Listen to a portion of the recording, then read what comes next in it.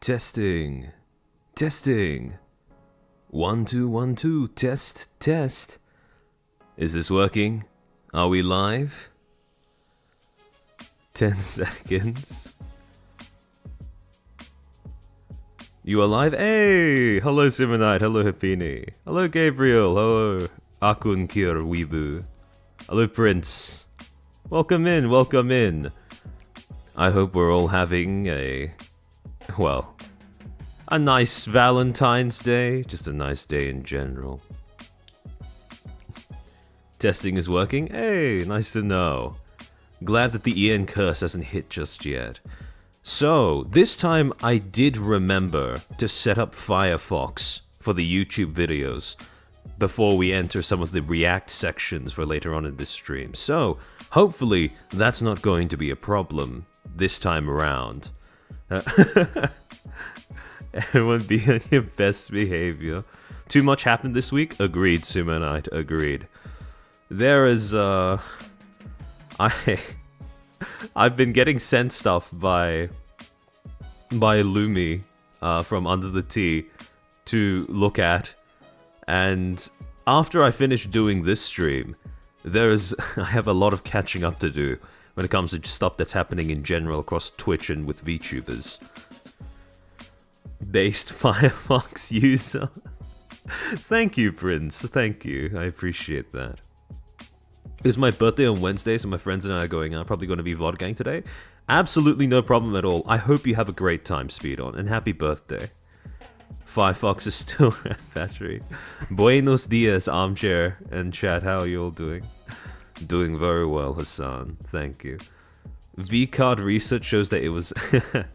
Yeah, I saw that. Scarling! Thank you for being a member for 6 months. Hey, happy Valentine's. Happy Valentine's to you too, my guy. Oh, Mercurius, thank you for the 5 gifted memberships. Welcome to the 5 new Footstools. I hope you enjoy those emotes. What happened? I'm unaware. Quick rundown. vCard is turning out to be a disaster in terms of gameplay. I was only recently informed that apparently another Google Doc had dropped regarding Vox Akuma. And aside from that, there could be other things, but they might be slipping my mind. I'm trying to think back, because I know that, oh yeah, there was a Spanish VTuber that got outed as being essentially a content thief, as well as someone who was hired to run interference for a Black Corp. And aside from that, everything else kind of slips my mind, but those were the 3 highlights. Oh, there was another interview that Dan Clancy did with a VTuber, this time with Code Miko, sorry. This time I haven't gotten around to seeing it yet, but I'm very curious to see how that went. Since it wasn't announced by Twitch, to my knowledge, it was only a personal thing with Miko. Fuel, yes, Fuel VT is the content thief. What is vCard? Like one of the... Yeah, it is. It's one of the more recently released VTuber trading card games that I believe it was promoted by Shy Lily. And I think it was promoted in conjunction with Shy Lily and Gamersubs, although I could be wrong about that. Voxing on the 1-year anniversary of Selengate 2? Yes, yes. Out of all the colors they could have chose for this. Yes. Another week, another fire to be put out. It really is the gift that just keeps on giving, although at this point it is a little bit of a tired topic to be trotted out. Was it the one with indie VTubers? Yes, that was the one. That was the one. You are correct? Hey, okay. Just glad to know. Shy Lily's part owner of Gamersubs? Oh, okay, yes. That's true, that's true. Oh yeah, no, Saya graduated as well. Face Connect's first graduation. Damn. Also, Face Connect apparently has been going through a little bit of a merch issue, to my knowledge. So, that's... I hope that gets fixed soon, because it's starting to pick up momentum in terms of the complaints that they're receiving from fans who bought the merch. Prince, holy, thank you for the Aka Super. You are quite literally bankrolling each and every one of these streams. Please, at this point, it's becoming a little concerning. Please make sure that, unless I want to make sure that you're doing okay financially if you're gonna keep doing this. But thank you so much. Happy St. Valentine's, Oshi. I don't know what else to write this time. So what's your favorite color, favorite tea, and beach or mountain? I'm a big fan of Fuji, not because I've ever been there, but because it just looks nice. Favorite color? Well, that one's whatever the technical name for the shade of pink in the background of my icon is. And favorite tea? That's a good one.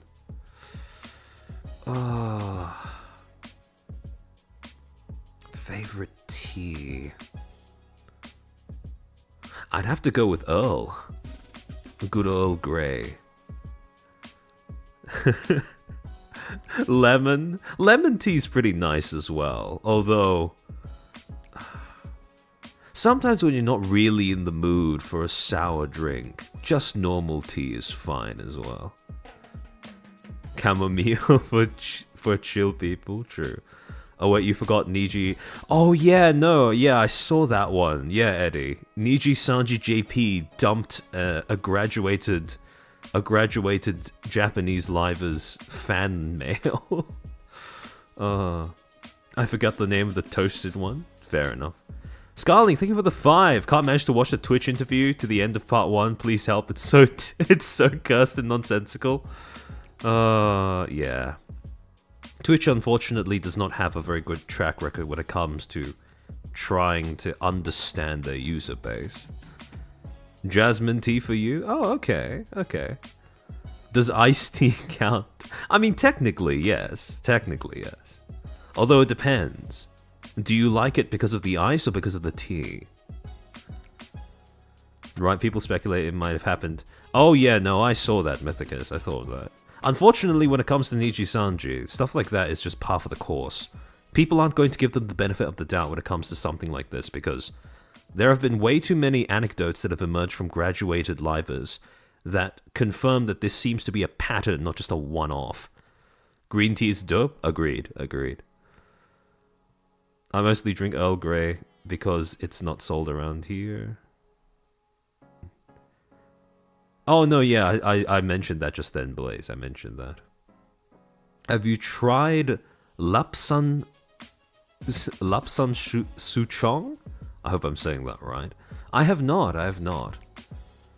I'm fairly... I stick to a fairly narrow selection of things to drink. Mostly water. By the way, speaking of water, I want to give a quick shout out to Prince for being kind enough to make me a hydration screen that I'll hopefully find an excuse to use at some point during this stream. But yeah, thank you so much for making that in your spare time. It's very on brand aesthetically, and I appreciate it. Hold on, let me just pour some water for myself to prep for later on. I've heard Sias PL is streaming right now. I'd be confused why she would be streaming if family issues was the reason. Do you have a perspective? To be honest, I personally don't find it to be all that surprising. Now, what I would find to be surprising if her streaming schedule on her PL became more regular than it was with Face Connect. Now, that would be a reason for me to start raising my eyebrows. But just streaming soon after graduating, I don't think that's too concerning, personally. Because it is entirely possible that for whatever behind-the-scenes, business-related reasons, Face Connect and Saya just wanted to rip the band-aid off rather than letting it linger on for a little bit longer. And also, that probably would have added slight complications to things like... I would assume it would add complications to things like V-Day marketing and stuff like that. However, that is just all personal speculation on my part. We need a hydration check emote? Oh, Zodikun, wait until next stream. Because Noxin has come up with a hydration emote for me. I still need to send the payment for that. But once that's done, we're putting it in on the roster. I sent the email. Oh, okay, yeah. No, don't worry. I saw the email. No problem. I'm just waiting until the payment goes through before I add it onto the roster, Noxon. So, fear not. Is it a wet chair? Close. Alright. I think we can afford to get started. Hello. Welcome. Alright, so. First thing, I did notice in the pre-stream chat that there was somebody talking about Thor in a in a little bit of a negative manner. Now, if you dislike pirate software, that is perfectly fine. If you have disagreements with his conduct or his actions in the past, I find that completely understandable. In fact, there are many criticisms of his rhetoric, of his messaging, of the way that he has used his influence that I myself am going to be very critical of over the course of this stream. However, I want to reiterate for anyone who's new to this channel and to this stream, remain civil if you are going to discuss something, especially in a negative way. Don't try to get into fights or arguments with other people in the chat just because you dislike one of the subjects being discussed. Because more likely than not, so long as you're willing to wait it out for a little bit, I'll probably end up touching on the exact same criticisms that you have had of his character, of his actions, of his rhetoric as well. However, like I said, one of the only rules that I have in the chat here is maintaining civil discussion. Clan, thank you for the 50. Vodgang again got stuff to go to tomorrow. Have a nice stream, y'all. Thank you for the super, Clan, and absolutely no problem. VOD will be timestamped as per usual within 24 hours after the stream ends, so that's fine. Why are we gonna find pirate software?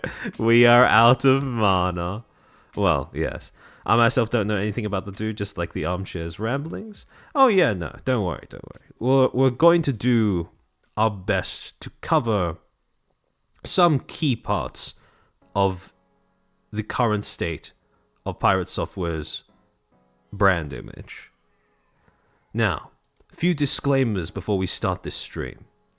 As per usual, when I do any stream where I talk about any particular party in any sort of negative light, especially when I'm offering criticisms towards their rhetoric, their conduct, or their actions, do not attempt to harass or contact any of the people mentioned in this stream in any way, shape, or form. None of my criticisms are designed nor intended to provide a license nor condonement, I suppose, to doing anything like that. Second, all text, videos, and images shown during the course of this stream are included for the purposes of critique and or commentary, and are thus protected under fair use policies. Third, all information or material shown over the course of this stream was posted and or addressed by the subjects of this stream on a public platform and or remains publicly available and or traceable. And finally, dates may be affected by time zones, and then finally, if something's being blocked by my Fuji or chat, don't worry.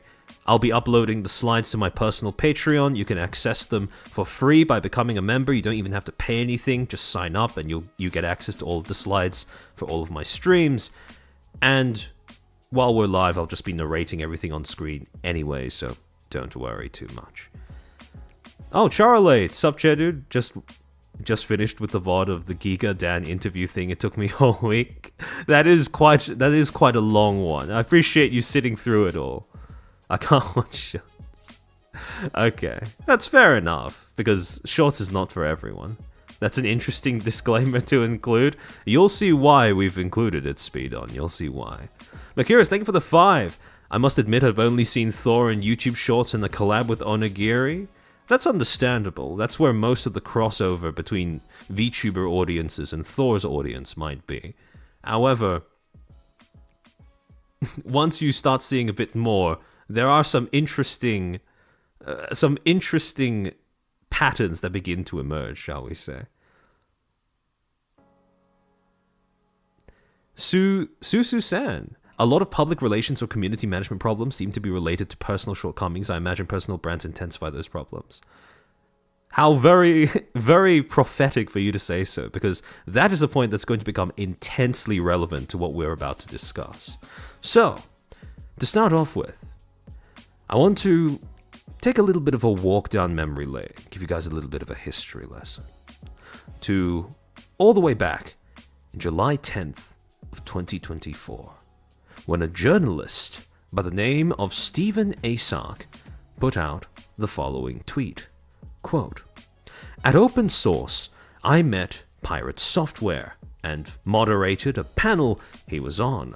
Afterward, we sat down for a chat about his rise to stardom and Ferret Farms. He's as charming off camera as he is on.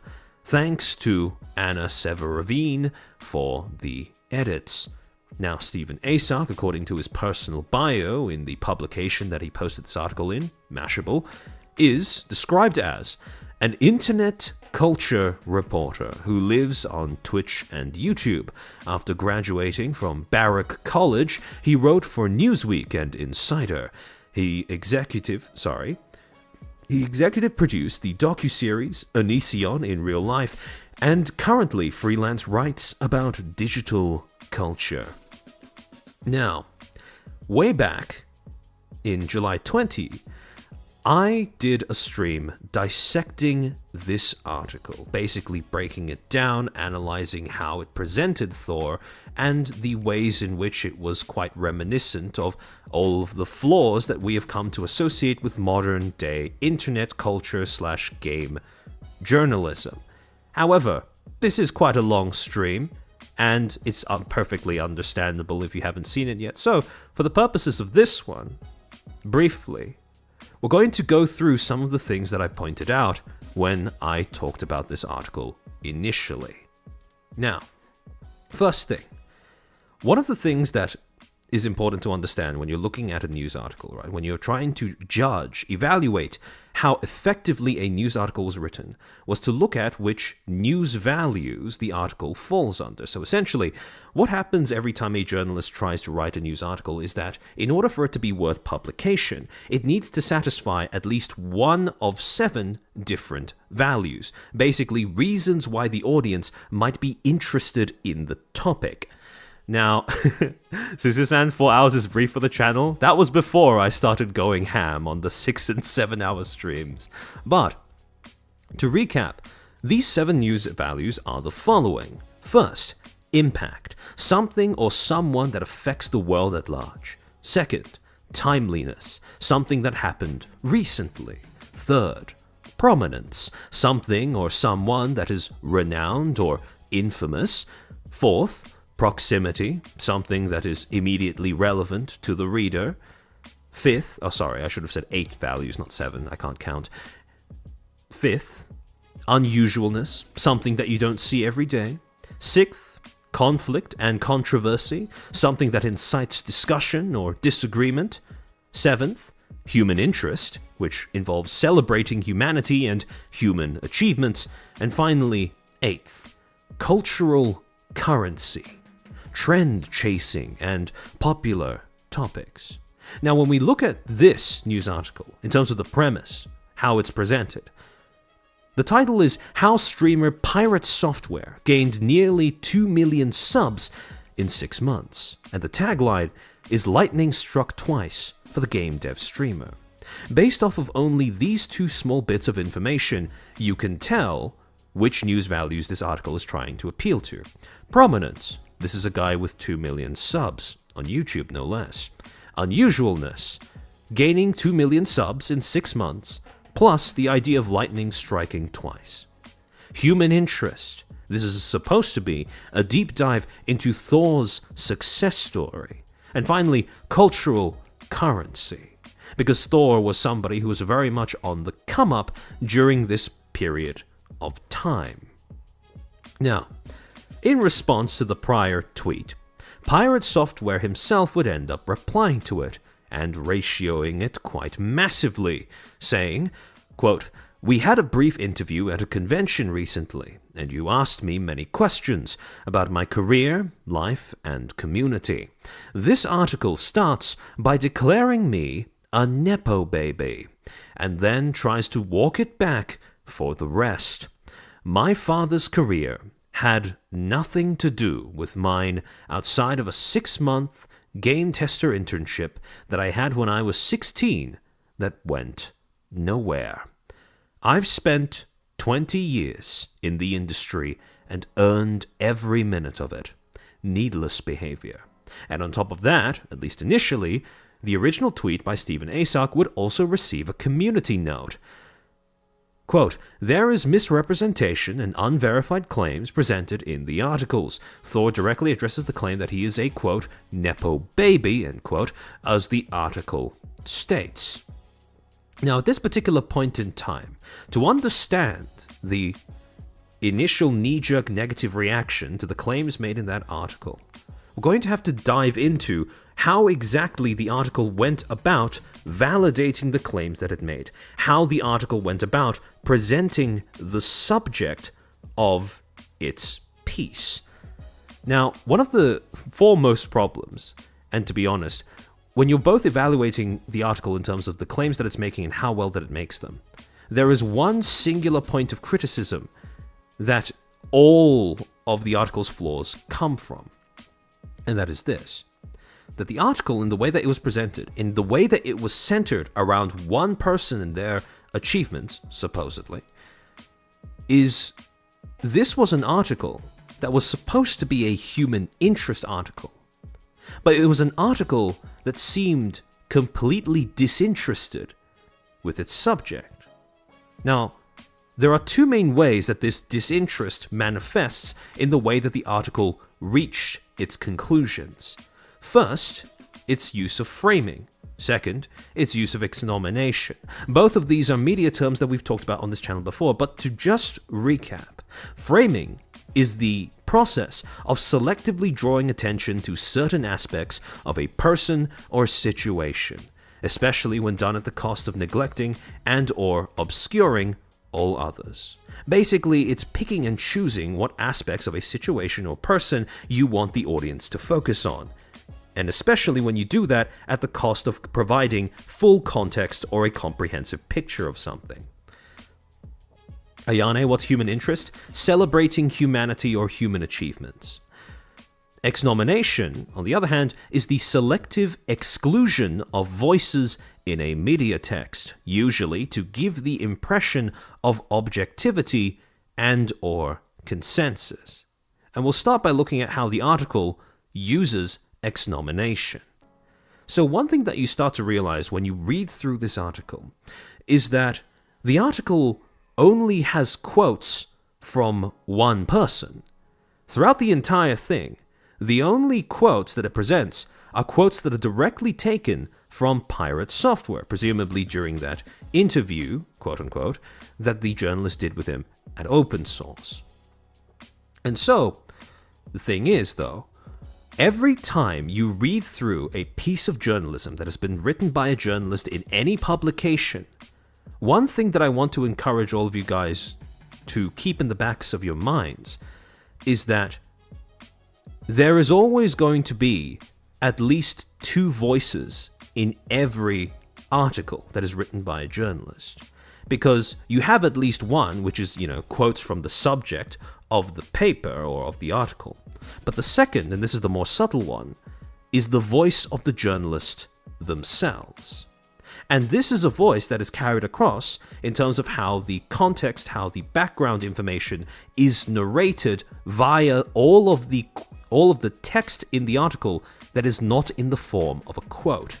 For example, when Stephen talks about the origins of Pirate Software, he says, quote, Hall's down-to-earth persona has been crafted over the years in game development, following a path unlike any other streamer. When he was 16, he landed a dream job as a game tester at Blizzard Entertainment, which, before the bloated loot boxes and corporate acquisition by Microsoft for $68.7 billion, was considered one of the most respected companies in the video game industry.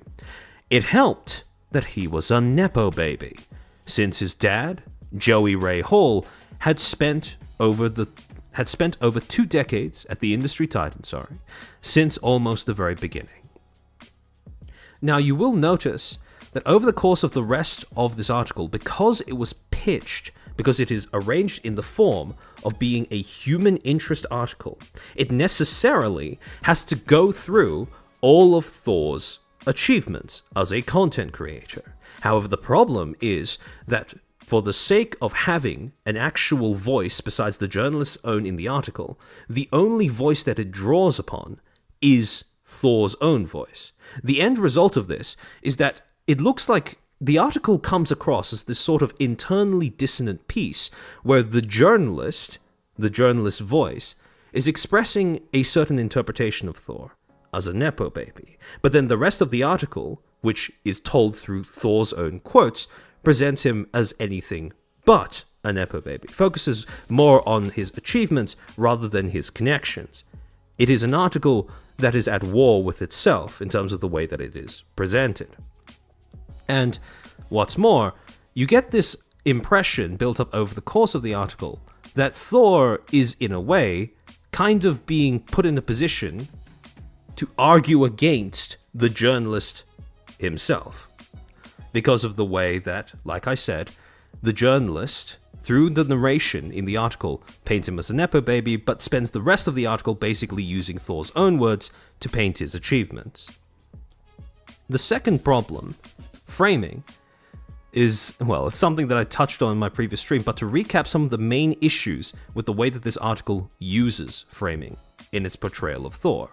First, its use of framing to try and get across the idea that Thor's success is mostly attributable to large streamers, and in doing so, handicapping the audience from gaining a full picture of why audiences initially found Thor to be quite a charismatic creator. For example, one of the things that the article did was it had a sentence referencing how large streamers took notice of Thor by reacting to his shorts and thus signal boosted him out of obscurity, I should say. Or helped to signal boost him out of obscurity. And they included a link to Asmongold clips, specifically a clip that Asmongold made reacting to one of Thor's shorts. The only problem is Asmongold clips released two clips reacting to different shorts from Thor. One of those clips is titled No Fucking Way, where he's reacting to a short where Thor revealed that He Who Has No Life from South Park is actually sculpted directly after his dad, who worked at Blizzard, which only received 741k views. The other, and this is the one that more people saw, was titled Former Blizzard Engineer is a Legend, and reacts to a short where Thor talks about how he refused to provide employee names to a Blizzard manager upon essentially attempting a pen test and realizing that older Blizzard employees were failing that pen test. And essentially people latched onto this because everyone likes it when people stick up the middle finger at unreasonable management, at unreasonable admin, and especially unreasonable admin at Blizzard. And this one got 1.4 million views.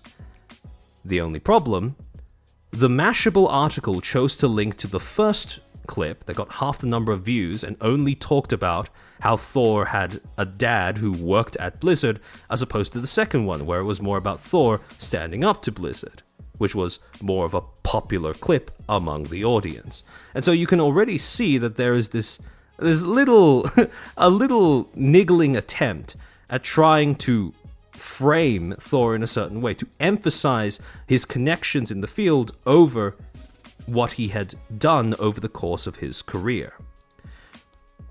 So, when you really boil it down, one of the points of emphasis on the article was the fact that Thor's father worked at Blizzard prior to his first job there. However, in doing so, because remember, every time you frame something in this manner, you neglect another point. The article explicitly mentions that after his first stint at Blizzard, for only 6 months, Pirate Software ended up quitting the job for a little bit so he could do quote-unquote freelance grinding for 5 years before he reapplied for another position at Blizzard. And the thing is, although the article does mention that Thor quote-unquote earned his living in the underbelly of addicting 2000s games, running his own corporation in the spaceship, spreadsheet simulator EVE Online, and the real estate empire in Life Simulator Second Life, it never actually talks about, it never goes into detail about what exactly that grinding consisted of. Second thing, one of the things that the article takes pains to keep emphasizing is the role of more prominent creators in building Thor's reputation as a representative of indie game development. However, in trying to emphasize the role of other streamers in building up his reputation as a game dev, like Jacksepticeye, like Asmongold, like Ludwig Agren. Oh, my avatar is restarting?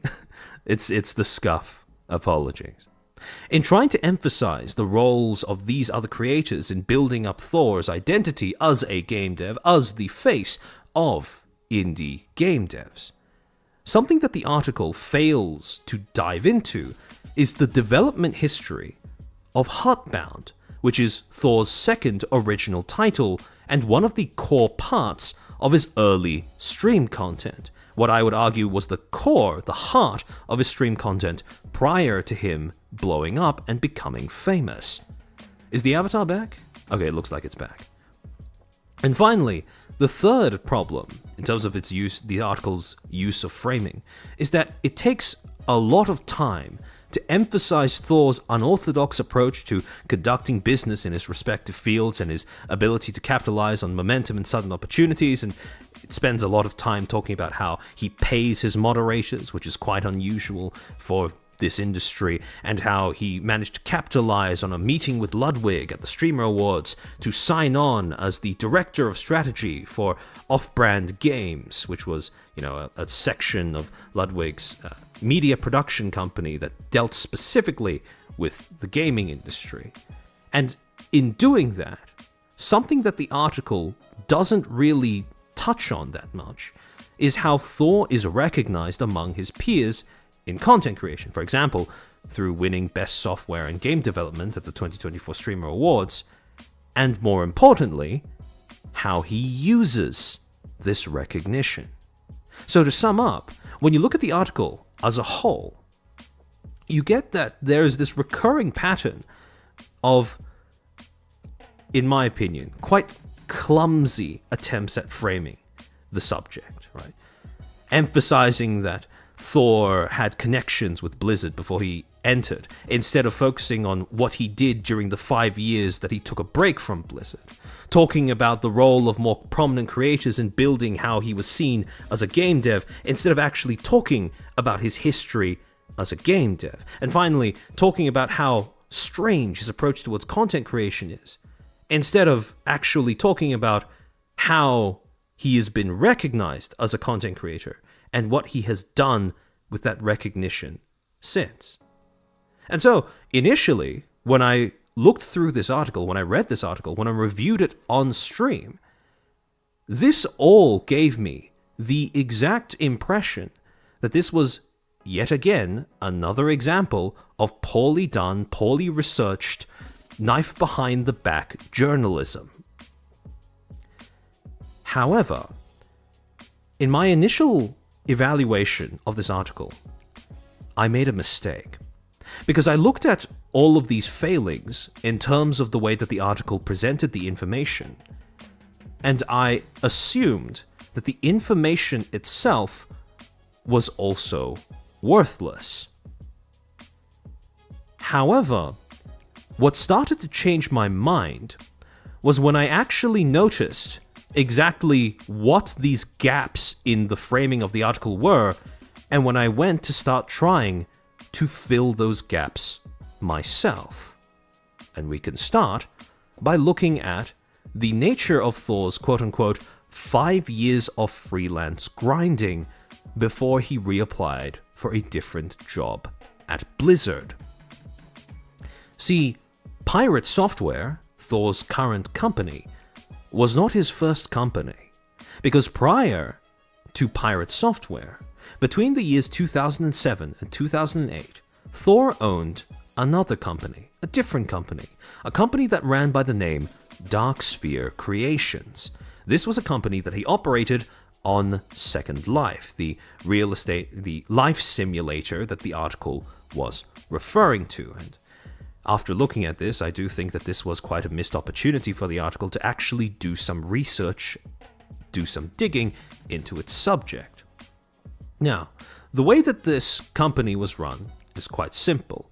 He would make avatars and he would sell them to people for real money. It's a pretty simple business model.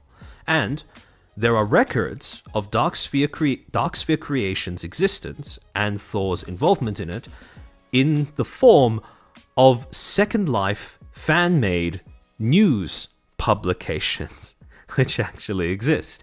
For example, this article by a publication called the Springboard Publications News, titled Moldavia's Fig Tree equals Win. By the way, Pirate Software used to go by the name Moldavia's Fig Tree in various corners of the internet. Quote, on August 4th, a brand new sim named Machina was born. The proud father is Moldavia's Fig Tree. Moldavius and his company, Darksphere Creations, has become a huge success. Moldavius is an ex-employee of Brautigan and Tuck Holdings, another company that was made by someone who was selling stuff in the Second Life sim, and was founded in September 16th of 2006, is located in the middle of Machina. The sim was developed and then set for sale. Within 2 weeks, the entire sim was purchased. He charged $10 per square meter, and the land had a 2.00 prim bonus. Now, there is quite a lot of technical jargon here that I am entirely unfamiliar with. I've never played Second Life. However, if there's anyone in chat who has more context on how the game works, feel free to just, let me know. The reason he was able to do this was because retail from Darksphere Creations was supporting the tier on the sim, so all land sales and tiers were icing on the cake. Now that the sim is sold out, Moldavius has plans to buy a new sim and sell it as well. Moldavius states, I bought this sim with the hopes that I could create a community that forwards creativity and keeps prices down at the same time. I want to see what people can make. Imagination is worth more than any life dollars. Make sure to check out his amazing sim at link. What language is this? Life sim language. Early 2000s life sim language. However, again, this was the bread and butter of this company. This was one of the earliest iterations of his business experience, at least to public knowledge. Now, the thing is though, this company would end up getting into a little bit of a scandal. Because on January 20th, 2008, a different Second Life publication by the name The Alphaville Herald would publish the following article titled A Dark Night for Darksphere. Quote, Moldavia's Fig Tree, notorious for having destroyed builds in the Woodbury University sim last semester, is in the news again this week after his controversial firing of avatar designer Wingless Emoto. Essentially, what has happened is, to run this business, Darksphere Creations, to sell these avatars, you needed this was at least a two-person operation. You needed one person to actually draw the avatars, and you needed another person to do the programming for the avatars. Now, Thor, or Moldavius at this point in time as he was known, handled the programming side of it. However, the artist who handled the drawing side was a user by the name of Wingless Emoto. And now, Thor had gotten himself into a controversy, his company had gotten itself into a controversy around the way that this artist was, quote-unquote, fired. The other thing that this article references was quote-unquote destroying builds in the Woodland University sim last September. Now, for those who don't know what this is, because I'm not going to lie, this is pretty arcane, obscure knowledge. Yet another Second Life publication by the name of sci-fi.radio put out an article about half a year earlier in July of 2007 to explain exactly what this event was. Quote, Woodbury University banned from Second Life again. Woodbury Sims and groups destroyed, admins banned, Fox Chase defiant. The Second Life community at large breathed a sigh of relief today when, in a surprise move earlier today, Linden Lab administrators, Linden Lab being the corporation that is in charge of Second Life, took the 4 regions belonging to the rogue group called Woodbury University offline in response to egregious and continuous violations of the Second Life terms of service and community standards. So remember how earlier on it was stated that one of the core aspects of the way that Second Life works is that you buy plots of land in this life sim, and then on those plots of land you can do whatever you want, you sell them to other people, etc., etc. Now there was a group, Woodbury University, that had been taking over different plots of land, essentially griefing other players on them by doing things like seeding them with malicious bugs, etc., etc. And later on in the article it says, quote, "It is custom of Linden Lab." Sounds boring, is that an NFT? This Second Life was one of the earliest examples of a kind of metaverse-esque technology, I think, that we had on the internet. So when you say NFTs, I do think that there are quite a few similarities between those two things. So to go on, quote, "It is the custom of Linden Lab to take regions involved in disputes offline before their final destruction, so that items can be properly returned where appropriate. But in the case of griefing sims, it also allows them to go over the system logs for such regions with a fine-toothed comb, as they look for more evidence that might further incriminate the owners or operators. The real-life Woodbury University has been barred from having any official representation in Second Life since July of 2007, when the original Woodbury University region was first trashed by Int Liberbrottigan employee Maldavius Figtree, and then completely destroyed less than a week later by Linden Lab itself. So basically what that means is Maldavius had gone into this region, griefed other players, to the extent that that entire region now needed to be removed from the game by the devs. Linden Lab deleted the region and most of its users due to its use as a headquarters for planning and executing grid raids by the now inactive griefing group known as the Patriotic Negras. Now, I had to be real careful when reading out that word. So this is what that article was referring to when they talked about the trashing of Woodbury University sim. It was him? Yes. Now, to go back to the original article about Darksphere Creations.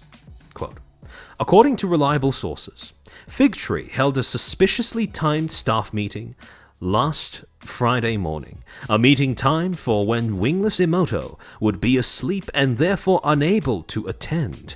During this meeting, it was determined that the talented avatar creator, Emoto, was earning too much and should therefore be removed from staff.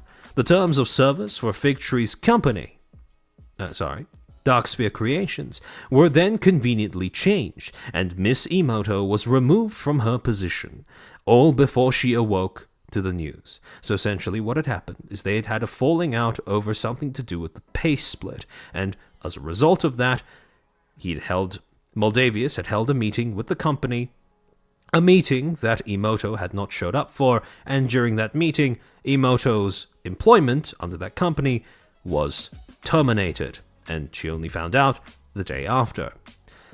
Quote, "Wingless Emoto was also accused of, quote, sitting on her ass," end quote, despite the fact that she had been unable to work for a short period of time due to technical malfunctions.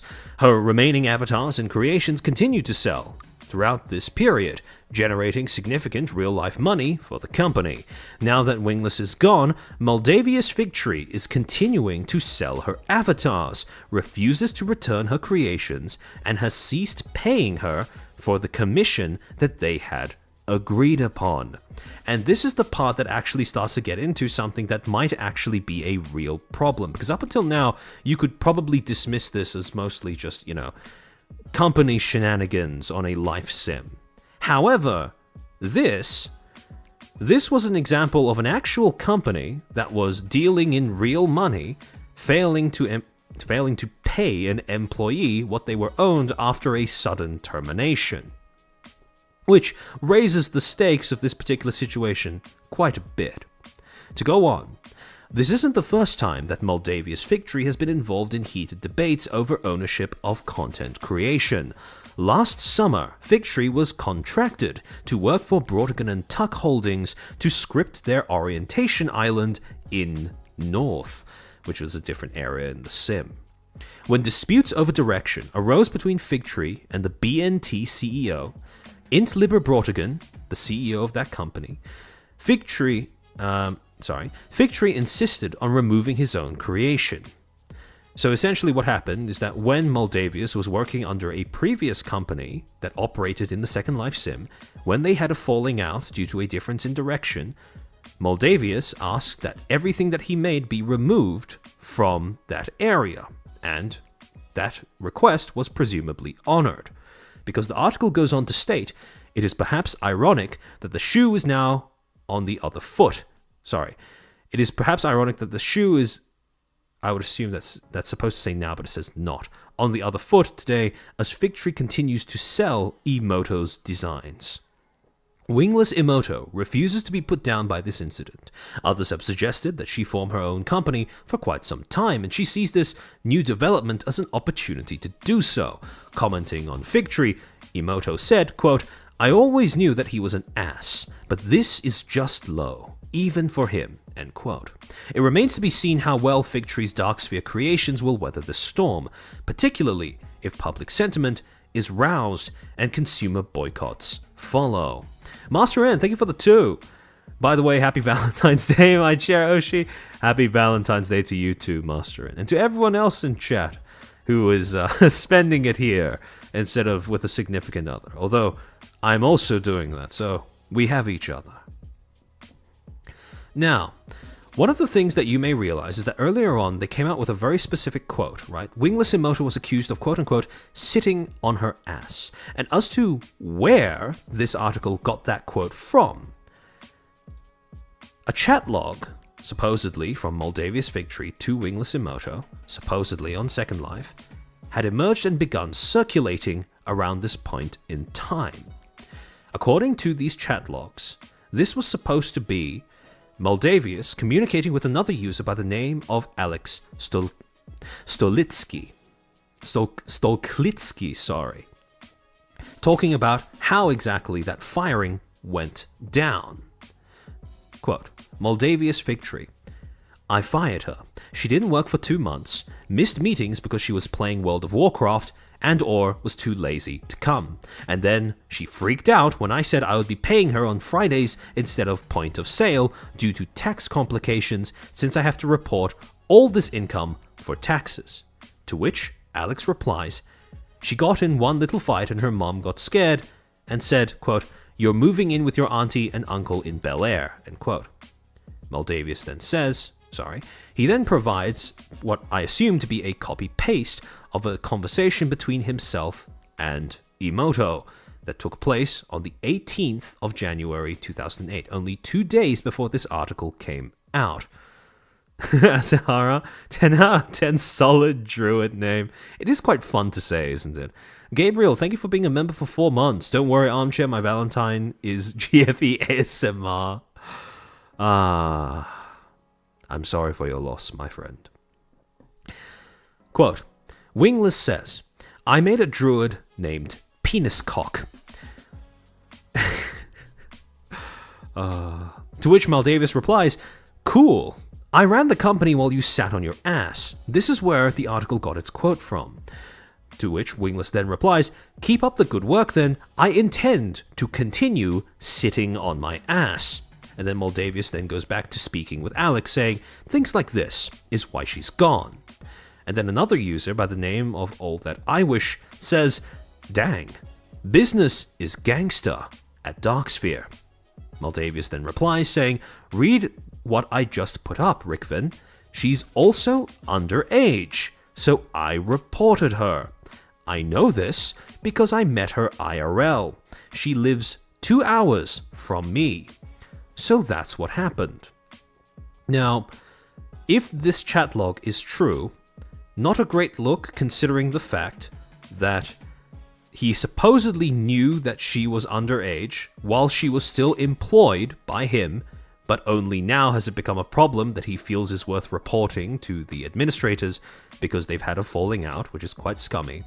But on top of that, he mentions that he met up with her and that she lives 2 hours away from him.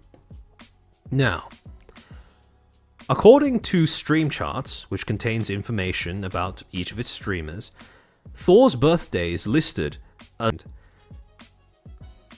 I just got a notification that OBS has died. Hold on, are we still alive? Is OBS still working? Mercurius, thank you for the 5. I refuse to wish anyone happy Valentine's Day on the day after. Understandable, understandable. Very bad look. Yeah, it hiccuped. Okay, we're back though. Okay, we're back. Alright, there we go. So, if this is his age, that would place him at around 21 years old when he supposedly met up with this person in 2008.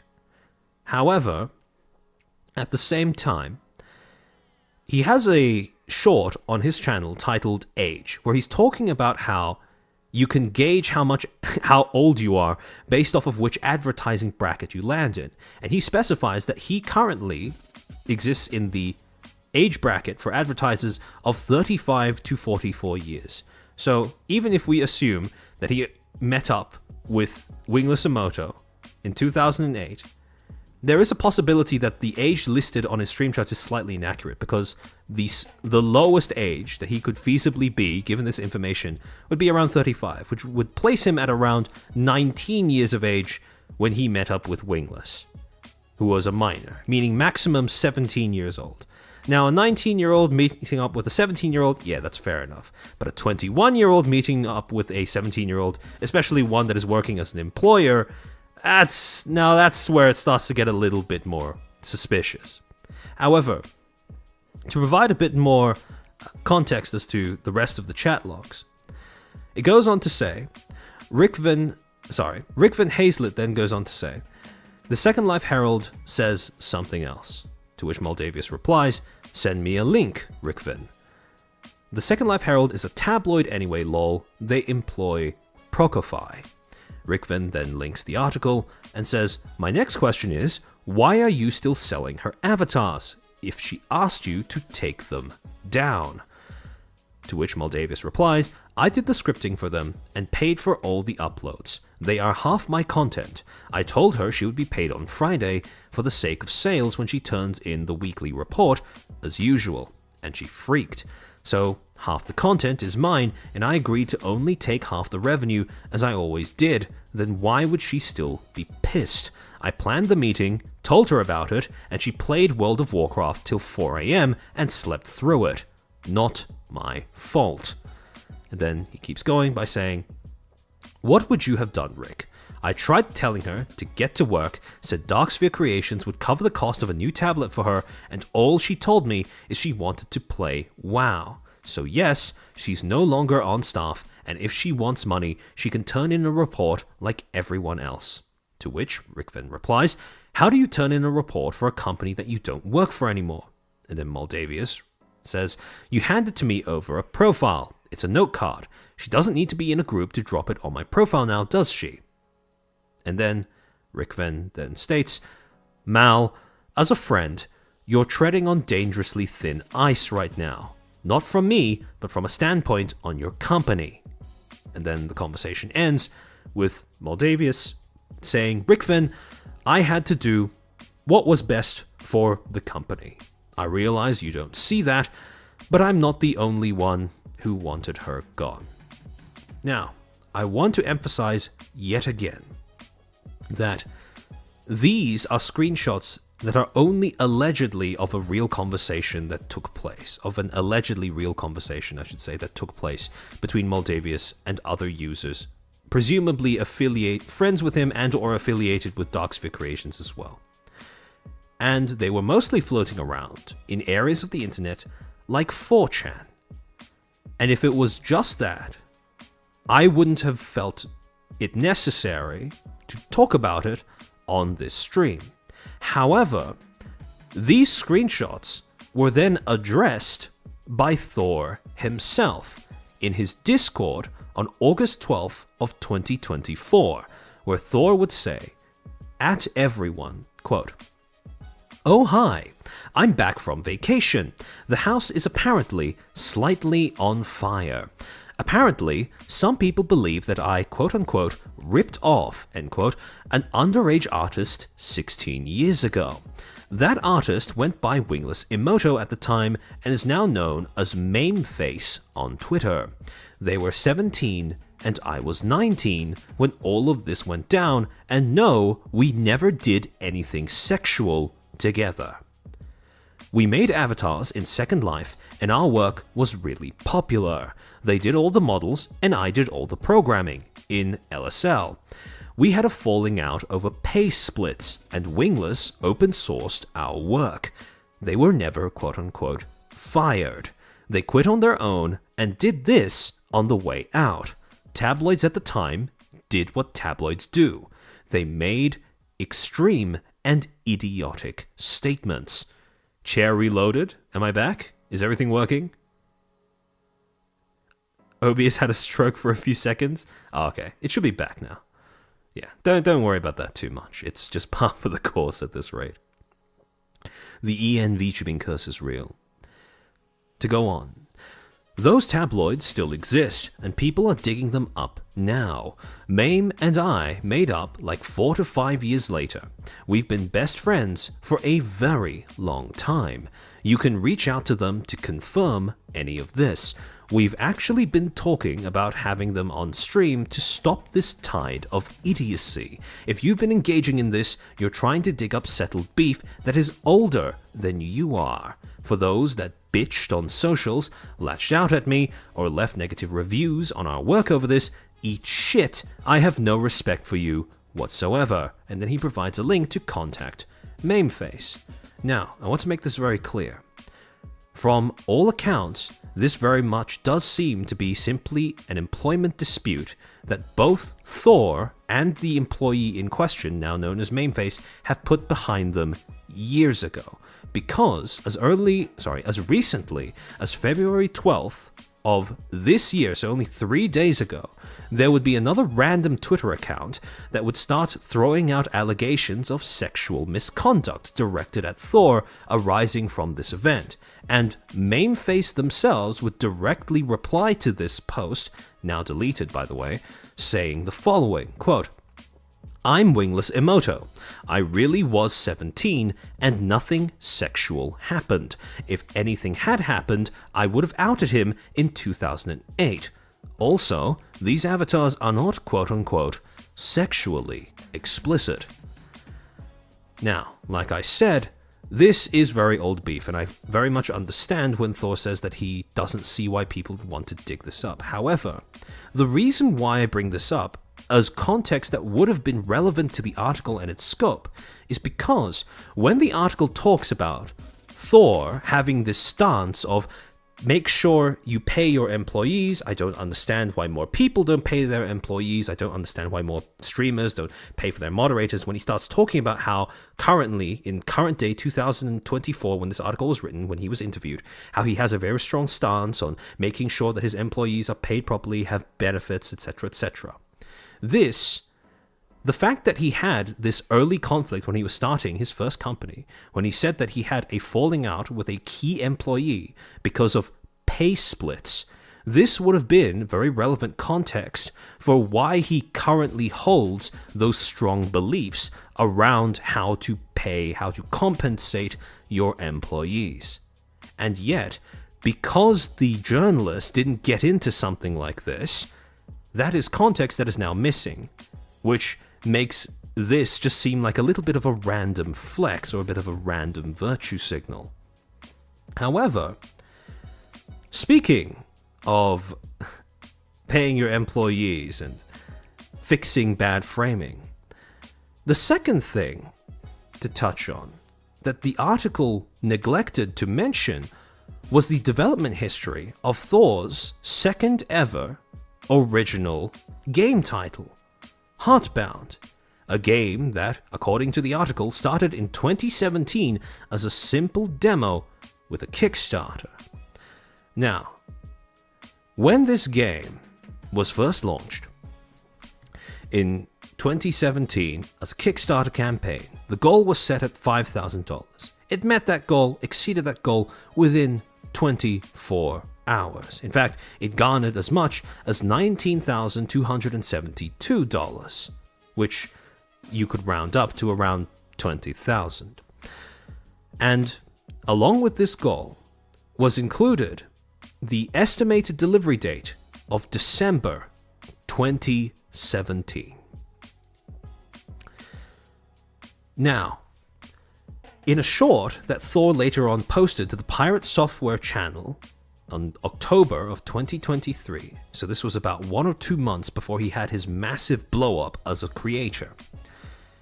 This short, according to this short, Thor deliberately set the goal for the Kickstarter at $5,000 because at this point in time when he was producing Heartbound, when he was trying to come up with how to pitch it to his audience, he had taken stock of his community, the community that had gathered around him due to the previous game that he had made, his first ever original title, Champions of Breakfast, and he realized that with the community, the size that it was, he would be able to hit $5,000 within 24 hours. And game journalist outlets are very quick to pick up on when a Kickstarter campaign for a game reaches its goal in under a day, because that is, as he puts it, sensation. That is newsworthy in and of itself, because that's an instant tagline, right? Indie game reaches, fulfills its Kickstarter campaign goal within 24 hours, etc., etc. And he entered this with that knowledge in mind. And, as we'll get into later, his gambit paid off. There were indeed news articles that started talking about him because of Heartbound, and they started talking about Heartbound because it met its Kickstarter goal within 24 hours. But we'll get to that in a second. Makiras, thank you for the 2. Paying tuition fees at Armchair U. Thank you for your generosity. However, the more interesting thing, though, would be how this initial promise that Heartbound would be, delivered, estimate, December of 2017, how that would evolve as the years went on.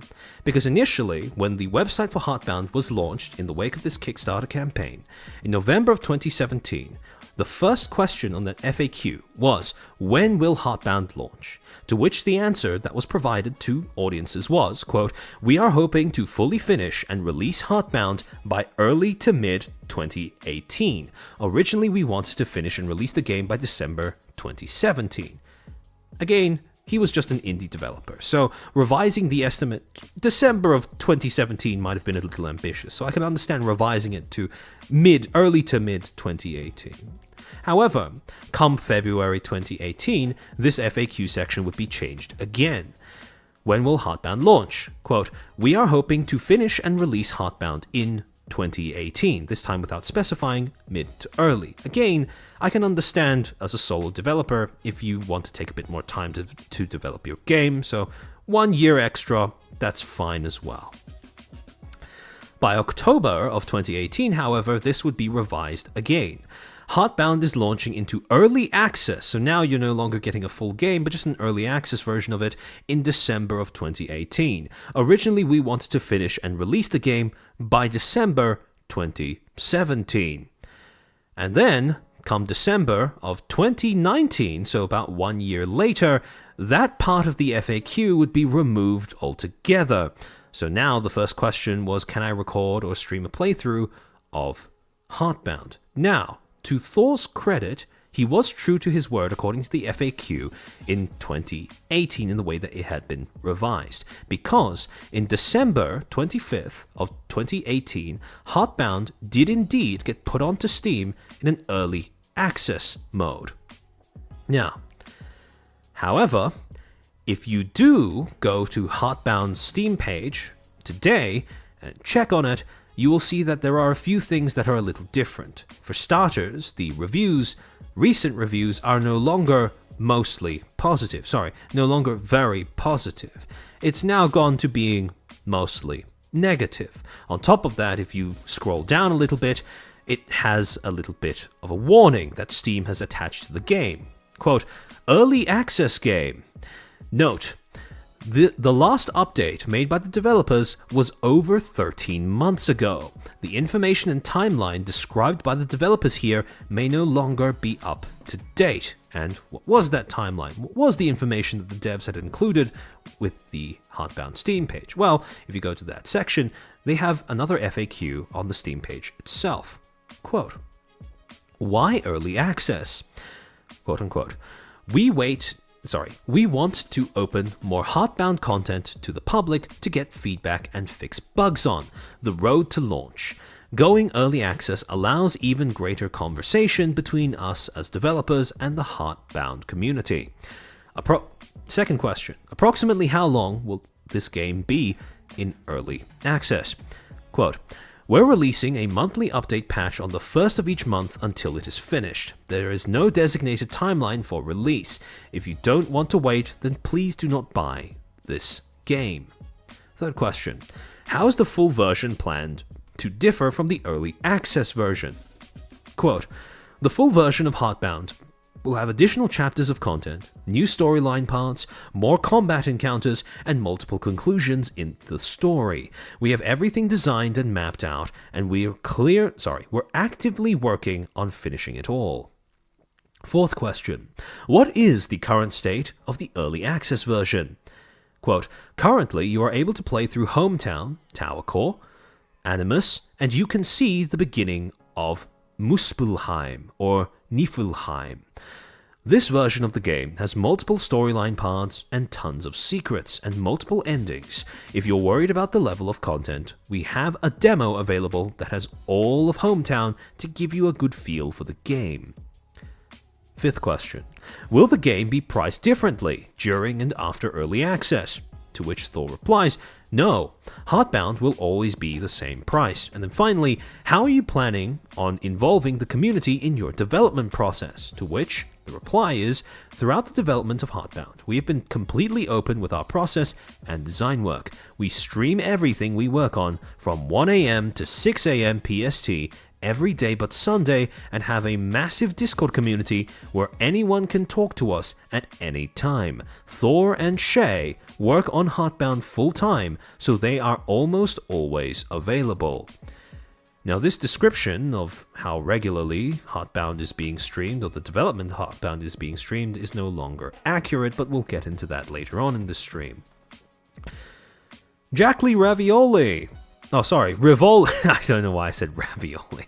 Rivoli, sorry. Thank you for being a member for 1 month. Cheers for streaming this on Valentine's Day. I understand, probably not the most poetic of stream topics, but hopefully still enjoyable by the end of it. I don't really like showing the entire creative process. It was a choice. It was certainly a choice, but we'll get into that in a bit. However, if you start looking at the reviews, you start to notice a little bit of a trend. Like I said before, initially when this was first released, even as recently as last year, a lot of the reviews are quite positive, right? You do have quite a few positive reviews. For example, this one that was posted in 2024 saying, "This game is wonderfully nostalgic for me. With the pixel art and playtype, I love that there are so many possibilities and choices and all the outcomes that go with those. My children also enjoy all the puns, especially my Bitty, who wants to be next to me anytime I play. I'll be buying them their own copies so they can have their own experiences with this amazing game. I look forward to seeing what's still to come. And then another review that was posted a bit earlier in 2023, where it said, I'm almost 20 hours in. I wrongfully assumed I had seen everything since the game is still in development. I was super wrong. This game is wild. Choices matter. Actions change the story, and not in a way that the game has lied to us in the past. Give it a shot. Get the demo. Heart. OBS is having a conniption. Unfortunately, not really much we can do about that. However, a lot of the more recent reviews, do seem to be a little bit more negative, such as this one that utterly mogs the other two in terms of how many people have rated it helpful or inserted positive reactions to it. Quote, I love what the game promises. It could have been at the very least deserves the cultural impact of Undertale, if it ever makes it to release. The soundtrack is excellent and the characters are endearing. Unfortunately, the developer is now a full-time streamer. He calls streaming sessions quote-unquote game dev, but very little actual game dev happens in these streams. It's mostly just the same hanging out and playing games as any other streamer. The second chapter of the game has been quote-unquote 90% complete for many months now, possibly even years. I'm starting to lose track. The development update videos that were, at one point, dropping monthly have not been seen in about 7 months. The developer has also recently taken on a full-time job at another company and runs a ferret rescue on top of that. Thor's a great guy, but Heartbound is pretty clearly a distant fifth to the other obligations in his life. Don't buy this game unless you're comfortable with the very real possibility that it won't see a full release in your lifetime. And this was a review that was posted, I believe, in July of 2024. Now, when it refers to monthly game dev updates, what it's referring to is a monthly video release that Thor would be posting onto the Pirate Software YouTube channel starting from February of 2022, when he would post a video titled Heartbound Dev Update, January 2022. Oh, Mizu, welcome to the stream. Welcome, Mizu Raiders. Welcome in. We're going into a deep dive on Thor's brand image and how it came to be. So, you joined us when we were just getting into how the tortured development of Thor's second ever original game titled Heartbound, which has been in development since 2017. So, starting from February 2022, Thor would start dropping monthly updates on the first of every month, where he talked about how much progress had been made in Heartbound, basically just keeping his community updated in how this was going. However, in December of 2023, these updates stopped. And when you think to yourself, okay, what happened in December of 2023? The answer is quite simple. Thor blew up. If you go onto his social blade and you look at how his social media climbed in around November to December of 2023, across both Twitch and YouTube, his accounts absolutely exploded in terms of follower count, in terms of view count, and from this moment on, this was the beginning of an extended period where Heartbound very evidently started to fall down the ladder in terms of priorities for Pirate Software. Now, that's not to say that these dev updates were abandoned entirely. Oh, Billy, thank you for the 7. VTuber community? No, there's nothing wrong with the VTuber community. Just making sure you say VTuber community because it's funny. Also, feat reveal when. Thank you for keeping the tradition alive, Billy. I'm glad to see that you're here with us. Seems like he makes more money streaming than developing, a lot easier than coding too. Oh, absolutely. And for the record, I absolutely do not blame Thor for putting Heartbound second, third, whatever in the priority list, because when you're given an opportunity to amass an audience like this, if you don't take full advantage of it, I think you'd be crazy. So this is absolutely understandable. However, like I said, that's not to say that the dev updates were completely abandoned, because after a while, starting from January 20th of this year, 2025, Thor would resume making those dev updates, starting with this video titled Studio Update January 2025. Now, few interesting things that he raises in this update. For starters, he confirms my suspicions that the reason why Heartbound's development ground to a complete halt in terms of both evidently what seemed to be going on behind the scenes and what was being shared with his audience was because of that explosion. And by the way, this is why Heartbound's development would have been very, very relevant to the article, because the entire Mashable article was arranged around how Thor achieved his success and how he dealt with that success. You would think that if a core part of your subject's identity is that they are a game dev, you would think that them putting their game, their original game, biggest ever project they've undertaken to date, biggest original project, I should say, that they undertook to date, being put on the back burner because of that sudden fame, you would think that that is something that might be relevant to an article like that. But again, that was evidently outside the remit of what the journalist was looking at while writing it.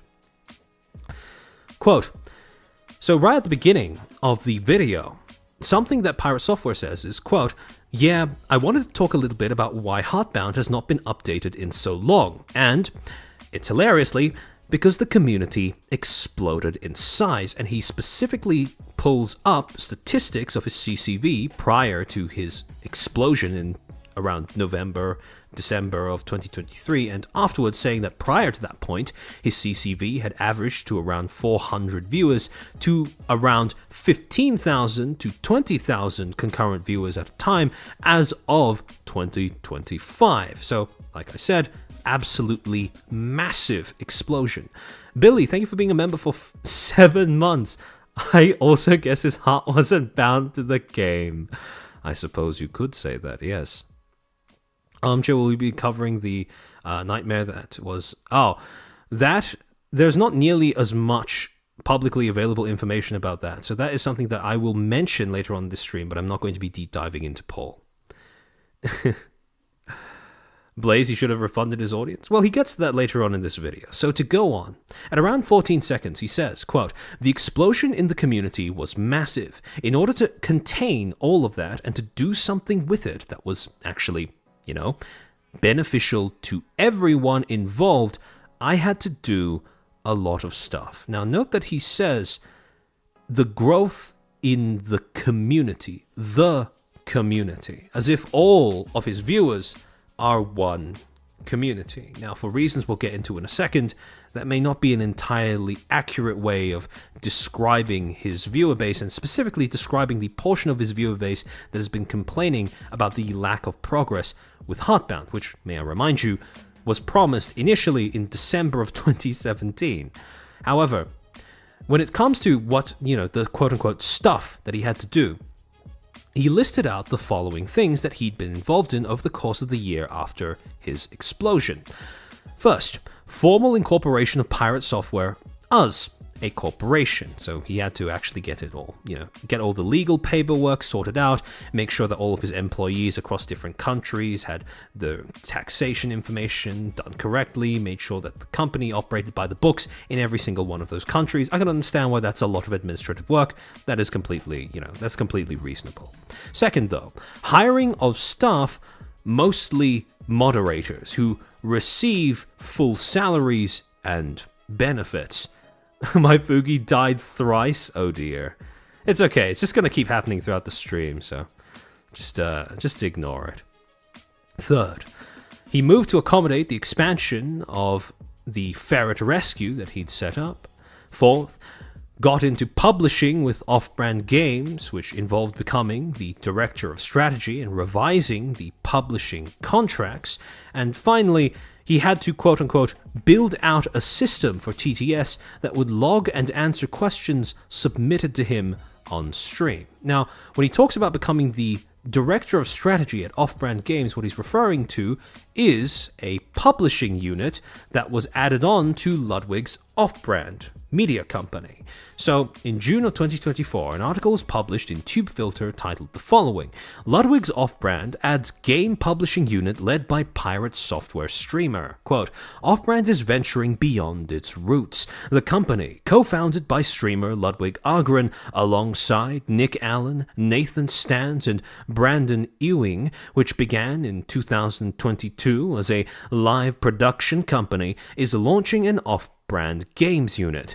Jason Thor Hall, a developer who is known for streaming on the Pirate Software account, will play a big role in Off-Brand Games as the company's new director of strategy. Now, one thing that Thor mentions in his update video is that when he was tasked with revising the the publishing contracts, one of the things that he specifically did was he emphasized how one of the main focuses of his approach towards game publication was wanting to make sure that when a game was published under a publisher, the IP does not transfer over from the developer to the publisher. What he revised the contracts to do was set up a licensing system where, for a certain period of time after the game was published, the publisher would own a license to that game. The IP still remained with the developer. Now, I want you to keep that in the back of your mind. Thor is a massive advocate for game developers, not publishers, retaining ownership over the IPs of their games. Didn't Off-Brand die? No. They had a series of layoffs that happened earlier on this year, I believe, or late last year. And while that was quite tragic, Thor, to his credit where credit is due, in solidarity with the workers that had been laid off, he also decided to take a personal pay cut as well during that time. So that's quite respectable. However, to go on, I'm more confused which Ludwig is being referred to. Ludwig the Twitch streamer, or ex-YouTube streamer, now Twitch streamer again. Now, to go on, at about 2 minutes, 3 seconds in this update video, Thor says, quote, this was my whole last year, and navigating all that stuff took an immense amount of time, and because of that I stopped working on games. I just didn't have time. I worked on Heartbound a little bit here and there, and there wasn't really any other time to do stuff. So each day I would get off stream, I would work on it for about an hour, maybe 30 minutes, maybe 2 hours, depending on the day that it was, and then went back to work on that. That was it. Then I could go and stream stuff and everything outside of that. Now, this is mostly just justifying to his audience why there has been such a lack of progress, because he's been busy with a bunch of other things to do with his career. And then at 4:20, funny number, he goes on to say, quote, this is basically everything that's been going on for the last year, and I spent a lot of that time playing games and doing things with the community, because that's more fun for the grand majority of the community on top of everything. And yeah, some people are upset that I didn't update Heartbound in that time, but today, that's going to change. Now note the language that he uses. Again, he refers to all the people watching him as the community, as if they are one singular entity. To go on, at 4 minutes 34 seconds, he says, quote, we're going to be switching modes over now that everything is built and the structure is in place. It took a year to get everything going, the machine is finally finished, and now we can actually start running with it. I've put up a new build for Heartbound. We're going to be doing monthly updates. So he refers to all of the stuff that's been set up with his, with the pirate software company, with his streaming career, he refers to that as a machine that he was assembling in order to facilitate his game dev activities. And now that machine is fully assembled, this is a public commitment to going back to updating that game, to working on that game.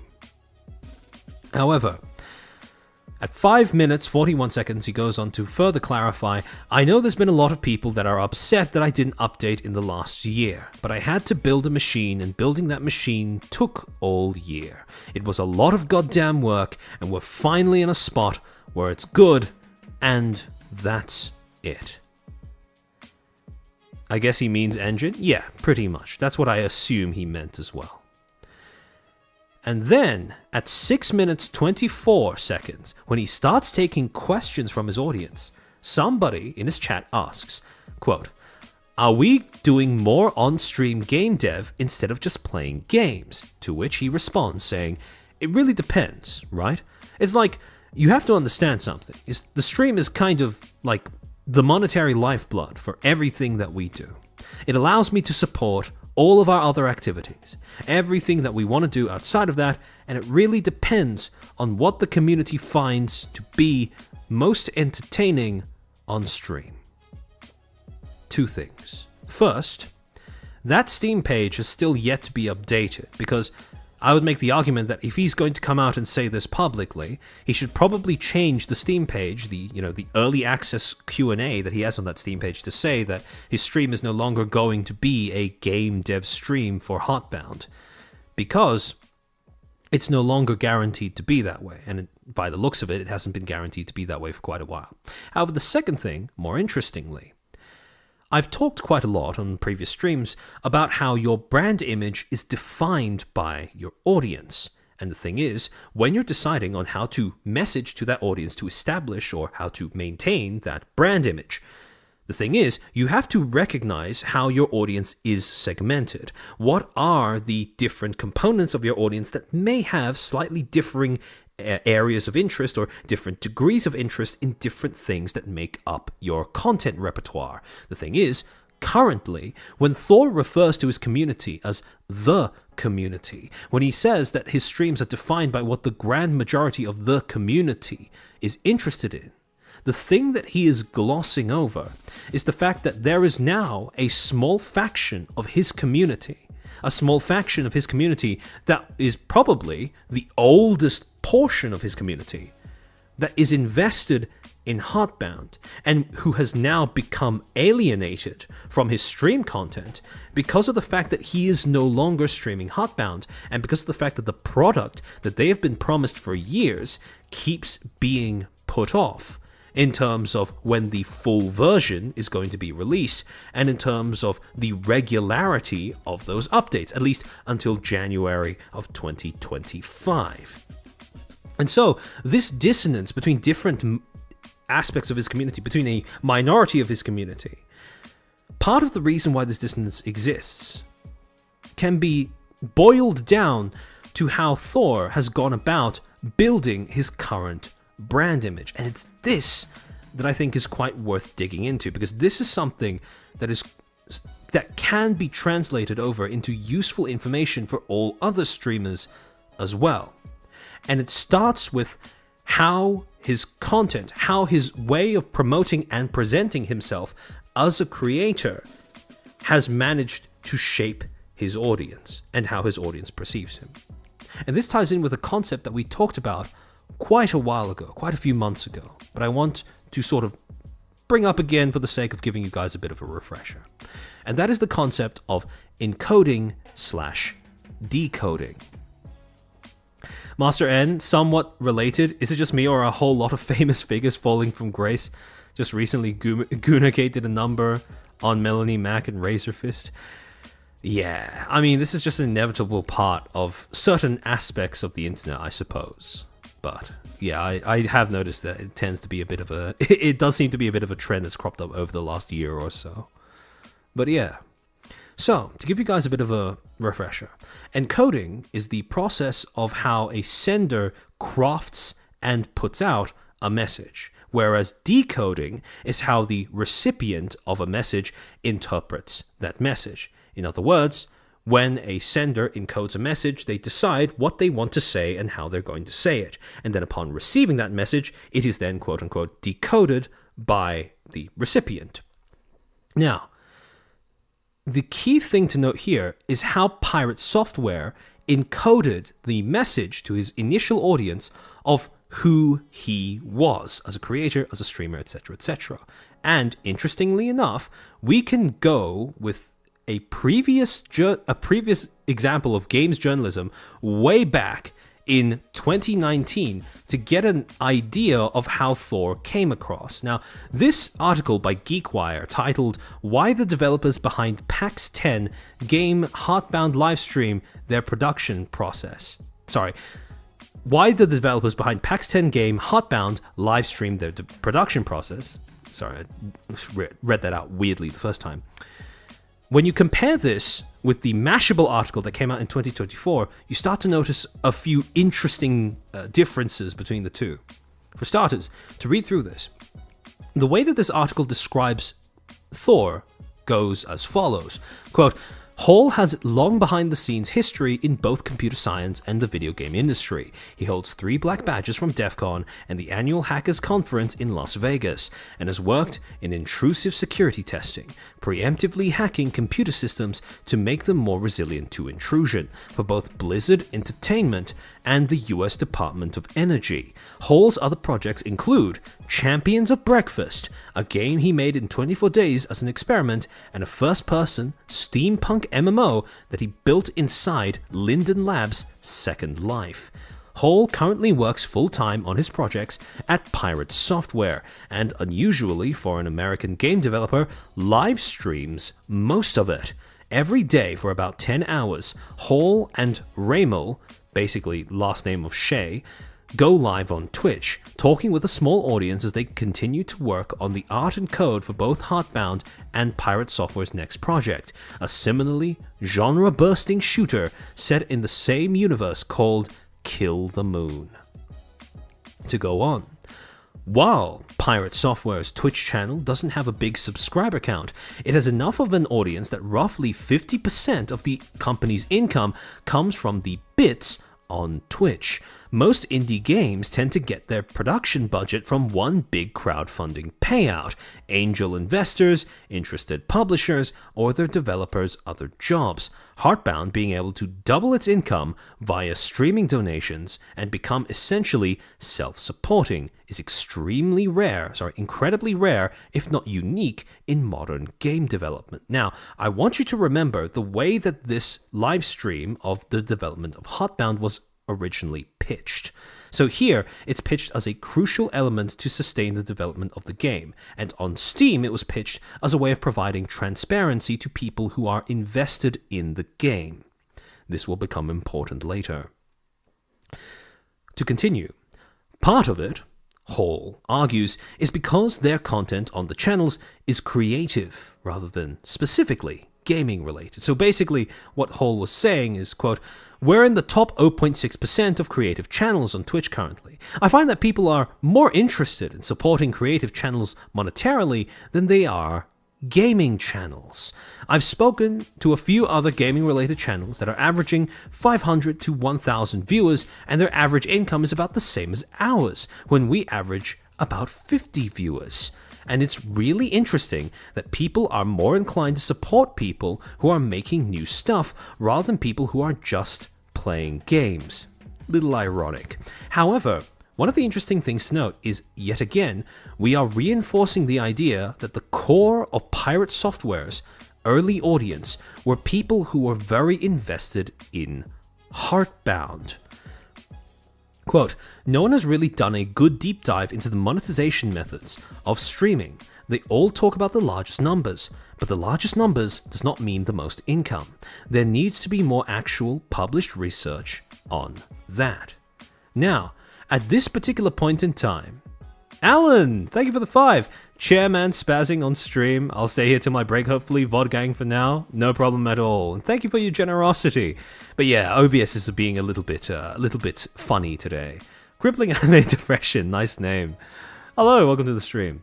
So, one of the things that you realize when you read through this earlier article and you try to compare it to the Mashable article that came out in 2024 is that at this point in time, prior to 2023, it wasn't the case that Heartbound gained its relevance from Thor. No, at this point in time, it was the opposite. Thor gained his relevance from Heartbound. Heartbound was the reason why his early audience tuned into his streams. Heartbound was the reason why he was getting interviews from journalists. And so, when you compare and contrast, at this point in time, the way that Thor was encoding to his audience how they should perceive him as a creator, as a media figure, was the Heartbound guy, the game dev guy, the guy who streamed his development process live. That was the core of his message. In other words, when he encoded the message of who he was, when he encoded his brand image in the eyes of his audience, that brand image was founded not on who Thor was as a person, but on what he was doing, developing Heartbound. However, fast forward to what he was doing post 2023. So this was when he was putting out shorts and they were starting to go viral. The strategy that he used when encoding his brand image had pivoted. Instead of posting shorts that were talking specifically about Heartbound, these were now shorts that dealt with small, individually contained, funny moments from his stream. And more often than not, these were funny moments that involved small lore drops about Thor himself. If you look at some of his most viral shorts coming from that time period prior to when he blew up properly in November to December of 2023, some of them are the following. You start to see a pattern emerging. For example, social engineering, when he talks about standing up to Blizzard's management. 13 million views. The Real, He Who Has No Life, when he reveals that, the South Park character, He Who Has No Life, is actually based on his real dad who really worked at Blizzard. 14 million views. And then finally, hacking knowledge, when he gives his audience advice about how they could learn how to hack, because somebody in his audience directly asks, can you please teach me how to become a hacker? In this sort of, the same way that a pupil might approach a guru. 16 million views. And when you put all of these together, you start to look at how the audience is decoding this message. For example, you have Asmongold releasing 2 clips reacting to the first 2 shorts. And if you look at the comments to the hacking short, you see that people are saying things like, quote unquote, I feel like I was just given a side quest. This guy suddenly appearing in my shorts is probably the best thing that's ever happened to me. I'm now on my path to becoming a bug bounty hunter. No, proceeds to give amazing advice like a mentor.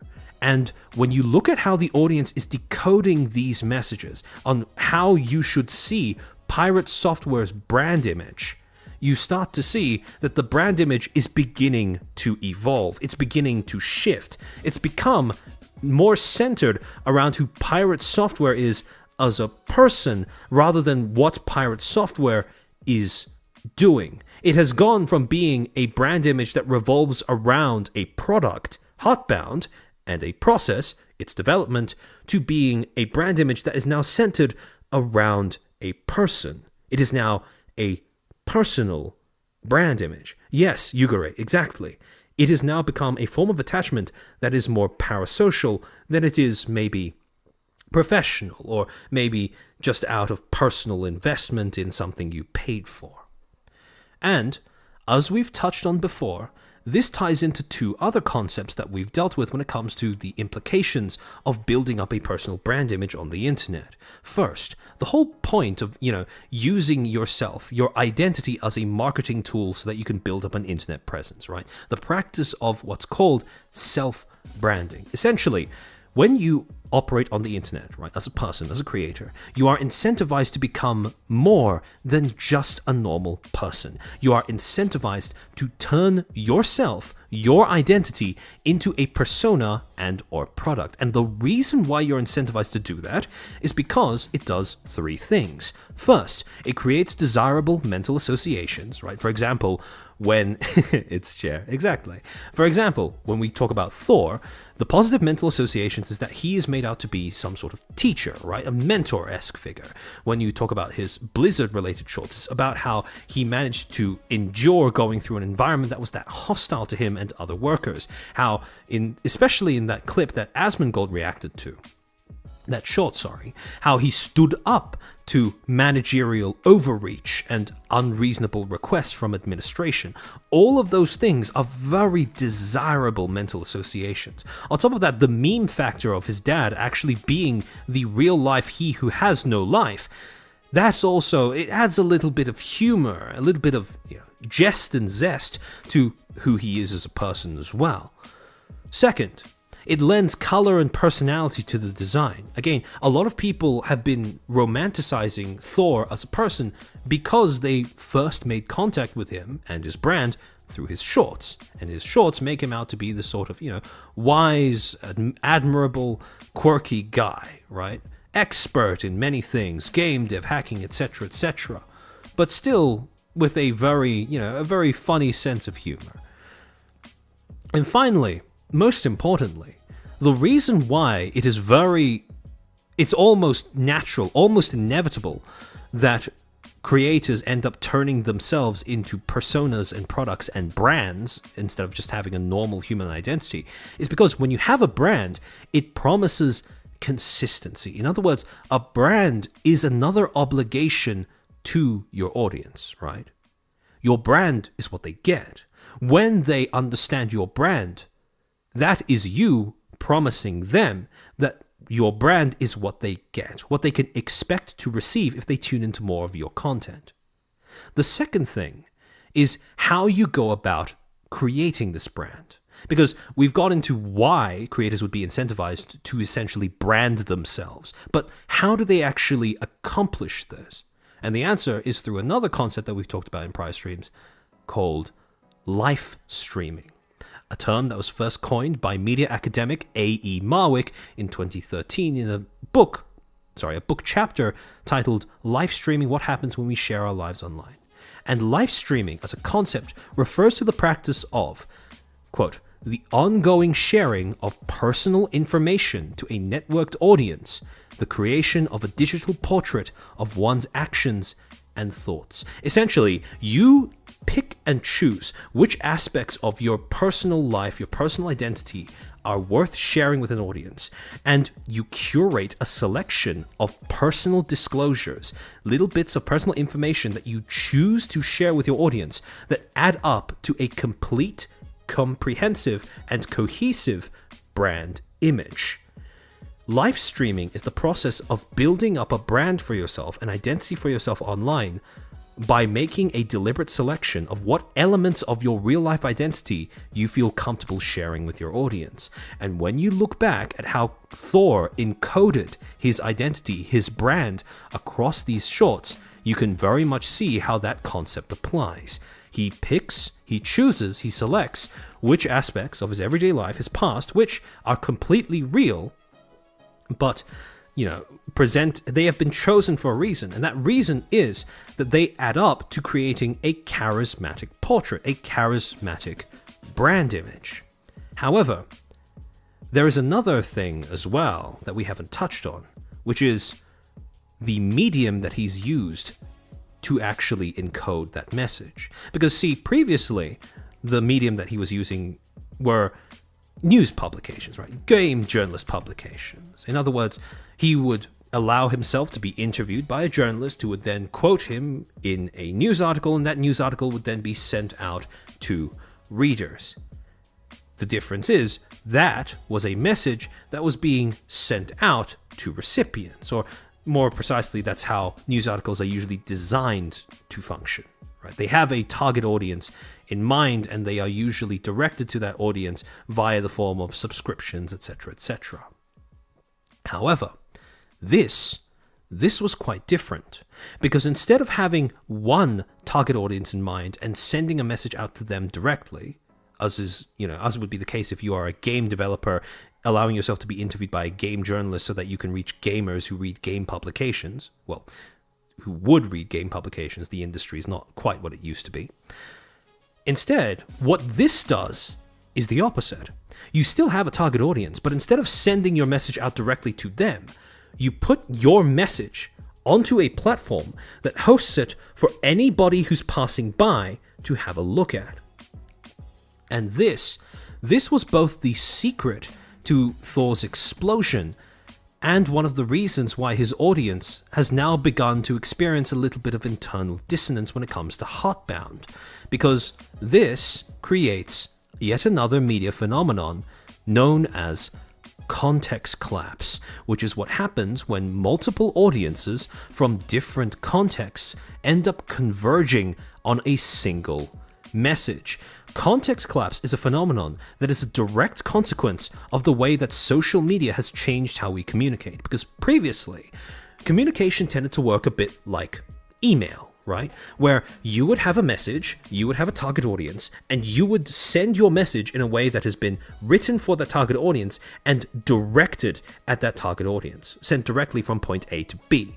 However, the way that social media changed that is that it introduced platforms. And the way that platforms work is, instead of sending a message directly from one party to another, you can still do that in the form of DMs, for example, but usually the way that those platforms work is that instead of that, what you now get are posts, where you take a message that may be intended for a target audience, that may be written for a target audience, but instead of sending it directly to them, you put it onto a platform for everyone to look at, and then everyone who passes by can read it, dismiss it, interact with it as they so wish. The problem is, when you use that as your default form of communication, as Thor has when he started releasing shorts, you can't really control who gets to see it. Context collapse is the result of having a form of messaging that is not tied and not restricted to just one distinct audience. Master N, as an aspiring indie dev myself, was yet to really do anything yet, but we'll get started soon. Where can I go to learn how to avoid these blunders? Depends. Are you referring to PR blunders? In which case, my channel has quite a few examples of that, although I want to make this very clear. I am not an accredited expert. My name is Armchair Expert. That's a very deliberate pun. So, generally my advice tends to be quite common sense. If you find that useful, that's excellent. And if you go through a lot of my prior content, I tend to go through things like, well, I try to apply what I learned in university in a way that explains how certain PR disasters occurred.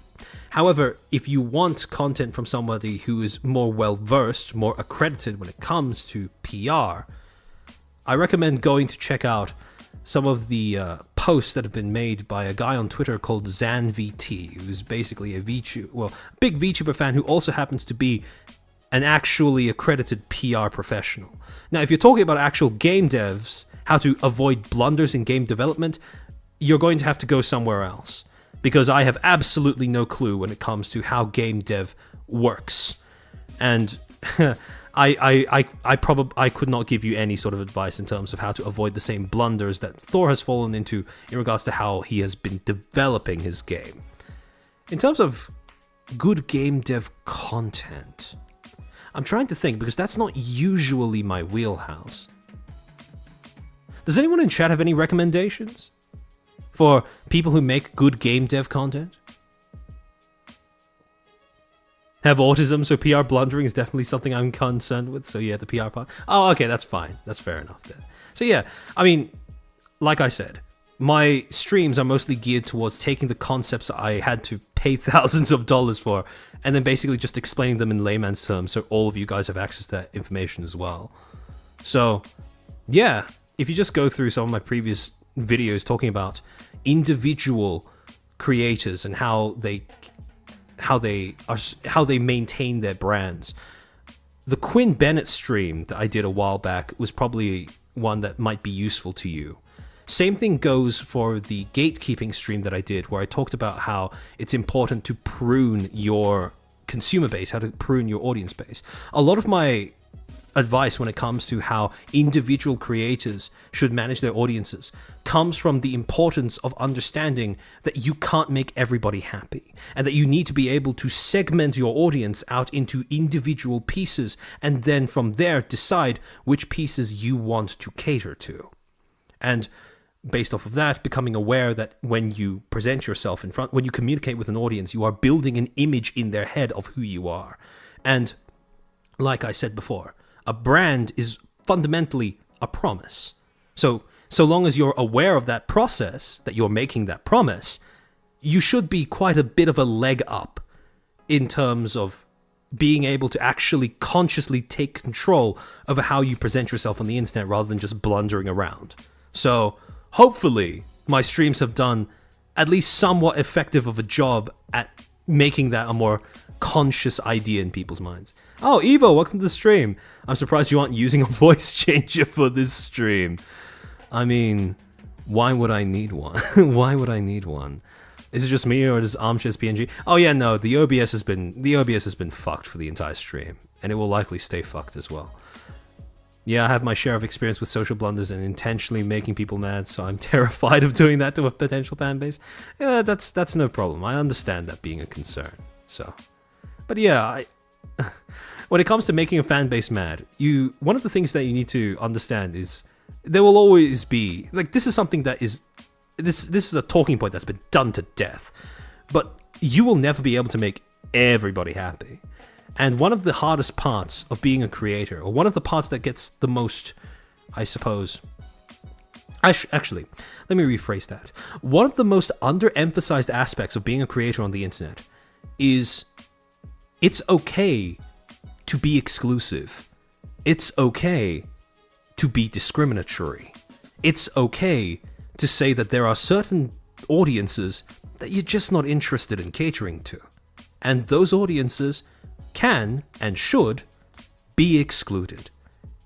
And so when it comes to, being scared of pissing off a fan base or pissing off an audience, so long as you know who your target audience is, and so long as you don't betray the promises that you've made to them, I don't think you need to worry too much about pissing off a fan base.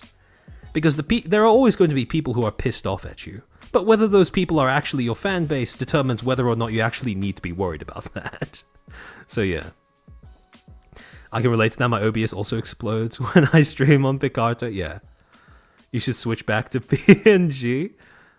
I am, though. Hold on. Let me see if fiddling with the Discord can help make it more stable. Maybe it's a Fuji thing. Okay. Let's see. I just tried resetting it on Discord, so let's see if that works. Rue, thank you for the 20. So next stream is how to purge your own audience. To be fair, I've been reiterating that multiple times over most of my streams, especially in the past few months. But yeah, no, this is a talking point that I will likely harp on about many more times in the future. It is okay to purge your audience. It is okay to be exclusionary. In fact, it is healthy to be exclusive, to have standards. Because people like to say that discrimination is bad, that prejudice is bad, that exclusion is bad. But at the end of the day, when you apply them to audience curation, all of those concepts, all of those practices are essential if you actually want to have any sort of a cohesive fan base. So, necessary evil if you even wish to refer to it as an evil. I do get that. I'm talking about driving away my potential main fan base. Ah, okay, that makes a bit more sense. That's fair enough. I don't want people who constantly whine about fan base. Yeah, no, the most effective way to do that is to douse them in the kind of content that you intend to make. I mean, that's what I've been doing. Although, admittedly, this is not content that is for everybody. But all of you guys seem to be quite fine with it. And over the course of multiple months, close to getting on to a year now, I've been continuously providing this content to you guys. Everyone who comes in, who, fits in, they'll be fine. And we'll welcome them. Anybody who doesn't vibe with it, they'll leave and, I doubt we will be missed just as they won't be. so it should be fine.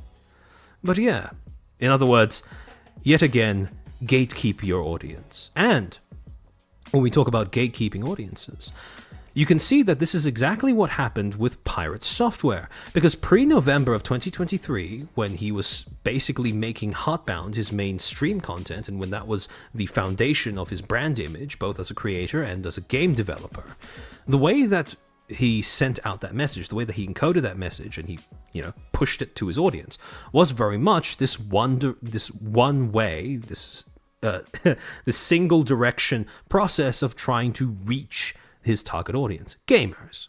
However, once you get into 2023, around that time period when he started releasing shorts, the approach changed. He posted content to YouTube, and there it sat until the algorithm started bringing in people from all walks of life to start watching that content and to become familiar with him as a content creator based off of that content.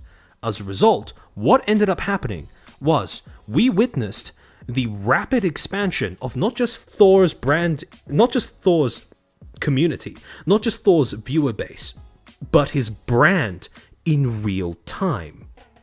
Because, roughly speaking, you could kind of visualize the overlap between Heartbound, the Heartbound brand, and Thor's personal, the Pirate Software brand, as, being something that is almost a complete overlap, right? Where for the most part, for most of the time that Pirate Software has existed, Heartbound was pretty much the majority of the foundation of that brand.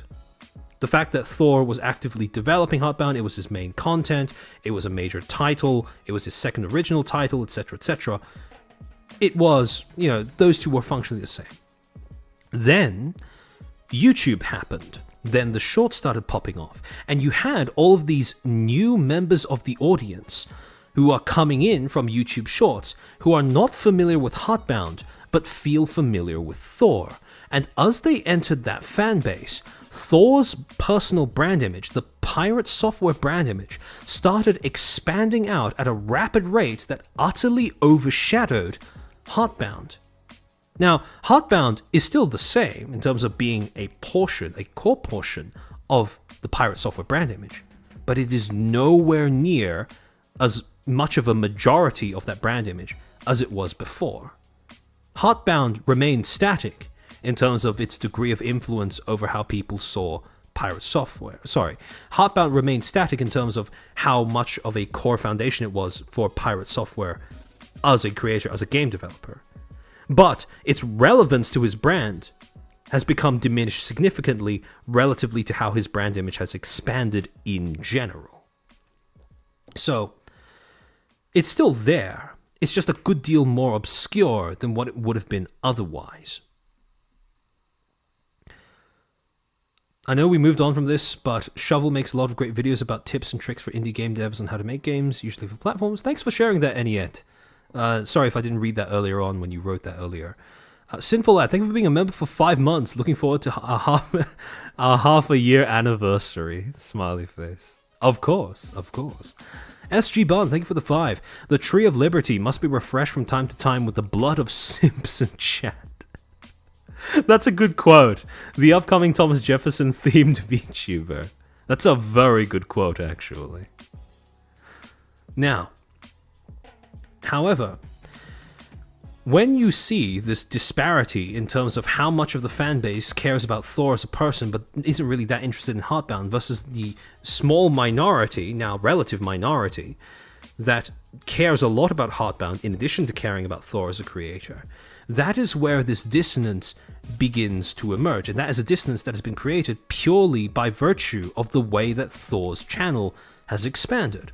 Now, to go back to what he was talking about in the update video, at 6 minutes 43 seconds, he cites 2 main reasons for being averse to working on Heartbound on stream. Because remember, he has now stated that his position has changed from wanting to work on Heartbound on stream as his main content to now no longer wanting to work on Heartbound on stream, or wanting to keep that to a minimum if possible.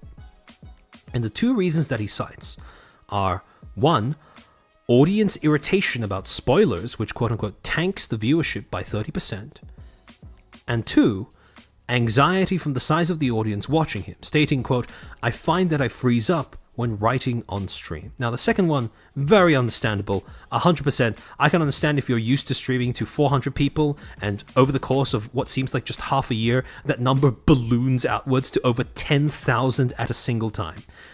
I can understand the performance anxiety. However, that first reason, audience irritation about spoilers, I don't believe that. And the reason why I don't believe that is because of the way that the Heartbound streams were originally pitched. They were originally pitched as a transparency measure, which means that if you are invested in Heartbound, presumably to the point where you would care about spoilers, surely that would mean that you would know that if you are going into a dev stream that deals with Heartbound, spoilers are going to be par for the course. If you're going to talk about audience irritation about spoilers, I very much doubt that the same people who backed the project, would be interested on getting updates on how regularly it is being built, who tune into your stream as a result of that interest, I highly doubt that they would be the same group of people who are annoyed about spoilers. And when you talk about the viewership tanking by about 30%, I don't think it's because of people who are invested in Heartbound suddenly leaving the stream. I think it's because people who were not interested in Heartbound, but who came in through other means of coming into contact with Thor's brand, I think it's them dropping out of the stream, not people who are irritated about spoilers. Again, I could be wrong. There could be exceptions to this generalization. However, broadly speaking, this being provided as a reason doesn't make a lot of sense considering how the Heartbound streams, like I said, were originally pitched. Especially when you consider that on the Steam page, it still says in that early access Q&A section that the streams are dedicated to dev sessions for Heartbound. But in any case, at 9 minutes 36 seconds, a viewer asks, quote, "When do you plan to finish development?" And here's where Thor responds saying, quote, "My hope is to finish it as quickly as possible. To be honest with you, with the monthly builds now coming out, I have a restriction on me where I have to produce content for you every month, and I can't just keep pushing it off because I'm busy with everything else that it takes to run a business. This forces my hand to make sure that I have to stay accountable to you guys and release new content for the game." Angel's Advocate, I don't know if it's possible to spoil Heartbound as no one has any bloody idea what truly happened in that game's story yet. Fair enough. Chirona's Slave, I could see how his logic could work. I mean, you don't really want to watch your child do their homework, you just want to know that they're doing it. Yeah, that's fair enough. That's fair enough. Although, like I said, right, the whole point behind those streams, in terms of how he pitched them, was you get to see me working on Heartbound. And if you tune into those streams with the intention of seeing how he develops Heartbound, you would probably expect there to be spoilers, or at least you would probably have to be fine with the possibility of being exposed to spoilers, I would assume. However, I do see what you mean, Shirona. And when you read through his response to that question, right, my hope is to finish it as quickly as possible. To be honest with you, I have a restriction on me where I have to produce content for you. I can't keep pushing it off. This forces my hand to make sure I stay accountable to you guys. At this point, and granted, this is my personal interpretation of what he has said, I want to make that very clear. What I say, what I interpret, may not be how he intended for this to come across. But when I read through the way that this particular response to that question is phrased, combined with the fact that he doesn't give a definite timeline, at this point, it sounds to me like Heartbound has become more of an obligation than a passion project. Sure, this might be a labor of love, or it might have started out that way, but at this point, it's starting to sound like far more labor than it is love. And, well, in terms of understanding that at this point, it seems like he's presenting the game as an obligation more than it is a passion project, at least according to this response to that question, well, that's going to become very relevant in a little bit. However, one other interesting thing is that right at the end of this video, at around 15 minutes, 33 seconds, a viewer asked the question, do you think Heartbound will be vastly different than if it was finished before the channel explosion? And to this, Thor responds by saying, quote, story-wise, probably yes. And the reason why, the user's name, was because I was writing Heartbound originally as a vent piece. I was really feeling like shit all the time, and I was using Heartbound as a way to get all those negative shitty emotions out of myself onto paper, and I don't feel like shit all the time anymore. So because of that, the storyline will likely not be exactly the same as it was intended to be in the first place. Heartbound was never supposed to be as large as it has become, but that doesn't mean that I'm not going to finish that. And now that we have monthly update builds, it's gonna be easier to do that. I want you to keep that in the back of your mind. I want you to put a pin in that. The idea that Thor originally made Heartbound because it was a vent piece, because it was essentially a project that was designed to give him an outlet for his own emotions. This will become relevant later on in this stream. However, given what we discussed just then, right, how nowadays when he talks about finishing Heartbound, it sounds like an obligation, it sounds like more labor than love, it sounds like something he is forcing himself to do. That then leads to the question, why does Heartbound need to be finished? Because at this point, Thor could just refund the backers their money. In fact, Thor could refund the backers their money and still keep working on the game just whenever he wants without having to stick to a schedule. Because he definitely has the money to do so. He has the money to pay those backers back with interest for all the years that have gone by without the game being released in full. But he hasn't done that. He has to finish the game. He's forcing himself to finish the game. And, well, it could be the case that he just wants to get it done, right? He wants to make sure that if he starts a project, he finishes it as well. That would be the charitable assumption. That would be the charitable interpretation. However, the more cynical reason as to why Heartbound needs to be finished, as to why Thor doesn't actually really have a choice, can be found in the middle of the Mashable article that was published, near the end of the article that Mashable published.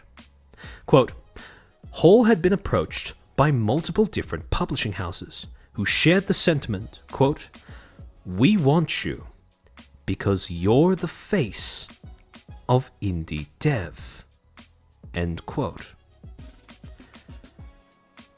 And that quote, that sentiment, that is, cynically speaking, and I want to make this clear, this is a cynical assumption as to the intentions behind how he is presented the need to finish Heartbound as an obligation and something that his hand is being forced to do. This is the reason why just leaving Heartbound alone isn't an option. This is the reason why just refunding the backers and leaving it behind is not an option.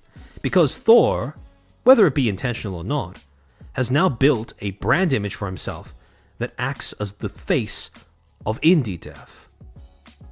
Now, reminder, to date, he has only made 2 original titles as of today. His first, Champions of Breakfast, and the second being Heartbound. Now, it's not a great look for the face of indie dev if they've only made 2 indie games, and one of their indie game, their second original title, first major project, because it wasn't made in, less than 24 days, less than a month, sorry. It's not a great look if that just gets abandoned entirely, if you're not even able to finish off one original title, one game. So, this is an obligation. It's more than just an obligation to his audience. It's an obligation to his own brand image at this point.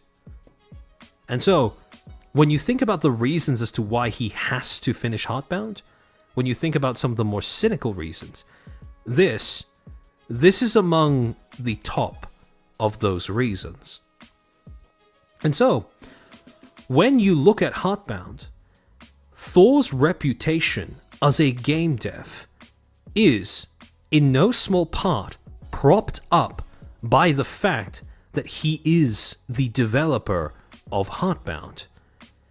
His slogan is "Go make games." He has one of the most viewed videos on his channel, the second most viewed video on his channel, sitting at 1.5 million views, was published 2 years ago, roughly speaking, and is titled "Make Video Games." When you search up Pirate Software shorts about game dev or making video games, you have a whole slew, a whole catalog of shorts where he's talking about what it's like to make a video game. And so, like I said before, this is a part of his brand that, although small, although only seems to be a part that a minority of his audience is actually personally invested in, this is now a part of his brand that he cannot get rid of. And when I was thinking of a good way of visualizing this for you guys, bit of a cursed metaphor, but are you familiar with how an anglerfish procreates? See, the way that an anglerfish fertilizes its eggs is that you have a female anglerfish, the bigger of the two sexes in the species. And during mating season, what happens is that a male anglerfish will swim along, come across the female, and they will mate. Except the way that they mate is not the way that you would assume. It's not the same way that mammals mate, right? Where they have the sexy time together. No. Instead, what ends up happening is the male anglerfish bites onto the female and never, ever lets go thereafter. And over time, what ends up happening is the male anglerfish begins to fuse into the female. It becomes a part of her body, and it essentially acts as a testicle, a new and improved testicle. And that is the part of her body that she can then continue to use thereafter as a way of fertilizing her own eggs. And when you think about the links between Heartbound and Thor's overall brand image, this is exactly the relationship that has now been exchanged. Because prior to when he blew up, Heartbound attached itself, it was the thing that gave his brand image relevance, and in exchange, he would give the game content in the exact same way that a male anglerfish would latch onto a female and provide it with sperm in return for receiving sustenance from the female. However, what has gone on to happen after he's blown up, after his brand image has expanded and evolved, is now that part of his brand image has become permanent, right? Now, the trade has shifted. Instead of being the thing that gives Pirate Software relevance, it's the opposite. Pirate Software is now what gives Heartbound relevance. Without Pirate Software, no one would probably give a shit about Heartbound. However, in exchange though, just as how a male anglerfish is what gives the females the balls to have children, Heartbound is what gives Thor the balls to present himself as a voice for indie game devs. Without this, he doesn't have that same credibility. Without Heartbound, him saying that he is the face of indie game dev rings a little hollow. If he were to just present himself as a game dev, that's perfectly fine, because he has worked on games over the course of his career, especially at Blizzard, for years on end. However, being the face of indie game dev, now that's a bar that's a little bit more difficult to clear. Rue, thank you for the 20. Game Journal, screw all they touch, never forget it. Amen. Hold on, let me just catch up with these super chats. Billy, thank you for the 2. Ballsack party. That's a cursed sentence. Gabriel Barbera, thank you for the 5. You heard it here, folks. Armchair just said Thor is like an anglerfish of futar. So yes.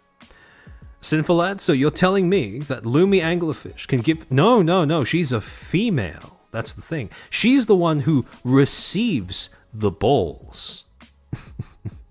But in any case, when you take it into account... When I was trying to think of the best way of visualizing the relationship between Heartbound and Pirate Software, this was the best way that I could think to phrase it. Because if you really think about it, the two really are inseparable. And while it may not be a major part of his brand image, especially not in the eyes of the majority of his audience, it is still a part of his brand image that he just can't get rid of, because it gives him a benefit that he would not be able to access otherwise. I'm sure this won't be clipped. And so, this idea that Thor is the voice of indie game dev is something that if you actually look at the content that he started putting out after he began blowing up as a creator, this is an aspect of his brand image that he has actively been leaning into. And you can see that when you look at some of the most viewed videos that he's released since his come up in late 2023. For example, the most viewed video on his channel is titled Apex Legends Vulnerabilities, Breakdown and Interview, where he's basically sitting down and going through a situation that happened in early 2024 when a Valorant, I believe a Valorant tournament was essentially hacked live. And so he was basically sitting down to give his audience a breakdown of how that might have occurred and what vulnerabilities might have been found, etc., etc. 1.6 million views. Published in March of 2024. Steam Scam. Second most viewed video on his channel since that point in time, since late 2023, where he's basically talking about how there are certain, individuals who will use Steam bundles, quote unquote bundles, as a way of money laundering. 1.4 million views. Eve Offline, where he's basically talking about his experience being supposedly targeted by the developers of Eve Online. 1.3 million views. Space Marine, PC Gamer Review, where he's basically dunking on PC Gamer for giving Space Marines only a 6 out of 10 in their review. 1.2 million views. And when you start looking at this content that he puts out, this content that has come to represent who he is and what his brand image is, the most viewed content on his channel, you start to realize exactly how his brand image has evolved from pre-2023. Because prior to then, his brand image was quite simple. It's just game dev, right? Go make games. However, since he blew up as a content creator, that single brand image, that single core of his brand image, has expanded out into broadly speaking, three main aspects. First, the idea of him being a guru influencer, where he has a whole bunch of knowledge, he's an expert on a bunch of things, and he can offer his expert opinion on a lot of different matters, where his audience goes to him for advice, to learn things, etc., etc. The second aspect is the consumer advocate, where he will do things like expose bad practices, anti-consumer practices, etc., like he did when he talked about that Steam exploit. And finally, the idea that he functions as a creator ambassador, where on behalf of the devs of, Space Marines, he pushed back against the way that review by PC Gamer was trying to paint out the game as being somehow lackluster. Right? So he became a spokesperson for other devs and other creators. And so, when you take a look at this brand image, the effect of having these three aspects is that it also feeds back into the overall image of Pirate Software to create this sort of shield. A shield of, trustworthiness, credibility, respectability that makes it quite difficult for people to criticize him, generally speaking. While this brand image is sustained, while these three pillars are left standing, it is very difficult for criticism to actually penetrate his reputation. especially among general audiences, which he caters to by virtue of the YouTube Shorts and his streams in general.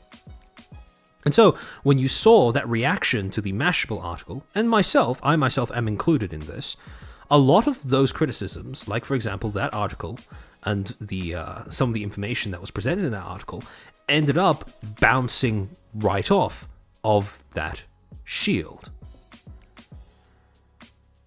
And so long as these three pillars are left standing, there is very little chance of making it past that shield, penetrating that shield, shall we say. But then again, like I said, it is contingent on these three pillars remaining standing. If you erode a part of your brand image, that reputational shield begins to show cracks. And, unfortunately, a side effect of having a massive audience is that you will also have a massive group of people who are always going to be asking, crowing for your response, your perspective, and your opinion on a massive range of different topics, some of which you may be more or less familiar with. Sorry, I phrased that weirdly. Some of which you may be more familiar with, some of which you may be less familiar with. And you could start to see the first examples of this becoming a flaw in Pirate Software's public brand image, starting from April 3rd, 2024. Now, at this particular point in time, Pirate Software wasn't involved yet. However, one of the core, what would end up snowballing into one of the core things that would start knocking down those pillars of respectability is the Stop Killing Games initiative. Now, in April 3rd of 2024, Accursed Farms, a YouTuber by the name of Ross Scott, made a video titled "The Largest Campaign Ever to Stop Publishers from Destroying Games." And this was his first video, if I'm remembering correctly, where he talked about an initiative called Stop Killing Games. This was basically a European citizens initiative that was aimed at compelling game publishers and or developers to stop simply withdrawing consumer access to games that they had already paid for. In other words, if you buy a game and it has online functionality or a requirement for, online connectivity, and then the servers shut down at an undisclosed point in time, after those servers shut down, the player is owed, because they paid for that product, the player is still owed the ability to access and play that game thereafter. And this is something that companies don't have to do right now, but it is a gap in consumer protection law that Ross was looking to remedy. And so, to briefly go through the outline that the Stop Killing Games initiative has on their website to explain what the initiative revolved around was, quote, "Video games are being destroyed. Most video games work indefinitely, but a growing number are designed to stop working as soon as publishers end support. This effectively robs customers, destroys games as an art form, and is unnecessary. Our proposal would do the following. First, require video games sold to remain in a working state when support ends." Now, I want you to very closely pay attention to the wording of that. Video games sold, right? Not video games licensed, not licenses sold. No, video games sold. Video games as a product, as a purchase. Second, requiring no connections to the publisher after support ends. And third, not interfere with any business practices while a game is still being supported. Now, I think the tipping incident was a video game called The Crew Dying. Oh, we'll get to that. We're about to get to that. So if you go onto their website, onto the actual petition part of their website, they have even more context to explain how this initiative came to be. And in this section, it states, quote, an increasing number of video games are sold as goods, but designed to be completely unplayable for everyone as soon as the support ends. The legality of this practice is untested worldwide, and many governments do not have clear laws regarding these actions. It is our goal to have authorities examine this behavior and hopefully end it, as it is an assault on both consumer rights and preservation of media. We are pursuing this in two ways. So essentially what he's saying is that for too long, there's been a gap both in terms of the industry's concerns for the consumer and actual consumer law that leaves consumers vulnerable to being exploited by companies who seek to deceptively market their games as products, but then end up withdrawing all support for those games, games that end up requiring an online connection to servers.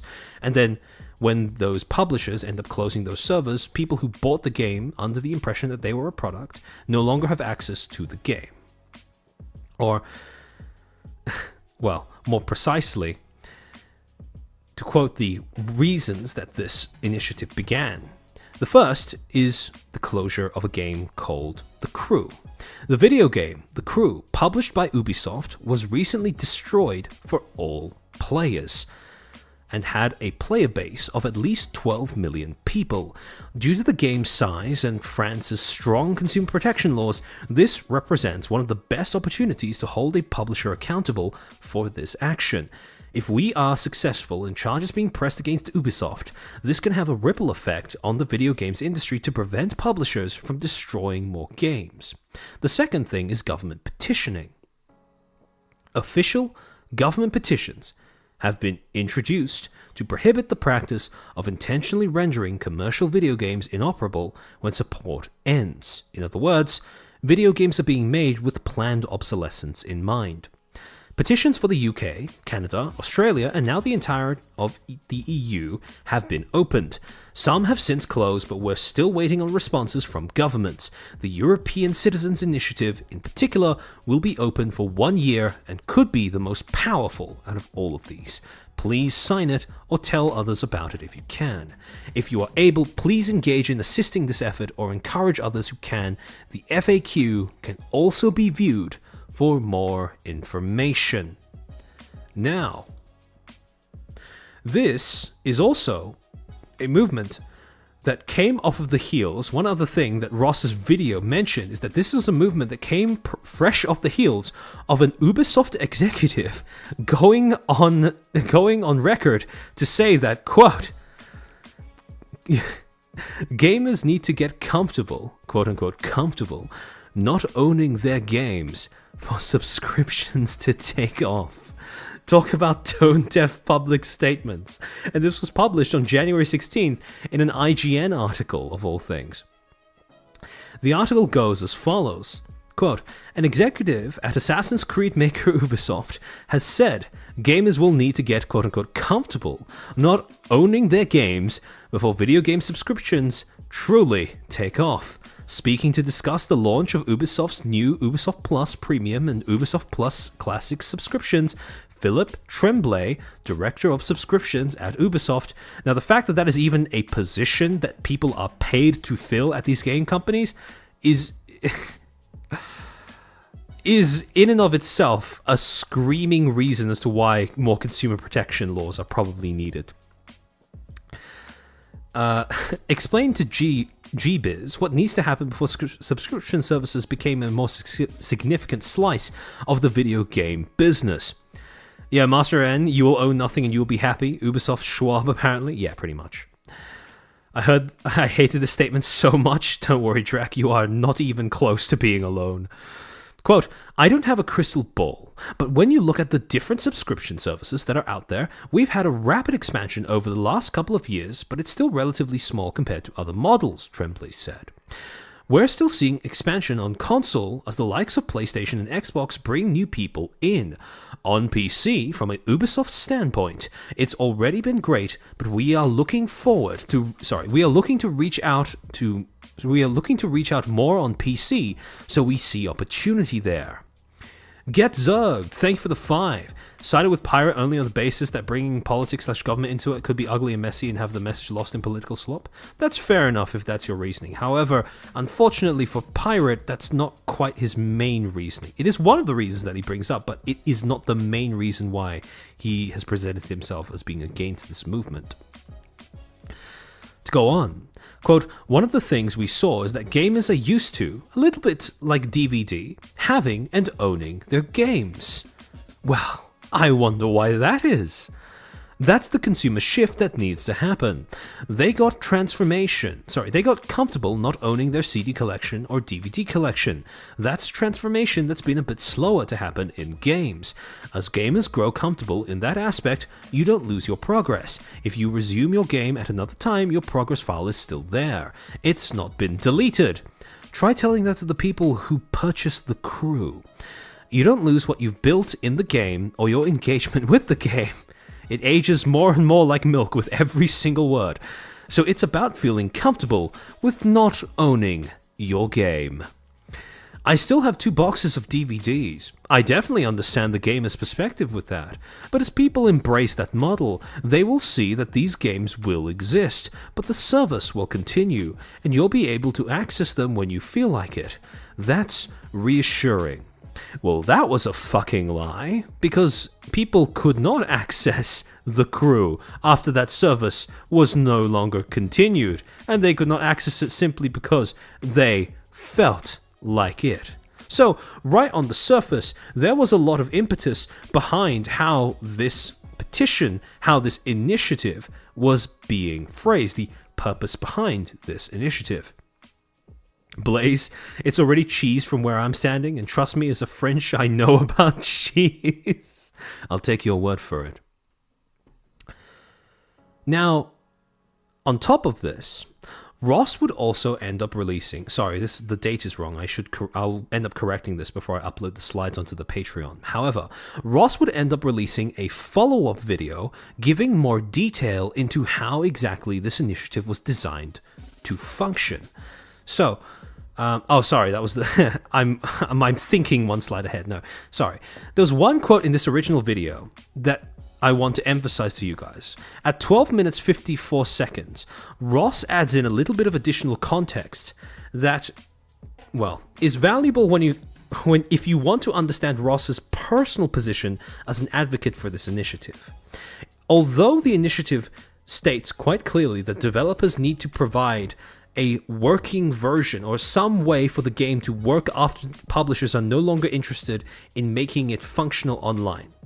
Ross, at 12 minutes 54 seconds, says, quote, "Now, one thing we left off the table, but it's kind of an open secret we'd be willing to compromise on, or at least I would be, if a company doesn't fix the game, but they give you all the information, tools, software, and so on, so that a programmer can be reasonably expected to get it working again?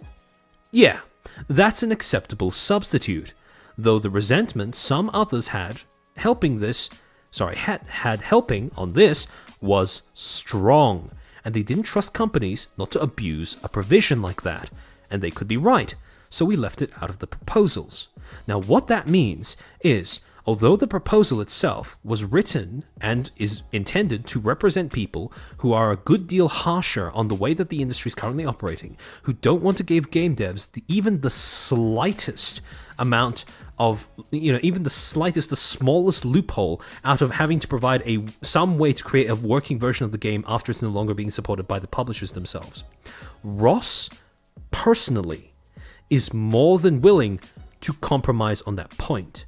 From Ross's personal perspective, and granted, in the context of this movement, he is taking a very moderate position on this. Personally, he is okay with any means for the game to be supported after the publisher pulls the plug. He doesn't care what that is. He doesn't care if it's the game having to be programmed with that offline functionality already in mind, or whether it's just that the developer ends up releasing to the public some of the binaries you would need in order to make the server work, in order for people to make the server again, reverse engineer the game from scratch or whatever. He's perfectly fine with any method. He just wants a method. And he's not married to this idea strictly in particular. I want you to remember that.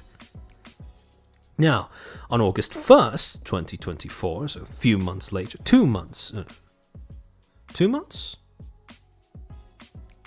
3 months, 4 months later, I can't do maths, Ross would end up posting a follow-up video titled Europeans Can Save Gaming, where he goes into a bit more detail into the specifics of what the initiative was suggesting. Most importantly were 2 slides where he clarified what the initiative would and wouldn't do. Yeah, that Dead Games, he's describing fan servers. Those have existed for decades. Exactly. So essentially what he was advocating for is that the publisher would have to, upon choosing to terminate the game, they would have to give fans the means to start fan server, at bare minimum. They would need to be able to give fans the means to create their own fan servers from which they could continue to run the game themselves, even after the developer is no longer interested in shouldering that burden. So, according to these 2 slides, what the initiative would do consists of the following. First, it would require video games sold to customers to be in a reasonably working state at the time of shutdown/end of support. Second, it would prohibit any requirements for video games sold to customers to connect to the publisher or affiliated parties after support ends. In other words, if the game is going to die, you can't demand that the consumer still needs to be able to connect to your company servers in order to play the game.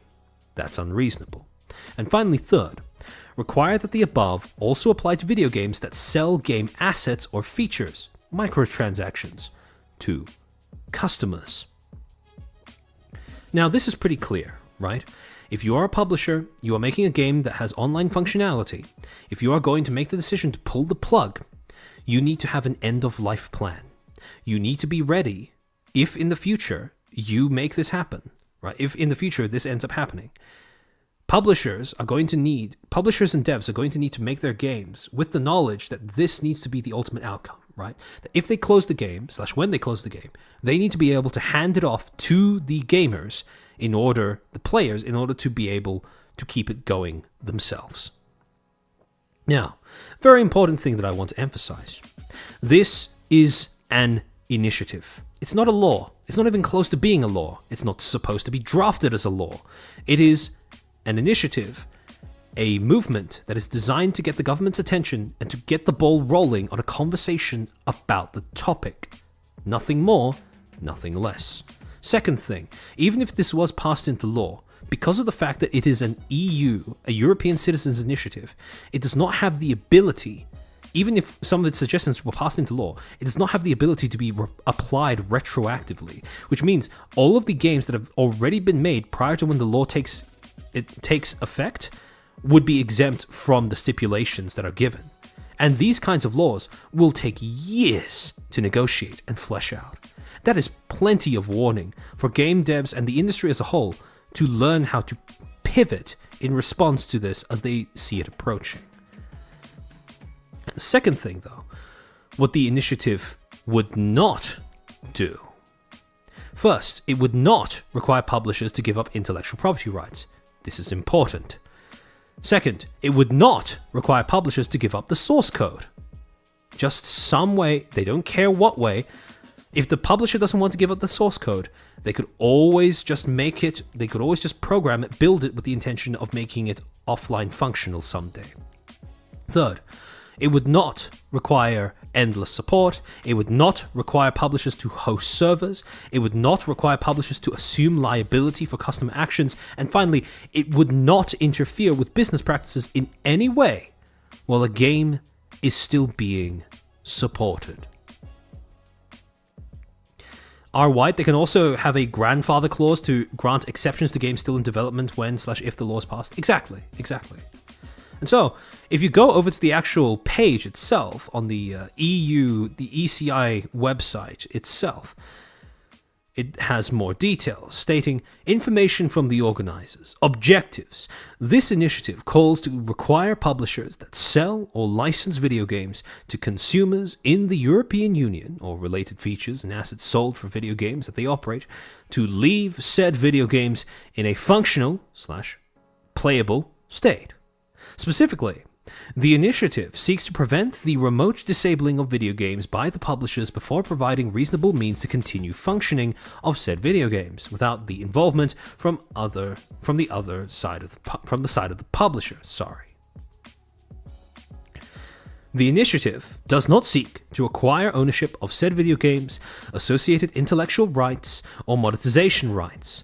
Neither does it expect the publisher to provide resources for the said video game once they can discontinue it while leaving it in a reasonably functional, playable state. Essentially, what this is saying is we're not asking publishers to do anything while they're still running the game. We're not saying that publishers have to, fork it out of their own pocket in order to keep the games running on servers after they've decided to end it. No, that's all left up to the consumer, etc., etc., etc. Now, one of the final parts of this video is this slide, where Ross, semi-sarcastically, rattles off various reasons as to how this ECI could pass into law if it gets enough signatures. And remember, this is him being sarcastic and making a joke when he lists off these reasons. First, politicians like easy wins. Second, politicians mostly don't care about video games. Third, the law is already unclear on this practice. Fourth, the initiative is in line with other consumer policies. Fifth, it's a diversion from more serious topics.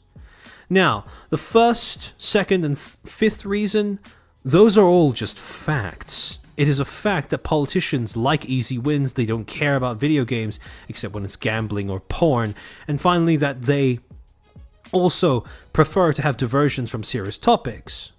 This is all true. And observing this is no different than observing that children prefer medicine that's sweet rather than bitter.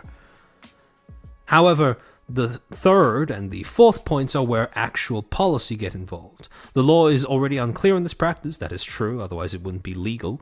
And finally, the initiative is in line with other consumer policies, which is also true, considering that the EU in particular, especially Article 17 of the European, I believe it's called this European Consumer Rights Law, or the European Consumer Rights Law of Citizens, or something along those lines. In Article 17 of that particular law, it states that if you own a possession, no other entity has the right to deprive you of that possession. And so, something like this would very much be in line with that, because if you're going to buy a game, you shouldn't be able to have that game taken away from you because the publisher decided to shut down servers one day. And especially if they don't tell you when that one day was. Now, up until this point, this was a movement that was pretty universally praised because, let's be honest here, especially in gaming, voices for consumers, consumer advocates, if you're not talking about outright scams, if you're just talking about the state of the industry, practices that are predatory but entirely quote-unquote legal, we are sorely lacking in representatives and advocates. However, on sometime during, hold on, let me quickly remind myself of when this was. I believe this was August. Either late July or early August of 2024, Pirate Software's audience would bring this campaign to his attention on stream, and in a now deleted VOD, he would end up reacting to it in quite a derogatory manner. Now, he made his disapproval of Ross's statement quite clear, evidently so clear that Ross himself felt the need to go to this VOD and leave a comment replying to Thor's response, stating, quote, "Hi, this is Ross, the guy in the video you responded to at 10 hours 24 minutes. Based on your response, I think there's a combination of a values clash and a misunderstanding on much of what we're asking for. For example, World of Warcraft, because that was the game that Thor was comparing that was the game that Thor was comparing, using as an example of what this initiative might affect, right? For example, World of Warcraft would likely be exempt from this measure since it's considered under the law as a true service. In other words, the customer is told explicitly when their service ends at the time of payment. Most live service games do not do this, which could run afoul of EU law. There were many other misunderstandings in your video. It's clear that you hate the initiative, and I doubt I would change that. But I would encourage you to at least hate it for what it accurately is. And this, to be honest, is a sentiment I can very much relate to. It is fine to dislike something. It is fine to hate something. But if you're going to hate, at least hate accurately. To continue. We obviously have very different perceptions of the likely outcome of this. I think those details influence that. That said, we also have a values clash. You stated repeatedly that a game being permanently disabled is quote-unquote not a problem. This is where we very clearly disagree. You're actually the most high-profile person I know of to be adamantly against what we're doing. If you're interested, I would be fine with having a discussion with you on this where we could at least clarify things, but your choice. So far, very civil response. And, honestly, a very moderate way of inviting Thor to the table in a discussion. He would then post another follow-up comment saying, "At Pirate Software, I actually wasn't planning to write to you further since you said you didn't want to talk about it with me, and I'll still respect it if you like, but since you brought up what I said again, I'll at least give my side of that, then leave you alone. First, I'm 100% cynical. I can't turn it off. I wasn't trying to appeal to legislators when I said that. I doubt they even watch my videos." So this is basically, and this was in response to Pirate Software reacting negatively, specifically to a portion of his second video where he lists off the reasons as to why politicians might take this seriously, or might let it through. And I think this is hopeless from the get-go. Sorry. I'm 100% cynical, I can't turn it off, I wasn't trying to appeal to legislators when I said that, and I doubt they'll even watch my videos. I was trying to appeal to people who are kind of doomer and think this is hopeless from the get-go. I wanted to lay out the landscape as I view it, that this could actually work where many initiatives have failed. Did it backfire more than it inspired people? No idea. I've said before, I don't think I'm the ideal person to lead this stuff. Like, this is part of why I say that. I can't just go to Pollyanna on people and pretend like there aren't huge obstacles and there are normally tough odds so that it was meant as inspirational. You clearly weren't the target audience, but you're in complete opposition to the movement also. One thing that Ross has taken pains to essentially reiterate and emphasize in his initial video especially, is he makes it very clear that if he had any other choice, he would have this movement be led by somebody else.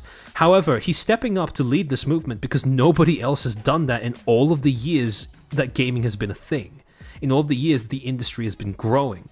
Nobody to date has tried to initiate the same kind of initiative that Ross is now trying to initiate himself. And as a result, even though he freely admits he might not be the perfect person, even the right person for this position, leading this kind of movement, he is the only option.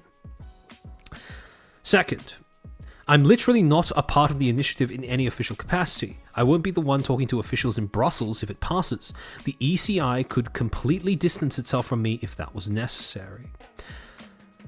Third, in my eyes, what I was doing was the equivalent of forecasting the weather. You think it's manipulation, but I don't control the weather. I can choose whether I fly a kite based on my forecast, however.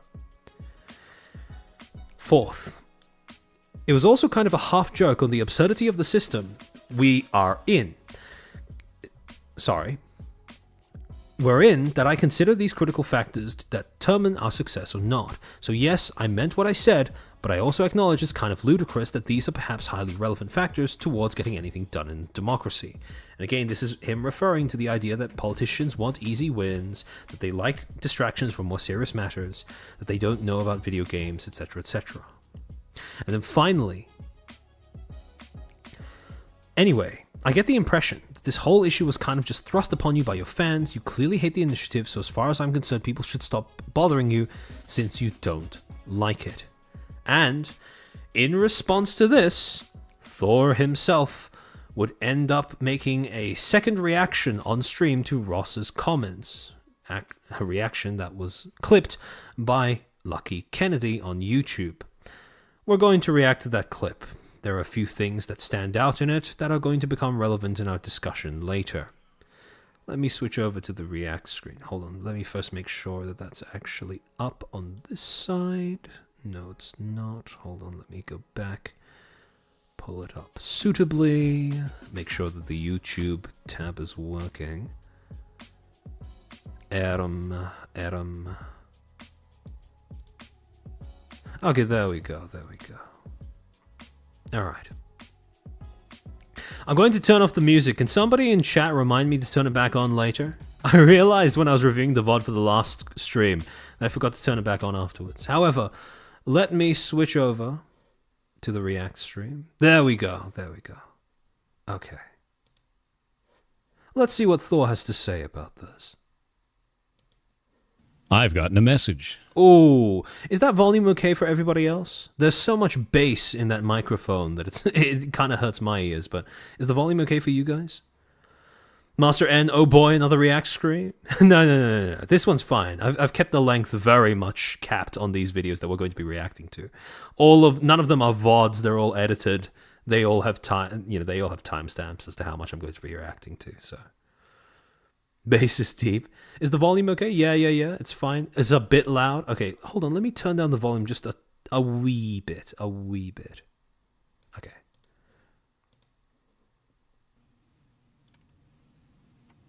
I got a message from Ross, who's the person behind the Stop Killing Games initiative. This is Ross, the guy from your video you responded to at 10:24. Based on your response, I think there's a combination of values clash and there's a misunderstanding on much of what we're asking for. For example, WoW would likely be exempt from this measure since it's considered under law as a true service. Likely is the problem that I have with your statement there. Again, this is an initiative, not a law. Not even close to being a law. In other words, the customer is told explicitly that their access ends at the time of payment. Most live service games do not do this, which could run afoul of EU law. Most is patently incorrect. There were many other misunderstandings in your video. It's clear that you hate the initiative, and I doubt I would change that. That is correct.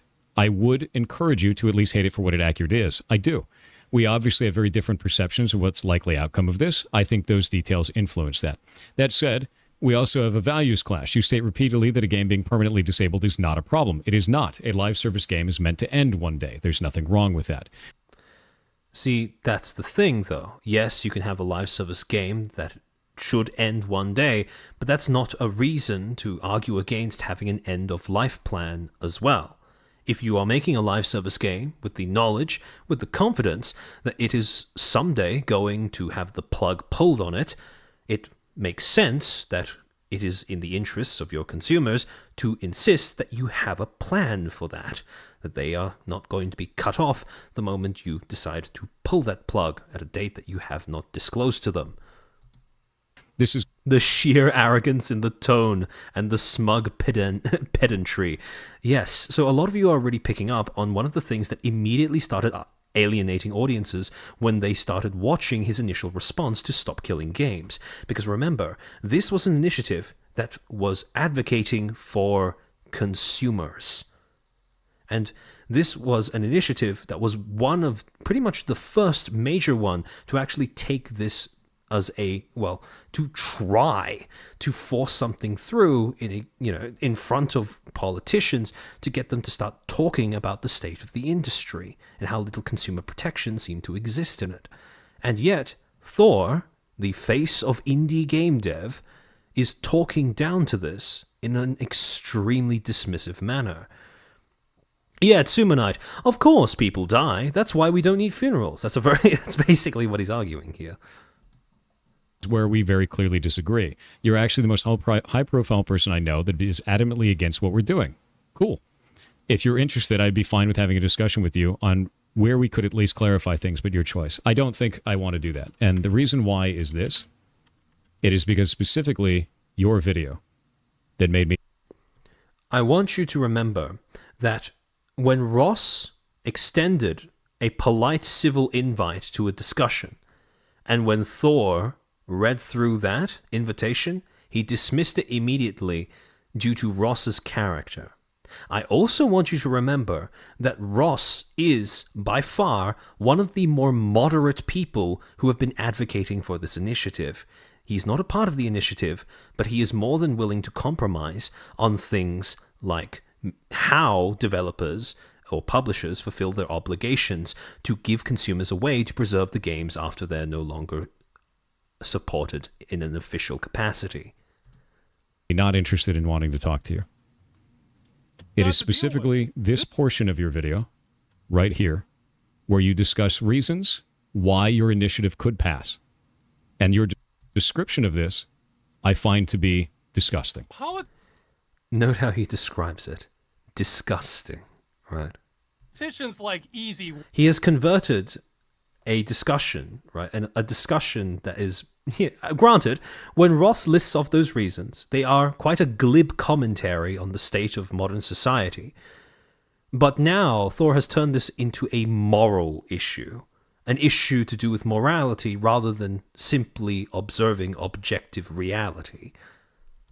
Wins. And this doesn't require them to do much at all. And unless it involves gambling or protecting children, politicians generally don't care about video games. So this isn't of big consequence to them or most of their constituencies.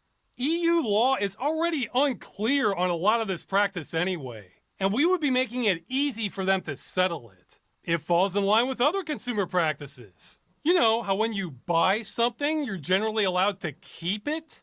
And finally, this is a diversion from really serious topics that politicians would prefer not to deal with. So politicians are going to put this forward because it's an easy win, they don't understand the subject matter, and it's a diversion from more serious issues. Note which reasons he skips. You know, the ones that have to do with protecting consumers according to existing laws, and how there is a blind spot in existing laws, although potential framework for their expansion into the gaming industry could exist. You know, 3 and 4? Yeah, he just skips over those entirely. I don't have any respect for that. And I don't. And again, the weird thing is, if he was paying attention to what he was saying, if he was paying attention to what Ross was saying, he would realize that he and Ross are actually saying the exact same thing. Observing an objective fact does not mean that you condone it. When Ross comments on how politicians like easy wins, how politicians don't usually care about video games, how politicians really want things that act as diversion from more serious topics, especially when they can use that as an easy win to gain approval from their constituencies without having to touch on something that might risk alienating a larger portion of their constituencies, which disproportionately happens if the issue being discussed is more serious in nature. That is Ross making observations about reality. And because of the sarcastic tone that Ross is adopting when he lists out these reasons, it's quite obvious that Ross does not approve of these aspects of reality. If anything, he is poking fun at them because he is, like I said before, making a glib acknowledgement as to how this is the world that we live in. It's not ideal, it's not something that he seems to like, but it's just reality. And when Thor says, yes, this is disgusting, I find this disgusting, I have no doubt that Ross finds this disgusting as well. Except you can, very interestingly, you can see a very different approach in terms of how the two end up reacting to that quote-unquote disgusting aspect of reality. Ross jokes about it. Thor gets on a bit of a moral high horse about it. Don't have any reason to have a conversation with you because of this. Good luck. What an asshole! But yeah, admittedly, not exactly the most graceful way of engaging with that movement. Now, that wasn't all, though, because in addition to that response, quite evidently, as you could probably judge based off of the responses that you guys saw in chat and my response to how Thor reacted to Ross's invitation for further discussion, This was not a very popular stance. Quite a lot of people were displeased with the manner in which Thor reacted to it. Now, there were some people who understandably could empathize with his arguments, but it was his mannerisms, his way of conducting himself, and his moralizing rhetoric that most people took issue with. And because that ended up being because that ended up being an aspect of how the audience reacted to him, because that opinion in particular seemed quite unpopular with a significant enough portion of people to address, he ended up making 2 follow-up videos talking about it further. 2 videos that we are also going to be reacting to. Now, hold on, let me switch back to the previous scene. Alright, this is the first one, titled Stop Killing Games. Part of the reason why, as a supporter of this particular movement myself, so I want to make this very clear. I am very much a supporter of this movement, so if you wish to factor that into how biased I may be in my commentary of this, feel free to do so. One of the reasons why I very much disapprove of the way that Thor responded to this was because not only, as we will see, has Thor essentially sidestepped and grossly mischaracterized the movement, its intentions, and the people behind it, but his videos were also popular enough to have utterly fucked over the Stop Killing Games SEO on YouTube. So now if you type in Stop Killing Games, this video and the second video that Thor made come up as 2 of the top entries that YouTube ends up pushing to people when they put that into the search bar, which admittedly, yeah, it is quite sad. However, let's dive into what Thor has to say. Oh, by the way, before we actually get into the video, I think you can judge exactly how popular his take on this was by looking at the like ratio. That's a bit of a rough one. Hi, my name is Jason Thor Hall, also known as Pirate Software Online. I've been in the gaming industry for about 20 years. I used to work at Blizzard Entertainment, then Amazon Game Studios, and now I own my own studio, Pirate Software, by the same name, which is an indie studio, and I've been here for about 8 years now. I also run a massive community. We've got about 180,000 people in Discord, and most of what I do is try to teach other people how to make games, teach them that they can make games, show them the tools to do so, and try to do everything without any paywalls or bullshit in the way. It's incredibly important to me that we keep making games and that the next generation has the tools to do so that our medium doesn't die out. Now, remember what I said earlier about encoding, right? That also applies to this video. When he introduces himself, he's establishing how he wants the audience to see him. A game dev, someone with a lot of experience in the industry. That is why we should take him seriously. And it never will. And that's the whole intention of all of this. So with that in mind, that community brought me this and tried to get me to sign it. And I don't want to. Number 1, I can't because I don't live in Europe. But number 2, I wouldn't sign it even if I could. And I'm going to kind of go through this and try to explain the reasoning as to why that would be the case, without all of the internet hate machine that's grown up around it.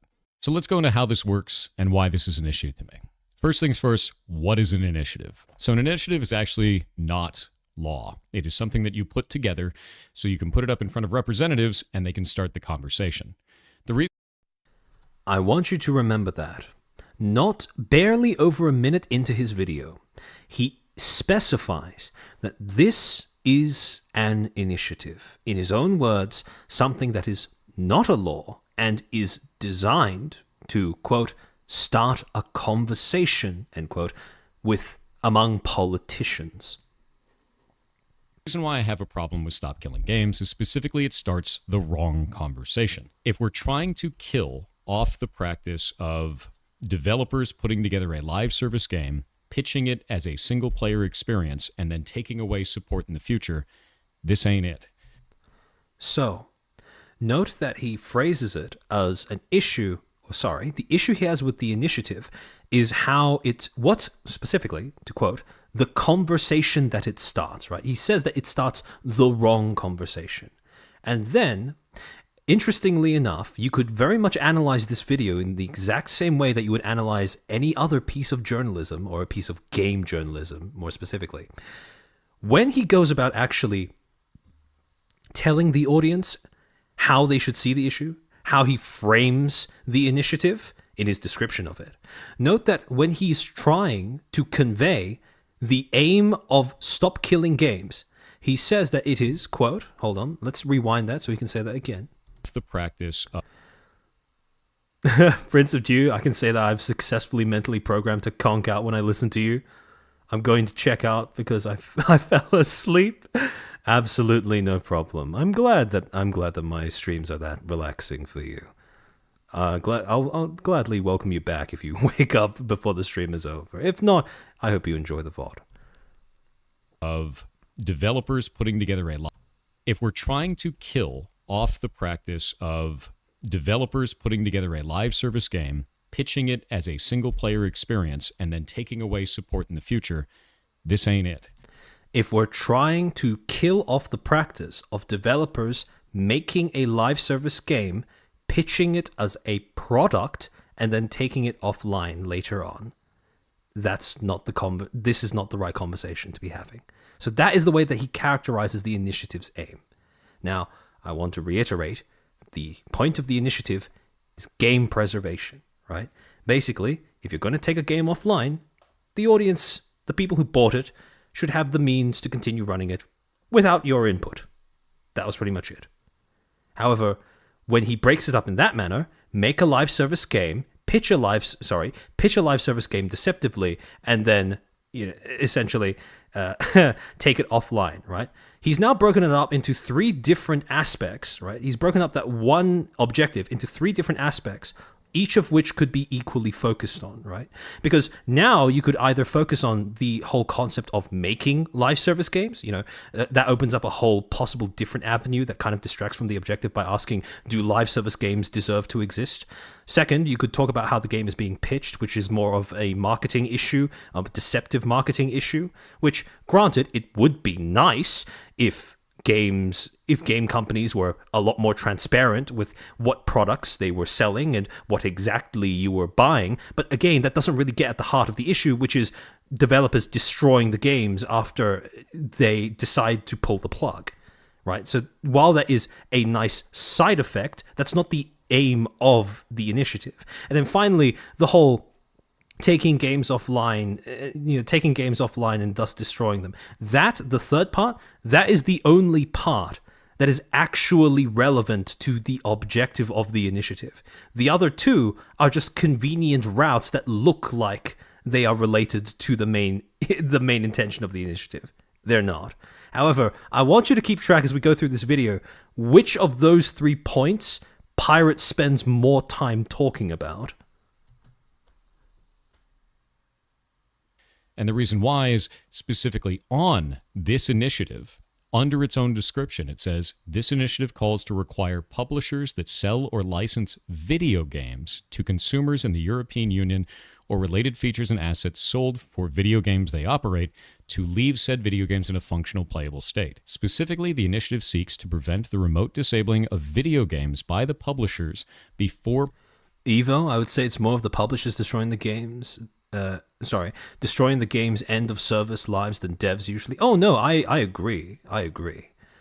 It's just that I can understand if Thor is approaching this from the perspective of a dev, because this is an initiative that would probably, if it was passed into law, even in any iteration, even if it passed in a way that was, significantly altered, or some people would probably say neutered, in compared to how it is now, it would still affect game devs. So I can understand how he would be, how Thor would be keen to advocate for game devs, advocate in quotation marks, for game devs, even given the fact that it is mostly publishers doing the destruction, not developers. Providing reasonable means to continue functioning of said video games without the involvement from the side of the publisher. This isn't always possible in all video games, and it doesn't call out the specific practice that this is supposedly trying to defeat. It is incredibly vague and will damage all live service games. How would you keep League of Legends in a functional playable state? So, remember that Thor is making the argument that this is legislation that would damage all live service games. Now remember, live service games is not a term that is used at any point in the original initiative. The initial initiative is quite clear. It just wants there to be functionality after a game is taken offline by the publisher. And he's now beginning to focus in on the whole topic of, oh, but what about live service? When, at least if you watched Ross's first video, you would realize that, if he had read Ross's comment and actually taken it to heart, he would realize that, wow, other live service games that are marketed to consumers as live service games would likely be exempt from this initiative. And even then, it all ties back to the whole point that he himself made at the beginning of the video. This is an initiative, not a law. Yugaray, thank you for the 5. The first time I heard from his channel name, I thought he was pirating software. It is quite ironic that the guy who is called Pirate Software does not seem to encourage pirating software. You'd have to re-architect the entire game. The game is what is called client-server. So in client-server models, there's a server and there's a client, and all of the math, all of the game, everything happens on the server. The client just displays it. And the reason we want to do it that way is so that you can't teleport around and do a billion damage. You don't trust the client. You trust the server. The client just displays what it's told, right? So if we wanted to re-architect this, we'd have to take all of that server logic, push it back out into the client, and somehow make that playable in a multiplayer-only video game. That doesn't make sense to me. So this isn't going to work for all games. Why is it calling out all games? And it's really easy to say like, oh, that'll get worked out down the line. But we're dealing with government here. And he's just contradicted himself. We're dealing with government, yes, but we're dealing with them in the form of an initiative. The conversation isn't even happening yet. This is just designed to get the ball rolling. There is not going to be a law that is passed as a direct copy of what has been written in this initiative. And when he's using this as a valid reason to essentially shut down the initiative in discussions, because remember that this is his justification for refusing to engage with Ross in any manner, or at least in any good faith manner, he's trying to argue against it on the basis of, oh, it's not clear enough. We're dealing with government and we need to be specific. But again, he himself acknowledges this is just an initiative. It's not designed to have the same degree of specificity as an actual draft of a law. If we're going to be putting up these types of ideas specifically in front of government, we need to be calling out the right issues, especially if you don't have precedent set. Because now you're going to be setting precedent on something that doesn't make any sense. The precedent comes packaged with the initiative. It's The Crew, the game that Ubisoft released that had a single-player mode combined with online functionality, but upon its shutting down, the shutting down of its servers in 2023, there was no ability to even play the single-player mode. It was just all gone. That is the precedent. That is what the initiative was based off of. With people that may not understand the nuance of our industry, all in the name of saving games. I can't agree with that. So let's go into why this is happening. Note that he does those little like finger air quotes where he says saving games, right? As if when you pull the plug, you're not just killing them, and by having fan servers or something around, you're actually keeping the game alive for longer. Like, what? Right. So why did this start in the first place? What is the specific cases they've called out that are egregious? And they have one. It's The Crew. So action on The Crew. The video game The Crew, published by Ubisoft, was recently destroyed for all players and had a player base of at least 12 million people. Due to the game's size and France's strong consumer protection laws, this represents one of the best opportunities to hold a publisher accountable for... Sharona, I understand the need for specificity rather than an attempt to shut down the initiative. I'd like to think of this as a call for more specificity. That's the thing, right? See, I 100% agree with what you're saying, and if Thor had been more diplomatic in the way that he approached the initiative, in the way that he characterizes it, as we'll get on to see later on, and the way that he engaged with Ross, who was pretty much the biggest advocate for the initiative, if he had been more diplomatic in that regard, I would be willing to extend the benefit of the doubt and think of this as a call for more specificity. But the problem is, because of the way that he has conducted himself, because of the way that he has interacted with the initiative, the way that he has characterized the initiative and the way that he has interacted and characterized the people involved with the initiative, I am no longer willing, as a member of the audience, to extend that benefit of the doubt. Now, this blatantly seems like he's trying to shut down the initiative rhetorically, rather than actually attempting to offer any sort of actionable constructive feedback to it. This action. If we're successful in charges being pressed against Ubisoft, this can have a ripple effect on the video games industry to prevent publishers from... Yeah, A2. I don't... It's a little weird if one of your main criticisms is, I don't think it's specific enough, and yet you refuse to engage with the people who are intimately familiar with the movement, to get more specifics about what is being done. Like, it's... the two don't really... They're not compatible messages. So when you put them alongside one another, it's you that ends up looking dumb. Destroying more games. First off, I don't like the idea in this that it has a player base of 12 million people. That is not how long-running games work. There is a large number of people that buy the game, and that player base slowly dwindles off until nobody is playing it anymore. Now, this is very obviously nitpicking. Yes, we know that the crew didn't have 12 million concurrent players. That's not the point that's being made. No, people are making the point that 12 million people bought the crew. 12 million people bought a game that had a single player mode that was not marketed as live service and which has now been taken away from all 12 million of them. That is what people have a problem with. And that is the thing that Thor is kind of pussyfooting around.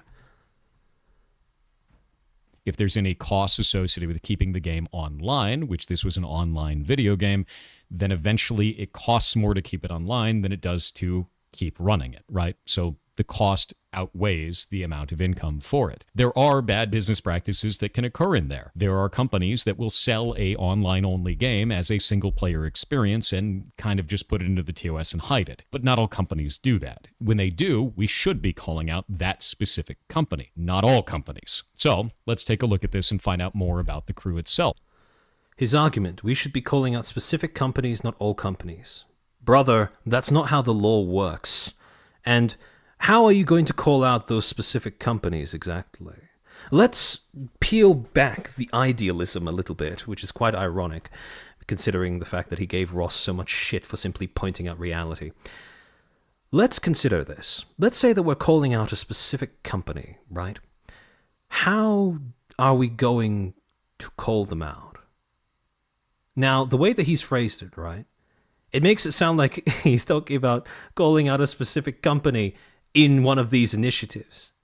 And if you're just calling out a specific company in one of these initiatives, well, they kind of did already do that. It's Ubisoft. They've identified that as an example that is one of the core elements that got the ball rolling in the first place. So, well, they've already called out one company. But the other point is, what they're fighting against is a practice that spans multiple companies and has simply been allowed to exist for far too long. And one thing has become clear: it doesn't exist with the consent of the players. It doesn't exist with the consent of the consumers. No, it exists with the consent of only two parties: the people who make games and the government. That's it. Now, over the last 10 years, something quite depressing has become clear to absolutely everyone who's been paying attention to gaming. And that is that the consumer is not actually the main customer. That so long as a government is willing to intervene, games companies don't actually have to listen to their customers or the people who they claim are their customers. The only party that game companies will ever listen to is the government. It doesn't matter how the government intervenes, whether it be through the form of legislation or through slush funds that undermine consumer buying power. Either way, the only party that these games companies will listen to is the government, whether it be through hook or crook, whether it be through money or through laws. It doesn't matter. The consumer is left disempowered in all of these interactions. And that is the thing that people are trying to remedy with this initiative. If you are going to say, oh, call out one company, don't make this a general statement on the industry, why not? The industry hasn't been fixing itself. The industry hasn't been trying to protect consumers. So why do you expect consumers to continue shouldering detriments that have been stacking up? Detriments that, by the way, defy all natural mechanics of how markets should operate. Because, like I said before, governments, if you're a game company and you're getting funded through government slush funds, you don't need to worry about what your audience actually wants, right? You can just put out whatever slop you wish, and so long as you keep getting money from government or from NGOs. So, throughout this entire time period, consumers don't have a voice. They don't have a place. They don't have any reason as to why companies would listen to them. That's what this initiative is trying to fix. And so if you try to say that it's not a good thing because it doesn't call out only one company, but it makes a statement that is so broad that it might apply to the industry as a whole, that's the point. Because the industry has become broken. Charlie, thank you for the 5. J.R. Rima didn't accept to be my Valentine. Life isn't worth living. I'll never recover. No, Charlie, no. Hang in there. Hang in there. Even if you don't have a Valentine, you still have an Oshi, and your Oshi will need you to be clopping back to her someday. In her streams. Please, Charlie. You have so much to live for. Imagine how barren and empty it's going to feel without you in Rima's chat. Don't do it. Don't do it, Charlie. Don't do it. Are you talking about how video game boycotts don't work? Yep, exactly. Exactly. You know, games have fallen hard when a gacha game like Genshin Impact holds a big part of the pie. Exactly, yeah. If we pull up their Wikipedia, we can see that the crew was actually created. First loss, true, but do we want to trust the bureaucrats? See, the thing is, we don't even need to... Sorry. Goodness. Okay, the thing is, we don't even need to trust the bureaucrats to put this into the form of a coherent law just yet, because this is years away from becoming anything actionable, even anything legislatable. This is something that is, like we said already, just designed to start a conversation. In 2014, which, much to the hatred of all of us oldies on the internet, was 10 years ago. Oh. So this was an online-only racing video game developed by Ubisoft Ivory Tower and Ubisoft Reflections and published by Ubisoft. So all Ubisoft, right? With that in mind, it said it was a scaled-down recreation of the contiguous United States and included both role-playing and large-scale multiplayer elements. So it had a massive multiplayer component to it. It is an online-only service-based game, and they shut it down 10 years later. On March 31st, 2024, Ubisoft shut down the game's servers, rendering the game unplayable, which is normal for live service games. The only thing that I can see in here that could be a problem is if they posed it as not an online-only experience. But everything that I found online shows that the game was always marketed as online only. If you're going to be buying an online-only game, that means it can only run when it's online. And if the servers need to shut down in the future, far in the future, it makes sense to me. If you're buying an online-only game, that means you can only play it while it's online. How on earth does that rebuke any of the points of the Stop Killing Games initiative? Because that's what they are saying as well. Yes, when a game goes offline, you can no longer play it if it was purchased and sold as an online-only game. That's the problem. However, the thing that Thor doesn't seem to realize, hold on, let me just rewind that, see if you guys can pick up on that as well. Not an online-only. The only thing that I can see in here that could be a problem is if they posted it as not an online-only experience. But everything that I found online shows that the game was always marketed as online only. If you're going to be buying an online-only game, that means it can only run when it's online. Did any of you guys pick up on the key word in what he just said?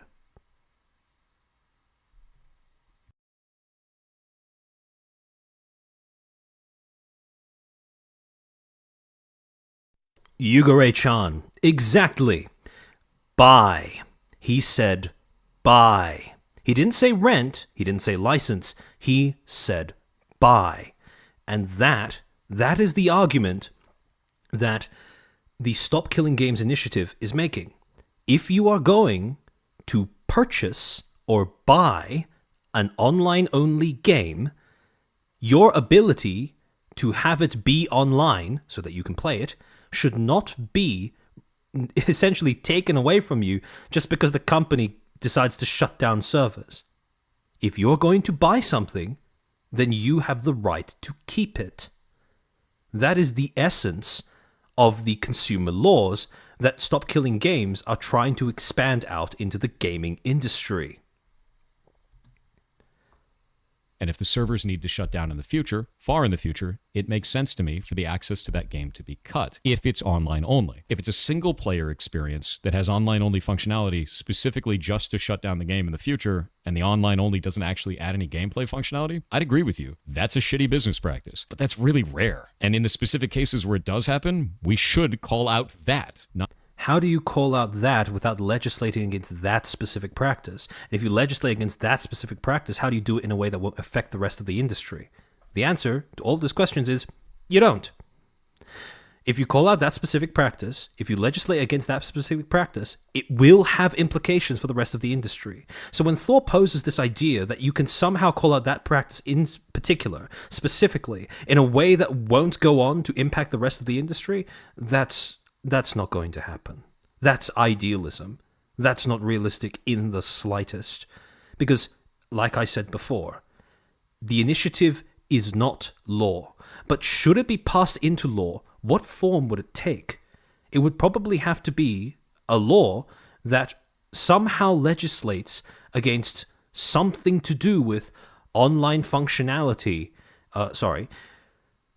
Something to do with the transfer of who gets to decide how long a game stays online for. So, for example, if a company is hosting servers, right, in order for players to play the game, and the company decides to pull the plug, the law would probably have to have some sort of clause that requires the company to be able to hand out the means to the players in order to create fan servers, private servers of their own.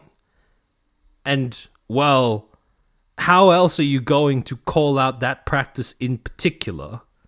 Because, like, if I were to be very charitable, right? If I were to Iron Man his argument, if the specific practice you want to avoid is the idea of having to include online functionality in a forced way that does not contribute to gameplay in any manner, right? That's the strongest version of his argument. That specific practice and that alone should be what is being legislated against, right? The problem is, sure, but how convinced are you that that's not just going to create an incentive for all games to start forcing a crucial element of gameplay that can only be achieved online? Like, that's just not going to work. Not just all games, and not all live service games. Further, there's more... Steel Man, not Iron Man. Sorry, I mixed up the terms, my bad. Charlie Spur, thank you for the 5. Pirate Software wants you to feel a sense of pride and accomplishment after playing an online-only game. Yeah, it's a bit of an uphill battle in that regard. SG Bun, thank you for the 5. Imagine buying a DVD that only works as long as the company chooses to keep it working. That's the worst part, SG. See, some of these game companies in the past have tried to sell DVDs that only work for a certain number of plays. Because after a certain number of plays, something in the way that the DVD was burned would cause it to essentially erase the ability to work any further. So there have been companies that have tried that. But, well, unfortunately it's now become the norm because online-only video games are a relatively new medium. They are less than 3 decades old if we count WoW as one of the first in 2003, all the way back then. Context to this, too. The Crew itself came out in 2014. Freakman, I've heard a few people say Iron Man recently. That was probably me. I've been saying it wrong, so... But it actually had a sequel that came out in 2018. And then it had another sequel that came out in 2023. And if we go to the Crew's SteamDB, which again is not going to be all of the player base for this, it's only going to show the ones who were playing it through Steam. It was on multiple platforms. We look at the max here. It did start out with a sizable amount of community, and then it degraded. And it... See, what Thor is trying to do here, and what he's ending up doing, is he's shifted it from the topic of preserving the video game after it's been pulled by the developers, by the publisher, to now being about, does the developer have the right to pull the game? That was never the question. Everybody in or out of the initiative were all on the same page. The developer gets to pull the plug whenever they like. However, just saying that the developer can't keep the servers going because it's too expensive, that it makes no sense for them to keep the server open, just saying that the developer has the right to close the servers whenever they want, does not refute in any way the need or the desire for consumers to have the ability to keep that server open themselves at all. You saying, okay, it wasn't viable for them to keep the servers open. Yeah, sure, fine, that's great. So what's wrong with giving the consumers who already bought the game the ability to host servers of their own so they can keep playing it without you having to shoulder the cost of keeping those servers alive? Like, hello? Had a major drop-off in 2018, which is the same year that it launched a sequel. This is normal.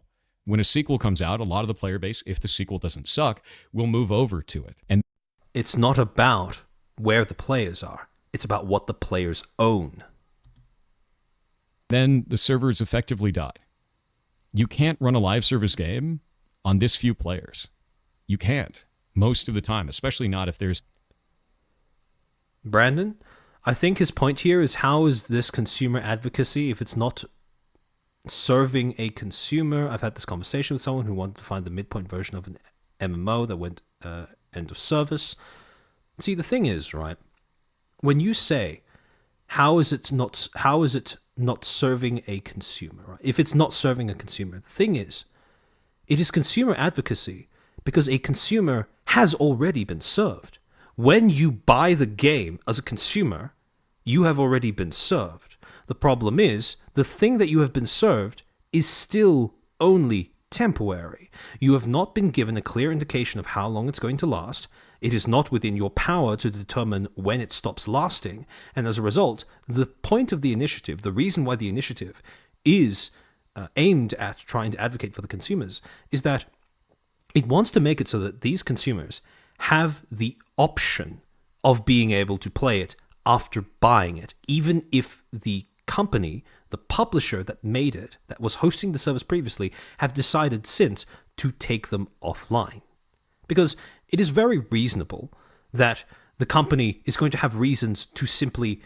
it's very reasonable for a company to take servers offline after the player base dwindles down to a certain number. That's completely understandable. At a certain point, too much money, not worth it. And companies exist to make money. However, from the perspective of the consumer, that's not their problem. If you have even one player who has bought something that they were not under the impression was live service, who has bought something and then wishes to play it then again in the future, if you advocate for them to be able to do that, then is that still consumer advocacy? Is just one consumer, one hypothetical consumer, enough to count consumer advocacy? Because I think this discussion of how is this consumer advocacy if there is no consumer, right? It's, it's a little besides the point. I do agree with you on this. It's overly utilitarian otherwise. Yeah, exactly. Chris, thank you for being a member for 7 months. I remember signing this initiative last year. Based. Anything else that goes into it. And if we go into that anything else, and we could see that there was license problems. So on December 14th, 2023, Ubisoft delisted The Crew and its expansions from digital platforms, suspended sales of microtransactions, and announced that the game's servers would shut down on March 31st. So they gave them 3 months. Usually I would say, hey, 6 months is probably a better deal, but if they're going to do 3 months, they're going to do 3 months. The only thing that I'd be interested outside of... Yeah, Kiernov, give us the ability to play these games privately on our own servers, and then let us worry about the cold and the bug fixes and stuff like that. Exactly. That is if there was a contractual obligation to do more than 3 months and they didn't follow it, if it was in the terms of service or not. Citing upcoming server infrastructure and licensing constraints. What were those licensing constraints? Well, it turns out that all of the cars in the game were licensed from the car companies. And a 10-year running game likely means that they had license to them for 10 years. And that means that it would likely reopen. Sharona, in other words, it's not an issue of practicality, which Thor is making it out to be, but an issue of principle. See, how do I word this? Because you do ask a good question, right? It is a valid point that you're making about, whether this is a dichotomy between practicality versus principle. See, the thing is, if you were to phrase it as an issue of if you were to phrase it as not being an issue of practicality but of principle, that neglects the fact that it is still practical for this initiative in its, for the principle of the initiative, the core of this initiative, to translate over into actual policy. The thing is, a dichotomy that Thor, throughout this video, attempts to push is the idea that it is completely impractical if you were to abide by the principles of that initiative. That is not a dichotomy that actually exists. Yes, it would make things more difficult. Yes, it would introduce more red tape. Yes, there would be more things for publishers and developers to think about in the future before trying to develop an online-only game or a live service game. However, it's not impossible. It is still going to be a process of trying to find out the most practical way of doing it, but it is still going to be doable nonetheless. So, I think personally, I lean more towards the idea of this issue stemming from principle rather than practicality. However, I don't want people to fall into the trap of thinking that it is a dichotomy where you have to choose one or the other. Because had this turned into policy, 10 years down the line, companies, due to simply corporate greed, the way that they are designed to work, would have figured out a way to optimize how to create online-only games in as profitable a way as they are now, but just in line with all of the new regulations and laws and stuff. So, again, it's not a one or the other type thing. I personally feel like it's more one than the other, but you don't have to only choose one. It's not like I said, it's not a dichotomy between practicality and principle. You can have both.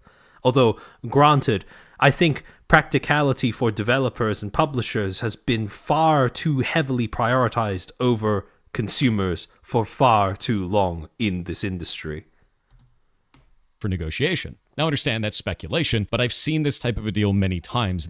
Yeah, Tomahawk. We bought the game. Let us players own what we buy and deal with the responsibilities of that ownership. One of the things that Thor doesn't touch on in this video is the idea that when you transfer over information onto how to keep a server running for a game that is no longer being kept alive by the publisher, the original publisher or the devs, is that you're not just getting a benefit, you're also shouldering a cost. Right? You shoulder the cost of keeping that server going. You shoulder the cost of dealing with things like bugs. All of that stuff is now on you as the consumer.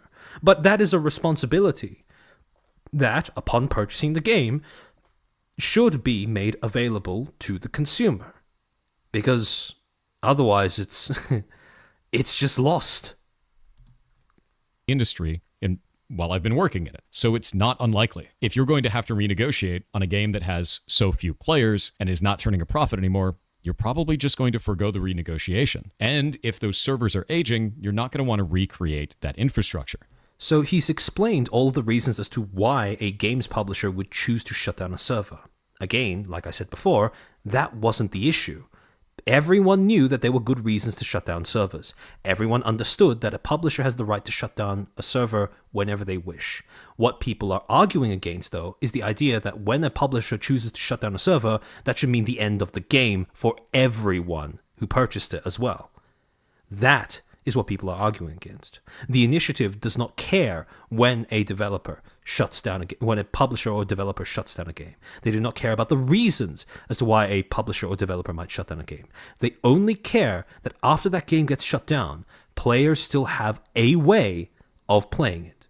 It doesn't matter what that way is, at least according to Ross, because he's fairly, like I said, moderate. But as long as there is a way for players to do that, the rest doesn't really matter. and Thor discussing this, paints it out to be an issue, whereas it's actually not. It's not something that the initiative is actually focused on at all. And there are some people that'll say, well, just make it all single player. Well, I've explained that doesn't make any sense in the first place. If you're making it all single player, you'd have to carve off all of that, and it's developer time and money. Notice how he's essentially branching off into arguments that have spawned from the previous diversion that he has presented compared to the actual point of the initiative, right? So he went from, we want to preserve games, or in other words, we want to make it so that games that are online only have some sort of means provided to players after the game is taken off servers by the publisher, right? Some sort of means for players to recreate that game on their own or continue that experience on their own after the publisher takes it offline, right? That's the issue of the initiative. And he's changed that to, here are the reasons why the publishers might need to take down a server. And now it's, well, what if we just didn't have servers at all, right? Why not just have single player games, etc., etc., etc. It's very much a domino effect. It's this dominoes row of straw men that have been set up over the course of this video. Charlie's, well, thank you for the 2. I need to know, is he industry paid? He's not industry paid per se, but it is worth noting that there is a bit of a conflict of interest here where Thor is the director of strategy of a games publishing firm. And if this were to ever be made into policy, because he has both customers and employees in other countries, including in the EU, it would mean more red tape that he would have to deal with, presumably. So, Eddie, is this like a child support problem where one parent, the game devs, wants to leave and remove the life support? The customer wants to shoulder the life support. You know, actually, now that you raise it that way, it's not child support; it's abortion. That's the comparison that this basically is, right? Because if the dev wants to terminate, if the dev wants to terminate the fetus, which is the game, it's not like as it currently exists, right? The father gets no say, just as the consumer gets no say, right? So you already have sequels out and the game has basically no players left anyway, it makes more sense to just move on. I don't find that to be a problem from the developer perspective, and I understand that people find that to be a problem from the player perspective. Cool, but none of those people are part of the initiative. Like, that wasn't within the initiative's remit. The initiative's scope was not, oh, publishers should not be able to shut down servers, or oh, publishers should only be able to shut down servers for XYZ reason, or oh, why are these publishers evilly shutting down servers? No. They don't care about publishers shutting down servers. They care about publishers shutting down servers and then not giving the players any way of recreating that on their own. These are 2 different ideologies, and that's okay to have 2 different ideologies. I just won't agree with it because I understand the burden that puts if we raise that problem in the way that we are right now. See, this is a problem that Thor, as a developer, is fixated on, right? He's worried about this spiraling into a discussion about what reasons are okay or not okay for a publisher or developer to take a game off servers. That seems to be the concern that is first and foremost in his mind, which is understandable. However, that is not a reason to dismiss Stop Killing Games, because that is not a reason that has anything to do with Stop Killing Games' objectives. Like I said before, and many more times, I will likely say this many more times over the next few minutes or hours. Stop Killing Games does not give a shit about when or why a publisher takes a game offline. They only care that after that happens, the consumer still has a way of playing those games. You try to tell me that every studio needs to run their live service game indefinitely or not want to run one at all. That's not what people are saying. That is a straw man argument. No, the initiative has never said that games need to run indefinitely or that they all need to be single player only. No, they simply said if you have an online game and you choose to shut it down, give players the means to keep playing it without your bearing the responsibilities of keeping it running. No one's going to run them, and we're going to miss out on adventures like Final Fantasy Everything that comes after this point, in lieu of what he just said, is a moot point, because that is not something that is within the scope of Stop Killing Games. 14, and even though I don't play anymore, League of Legends. Or If we're going to pretend that Stop Killing Games, should it be made into policy, would kill League of Legends, we're indulging in a fantasy here. So if Stop Killing Games, in the way that it is currently been released, so first off, like I said before, Stop Killing Games is an EU citizens initiative. What that means is it can't be applied retroactively. So any live service games that already exist, like League of Legends, like World of Warcraft, would not be able to be retroactively enforced against. That's not how it works. It can only enforce against future games, which means that an initiative like Stop Killing Games would not kill League of Legends, although you could maybe debate about the merits of doing so. It would not kill World of Warcraft, although you could maybe make an argument about the merits of doing so. But it might kill something like a Concord, or a Redfall, or a Suicide Squad Kill the Justice League. Or, oh, I don't know. What was it called? The Day Before? That zombie game that died instantly after launch? Something like that. See, those games would probably not be made if this was a policy, because the extra red tape would probably disincentivize shallow cash grabs that don't take consumer desires, opinions, and tastes into account. Because if you want a live service game to be profitable, you can only squeeze a government slush fund so far. Charlie, thank you for the 5. By the way, I got a special Twitch emote for being part of a hype train that dethroned pirate software. Evil neurosupremacy. Amen, brother. Amen. Oh, Jareen, welcome to the stream. Also, update on the date. It went well. I'm so glad you told me that on Valentine's Day. I'm very happy for you. I hope your next date goes well as well. For those, by the way, for context, in a previous stream, in a previous VOD, Jareen left a comment saying that if I forget which Twitch stream it was. I think this was the lore. It might have been the lore stream, or it might have been the one before that. I forget which one it was exactly. But Jareen made a bet that if my stream totaled to less than 5 hours, he'd ask out somebody on a date. Apparently, that date has gone down well. So I'm very happy for you. I'm glad to hear that, and on Valentine's Day, no less. Let's praise our future AI overlords. Amen. Amen. or any other live service game, any of them.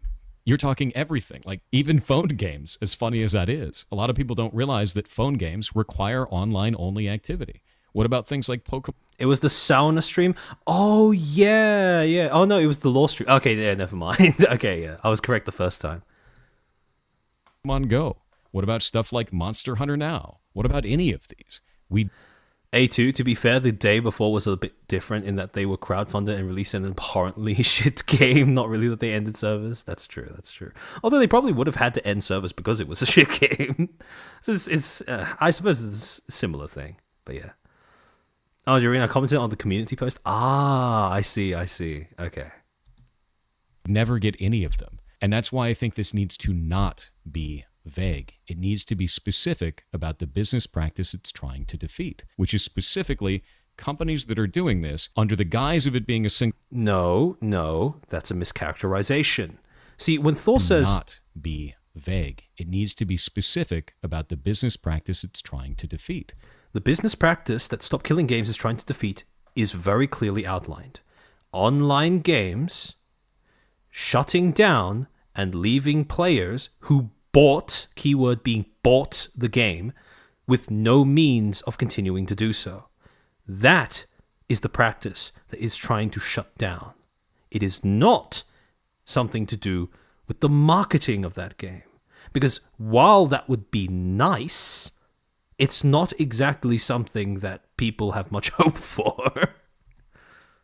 Which is specifically companies that are doing this under Hope you have a good day, Jareen. the guise of it being a single-player game, but adding online-only functionality that is not necessary and doesn't add any gameplay elements. That's the problem. So now we're going to go to Ross, otherwise known as Accursed Farm. I want you to pay very close attention to one thing. Do you guys see which video he chose to show? He chose to show Europeans can save gaming, but he doesn't address the earlier version, the first video that that Ross made.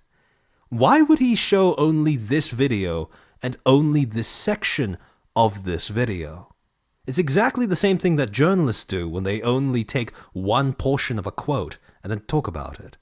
Like, I would be more charitable if it weren't for the fact that he went on a gigantic spiel about how it was impossible for a games publisher to keep games running indefinitely. When in Ross's very first video, at that point, he specifically says that he personally would be willing to compromise on that by making it so that a dev or a publisher handing out enough information to players in order to recreate that experience on their own would be a suitable substitute. Now, mind you, that is a compromise that the initiative itself, the people who are actually writing the initiative, pushing the initiative, officially do not feel comfortable including in the documentation. But personally, Ross himself is fine with making that compromise.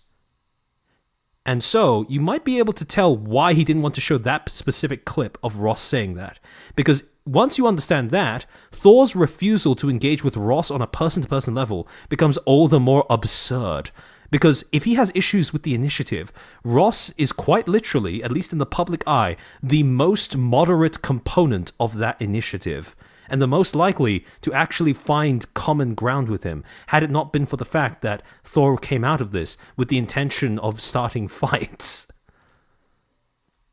The creator of this initiative, and one of the ones that's pushing it the most online. I'm going to let him say exactly why he thinks that this will go through very easily and why it is important, and then I'm going to tell you why I don't agree with it. See, the reason why I find this suspicious is, from a journalistic perspective, if you're going to give his reasons for why he thinks that this should go through, why not give him the ability to say his reasons for what he is doing, or even allow him to articulate what he's doing in his words? Why did we need to hear about what the intention, the objectives behind Stop Killing Games is in your words, but then when it comes to the reasons behind why the initiative was launched, oh, now you're comfortable with giving us the original, letting us hear from the horse's mouth. Like, what? Why that selection in particular? Why that way of presenting things? Because this is a choice, right? When you present information in this way, this is a choice. Comes law. By the way, I want to make this very clear. I am in no manner, any way, shape, or form exempt from this same scrutiny. If you are listening to my streams, if you are taking in what I am saying, I highly encourage you to adopt the exact same skepticism, the exact same analytical lens that I'm applying to the content that I'm reacting to what I am saying as well. Because if I try to exempt myself from the criticism I extend to others, that's pretty stupid. In the EU, yeah, it might be. Now, it's not a guarantee, but I think if we get Horse mention? Yes. the signatures, this passes. Why do I say that? Well, it's a few factors. Politicians like easy wins, and this doesn't require them to do much at all. And unless it involves... We're going to retrot the exact same act of having your moral integrity be threatened by a statement, albeit a glib one, a statement that observes, literal reality, objective reality.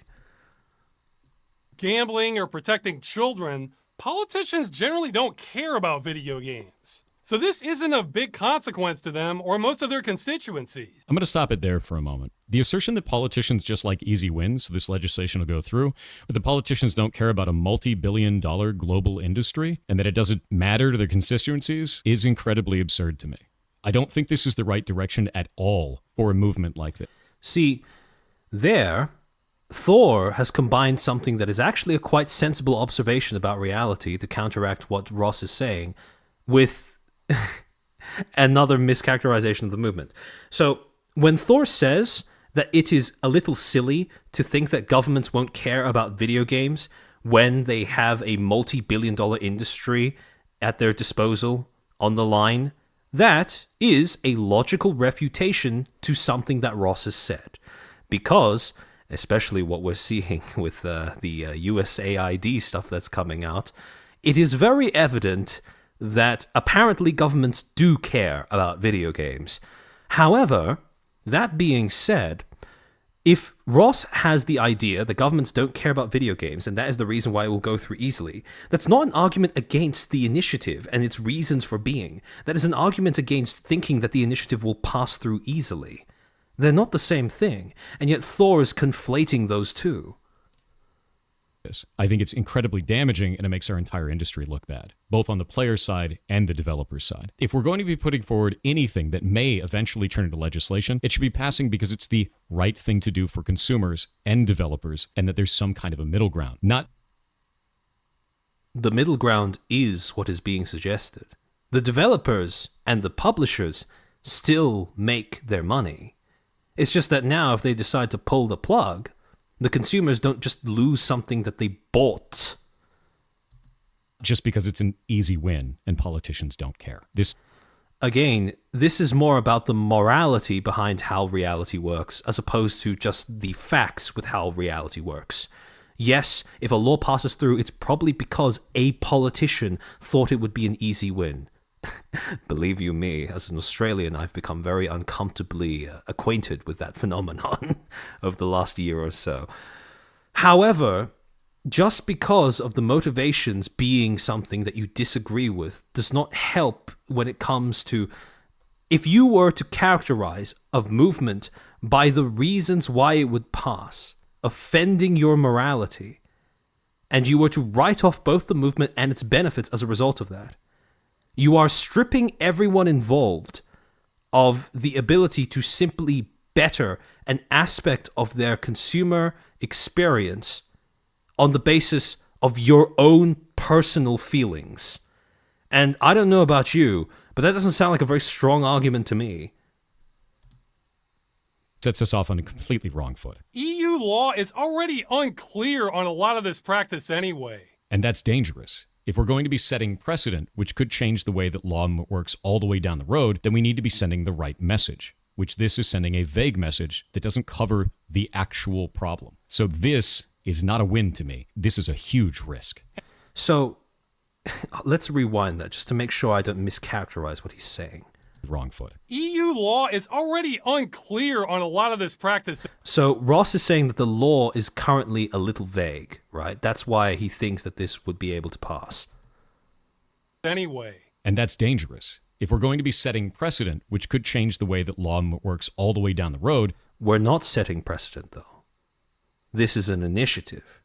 This is designed to start a conversation. You can say that you're uncomfortable with setting precedents. That's fine. But is that really a good reason to dismiss an entire initiative? Then we need to be sending the right message. See, the problem is here, Thor's definition of the right message is completely separate to what Stop Killing Games is currently doing, in a way that completely dodges acknowledging what Stop Killing Games is doing. Because remember what I said before.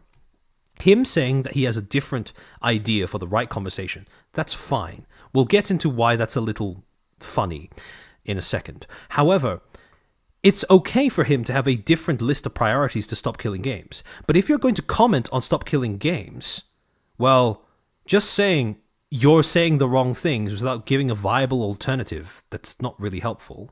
If you're trying to shift the conversation more to, oh, these developers should be advertising things properly instead, that's a completely separate issue. You'd need an entirely separate initiative in order to do that. And this brings me to the fact that Ross is the first to attempt to do this. If you wanted an initiative like that, why didn't you start it yourself? Literally nobody else has been doing that but Ross. And now we have an initiative that is trying to argue for consumer protections. And Thor is just sitting there going, yeah, nah, I'd prefer a different version of this. Let's go next. Right? Like, what? This is sending a Yeah, peacefully drowning, that's a good point. He keeps framing it as something that negatively affects developers as people instead of corporations. Exactly. And this conflation between corporations and the people who work under them is, I mean, at this point, if you've watched me for even a little bit, you know that this is something that I'm very much against on a personal level. But that's very symptomatic of somebody who has far too much empathy for corporations, inhuman entities, I suppose. a vague message that doesn't cover the actual problem. So this is not a win to me. This is a huge... See, it doesn't cover the actual problem, quote unquote, because it doesn't cover the problem you're interested in, which is marketing. What they are interested in is games being accessible to the people who bought them even after the publishers stop hosting the service. That is the issue that Stop Killing Games is concerned about. And just saying that, okay, that's the issue they're concerned about, which is not my issue, so therefore it's not an issue that should be addressed. That's a little much. Huge risk. And we would be making it easy for them to settle it. It falls in line with other consumer practices. You know, how when you buy something, you're generally allowed to keep it? In the case of live service games, in the terms of service for those, you are not buying the game. You're buying a license to the game. And that's the part that's really different here. If we don't like the idea of live service games as well. See, again, here he's phrasing it as if we're trying to eliminate all live service games. That is purely a line of argument that he himself has concocted while reviewing this video. The original statement by Ross, the first two videos that he made about Stop Killing Games, the initiative itself, has never attempted to advocate for the elimination of live service. This is a direct response to himself. Thor is directly responding to himself, saying that this is an initiative that will hurt all live service games. So he has based his refutation of that position on a bit of conjecture that he himself made earlier on in this video. He is essentially boxing with shadows when he starts talking about how live service games deserve to exist, which in and of itself is yet another, topic of discussion. Sure, Ernest Slave, wouldn't that simply encourage publishers to shift their marketing from selling games to selling licenses of the games? See, that's the thing, right? That would encourage publishers to do that. However, I think that in and of itself is a valid change. I think that is a good change to be made. It's a hell of a lot better than trying to market a game as if you're buying it and then realizing you only just bought a license when you dig through the 10 billion pages in the EULA. That would objectively be an improvement.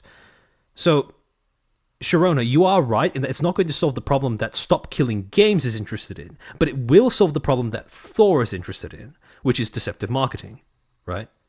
So it won't make the games any easier to preserve. It won't make the games any more viable for people to enjoy after the publishers decide that it's no longer worth hosting themselves.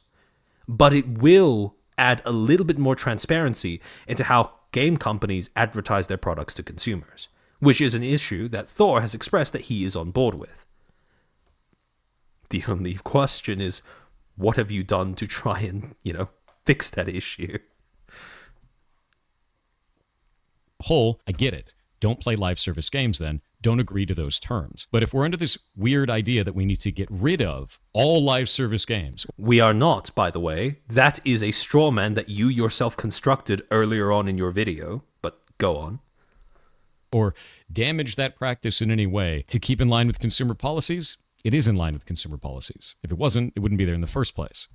In a really bizarre example of horseshoe theory, when Thor makes this argument, it is in line with consumer policies. Otherwise, it wouldn't be this way. This is, funnily enough, a very similar sentiment to something that Sneeko, of all people, expressed when he was reacting to a Shoe on Head video about masculinity. Essentially, in that video, Shoe on Head makes a joke about men being anxious about putting on seatbelts because that might be perceived as being gay. Hold on, give me a second. Okay, my headset just blinked at me. Yeah, but anyways. And then Sneeko, in response to that, starts arguing that seatbelts are gay. And the funny thing is, when it comes to legalizing seatbelts, it took almost a full century, just under a full century, between when cars were first manufactured as something that could be bought by the average person for, private travel, and when legally it was mandated that cars had to be made with seatbelts in their design. Was that a good idea? Yes. Was that existing policy? No. And the reason why that wasn't existing policy when cars were first put out is the same reason why it's not existing policy now when we're dealing with live service games. The technology, the practice, is so new that policy has not had the chance to catch up with it.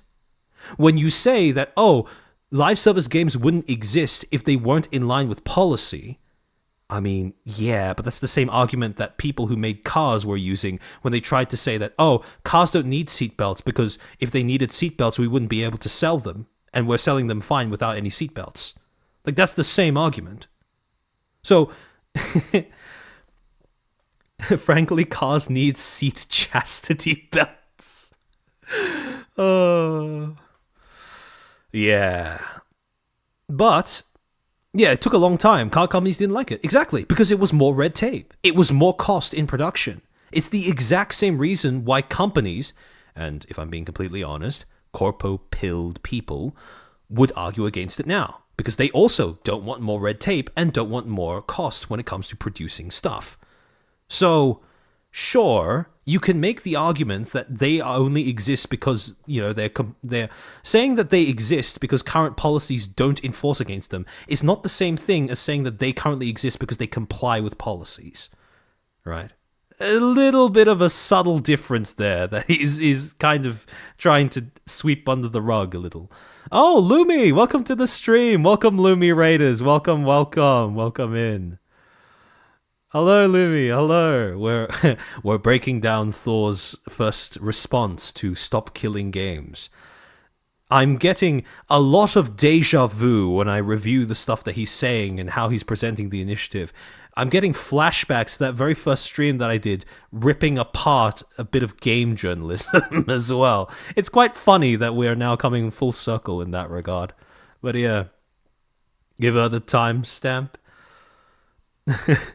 I did a 7.5 hour long Pokemusu Smash or Pass stream. Holy! Congratulations. It's always good to see that somebody else is getting into the long streams as well. Yeah, I'm 100% corporate pilled. If only I make more money, I ensure the shareholders and all our employees follow our core values and maximize shareholder value. Of course.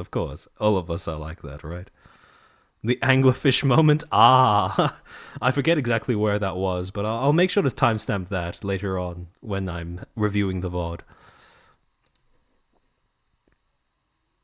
So this doesn't really make a lot of sense to me. You're not buying the game, you're buying a license to the game. In the niche cases where a studio is trying to sell a game as if you are buying it or purchasing it or using that language specifically and they give you a live service game instead, I agree that should change. That language should change. You are not purchasing the game, you are not buying the game, you are paying to have a license to a live service experience. I get that. Is that what this is doing though?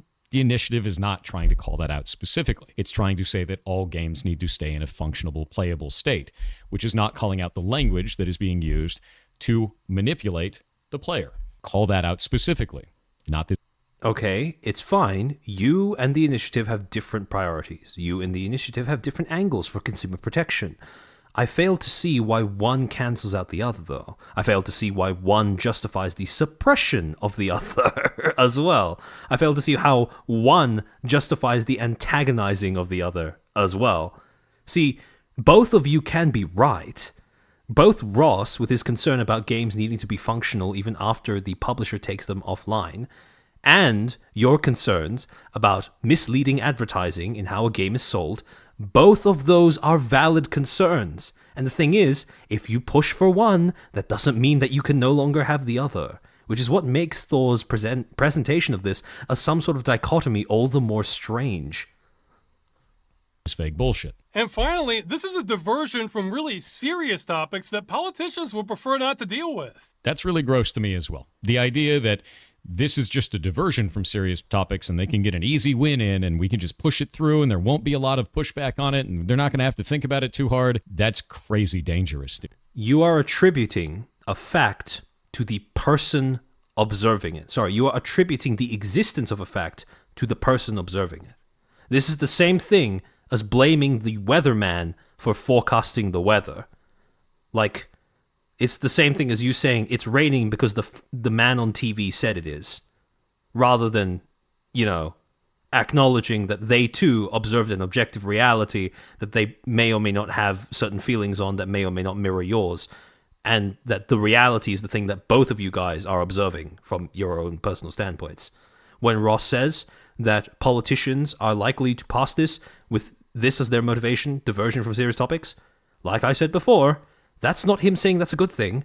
That's not him saying that he's happy about it. That's just him observing reality in a glib and sarcastic way.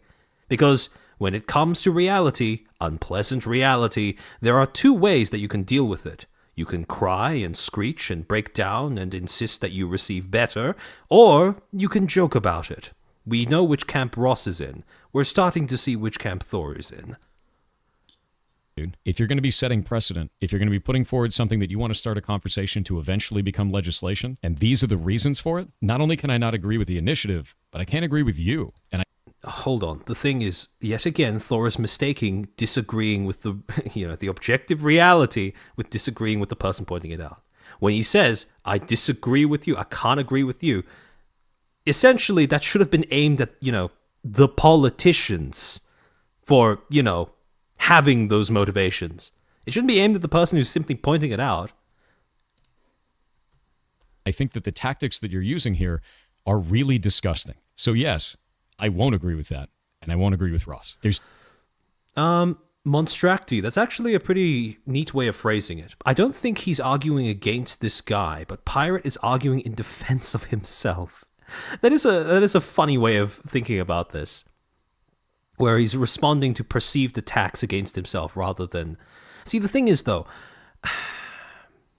See, Monstracti, I would be willing to think that if, again, I hadn't seen that earlier clip of him very, very dismissively, and you could see the contempt in his face, and you can hear it in his voice when he was addressing Ross directly. Like, that is what convinces me that he is arguing against Ross, and he is also arguing against perceived attacks on himself, because he views this initiative as an attack. No way around that. I think this is gross. To sum it all up, no, I will not be supporting the initiative Stop Killing Games. You're not going to change my mind on it because I find this language to be incredibly vague and damaging to the rest of our industry. I think he makes this so personal. Mephistus, you make a good point. And that's going to tie into something that we'll get into in a second. That it will be bad for both developers and players. Gazzy Z, are you aware of the talk with Devin Nash? Don't worry, we're going to watch that later on in this stream. Down the line in the way that it is currently written. And I think that starting a conversation that doesn't get to the core of the issue is both wasted time and leads to potentially bad outcomes. So note how he says the core of the issue instead of identifying what the issue is. This is yet again something that game journalists do, where they try to frame their perspective as the only objective reality in existence. It's why when you read through the Mashable article, it sounds like Thor is arguing against the accusation that he's a Nepo baby, because initially the journalist presented that accusation in the form of a narration rather than a quote, and then everything else in the article was consisted full of quotes. And as a result, the entire article became defined by the Nepo baby thing that the journalist, the ASOC, shoved at the beginning rather than everything else that came after it. This is the same thing. This is the exact same tactic. If we want to talk about this, let's talk about the actual bad business practices. In the case that a studio is making a live service game and they sell it to you as a product, they say that you are purchasing the game or you are buying the game, when in reality you're actually purchasing or buying a license to that game. I think that we should be fighting about that. Everyone agrees. There is nobody who's going to argue against that. The problem is you are presenting this as if it is an if-or scenario, not that you can have both, which you very much can if you're a consumer. It needs to go away. A player should be well informed at the point of purchase that they are purchasing a license, not buying a game. And the reason that we have those licenses in the case of client-server interactions, like we had before, we're talking about client-server games, is so that they can ban you when you cheat at them. They revoke your license. That's why they revoke your license, to protect the gameplay of every other player that you're impacting when you cheat at these games. That needs to exist, but it needs to be better informed to the player at time of purchase. So I agree on that. This doesn't bring that up, though. It just attacks all video games that have online-only components and says that they need to keep being able to be played indefinitely. Note how he characterizes that. It doesn't attack them, because attacking them implies that it's somehow trying to damage them, that it's trying to eliminate them. It's not. It's just saying that they need to keep online functionality even after they go offline. That's not an attack, but he's characterizing it as an attack, and he's responding to it based off of his characterization, not according to the way that it was worded in the original initiative, or even the way it was worded in Ross's video that he showed. Now, granted, I can make a concession that his phrasing it as an attack could have been inspired by Ross's first video, where he essentially did this skit where he was presenting himself as a battle general trying to organize his audience into troops to decide on the plan of attack, quote unquote, for how to actually get this initiative in front of politicians, right? Maybe if I'm being really generous and actually going out on a limb to steelman what Thor is doing here, that could be where he got it from. However, he didn't show Ross's first video on stream. He didn't show it in this video. He hasn't referred to what is being said in that video. So when he says attack, combined with the way that he's handled this topic thus far, I'm completely convinced that this is only his own interpretation, that he is completely pulled out of the shadows that he is currently boxing with. That doesn't make any sense to me. Aside from that, a lot of people really like live service games. Yeah, Tomahawk, that's a good way of phrasing it. Thor is coming at this from the perspective of a dev disguised as a consumer, not as an actual consumer. Yeah, pretty much. As they exist now. So trying to kill off all live service games, as some people have said online, doesn't make any sense either. See, what you've done there is you've taken what people are saying online, random people online, and you've attributed their interpretations of the movement to the movement itself. Can you see why that might not be an accurate thing? Like, if I were to run around to everybody online who was talking about Moldavia's fig tree and then attribute what they were saying to you, that wouldn't exactly be a very fair characterization now, would it? Service games are a great way to get away from the real world. They're about social interaction between players. Some people get married in them. Some people met their spouse in them and then got... And again, he's using this as an emotional argument to try and convince people that this thing that they love might be killed by the initiative. That's not the purpose of the initiative. That's not the objective of the initiative. There is, in fact, very little reason to believe that that will even be a consequence of the initiative. Because the initiative is designed to get the ball rolling on a conversation. And once that conversation starts, you can join, say your piece, while others say theirs as well. But just shitting on the initiative, as it is like this, with all of those mischaracterizations, nah. That's not justified. Married in them. It's a really cool thing for a point in time in which you're having that social experience. And to destroy that just because you don't like them is very weird. I don't think that makes a lot of sense to me. I also don't think it makes sense the way that Ross is posing this as why it's going to pass. I think that's incredibly inflammatory and could lead to a lot of damage to both what he's trying to stop and to games as a whole. Okay, so if he's going to say that it's inflammatory, that's quite different from just saying that it's wrong. See, the thing is, if he had just said that it's wrong because, well, governments care about video games, which I think we have enough evidence to conclude by this point, then yeah, he'd be correct there.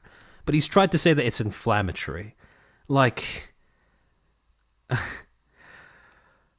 who are we being roused to fight, really? When you look at both of Ross's videos, if you've watched them, and if you haven't, I thoroughly recommend you go check them out, if only to get full context on what I'm talking about. When Ross uses that metaphor of being a general rallying his troops to get this initiative off the ground, The thing that he was stirring his audience to fight against is not devs. It's not even governments. It's bad company practice. It's bad corporate practice. It is corporations that don't give a shit about their consumers, who we have had plenty of reason to believe don't even give a shit about their employees. So when you say that it's inflammatory, okay, sure, but I mean, hasn't the games industry given consumers plenty of reason to be inflammatory already? And this is what convinces me that what Tomahawk said earlier about this being a dev complaint disguised as a consumer complaint, that this is what sells it to me. Because so far, there has been no acknowledgement that there are two sides to this issue. There's been no acknowledgement of the fact that for so long, there has been zero organized consumer advocacy. Devs could do that, but they'd get fired. So it's perfectly fine for them to stay silent. Everyone can understand why they'd want to do that. But when it comes to speaking out against these corporations, if somebody does that and then you immediately come out and start saying, oh, they're attacking this entire genre of game, like when that's not even part of the remit of the initiative you're trying to decry, it's not a very... It fails to acknowledge the context behind where this movement even came from. Because this movement didn't come out of nothing. It came out of consumers being neglected for years on end, for being disempowered because of the fact that the only bargaining power they had, money, was being undercut. Well, sorry, not undercut, that's the wrong word for it. Undermined by an entire other source of money, which was basically, government money, NGO money. All of that was getting in the way. All of that was making it so the consumers didn't have any say in what kind of games that they kept receiving, at least from certain parts of the industry. And yeah, you could make the argument that, oh, it doesn't really matter, right? But if it doesn't really matter, then why complain about the initiative that aims to fix problems that disproportionately exist in the same parts of the industry that don't give a shit about their consumers? Because they all stem from the same thing. Companies not giving a shit about consumers. And that is something that has gone woefully unaddressed. You've taken the broader issue of a customer not being able to play something that they bought, and you've tried to turn it into a marketing issue. Which, again, if that marketing issue gets fixed, I think we'd all agree that that's a good thing. But to present it as an if-or type scenario, that is very misleading. To say that the government just doesn't care and this is an easy win and we're going to get it through is disingenuous. You're talking about a multi-billion-dollar global industry. To think that the government isn't going to be meticulously looking through this and looking for flaws and holes is absurd. So I don't think that's honest at all, and I find it disgusting. So for everyone who's mad about that, fine. Be angry about it. I'm not going to change my stance on that because I can't agree with this, both as a dev and a player. I see the danger. Okay, you say dev and player, but let's not pretend that the two are equally prescient in your mind when you express that opinion. Danger involved. I see the vagueness in the language, and he's doing a leave my corporation alone. Yeah, pretty much. Doesn't make sense to me. If we want to fight for better conditions for players, then fight the actual problem. Don't make new ones. Fight the actual problem. Again, there are multiple. That's part of the problem. Now, okay, he did have a pinned comment where he addressed a bunch of concerns that people were raising in the comments, because as you could probably tell, this did not go over very well with a large portion of his viewer base. So, let's take a look at some of these counter arguments, shall we? Tomahawk, thank you for the 5. I'm glad Trump won when he did. His admin is starting to inspire literacy and bluntness again because World of Warcraft people are in their feelings and perspective. You know what? I'm also glad that happened, right? I'm glad that people are starting to be blunt with others again in public, because that was something I sorely missed over the last, 8 years? But in any case... Actually, no, more 4 years, especially over the last 4 years. However, to read out what Thor has said, let's do a little roundup for everyone in the comments saying the same stuff. 1. Quote, why shouldn't we have the right to server binary so we can keep playing these games? Are you going to allow monetization of these servers or not? If you don't allow monetization, who will be the party that enforces non-monetization of that server? If it's the government, I feel like we're making an insane amount of red tape. If it's the original company, then this doesn't work if they shut down. Now, 2 counter-arguments. Would you be talking about USAID? That is one of them, yes, but it's also other government grants across the rest of the world as well, because USAID is not the only one. 2 things. First, if it's the government, I feel like we're making an insane amount of red tape. He's saying this as if this is a valid counter-argument. It's not. Sometimes red tape exists for a reason, and if the reason is making sure that customers get to keep something they bought, then that red tape exists for the same reason that seatbelts exist in cars. Now, the second thing, if it's the original company, then this won't work if they shut down, right? If we don't allow monetization. Thing is, this, in theory, this should be where Thor is able to align with what Ross is doing, because his position and Ross's should be symbiotic. If Ross is pushing for a world in which these server binaries, again, this is not something that he's mentioned because this is not something that's actually within the purview of Stop Killing Games, but we'll entertain this argument for a second, right? Let's say that Stop Killing Games made it so that you were not allowed to monetize these servers even after you were given the means to keep them up after the publisher took them down, right? Let's say that in that particular case, you would now need somebody who is capable of enforcing the intellectual property ownership of the developer against people who are trying to monetize that server. Who would that IP belong to? And according to Thor, based off of his positions that he's expressed as someone wanting to get into the game publishing industry, those intellectual property rights would go to the dev. And so, if you don't allow monetization and you catch somebody trying to monetize the server, easy. The dev DMCAs them. This is very much something that is possible within the current scope of things, the current scope of how copyright law exists nowadays. Because if the dev has the rights, continues to hold the IP rights, and does not approve of further monetization of them, and the game has been shut down by the publisher, but the game rights still exist with the developer, guess who gets to DMCA the person who's trying to monetize those servers? The developer. Now, if you make the counter argument that, oh, but the DMCA is not a great way of trying to get around this issue, well, that's not the player's problem. That's the dev's problem. That's the company's problem. See, it's all about shouldering obligation and risk. If you are going to accept money for something, you need to accept that some of their concerns need to be yours as well. That's the whole principle underneath Stop Killing Games, right? Because for too long, devs and publishers have not been shouldering any of the risk that comes along with the uncertainty of an online-only game, of a live service game, of a game that has online functionality required to run it, despite having a single-player component. It's all the same. Consumers have had to shoulder all of that uncertainty all on their own. But if this policy gets through, now that gets shared around. And you may disagree with that because you are a dev. That's fine. But if you leave your customer alone, if you leave the consumers alone to get beaten up by awful corporate practices for long enough, you can't really blame them when they decide to go fuck it and just argue for their own rights without acknowledging how much those rights would inconvenience you as a dev. Like, it's not a very, that's not a very feasible expectation of human behavior. Red tape is why you don't have human fingers and ears in your meat anymore. That's true, exactly. So, yeah.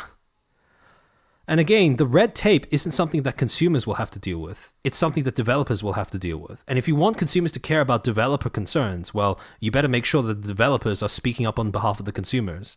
If that's not the norm, well, I can't really see why this has become so popular nowadays.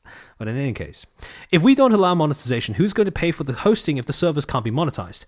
The people hosting the servers, the players, are going to be paying for that.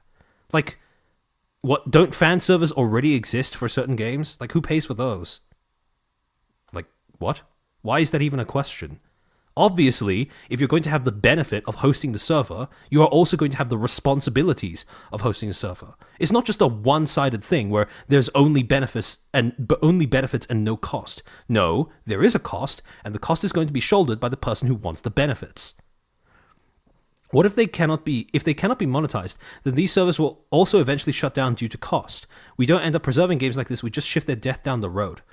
What? Are you saying that if they were going to die anyways, then you should just let them die? Is that the argument? Is it not good enough to shift a game's lifespan down the road? Do you need to make sure they can keep functioning at the exact same capacity? Otherwise, it's not worth preserving at all? Like, what? Like, this is an argument that we will elaborate on a bit more later because he comes back to this in the next video as well. However, we'll gloss over it for now because there are a few counterexamples that will be better brought up then than now. So, if we do allow monetization, this leads to a really weird attack potential if people can monetize the servers. You make an awesome game that has a small community. Wow, I wonder who he could be using as an example there. I want to monetize that game and run my own servers. I create a shitload of bots and constant exploits to erode the game and your business. Your business closes, and you now have to give out server binaries to keep the game in a playable state. I can now profit off your work via private servers. Okay. First thing, and this is more rhetorical advice. This has nothing to do with the arguments he's making just yet, just the way that he's making them. And this is general advice for you guys as well. If you are ever put into a position where you are going to have to speak to IRL victims, real victims of a problem that is happening, never, ever, ever make the mistake of trying to assuage their concerns by talking about hypothetical victims. Because the last thing that you want to hear about when you have just gone through something awful like consumers have for years with awful corporate practices is be lectured about hypothetical victims of something that hasn't happened yet. Never do that. Because the moment you do that, people are going to switch off entirely. Your hypothetical is meaningless if people have real problems to deal with and real problems to cope with. Now, to actually engage with what he's saying, if you are incapable of dealing with this, the idea is that you do not make that game. Now, you don't have to make that game, right? It is a choice to make that game. If you want to make that game, if you want to take other people's money for being able to play it, then it's also your obligation to make sure that that doesn't happen. If you don't have the resources to make it so that it doesn't happen, well, you can still make that game. Just don't expect people to play it and give you money for it. And so, the thing is, this argument makes it out as if these online-only games, these live service games, there are thousands of little indie devs that are trying to make these work. Like, no, that's not how it works. Every single indie studio that has made a successful game has had the backing, well, not every single, that's an exaggeration, that's hyperbole. But I would say a large minority, as a general rule, granted there are going to be exceptions, but exceptions don't disprove a rule. As a general rule, if you have an indie studio that's trying to make a live service game, they are usually going to be backed by a far larger company that would very, very likely have the resources to fight back against something like this. Now, if this is a cost that the backer doesn't want to abide, then that is a consideration that the dev needs to handle, not the consumer. That's not a valid counter-argument for that reason. Because, sure, if the games don't exist because the devs think that the cost is too high, well, the dev could still make that game. It's just they shouldn't expect to be paid money for it by the consumer. SG Bun, thank you for the 5. Putting things in museums doesn't preserve them, it just shifts their destruction down the road.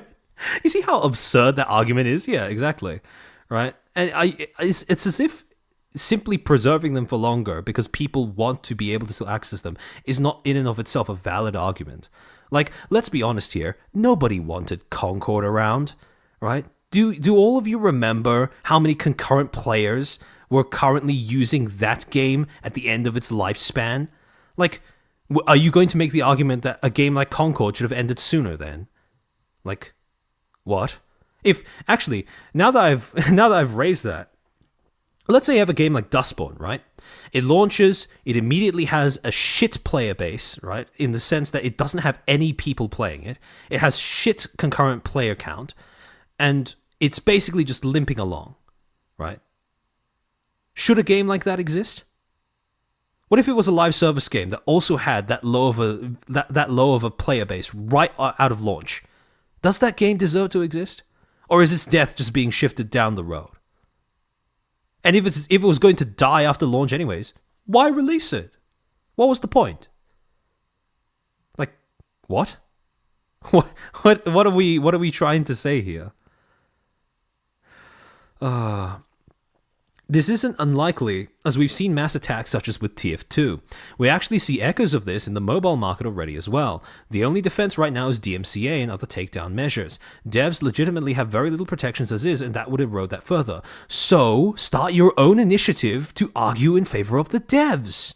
Make your own, I don't know, DevMCA or some shit. Start your own initiative. That doesn't mean that this initiative is shit. It just means that there's another initiative that's yet to happen that you could potentially start yourself.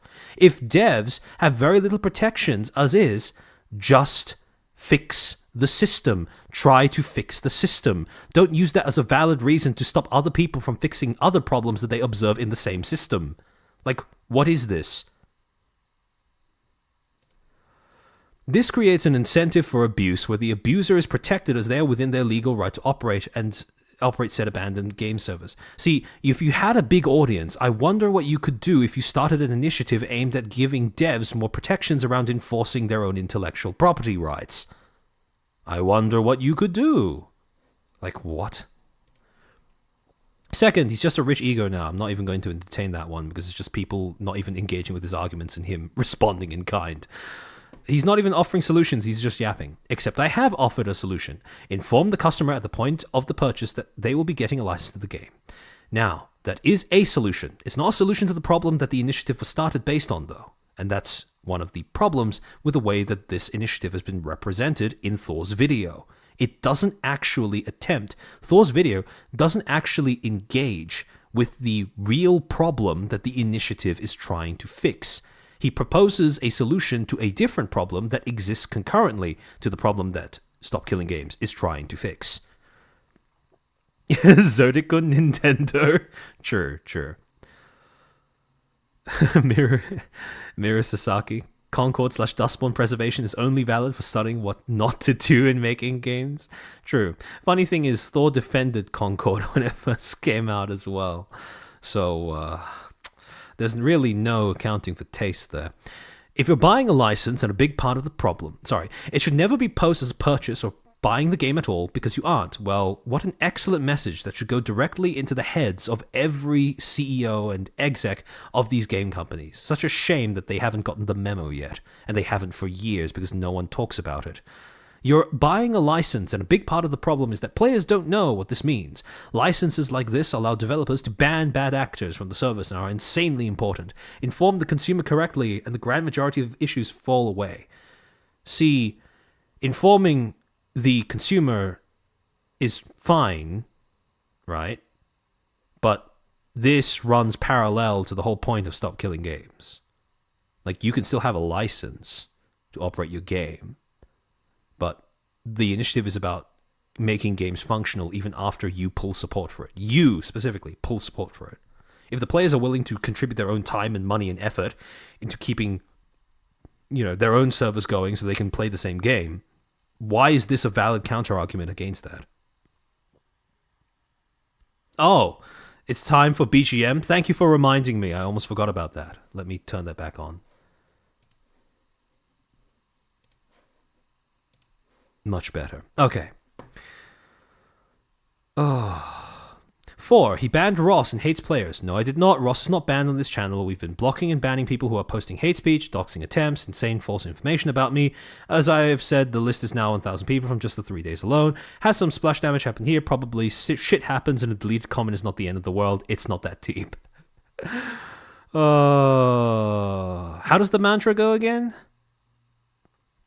It didn't happen, and if it did happen, it's you shouldn't worry about it, and if you are worried about it, it's not my fault, and if it's my fault, well, it's your problem, something along those lines. But yeah. It's easy to do because the FAQ said so. It's very clear nobody involved in writing that FAQ actually makes games. I've had a 20-year career in the industry spanning from QA, engineering, IT, and red team. These demands are not simple problems to solve and cannot be done easily even for new games. Now, I want to make this very clear. When Ross said that the initiative might be able to pass easily, he's not saying that the initiative would be easy to implement into law. Those are two different arguments. One is saying that it's going to be easy, or at least in his assumption, it's going to be easy to get that in front of a politician. The other is saying that it's going to be easy to get that into law. Those are two separate things. So no one has said that it can be done easily for new games. No one is saying that. It's not feasible to produce the requested content in this initiative's current form. Demanding this and stating that developers are wrong and greedy is actually absurd. We're not saying that developers are wrong and greedy. We're saying that the companies are wrong and greedy, and that developers have not been speaking up on this on behalf of consumers nearly enough or nearly a coordinated manner that would get politicians to actually legislate, because evidently these companies only care about government actions. So, no, people aren't saying that all developers are wrong and greedy. That's a straw man. Second, okay. For too long, like I said before, consumers have been left to advocate for themselves. Now, so far, people have not been giving devs shit for this, or at least not en masse, because we all understand that if a dev were to speak up against a company in favor of the consumer, they'd probably get fired. However, what we have seen is that devs feel comfortable shitting on consumers. For example, a Concord dev calling people criticizing the game talentless freaks. Or the Kingdom Come Deliverance's head dev basically taking out a vendetta against Rev Says Des. All of these are displays that reinforce the idea that devs will bow down to companies and their awful practices, but don't really seem to give a shit about the consumer. Yes, there are very pro-consumer devs, like, for example, the people behind Larian Studios. But at the same time, for too long, consumers have basically been left to assume that they are the only ones who are going to speak up for themselves in their favor. They are the only advocates they have. And so, if you allow that situation to fester long enough, do you really blame consumers? Can you reasonably, in good faith, blame consumers for now coming up with an initiative that protects their rights, even if it comes to the detriment of developers and companies? I'm not even entirely convinced that it comes at the detriment of developers, because the red tape is not going to be there for them to deal with. It's going to be there for the companies employing them to make these games to deal with. And if you're going to tell me that, oh, you have so many indie studios, these tiny little devs that have tiny little communities, that have these online games that they are sustaining purely on their own, like, that's not what we are talking about at all. 6. This won't even affect live service games. Read the FAQ. I did, and the FAQ does not change the potential damage done to live service game. So this is his own personal conjecture, which explains why it emerged completely of his own mind, and then he decided to address the counter arguments presented as a result of that. Under the current initiative, all games would need to be made into playable state at end of life. This puts a massive extra financial burden on especially live service games while incentivizing single player ones. Why is that a problem? Why is that a problem? Because currently, live service games are incentivized over single-player ones, because they have the most room to host microtransactions, to exploitatively prey upon consumers in a completely legal manner. The frustrating thing with Thor is that what he has expressed here, right, about a lack of diversity in gaming, is a problem that already exists, but for some reason he seems to be blind to acknowledging that in the current state of the industry. Live service games are throttling the amount of diversity you see in the games being offered to consumers in this industry. Why the fuck are there microtransactions in Assassin's Creed Shadows? Why the fuck is... well...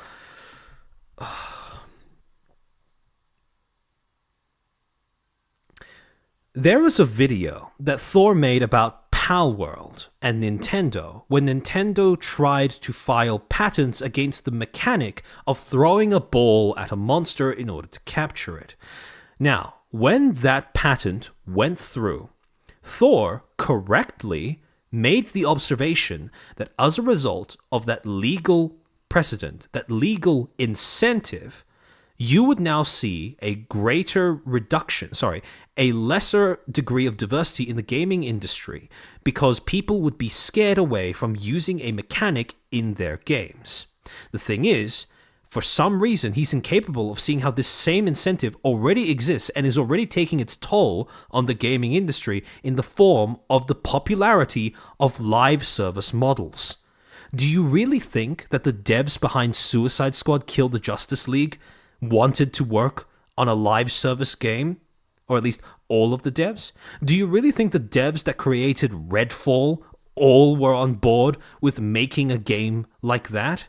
No, more likely than not, it's a bunch of devs who probably didn't really feel keen or at least that married to the idea of making a live service game, but were pushed into doing so because that is the model of game that is incentivized for the companies that hire them, because they have the most potential to make money. Just because this creates a counter-incentive by raising prices on an already predatory model does not mean that it shouldn't exist. If anything, it's going to increase the diversity in the gaming industry, because now live single-player games, which are nowadays overwhelmingly dominated by small indies, will now be taken up by big corpos as well. What you are currently seeing is the result of live service games being overly incentivized in the industry. Single-player games are not something that these big companies bother with anymore, because they just don't have that much money-making potential. Whereas, conversely, you don't see live service games being made by indie devs. Like, hello?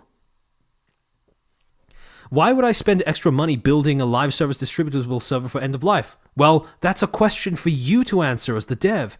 The players don't need to care about why you made a game. That's up to you. The real question is, why would consumers shill out money for a game that is going to end, and for a game that is going to end in spite of the fact that they bought it? I wouldn't. Well, again, that's a personal decision by the dev. It's not the concern of consumers. I would make single-player or local-play games as they cost less to produce under this scenario.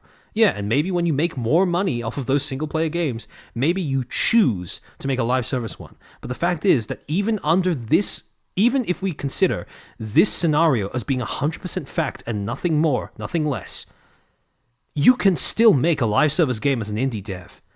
Just because it costs money doesn't mean that the consumers are somehow at fault for that. If it costs too much money for you to be able to do it, well, tough luck. That's just life. For those that say good and dislike live service games, that's not a good position. Your personal dislike of live service games should not control developers on what they could or should make.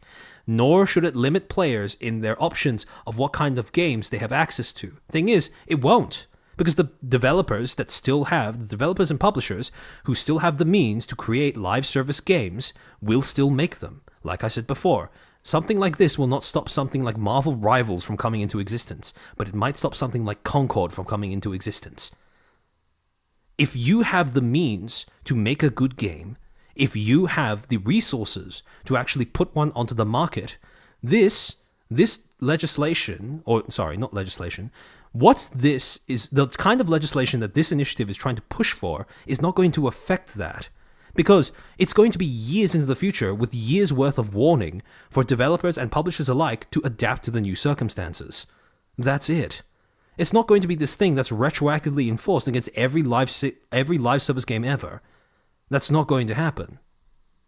People who have the means to make these games will still make it, and people who lack the means to make these games probably wouldn't be making them anyways.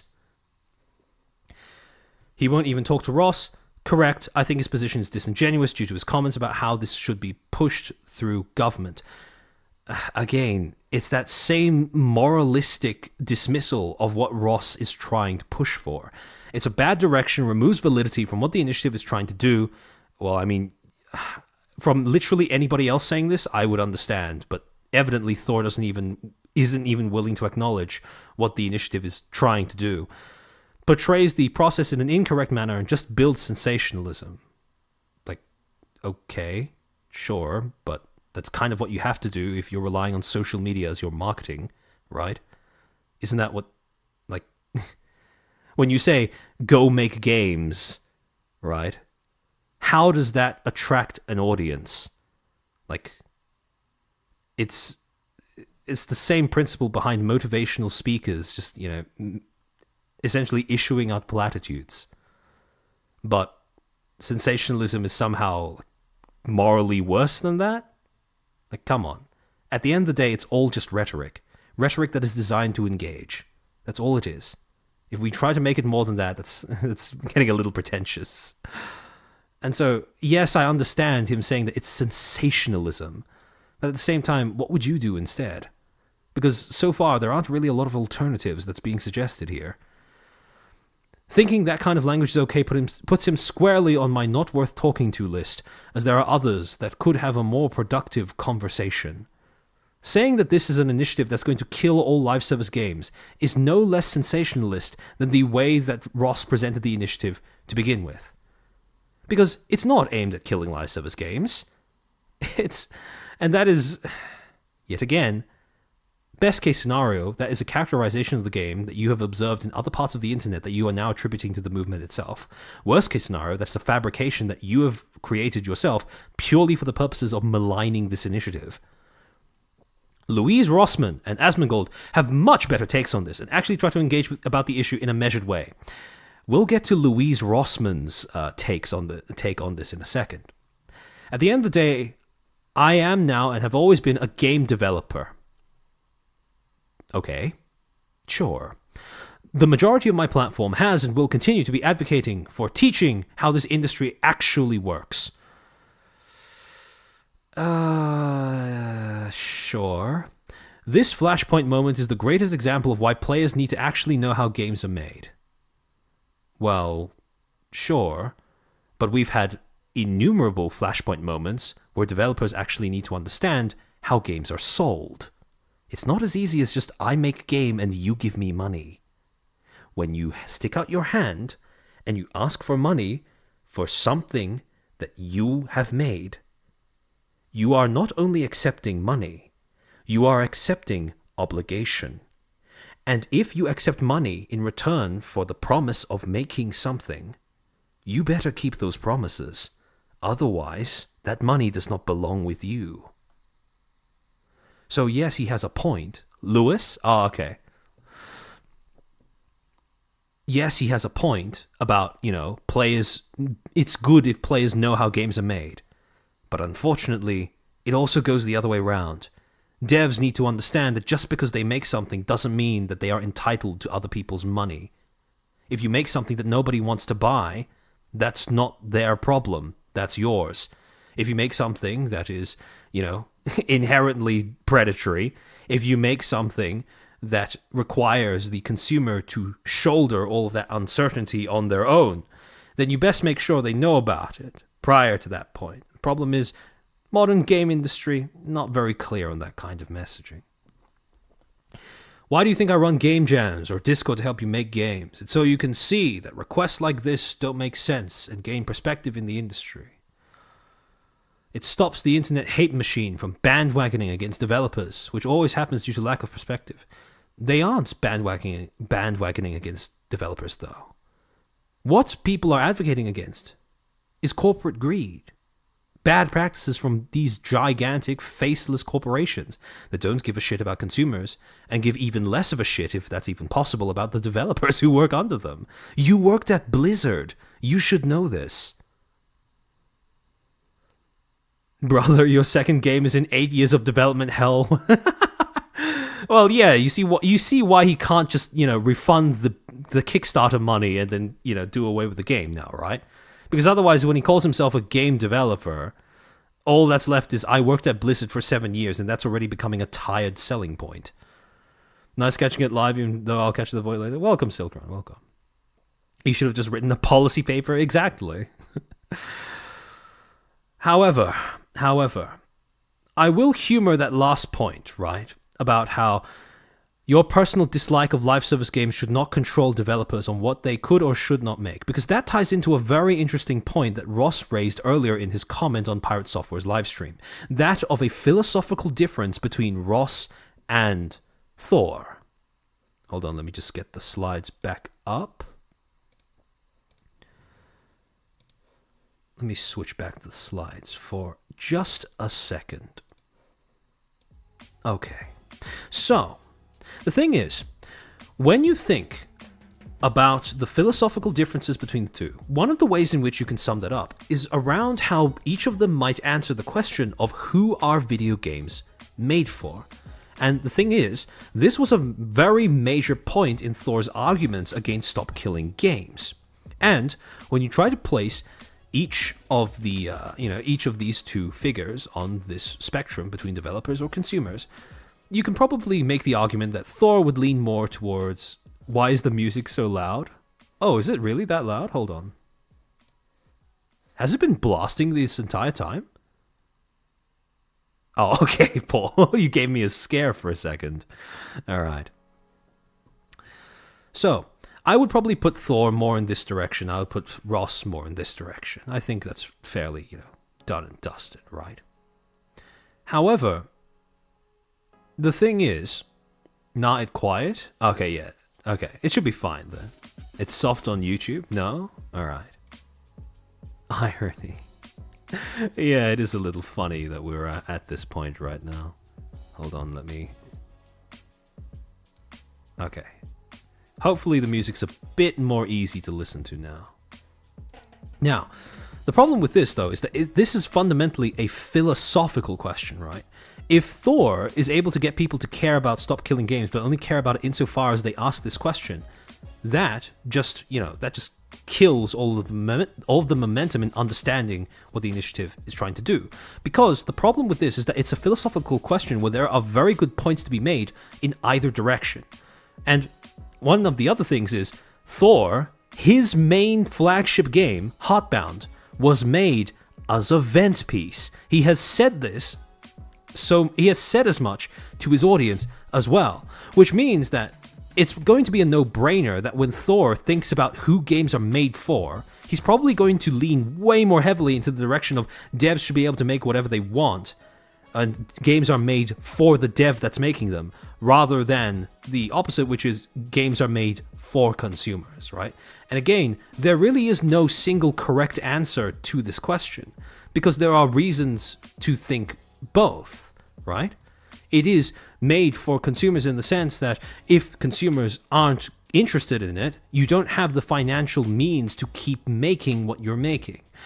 It's also made for developers in the sense that, well, if you don't have a developer's vision, if you don't allow them to exercise control over their own vision, you don't really have a game. However, the problem is, this question, asking this question, fundamentally distracts from the real question that the initiative is asking, which is, who are video games sold to?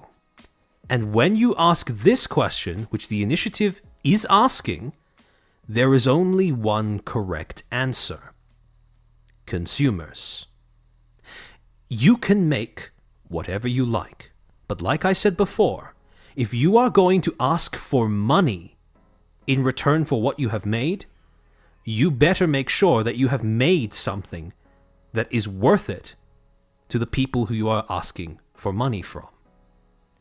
If you accept a gamer's money, if you accept money from players, from backers, whatever, you are accepting their concerns, their obligations, your responsibilities to them in addition to that money. It goes both ways. If you are not willing to shoulder their concerns and take them on as your own, you don't deserve their money. And if they give it to you, it's probably going to be more out of foolishness than anything else. So, if you are a game dev, if you want to make games, that's perfectly fine, right? After all, Thor's slogan isn't go sell games, it's go make games. And when it comes to making games, make whatever you like. But if you plan on selling those games, if you plan on accepting money for making games, you best make sure that you keep your promises to the people who gave you that money. Otherwise, all of this becomes just empty theater and nothing more. So, when you're understanding Stop Killing Games, what I want you to understand is that the way Thor presents it asks a question that would be valid in any other context, but it is a question that should not ever be used to try and define the initiative. Because this, who are video games made for, is besides the point. What Stop Killing Games is about is fundamentally who are video games sold to? And the answer is consumers. And the problem is, for far too long, like I've said ad nauseum, consumers haven't been advocated for, haven't been prioritized. And so now an initiative has come that has actually prioritized consumers, and just consumers. You can't complain about being left out of the conversation if you refuse to engage with it in the first place. And now that other people are having that conversation without you, tough luck. Should have gotten in earlier. Thor actually said on another matter, if you don't like it, don't buy it. I don't think he shares your viewpoint here. That's fair enough, right? But at the same time, like I said, one of the core principles behind this movement is if you accept money for something, you need to fulfill your obligations to that consumer, to make sure that that consumer is able to enjoy fully what was promised at sale. Let's just say that it's not that surprising that this is a point that seems to have flown over Thor's head. If you frame it that way, then devs are in between publishers and distributors, and consumers know in that sense it's a matter of which side the devs take. That's true. Very much so, it could be the case where devs belong more here and then corporations are more on the other side of the extreme, right? That is an accurate point that you make, Sharona. So if I were to make this diagram over, or this picture over, I'd probably do that. However, the way that Thor has been expressing himself here is it's very much the case that he has outlined this to be a developer versus the Stop Killing Games thing, as if Stop Killing Games is diametrically opposed to developers and how they have been operating, how they will be operating. Now, granted, that being the case, I am, in saying that, conflating Stop Killing Games with consumers. And I do acknowledge that, is it the case that all consumers are going to be on board with Stop Killing Games? No. We still have corporate fanboys and fangirls to think about. But, that being said, jokes aside, Stop Killing Games is an initiative that has done something that very few people have been able to do on the same scale. Try to represent the concerns of consumers above all else when it comes to the way that games are made and when it comes to the way that games are sold and purchased. Now, there have been sporadic attempts, individual attempts, to try and get this talking point out there. However, there has never been something that has been as organized, as large scale as this. And the problem is, like I said before, if you're not going to stick up for your consumer base for years on end as a group, then don't expect your user base to stick up for you. Because if you leave a group of people alone for long enough, they're going to realize that there's nobody else coming for them, And the only way that they are going to get anything done is if they do it themselves. And when they do it themselves, don't expect them to prioritize you and your concerns over their own. This is simply human nature. Niji sisters, but for Ubisoft. Ubi sisters? That's such a cursed term. But yeah. A parallel concern used as a perpendicular argument. That's actually an excellent way of describing this, Kronos. Yeah, Kronos Investor, yeah. Parallel concern used as a perpendicular argument.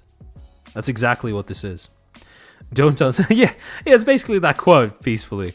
Don't ask questions, just consume product, then get excited for next product. That's basically what this all boils down to. So, to return to the second video, because this wasn't the only video that Thor made about Stop Killing Games. No, he made a sequel, and that's what we're going to be going through now. Now, funnily enough, this is pretty much just as unpopular as his last one. 42 likes to 22k dislikes. It's not exactly a very great ratio. But hold on, let me turn off the music. Again, I'm going to need somebody to remind me to turn it back on after we're done watching this. But let us start reacting. Hi, my name is Jason Thor Hall, also known as Pirate Suffer, and the other day I put out a video called Stop Killing Games, saying why I would not support the initiative. Overall, it was actually quite positive. The analytics on it show that people really think it's a good idea. There's a huge amount of like ratio, and I received hundreds of comments. Okay, that's a little deceptive, right? Huge amount of likes? Sure. Huge like ratio? Not so much. From developers thanking me for putting it out because they can't speak publicly while they're at a business or a job elsewhere. A lot of the times, major companies will fire you if you are speaking out of turn and cause a PR disaster for those companies. And since this is such a popular... See, that's the problem. We've had far too many examples where that is very much not the case. Or, actually, I should say, where that is only the case if the developer speaks against the company. See, the developers can speak against the players without any consequence thus far. But when it comes to speaking against the company, no, that's where we start running into issues. And that's the problem. That is why consumers feel like they've been left to fend for themselves. Thing among players, most devs aren't going to say anything to you. So I am. So let's discuss the most common requirement of the initiative, which is games have to be left in a functional, playable state. Now, what happens if that game is a online-only live service game? Well, if you want that to stay in a functional, playable state, that means the devs have to release either server binaries or somehow carve off the game to be a single-player experience now. Some way to keep it functional and playable, right? Now, many of you are requesting, yes, I should get the server binaries so that I can go and make private servers for this. But that doesn't make a lot of sense in the real world. And the reason why is because it leaves developers open to abuse. So are you really going to try to pretend like that is something that consumers need to be thinking about when it comes to buying the games? If you don't have the ability to protect your own game, why would you sell it? I understand making it because it's a passion project, but if you want to sell it, that's an entirely different matter. If you want to sell it, then you're going to have to be ready for the end of the road. This is not saying that live service games do not deserve to exist. This initiative is saying that live service games, or online-only games, need to have an end-of-life plan. let's explore that a little bit. Let's say that you made your own video game, and you made a live service game. Maybe it's an MMO, maybe it's something else, right? And let's say... Let's be honest here. Are there really any indie devs in their basements making something like League of Legends or World of Warcraft? I don't think they're very common now, are they? And if they are exceptions to the rule, is that enough justification to prevent people from establishing a rule in the first place? Say that I want to monetize that game, but you don't allow monetization of the game by any other party. This makes sense because most creators don't allow for that. You can't just take someone else's art and profit off of it. Normal, right? So then I go, well, how am I going to force you to do this? Under this initiative, you would have to release the server binaries or keep the game in a functional, playable state at end of life. So I hit you with a ton of bots. I hit you with a ton of exploits. I attack your community. I destroy your Reddit. I go after your business. I go everywhere that I possibly can to make this cost as much as it possibly can for you. And it's not hard to do this. We saw the exact same thing happen in TF2 recently. The massive amount of bots that were attacking the game. This is not infeasible. This is something that is very easily attainable today. And let's say that this goes on long enough that your game dies because you can't afford it anymore, and your studio has to shut down. At end of life, you now have to release those server binaries to keep the game in a functional playable state. At which point I take those, I create a private server, and I monetize it. And some people have said, well, simply don't allow monetization of the server. Well, who's going to enforce that? Who's going to enforce that? The same people who've been enforcing DMCA this entire time. It's a bit of a no-brainer, no? And if your argument is then, okay, well, developers aren't protected enough by DMCA. Well, congratulations, you have your own initiative that you should get the ball rolling on. It's not a, like I said before, this is not a counter-argument against Stop Killing Games. This is just a sign that Stop Killing Games should not be the only initiative that's being pushed for by creators.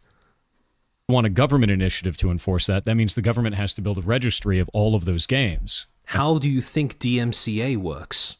What? Yeah, Baron von... yeah, Pirate Software has ironically abused more devs. We'll get to that. All of that intellectual property that shouldn't be monetized, and then somehow enforce that with... Yeah, RY, what if malicious actors interfere with our business? I love how Thor tries to pretend that this is some unique problem that only happens if this initiative is made law. Like, yeah, exactly. This still happens, right? Let's not pretend like this is completely off the table. Funnily enough, in Second Life, right, I would assume that, if you're starting a company in Second Life, right, you have your own little section of the, you have your own little sim, right? I'm assuming that a rival company can come in and, I don't know, maybe grief your area, right? Put a bunch of flood it with bots and bugs and exploits or whatever, right? And then essentially tank your company because that area that you previously owned is now shit and nobody wants to use it anymore, nobody wants to buy it anymore, and then, there you go, you have a problem. The thing is, this is a problem that already exists. Like, are we really going to pretend like this is something that would only be created by this initiative? No, that's quite misleading. He says that games will get attacked to force devs to allow community servers they already exist. The community servers saved TF2 whilst Valve was neglecting it. Yeah, exactly. It's funny that he brings up TF2 as a supposed counter-example. Government initiative to enforce that, that means the government has to build a registry of all of those games and all of that intellectual property that shouldn't be monetized, and then somehow enforce that with no one owning it because those studios have shut down. See, that's the thing, right? This is where his position would have been complementary with Ross's position. Because, yes, that is a problem. That is a loophole. But that is a loophole for devs to close. And that is a loophole that you might be able to help close if you advocated for devs keeping the IP to the games that they produce. So even if the studio shuts down, those devs can still use DMCA to shut down attempts at monetizing their work. It's really quite simple. Well, it's not simple in execution, but it's simple in terms of the ideas, and that's how we're talking about all of this since it's all still theoretical. Your position does not contradict Ross's position. If anything, they should be able to work hand in hand and side by side. That's going to be a massive burden. On top of that, if you want to go the other route and say the company... Also, I love how he pretends to be confused as to how exactly that would work, as if that's not exactly how DMCA works nowadays. Has to go and control. Well, granted, if he was expressing confusion at the ownership part, then I understand that. But if he was expressing confusion at the whole registering and then enforcing part, not so much. Well, what if the company's not around anymore? Is that just able to be monetized now? Again, this was obtained through abuse of the original creator. I don't think that's a good route. And this scenario gets even... Yeah, Baron, I already touched on that earlier on in the stream. Worse if you do allow monetization. Because now I can just kill off your company and then monetize the server and no one will ever come after me. Now it's even more of a problem. So allowing monetization of this work is strictly worse. And for those of you out there that say, oh, this can be done right now, I could just destroy your studio and take your stuff anyway. You could, but this allows a route for it to be legal to do so. That's the problem. After What?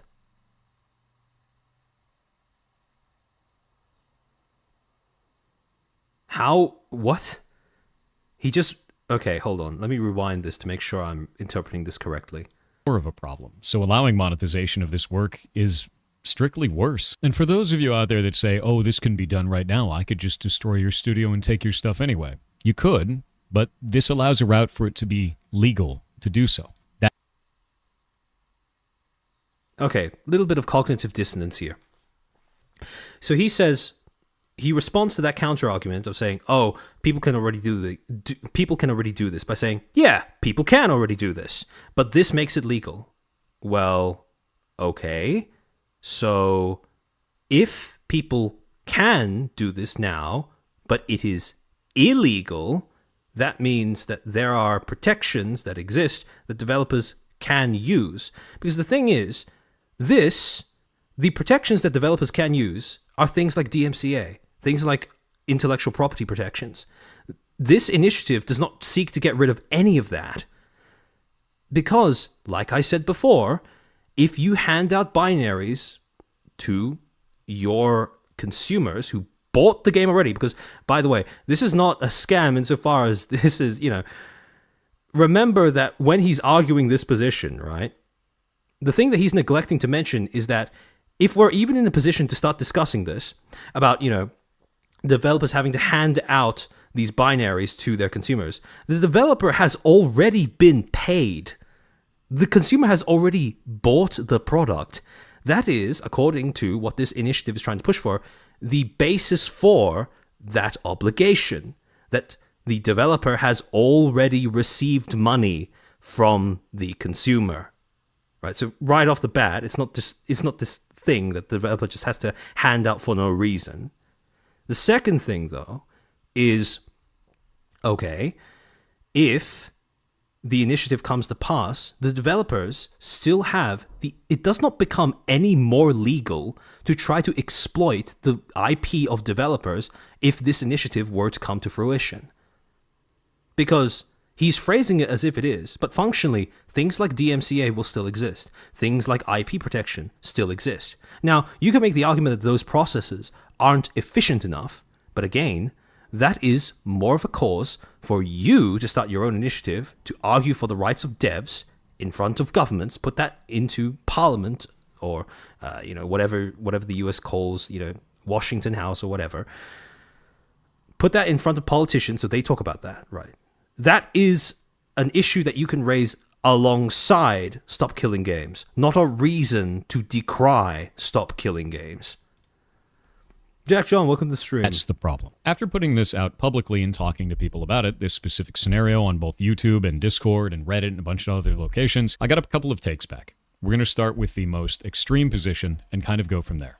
So in the most extreme, people said live service games shouldn't exist at all, and the initiative will kill them off for good, and that's a good thing. Well, note how almost every single part of that argument, minus the last part where they said that's a good thing, is an argument that Thor himself put forward when he was mischaracterizing Stop Killing Games in the first video he put out.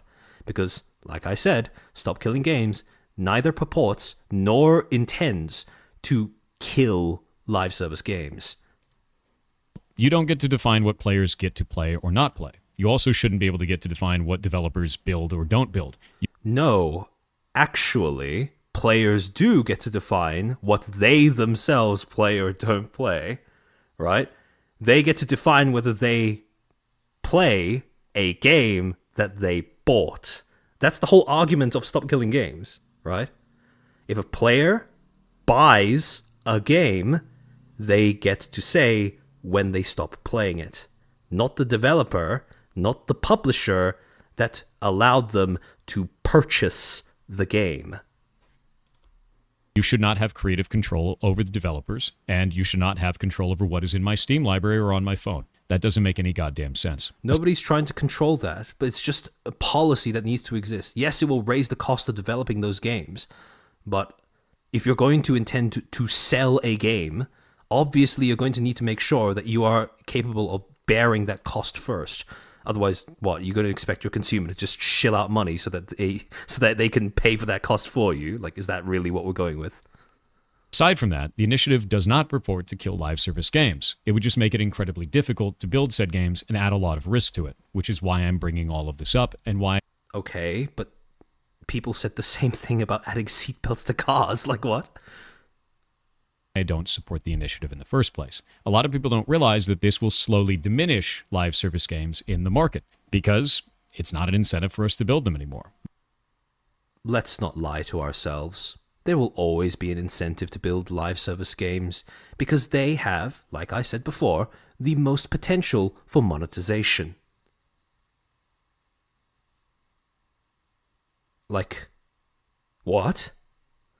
Are we really going to try to make the argument that something like Stop Killing Games progressing to the point of becoming a law or becoming something similar to a law, that's going to stop someone like Riot Games from making League of Legends, keeping that online? Do you really think that's going to stop something like Marvel Rivals from existing? I keep coming back to these successful live service games because they were profitable enough to survive things like red tape. The problem is, if anything, the bar is far too low for what gets to survive as a live service game. Which means you get less. Because we have things like Concord that come out and are dead on launch. Now, like I said before, are you going to argue that something like Concord should never have existed? Or are you going to argue that it's valid for existing? If it's valid for existing, but it was, essentially limping on launch, well, that means that there's no difference for asking a game to limp onwards simply because players want to keep it limping. Well, if you're going to argue that it shouldn't have existed, then that's the entire argument that Stop Killing Games is currently making. Well, it's not the argument that Stop Killing Games is making, but it's just an argument that players who hate live service games are already making, and they are the people who you seem to be arguing against. I misspoke. It's not... Stop Killing Games is not advocating for that. Although, some of the people who support Stop Killing Games, just average everyday people on the internet, do seem to quite like the idea of live service games becoming disincentivized, if not dying altogether. Multiplayer live experiences. That sucks. I like live service games. I enjoy playing things like Final Fantasy XIV. I enjoy going and playing in games, in the past at least, like League of Legends. These are games that are live service. They require a live service to run. And you shouldn't be able to take that away from people. And if that's your only position on this, not only are you disingenuous in what the initiative is purporting to try and achieve, but you're also aggressively attacking other players instead of trying to fix something. Like I said before, never forget that Stop Killing Games never purported to try to kill live service games. That is entirely a point that Thor himself made up in the previous video, and he's now speaking as if that is a serious position held by the people who founded Stop Killing Games. So the next one is that this is about games preservation, and that it needs to happen to preserve these types of games for future generations and for everyone to always have forever. But I would argue that this isn't actually preserving these games. Social games, such... Okay. An interesting line of argument. Let's see where he goes with this. If you keep a game going after the publishers shut down servers, that's not actually preserving the games, is an interesting line of argument. As, let's say, Apex Legends, require a number of players to be in the match at the same time so that you can have an experience that is only able to be obtained through lots of players interacting, right? It's a multiplayer game. You need a bunch of people. How many of you have felt negatively when an MMO dies or when a live service game dies? Oh, dead game. There's only 5 people online. Why would I play that? So why would you want to preserve a game in that state? That doesn't You're not, though. What?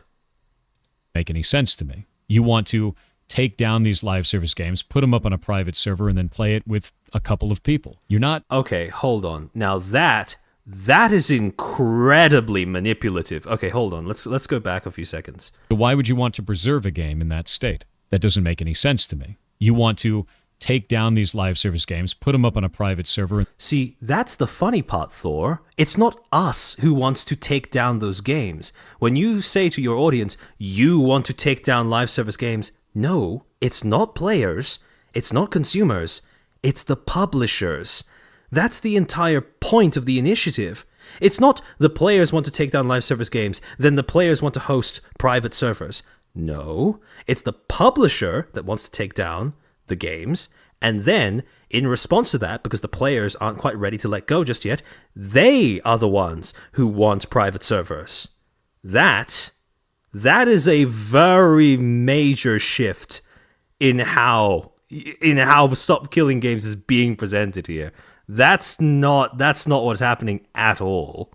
Serve a game in that state. That doesn't make any sense to me. You want to take down these live service games, put them up on a private server, and then play it with a couple of people. You're not bringing it back at its height. You're not taking a snapshot of what the game actually is.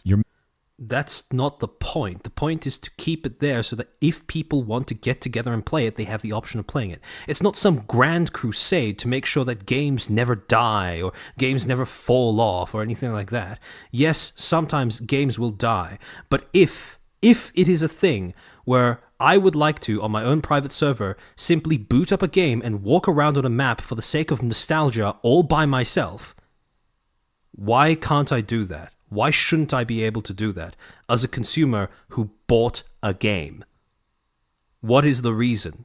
Like, yes, it's no longer going to be a hustling, bustling center of industry like it was when it had a massive, concurrent player count. But does that make my desire to preserve that game any less valid as a consumer? Mind you, like I said again, the consumer who purchased that game. Because it all comes down to that word, buy and purchase. Making it limp on in a way that doesn't make any sense. That's not... Yeah, I'm a reindeer, exactly. No one thinks that you can preserve hype. That's not the point of this, right?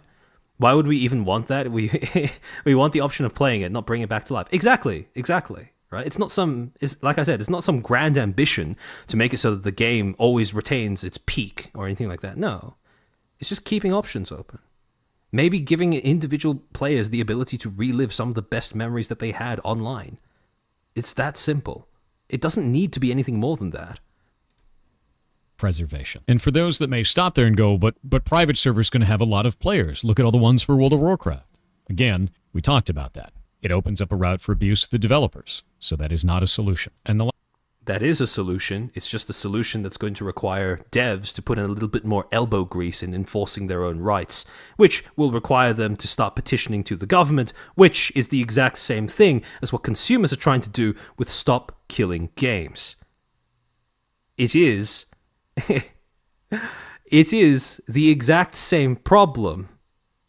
It's just that, for some reason, doesn't seem to be that much advocacy around it. Can't imagine why. Last take that I got from this is, and it's the most reasonable to me, this is an initiative. It's not a law. Why are you upset? Just wait. I'm not going to wait. And the reason I'm not going to wait is because I see the start of this conversation not making sense. It's not including the actual... Okay. I mean, we often fear things that we don't understand, but that requires humility to admit. Developer side of the conversation. It's not showing the trials and problems that this could arise in. Yeah, Sumonite, he's coming at this from a corporate perspective, not a person perspective. Very much, when I hear what he's saying, this might as well come directly out of the mouth of Blizzard itself. Out of the gaming industry for people who are actually making... Yeah, he keeps using examples where there are bad actors who would DDoS a live service game, then use the past law to attain access to the tools and source code to run it themselves and profit out of it. Yeah, exactly. And that is... Well, I can't imagine why he would default to that example. But in reality, it's not going to be the case where, well, even if you try to do this in a life sim, for example, at a certain point, the administrators of that life sim are going to come down and, stomp you out, if only to improve the experience for everybody else who shares that same environment. Same thing applies to the real life industry as well. You have DMCA, you have IP protection laws. Well, use them. And if you're going to say that you can't, because those laws aren't efficient enough, despite the fact that they exist, like I said before, it all loops back around to, okay, now your go. Let's see what your initiative looks like. Because that's what you guys need. Start your own initiative. The games you play. I don't have any reason to be quiet about that. And many other developers aren't going to be able to speak on this. As I explained before, it's really easy to lose your job if you're working at a major studio and try to speak out of turn on something like this, especially... What he means, that's a joke, right?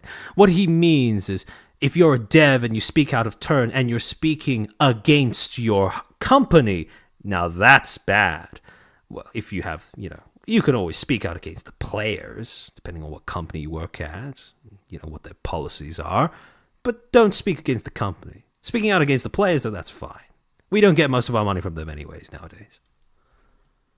With something people are so passionate about. Doesn't make any sense to stay quiet. And it also doesn't make any sense to wait until it's in a different form when I see that it has so many problems with the language as it is currently written. I should be able to be talking about this. In fact, I should be talking about this. I am a content creator specifically that is a game developer that has worked in this industry for 20 years.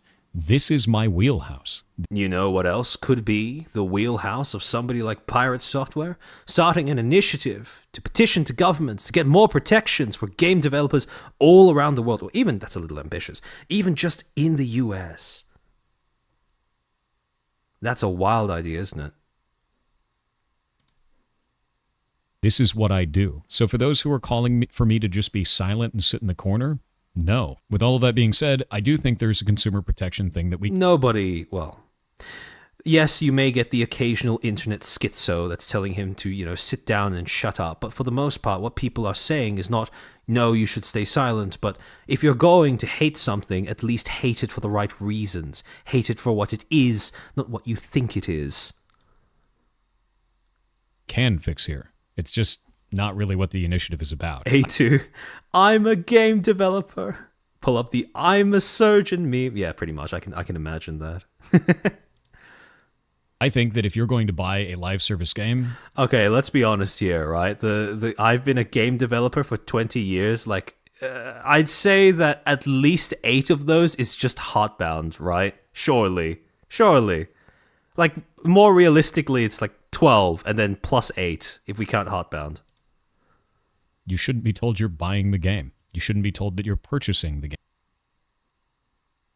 game. You should be told explicitly that you are purchasing a license to that game. The reason why is because that license needs to be revoked anytime that you are cheating at the game and damaging the play experience of other players. While this is written in the TOS and the EULA, it's usually not clearly defined at point of sale. Okay, so let's think through that argument, right? Licenses need to exist so that these developers, these publishers, can enforce against players who are bad actors. That's fair enough. However, thing is, how is that a counter-argument against making the game functional after it's taken offline by the publisher? Because then, the publisher doesn't need to worry about bad actors, because the bad actors are no longer their problem. It's the problem of whichever players got together to choose to host private servers. That's it. So, again, he's making arguments that run parallel, as if they contradict what is already being said and done.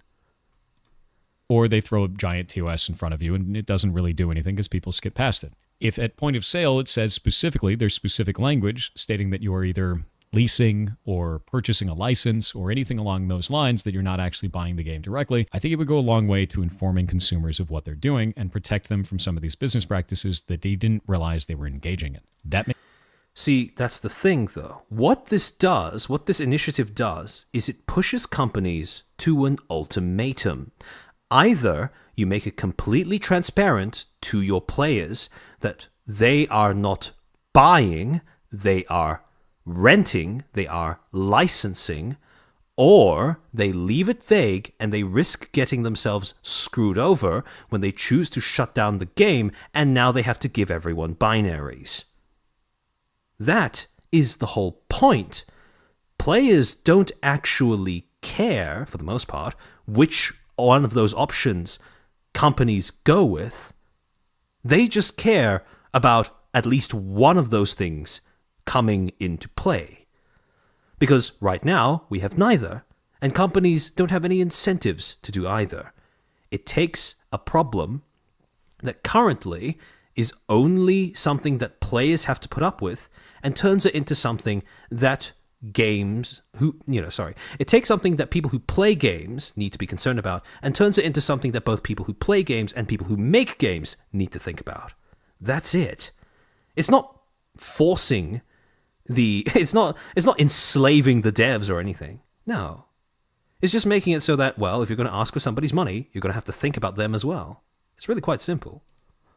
Makes a lot more sense to me than force all developers to leave the game in a functional, playable state. And that's about it. That's all I really wanted to talk about with this. I hope that's clarified some things for some of you and some of the dangers that this can cause as it is currently written. If you're still mad about this, not much I can do about it. Outside of that, I'm going to be gone for the next 4 days, so if you expect me to respond or anything like that and you think I'm ducking the issue or hiding in some way, I'm not. I'm just in Vegas because there's DEF CON going on, which is a hacking convention, and it's the first vacation I've had in 5 years. I can't wait to see my friends out there. So with that in mind, see y'all later.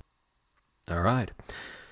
And so that's the end of Thor's responses to Stop Killing Games. However, that being said, hold on, let me switch on the music first, so I don't forget. All right, much better. Okay, so, returning to the slides.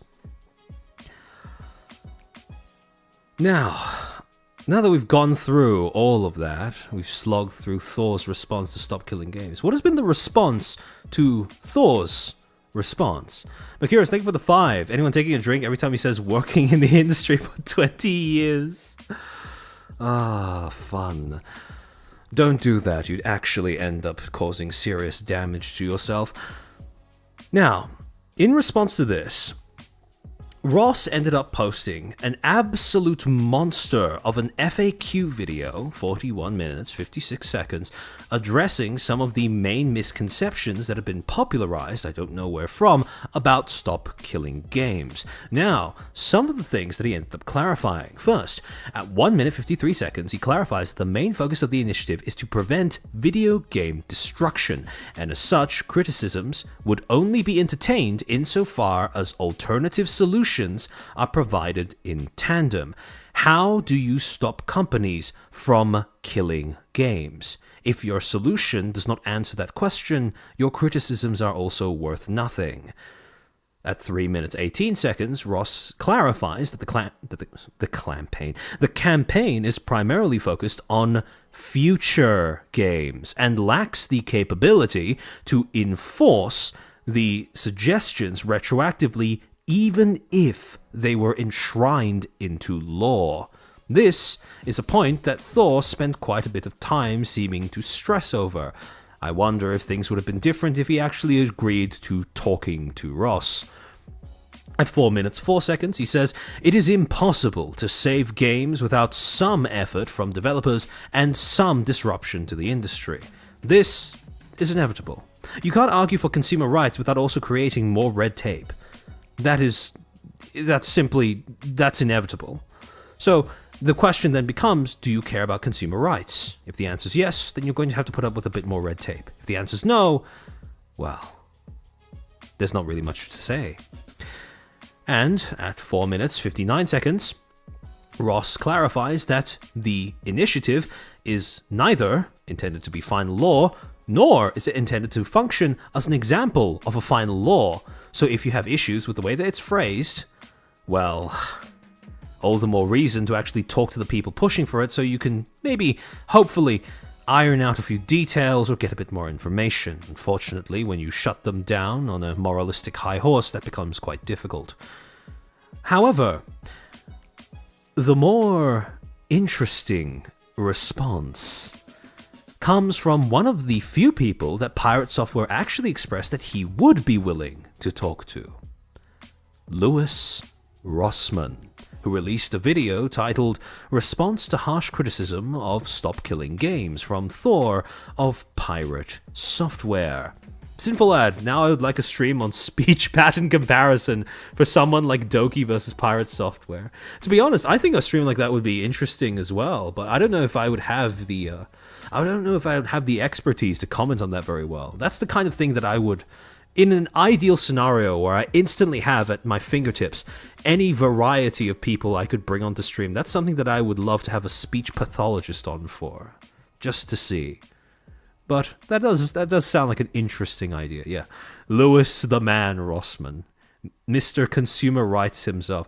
Unironically, if it wasn't for Lewis, man, being a being a consumer would be a rough position to be in the year 2025. This man is single-handedly holding up consumer advocacy in the entirety of the tech sector on YouTube. However, to go on with what he actually said in this video, at 2 minutes 42 seconds, he emphasizes the importance of engaging with quote-unquote the other side using diplomacy and decries those who are blindly attacking Thor. Now, at 4 minutes 27 seconds, he then clarifies that the initiatives are nowhere near close enough to be final versions of laws, and even when passed as a law, they could not be applied retroactively. Yet again, this is information that Thor would have had if he simply listened to Ross. Unfortunately, he seems to care more about who's saying something more than what is being said. At 6 minutes 46 seconds, Lewis expresses that he shares Thor's concerns about the deceptive marketing of live service games as quote-unquote purchases for the consumer. Again, a very natural, normal concern to have if you are a consumer advocate. At 10 minutes 35 seconds, Lewis says, quote, "If the issue right now is that the licensing agreements for code or the licensing agreements for trademark, copyright, anything going into the game are such that you literally have to disable the game, even if it is capable of being run locally in single-player mode, even if it is capable of being run locally in single-player mode, a law like this would throw a wrench into the works. Yet I would argue that that's a wrench that needs to be thrown at some point in time." Essentially what he's saying is a direct response to Thor talking about how the crew had to shut down at a certain point because the licensing agreements ran out.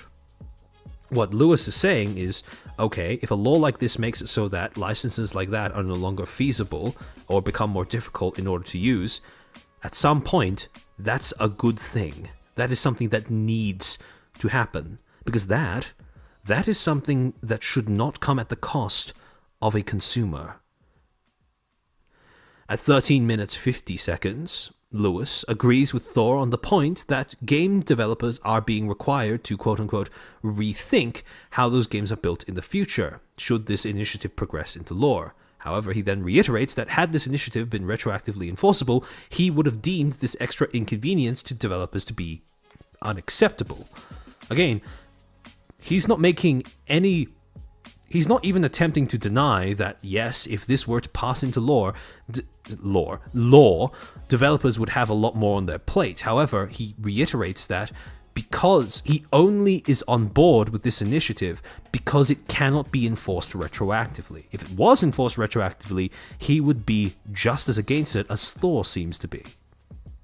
At 15 minutes, 1 second, Lewis expresses that since the initiative only applies to future games, he deems the extra work for developers, who would not be required to build games with an end-of-life plan in mind, to be an acceptable cost to bringing back ownership. So, essentially, what he's saying is, if the initiative only applies to games that are made in the future, which it does, by default, it's fine for developers to have extra work ahead of them before they decide whether they want to make a live service game or not. At 19 minutes 5 seconds, Lewis argues that the initiative's reference to Article 17 of the Charter of Fundamental Rights of the European Union, which refers to the rights of consumers to own quote-unquote possessions, offers a meaningful way of separating live service games that are clearly marketed as such from games that are marketed as a purchase but function as a live service game. Now, that was a talking point that Thor was very much caught up on, the idea that this is an initiative that is marketed that is going to affect live service games, whereas in the way that it's phrased, it purely pertains to purchases, possessions, people buying something. And so, if we were to actually look at Article 7, where it refers specifically to how everyone in the European Union has a right to own their possessions, that is an area that is an inbuilt part of the initiative that provides grounds for separating live service games from games that are marketed as being a purchase, but function as live service. And finally, this is the funniest part to me. At 22 minutes 7 seconds, he addresses Thor's comment, a comment that he made initially when a comment that Thor made initially when he first watched Ross's video. He addresses Thor's comment that the initiative was comparable to consumers shitting on the desk of developers by stating that this initiative seems designed to push game companies towards an ultimatum. Either be completely transparent about games being sold as a service, not a purchase, prior to the transaction, or ensure that all games that require online functionality remain playable through whatever means necessary, even after the company decides that they no longer want to be the ones providing that functionality. In other words, this is exactly the same thing as I said just then. This is an ultimatum. If this were to be passed into law, developers, publishers, they would face the same choice. Either be completely honest with what you are selling, or face the consequences and give people what they paid for. And to address that particular metaphor that Thor used, when he first watched Ross's video, he compared this initiative to consumers shitting on the desk of creators and telling them to clean it up. That's not a very accurate comparison now, is it? Because what is actually happening is that shit does not come from either the developers nor the consumers. It comes from the elephant in the room. These companies with these awful practices that the developers don't seem to be able to speak up about for some mysterious reason. And so what has been happening is for far too long, that shit has landed solely on the desk of the consumer. And now the consumer has become sick of that shit. So now they are insisting that the devs and the publishers need to clean up some of it as well. If we were to take the metaphor and actually make it accurate to the situation, I think that would be a more correct way of characterizing how this is going down. And finally, Rossman reiterates that in the current state of the industry, there exist no incentives for developers or publishers to do either of these two things, either be completely honest with their marketing or to provide offline functionality after they no longer want to provide that functionality themselves. And as such, consumers are currently left in a position where they have to shoulder the burden of uncertainty over what they have bought completely on their own. And that is the problem. That is why Stop Killing Games exists. That is, and it is quite cathartic to see that Lewis has articulated this in a far better way than I probably could myself.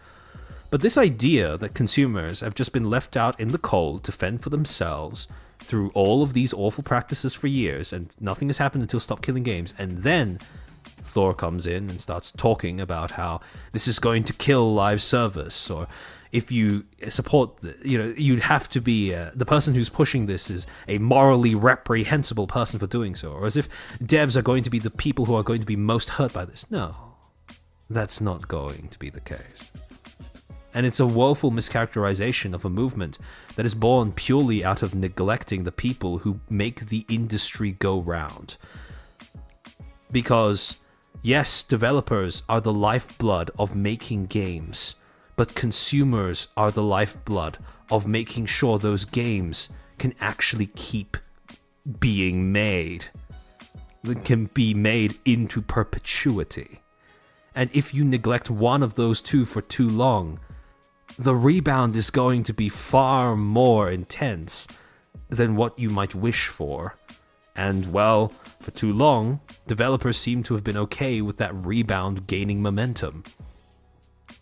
That's why you need to force transparency. If we didn't have financial reporting standards and requirements, then none of that would happen. Exactly.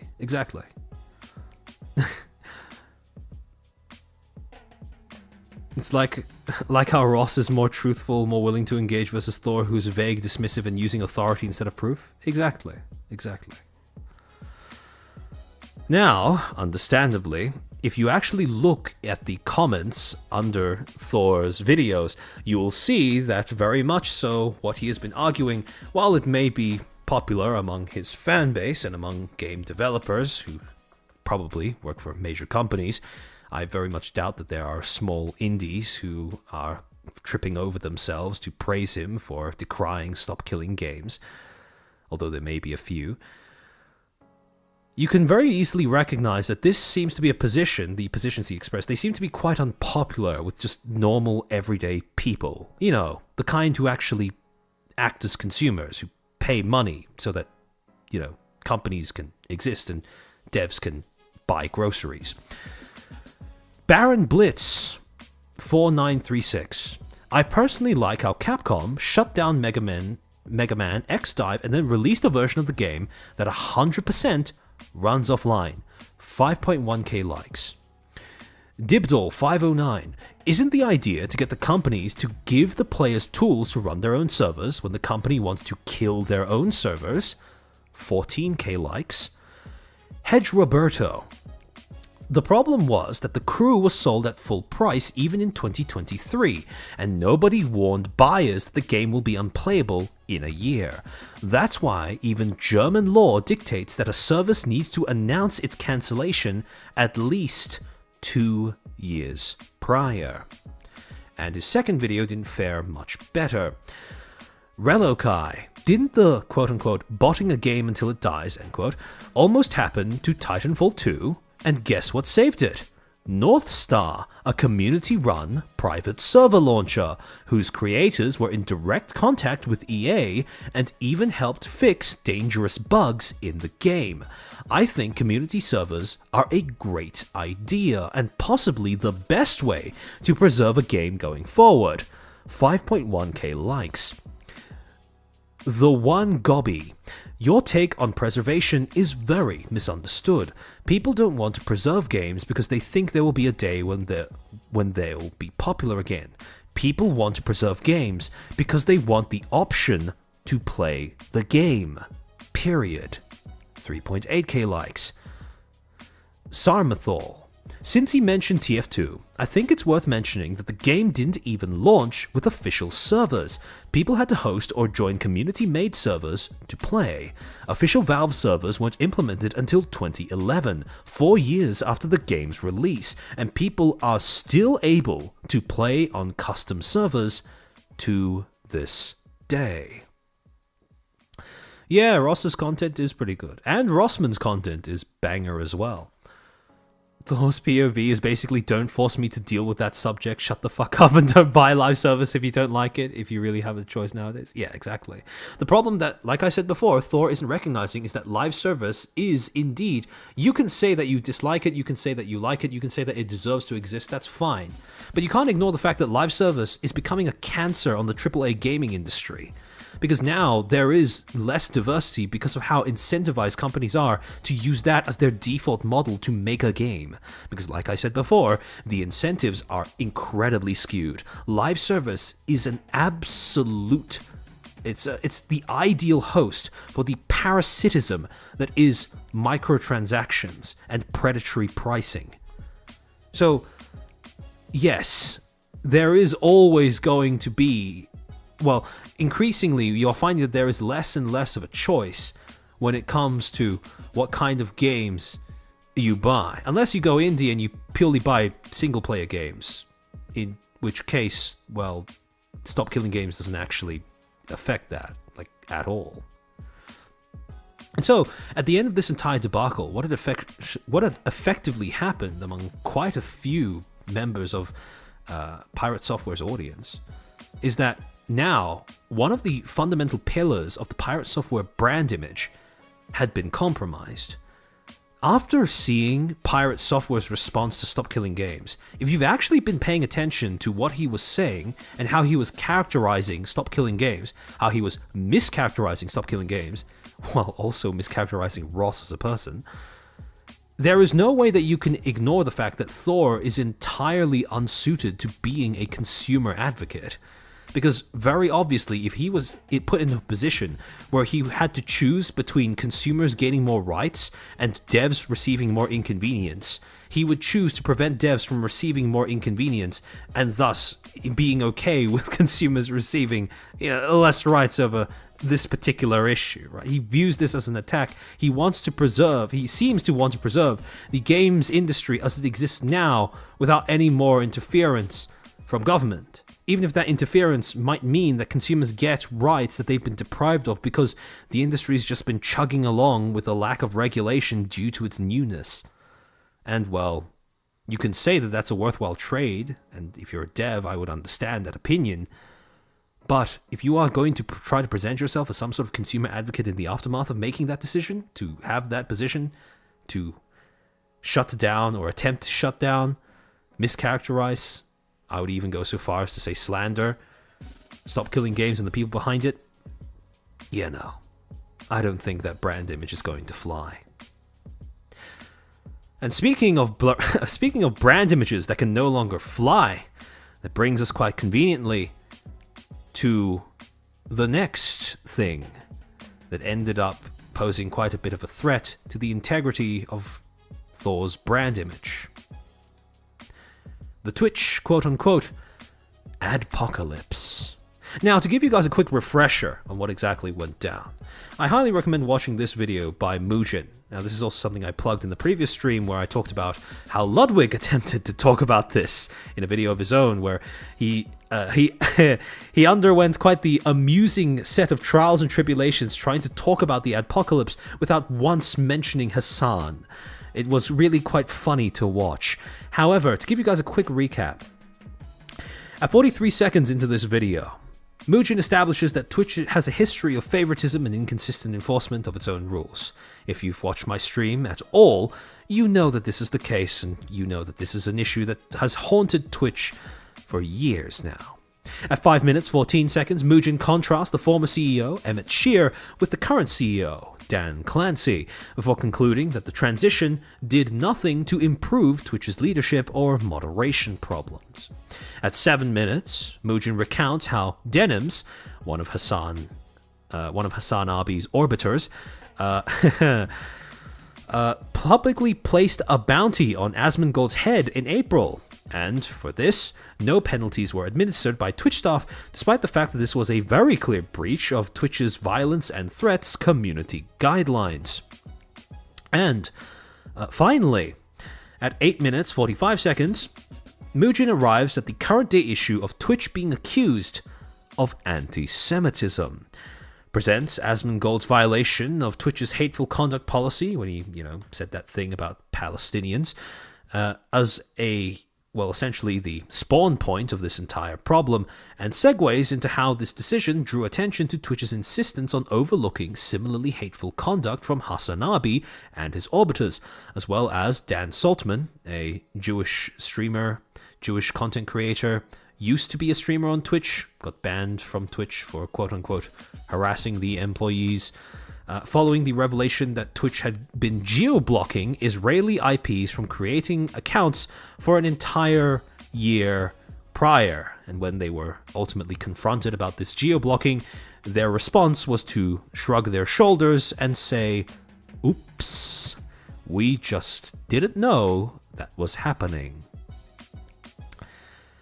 And to start where a lot of the accusations of anti-Semitism come from, we have to go all the way back to September 21st of 2024, TwitchCon San Diego, where 5 very bright streamers, orbiters of Hassan, would have the brilliant idea of getting on stage in front of a panel of a bunch of Twitch sponsors and essentially doing what a lot of people saw as a race-based tier list, with Arab at the top and Sabra at the bottom.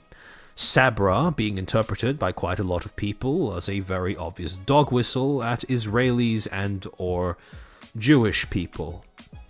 Now, you can make the argument, of course, that if you are interpreting this as a dog whistle, you are just a bitch. And, you know what? Fair enough. That is an argument that I can very much get behind. The problem is when you consider the context of how all of these people have been orbiting Hassan and parroting what he has been saying about Jews and Israel. Now, don't get me wrong, when it comes to saying things about the, shall we say, more unscrupulous actions that the Israeli government has been taking, I would very much get behind that myself, being an Australian.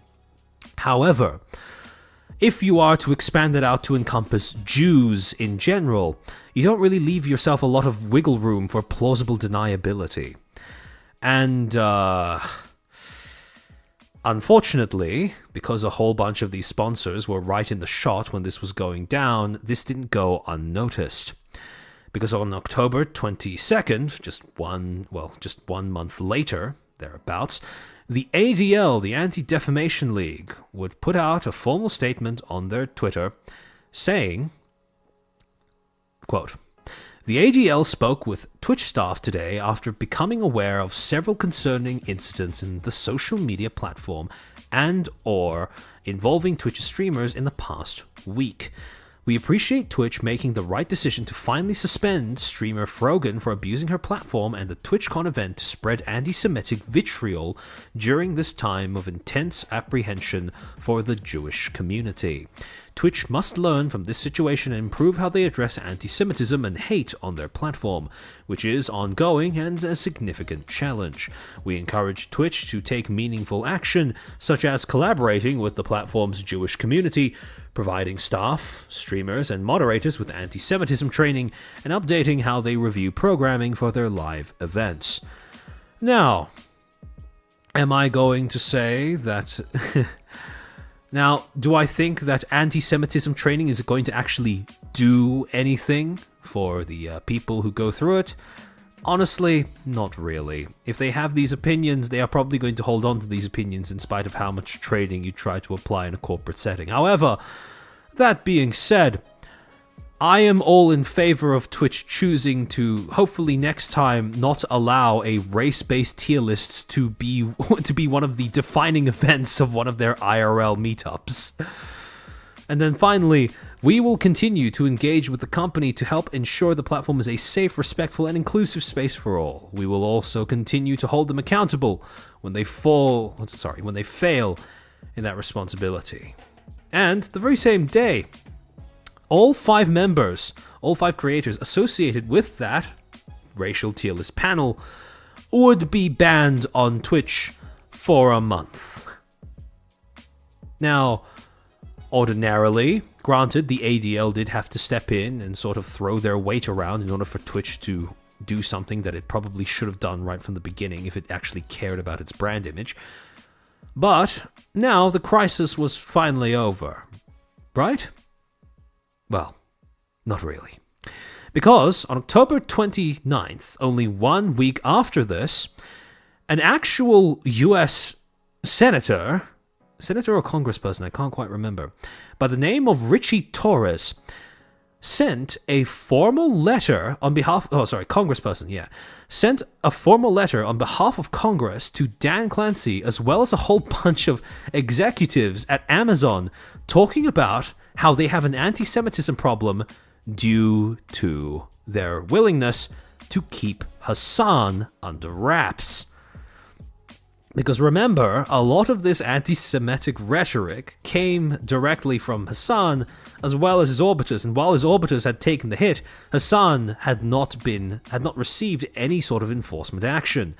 And now, an actual US congressperson was writing to Twitch in order to comment on that fact. Now, I'm just going to read out the opening and close of that letter, but as you can probably imagine, it does not really bode well for sponsors on a platform. Quote, "Dear Mr. Clancy, I am writing..." It says on the paper, yeah, I missed that. "Dear Mr. Clancy, I am writing to express alarm about the amplification of anti-Semitism on Twitch at the hands of Hassan Piker, who is one of the largest political streamers with a following of 2.7 million. Since October 7th, there has been an explosion of Jew hatred on social media platforms. Hassan Piker has emerged as the poster child for the post-October 7th outbreak of anti-Semitism in America. Mr. Piker has demonized Orthodox Jews as quote-unquote inbred and has dehumanized a Jewish man as a quote-unquote bloodthirsty pig dog. The association of Jews with pigs and bloodthirst is textbook anti-Semitism. Mr. Piker has all but exposed himself as an apologist for the sexual violence and savage rapes of October 7th. Quote, It doesn't matter if rape happened on October 7th. It doesn't change the dynamic for me. End quote. Mr. Piker declares before finally admitting that, quote, Palestinian resistance, end quote, his euphemism for terrorism, is not perfect. Mr. Clancy, you are known to be an admirer of Hassan Piker. You admire Mr. Piker so deeply that you even had your staff at Twitch sing him a happy birthday. You have praised Mr. Piker for his quote-unquote frankness and bluntness, and have, quote, said he is comfortable saying what he believes, end quote. In light of all the anti-Semitism that has been revealed about Mr. Piker, do you still like his frankness and bluntness? Is your company still comfortable with how comfortable Mr. Piker has been with spewing Jew hatred, however, quote-unquote frankly and quote-unquote bluntly he may do so? Hassan Piker is but the tip of the iceberg, the anti-Semitic poster child for a systematically anti-Semitic social media platform. Twitch not only enables anti-Semitism, it emboldens it. Look no further than the streamer Sneeko, who in one video is seen screaming like a raving lunatic, quote-unquote, down with the Yahud, quote-unquote, which means, quote-unquote, down with the Jews. Lest you think Sneeko's anti-Semitism is but an isolated event, he paid effusive tribute to the mastermind of the deadliest day for Jews since the Holocaust. Quote, May Allah, God, grant Yabia Sinwa, the highest-ranking Jannah, paradise, inshallah, end quote.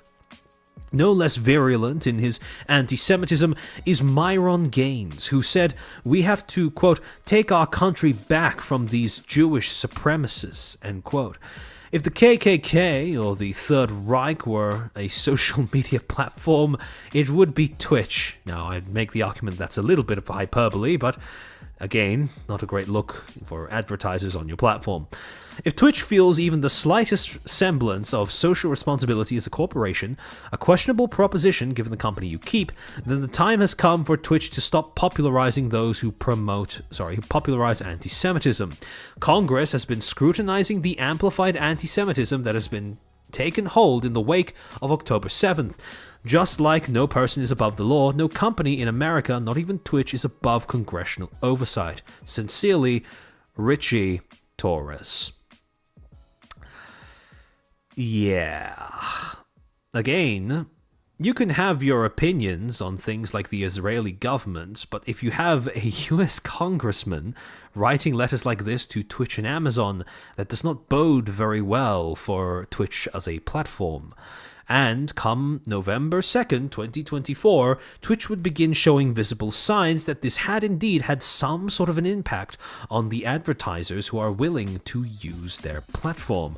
Because they would put out a quote saying the following, quote, today we're explaining content classification labels and adding a new content category, focusing on political and debated issues.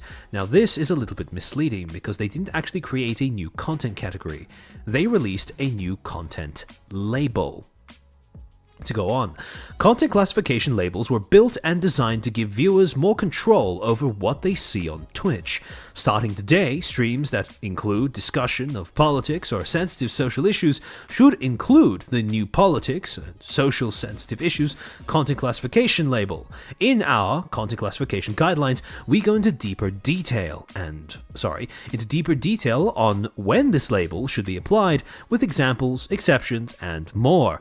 Streams that include conversation about elections, civic integrity, and war or military conflict, for example, are required to include the new label. We'll continue to build tools that let you customize your experience on Twitch. And if we actually go to that page that Twitch has provided in their guidelines, we see the following. Update on CCL for politics and sensitive social issues. That's CCL is Content Classification Label for short. Today, we're adding a new category to our content classification labels. Focused on political and debated issues, content classification labels were built and designed to allow viewers to make more informed choices about what to watch, to help streamers more easily cultivate the type of communities that they want to build, and to help the advertisers in identifying content that is appropriate for their brand. Now, this is a moment for being very, very open and honest. This was not a change that Twitch made for creators. This was not a change that Twitch made for communities. This was not a change that Twitch made for viewers. This was a very, very cynical change that they made for advertisers, to placate advertisers after all of the anti-Semitism hullabaloo that had just cropped up. So, when we see this change, very many people viewed it as a purely cynical alteration to Twitch's rules. And it would be very in line with Twitch's history of trying to keep bad actors on their platform and changing their rules to fit that. Changing their rules to facilitate that, I should say. To go on. Starting today, streams that include discussion of politics or sensitive social issues should include the new politics and sensitive social issues content classification label. In our content classification guidelines, we go into deeper detail. This is basically the same thing they said in the tweet. Viewer controls. As with all CCLs, this update will allow viewers to better customize what appears when they are searching for content on Twitch. To filter content from any CCL category, including politics and sensitive social issues, you can visit the Content Display Preferences page located in your profile settings and select the toggle for the relevant category under the, quote, hide content with content classification labels, end quote, section. Streams labeled with CCLs you have chosen to filter out will not be recommended to you, and will not show up as you browse categories or search for content. Streamers that you follow will be exempt from these settings and will still be shown. Labeling your stream. Hold on.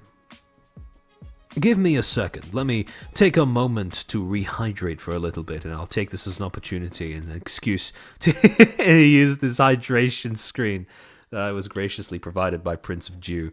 If any of you have anything to drink that isn't alcoholic, if you haven't been playing that drinking game of 20 years as a game dev or 7 years at Blizzard so far, I recommend taking a sip along with me. Just so we are prepared to go on and trek through the rest of what we are going to need to trek through. Give me a second.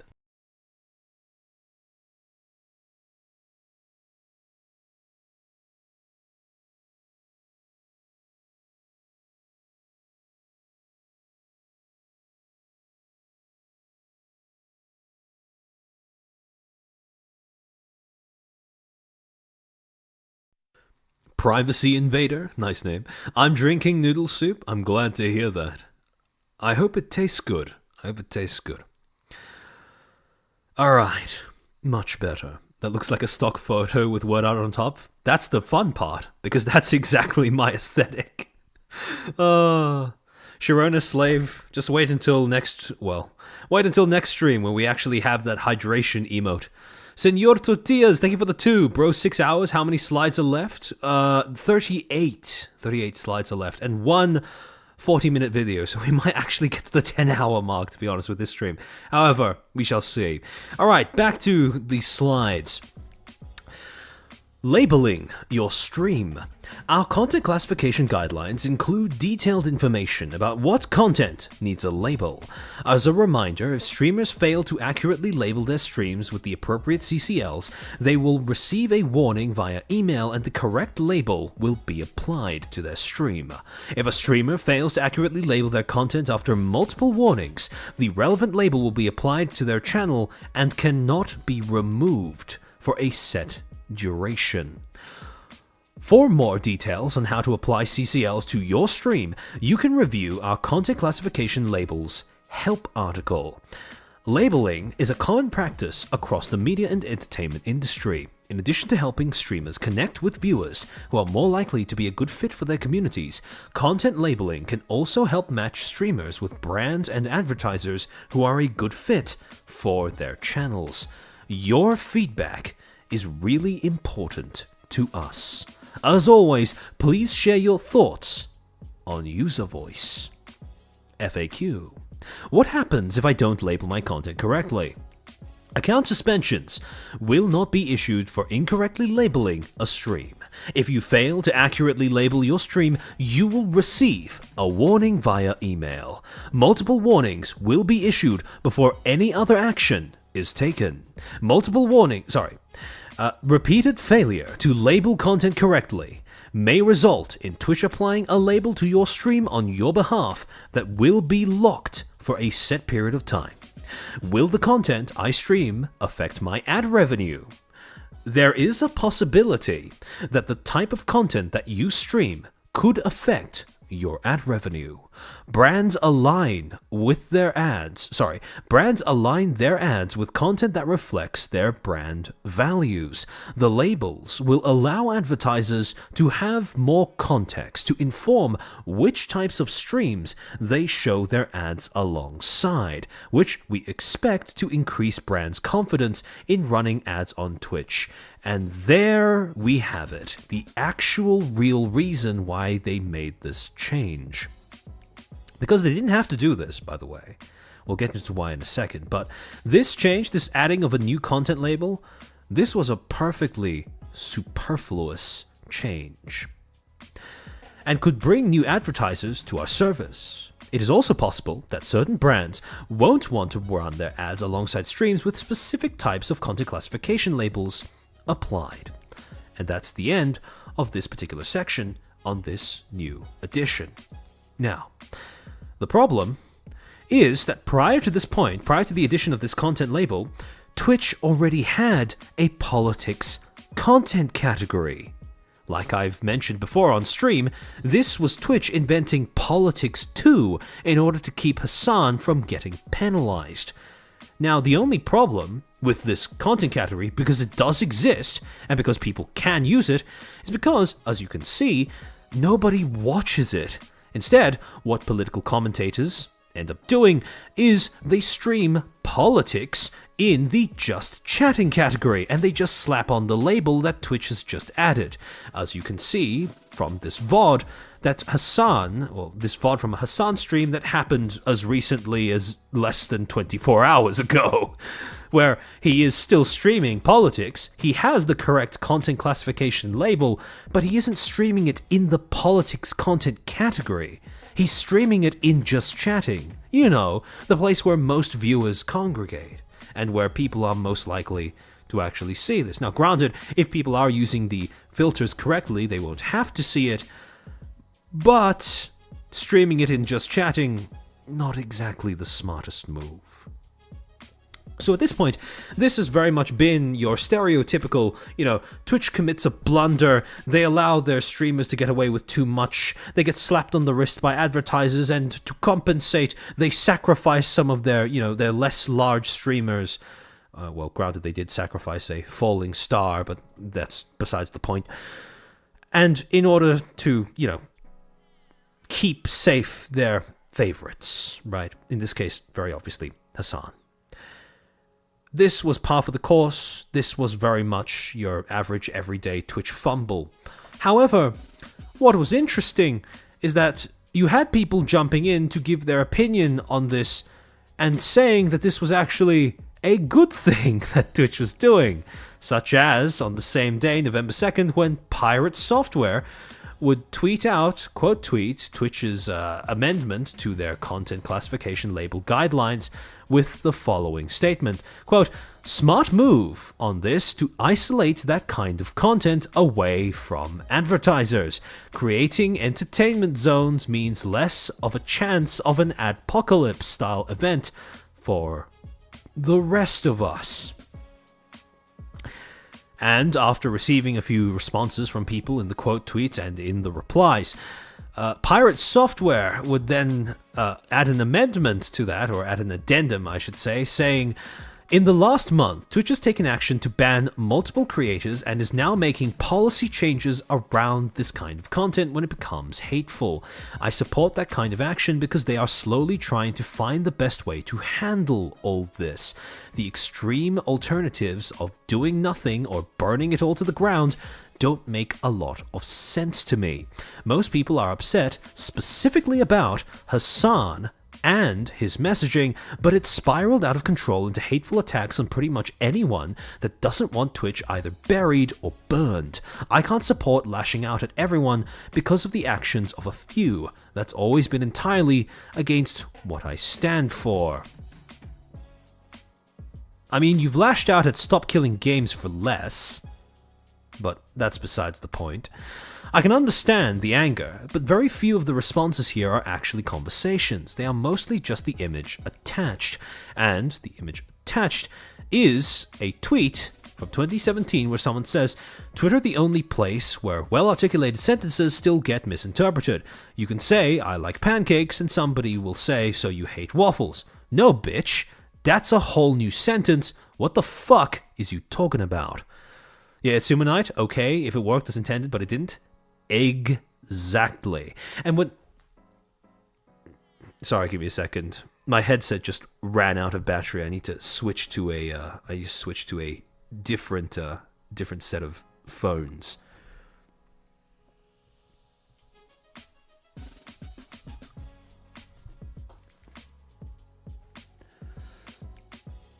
Oh, for some... Okay, hold on. Give me a second. Of course, the Ian Scuff curse.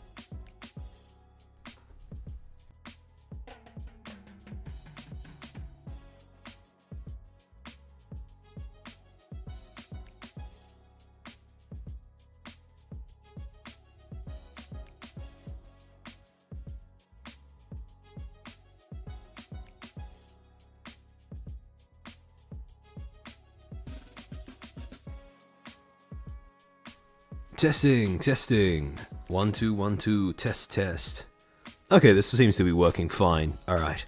So, one thing that Thor has noted that is quite fair enough is that Twitter is very much infamous for being a platform where people will see you saying one thing and then read into what you say to attribute to you something that wasn't actually in the contents of your message. However, like I've said multiple times before, the medium is the message. There is more to how someone may decode what you are saying beyond just the contents of what you are saying. Because some of the other things that may factor into people interpreting your message in a way you didn't mean it includes some of the other stuff that people look at when they are reading, especially posts on social media. See, when people are interpreting something that you've said, they're not just looking at the contents of your tweet, they're also looking at the context and the tone. So if people look at your message and they interpret something that you didn't actually put into the contents, more likely than not, the reason why that happens is because there's something about the context in which you posted that message and something about the tone of your message that sends a different message to what you intended. This is also, by the way, if any of you have any jobs that require you to communicate with people via text in any way, this is always a good thing to take account of, especially if you have to communicate with people via social media, right? Context will always end up informing what people read into what you are saying, even more so sometimes than the actual words that you utter. And so, when people reacted negatively to what Pirate Software was saying, part of it was due to how they were interpreting it, what his message ended up saying in reference to the context of Twitch's past behavior around trying to excuse bad actors that it favors for some reason. And one of the people who quote tweeted this statement by Pirate Software was indeed myself,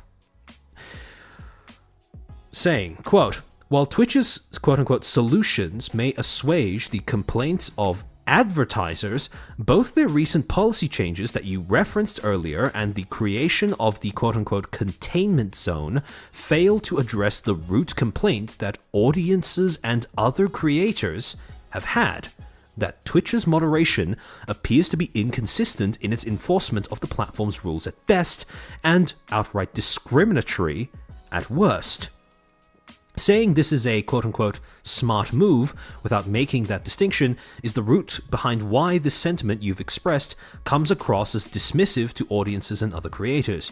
Twitch's move is purely cynical, and so this endorsement of it ends up sounding cynical as well. In other words, you have to be very careful with what you end up endorsing, especially if you're dealing with a platform like Twitch, a platform that has a very, very colorful and storied history of doing awful things when it comes to moderation. And so if you end up just saying, yes, it's smart, without addressing how, the smartness doesn't really get at what audiences and other creators have been wanting from the platform for a while, you end up sounding like you're basically just blindly approving of what the corporation has done without adding any stipulations of your own. Yeah, it's armchairception. Now, when it comes to interpreting this tweet that he made, the follow-up one, the last month Twitch has taken action to ban multiple creators and is now making policy changes around this kind of content. The problem is, the reason why people view this as being a negative thing is because Twitch has a history of changing policies while not actually enforcing them. See, the problem with Twitch is not that it doesn't have policies, it's that those policies don't get used the way that they are written. For example, Twitch is very clear about terrorism and violent extremism on their platform. Quote, "Terrorism and violent extremism promote unlawful violence and spread messages of intolerance. Twitch does not allow content that depicts, glorifies, encourages, or supports terrorism or violent extremist actors or acts. This includes threatening to or encouraging others to commit acts that would result in serious physical harm or significant property destruction.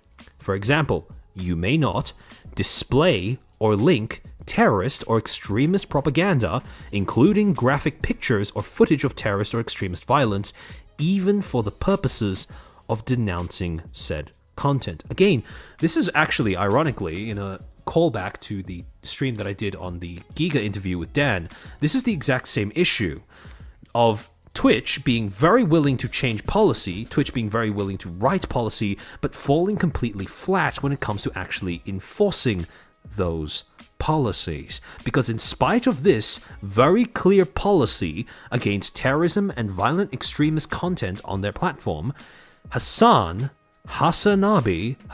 Piker has done 2 streams that blatantly violate this guideline. First, when he interviewed a Houthi pirate and glazed him the entire time that he was on stream, comparing him to Luffy and praising his actions as just resistance and nothing else.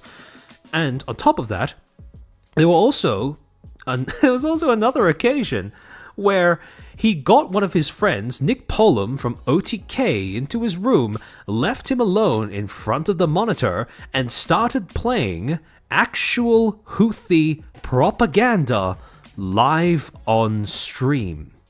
This is, by the way, an organization that the US government has formally declared to be a terrorist organization, and he played a propaganda video and tried to pass it off as a quote-unquote music video. Now, I get that rappers in America get up to some wild shit, but this is not a music video, my guy. And so, the funny thing is, though, in neither of these cases did Hassan actually receive any sort of enforcement action, and as a result, what ended up happening is he basically gets away with this scot-free. The policy exists, but evidently not for Hassan. And so we come back to the issue that, yes, Twitch has policies, but no, they don't enforce them properly. And that's what people are complaining about. So when Thor ended up blundering into the situation by praising Twitch for making a policy change, everybody just looked at that and observed and made the conclusion that he was seal clapping for Twitch. Because They've done this before, and it hasn't helped. This doesn't actually solve the problem. Yes, maybe it isolates it from the rest of the platform in the eyes of advertisers, but it doesn't stop the same controversy, or the same kind of controversy, from happening again. Because so long as there are individual actors that remain above guidelines, it will happen again. Now, in November, on the same day, when you're actually looking through the replies of that particular tweet, right? You can see that there are some people that are genuinely trying to engage with Pirate in good faith, right? Trying to engage with Thor in good faith, trying to explain why what he said comes off quite tone deaf. Michael, for example, saying, a lot of the responses here are because it feels like you're downplaying what's actually going on. Twitch only took action here after massive callouts from the community. If Twitch were serious about this, they would have done something about Hassan a long time ago. And here's the problem. This current issue with anti-Semitism, where they're starting to receive letters from Congress, and those are starting to get sent out to Amazon, and advertisers starting to get a little skittish, that entire issue is inseparable from Hassan.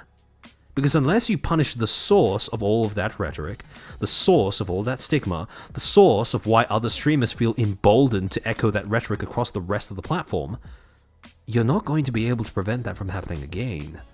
And to this, Pirate Software replies, having a normal conversation about something isn't downplaying it. Well, if you just say that this is a good change, yes, it kind of is. I'm just not screaming and shitting on the ceiling in one direction or the other, so the part of the general internet can't handle that. If you've watched me long enough, you'll know this is pretty much how I handle everything. Unfortunately. Tim says, I have a lot to expect for you and your work. I have a lot of respect for you and your work. I beg you to take a deeper look at the larger issue that Twitch is trying to sweep under the rug. Their solution is more like a band-aid than actually being consistent in any of their policy. And to which Thor replies, to be real, I would rather see some kind of action diminishing an apocalypse future over none. There are hundreds of thousands of content creators that would be impacted due to the content of a few. This stuff also attracts absolutely awful messages, as you can see through the replies to the parent post.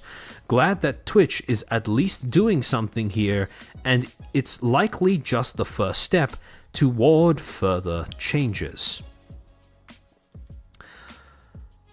Now, as to what those further changes would be, we would start to get some idea of what those might be 2 weeks down the line, when on November 16, Zach Bussey would end up tweeting out top Twitch creators such as Lacey, Stable Ronaldo, Irisiri129, Yusuf 70, Yusuf 7N, and Kaysen and many others say that they are seeing significant drops in ad revenue this month. At the Stock Guy at the Stock Guy TV is the latest to report that his ad revenue is down 95%. And he includes a whole bunch of other videos of other Twitch creators talking about how their ad revenue seems to have fallen significantly as well. Now, initially, when people saw this, because they had no idea where this loss of revenue was coming from, people started circulating the idea that this might be the Twitch adpocalypse. This might be it. No, not Kaysen, a different streamer. And this would be, well, there would be a bit more substance lent to these fears when on November 17th, Richard Lewis would end up publishing an article titled Exclusive: Key Advertisers Pause Spending Over Twitch Anti-Semitism Allegations. Confirmation that several companies and agencies have suspended advertising spending on the streaming platform following allegations of anti-Semitism. And this article, well, we'll go through it. Hold on, let me see if it actually shows up correctly without being cropped on your side. Okay, this looks correct. All right. So, to actually read through the contents of this, and it is quite a long read, so buckle in. According to sources familiar with the business dealings of Twitch, a number of significant companies have paused their advertising spending with the streaming platform. The meetings were said to come as a direct result of allegations of anti-Semitism and featured representatives of the concerned companies, Twitch executives, and Amazon executives. Now, this I can very much believe, seeing as they just received a letter from a congressman alleging that there was serious anti-Semitism being bred on that platform. Twitch has been featured heavily in a slew of negative headlines around lenient moderation of alleged anti-Semitism that was compounded when it was revealed that the company had geo-banned signups from Israel following the attack on October 7th by Hamas. Twitch explained that the quote-unquote error by stating that they had quote-unquote temporarily disabled signups with email verification in Israel and Palestine in order to quote prevent uploads of graphic material related to the attack and to protect the safety of users, end quote. Similar measures were not and have not been taken in a number of other regions affected by global conflict, most notably Ukraine following its invasion by Russia. In the aftermath of the reporting, Twitch staff found itself under public pressure to take action against the alleged rise of anti-Semitism on its platform. The Anti-Defamation League, the ADL, posted a statement on X that said the following, and we've already read that statement. As part of the response to the aforementioned meetings were to assuage the concerns that the companies could continue to advertise on the Twitch platform and not have their ads be placed adjacent to content that was deemed anti-Semitic or in any other way hateful. While Twitch did outline a plan to combat this potential issue, responses to the meeting provided to this publication showed that Twitch downplayed the severity of the allegations. In the aftermath of the meetings, this publication was also shown the communications that say several Amazon executives are not in agreement with this assessment provided by Twitch. One stated that they felt the Twitch executive body was not showing sufficient concern and described Dan Clancy's response as being significantly inadequate. Would you look at that? A list of companies and agencies that paused their spending, which was provided under assurances it would not be publicly published, showed 11 corporations and agencies that represent multiple companies. One source added that while they had heard public claims of high volumes of advertisers withdrawing spending, they said a fairer characterization of the response would be, quote-unquote, limited but not insignificant.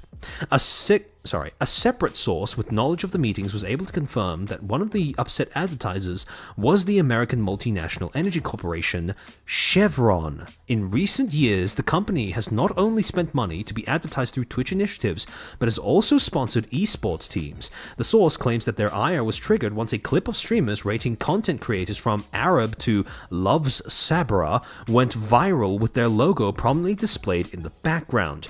Chevron has undertaken a number of projects in Israel to help expand the country's infrastructure and energy independency. Quote from the source. After the clip from the panel went viral, Chevron was very angry, one Twitch employee explained. Having their logo in the background of a clip being used as an example of anti-Semitism prompted some very awkward conversations. The same source also confirmed that the timing had not been great for Twitch, as they were already under pressure to hit deliverables for advertising on the platform. Quote, the measures taken to ensure that ads aren't served next to hateful content are going to make it harder to hit targets, they elaborated. While they added that Twitch downplayed the concerns in the meetings afterwards, their plan of action was to create a new labeling system for content that might be inappropriate for advertisers. The quote-unquote politics and sensitive social issues tag not only allows viewers to opt out of seeing content with that label, but also allows brands and advertisers to opt out of having their ads run on channels that contain content of this nature. So essentially what Twitch has done is they've now taken this tagging system, this content tagging system, and decided to use it for double duty as a monetization system as well, or more specifically, I should say, a demonetization system as well. I can see absolutely no ways in which that can be exploited or misused. Sounds like a lot of getting what they deserve for Twitch. Oh, absolutely, Sumo Knight, without a doubt. While this has been sufficient for some of the companies that initially had reservations, others have deemed this insufficient, and their spending remains paused. Quote, some see it as covering up the problem rather than addressing it, the source added, and so they're not coming back to the platform until something more direct happens. Now, by more direct, I would presume what they mean is actually banning the source of the problem. The initial measure has been compared to the same way YouTube dealt with a similar advertiser boycott in 2017. That was prompted by an advertising executive, Eric Feinberg, using machine learning tool to locate when ads were being ran on extremist content. In the aftermath, YouTube created a much more stringent advertising system where content was scanned for anything deemed inappropriate and automatically prevented from displaying advertisements on that content. The subsequent drop in revenue was termed the adpocalypse and was heavily criticized by many in the YouTube community that were affected despite their content not being comparable to what triggered the original advertiser withdrawal. While it isn't clear how much of an impact these changes will have on the amount of revenue Twitch streamers can generate, there will likely be some short-term losses while the systems are implemented and balanced. And in light of that article, we then come to the response to this idea of a Twitch adpocalypse, because the next day, November 18th, Thor would be back on Twitter stating, quote, lots of people are pinging about the quote-unquote adpocalypse on Twitch, end quote, and wondering if we're okay. None of our ad revenue on Twitch has changed because none of the content we talk about has sexual themes or politics. Our ferret rescue is run entirely off ad revenue and is gaining income, following the normal yearly trends for October and November.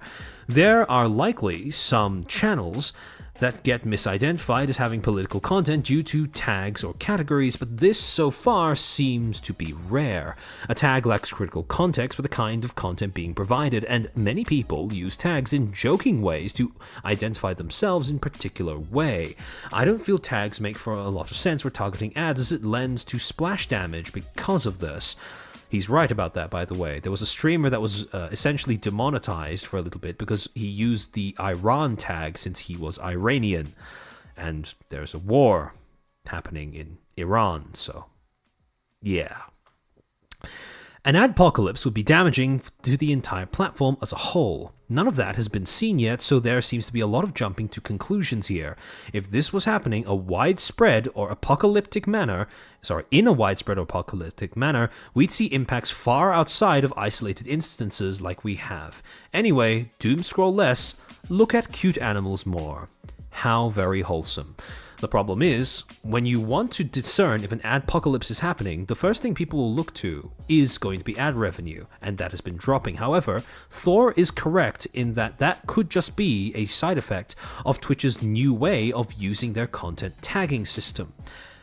However, the problem is, what happens if you start looking around at some of the other evidence that not all is right with Twitch's ad revenue? An adpocalypse, by definition, is what happens when advertisers start pulling out of a platform and ad rev starts drying up across the entire platform. Yes, some creators, some forms of content are going to lose their ad revenue more so and more soon than others. But that is often one of the first signs of an adpocalypse coming, and you can't deny that that is something that seems to be happening. And on top of that, if you are to judge whether an adpocalypse is happening based off of whether advertisers are pulling out, well, it does kind of look like advertisers are getting skittish.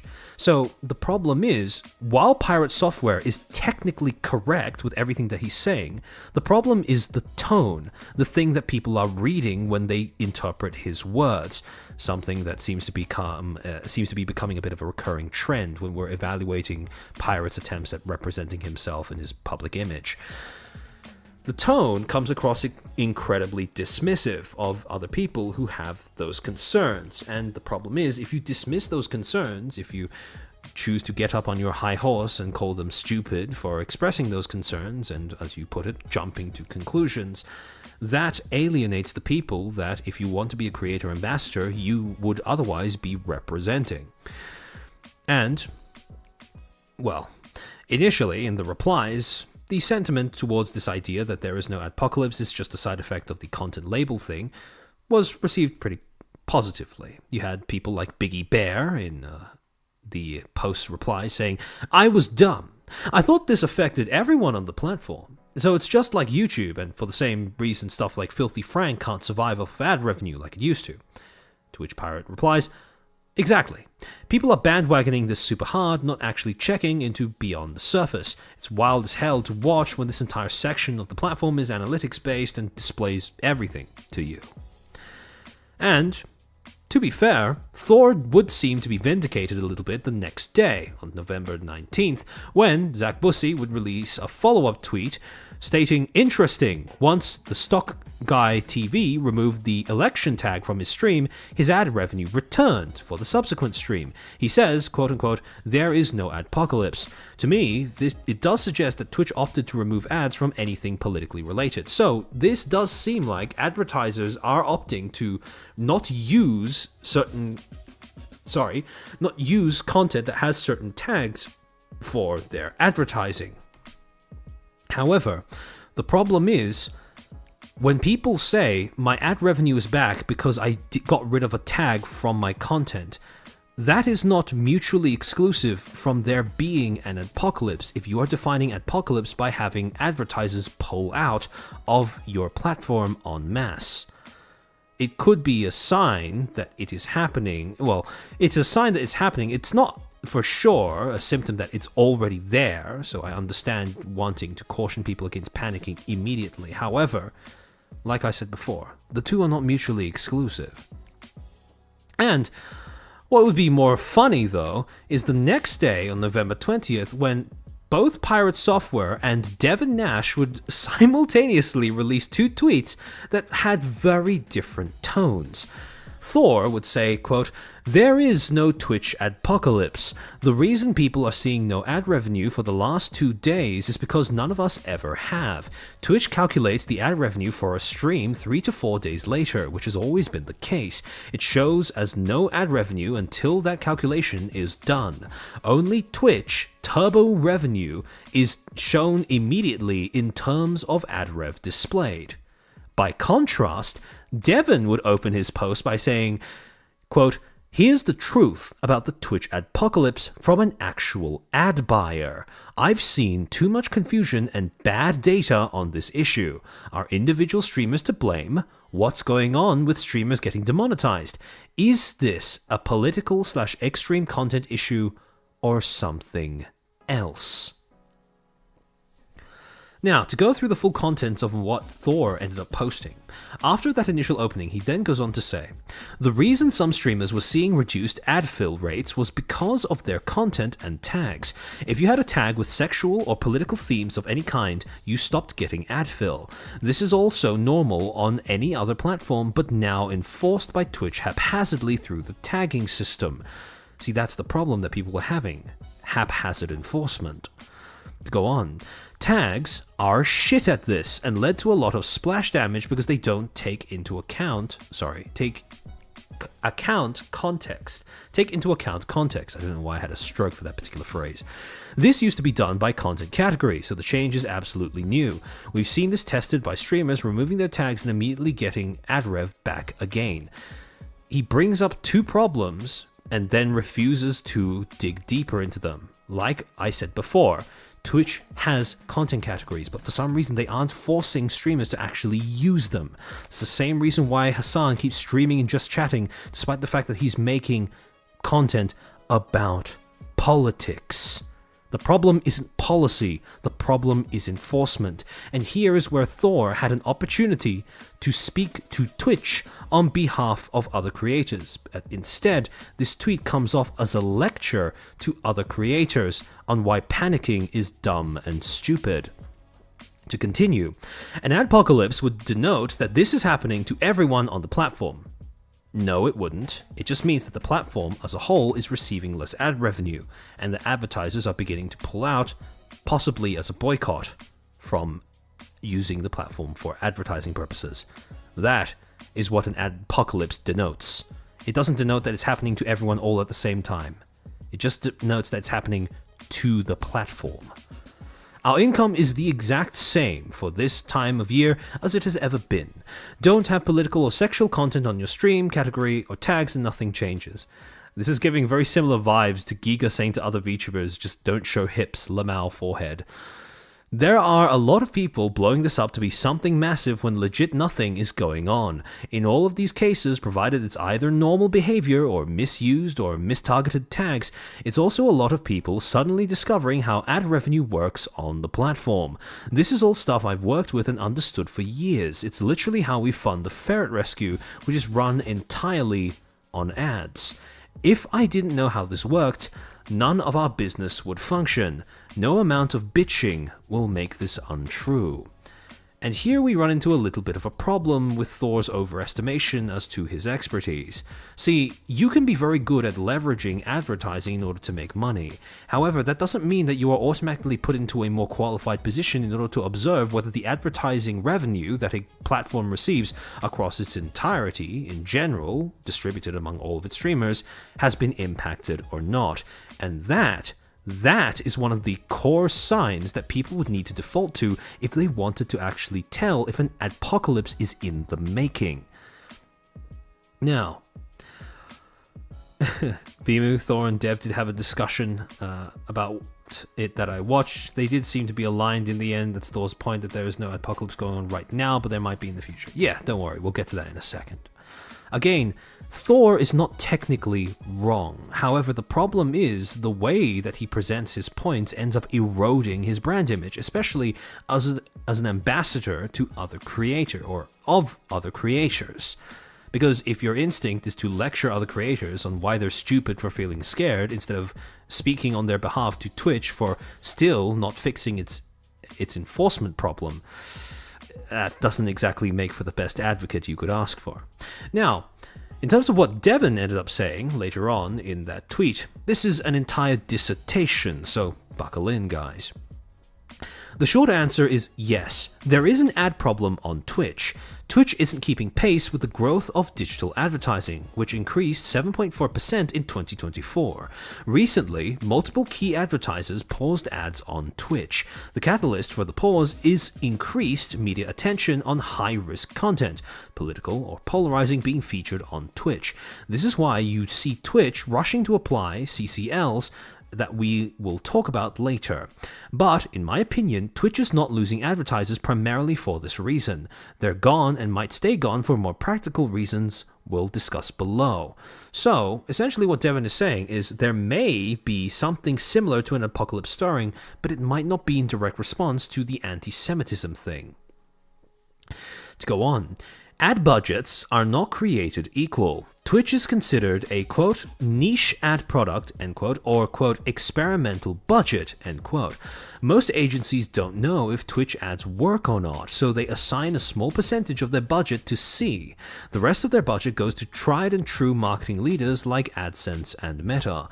So, the first thing to understand is, when a niche ad product underperforms and or has controversy, it is the easiest and fastest to cut. As advertisers, we evaluate where we spent our budget on 4 factors, in this order. ROAS, return on advertising spend. Do the ads actually work? Do they make us money? Targeting, how well can I control the ads I run? Can I control where they show up? Can I control if they end up on ineffective or bad placements? Targeting, how well can I control the ads I run? Can I control where they show up? Can I control if they end up on ineffective / bad placements? Oh, sorry, I'm reading the same thing twice. I'm having a stroke.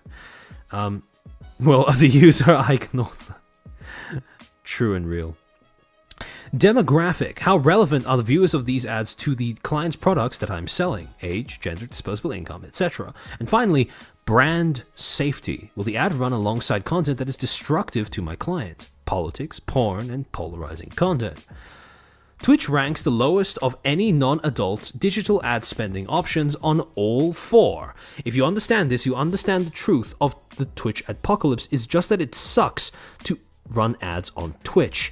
So essentially what Devon seems to be saying is that yes, there might be a Twitch apocalypse, but no, it might not be because of anti-Semitism. It might just be because Twitch is shit at running ads. There is no real drama or individual streamer bringing down the website. Some are doing more damage than others, but overall, the system itself is antiquated and ineffective. So this is basically, the system is fucked. Wasson, gonna have to check out now. Bye everyone, see you in the VOD. See you in the VOD, Wasson. See you in the VOD. I hope you enjoy the watch there. There is no real drama, etc., etc., especially compared to incredible options like AdSense, Meta, or even TikTok. There is little sense in running ads if you aren't a game publisher, and I've never seen any strong case studies to show success on Twitch ad campaigns. Here's an opportunity for someone at Twitch Sales to DM me and educate me if I'm wrong, but it hasn't happened in the 5 years of me running ads. I'm still waiting. We're seeing a decline in Twitch ad sales because ads don't work on Twitch. At my agency, we've run hundreds of ad deals through Twitch. From February 2019 to 2024, we've moved almost all our ad budget to other digital platforms. The answer isn't dramatic as to why, just follow the money. Many brands don't have the data we have yet, and they'll keep running and testing ads, so Twitch will always get some business. But until Twitch improves their ad systems, ad spend will continue to decline. What about individual streamers being demonetized? First, an important note on streamers in general.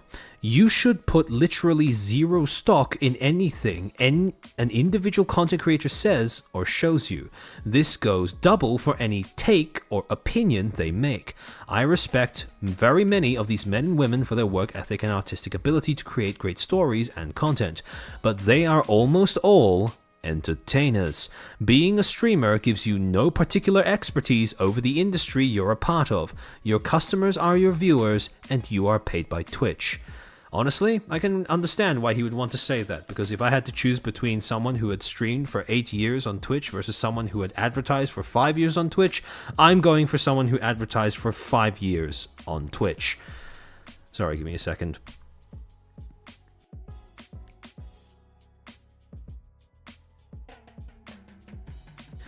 To go on.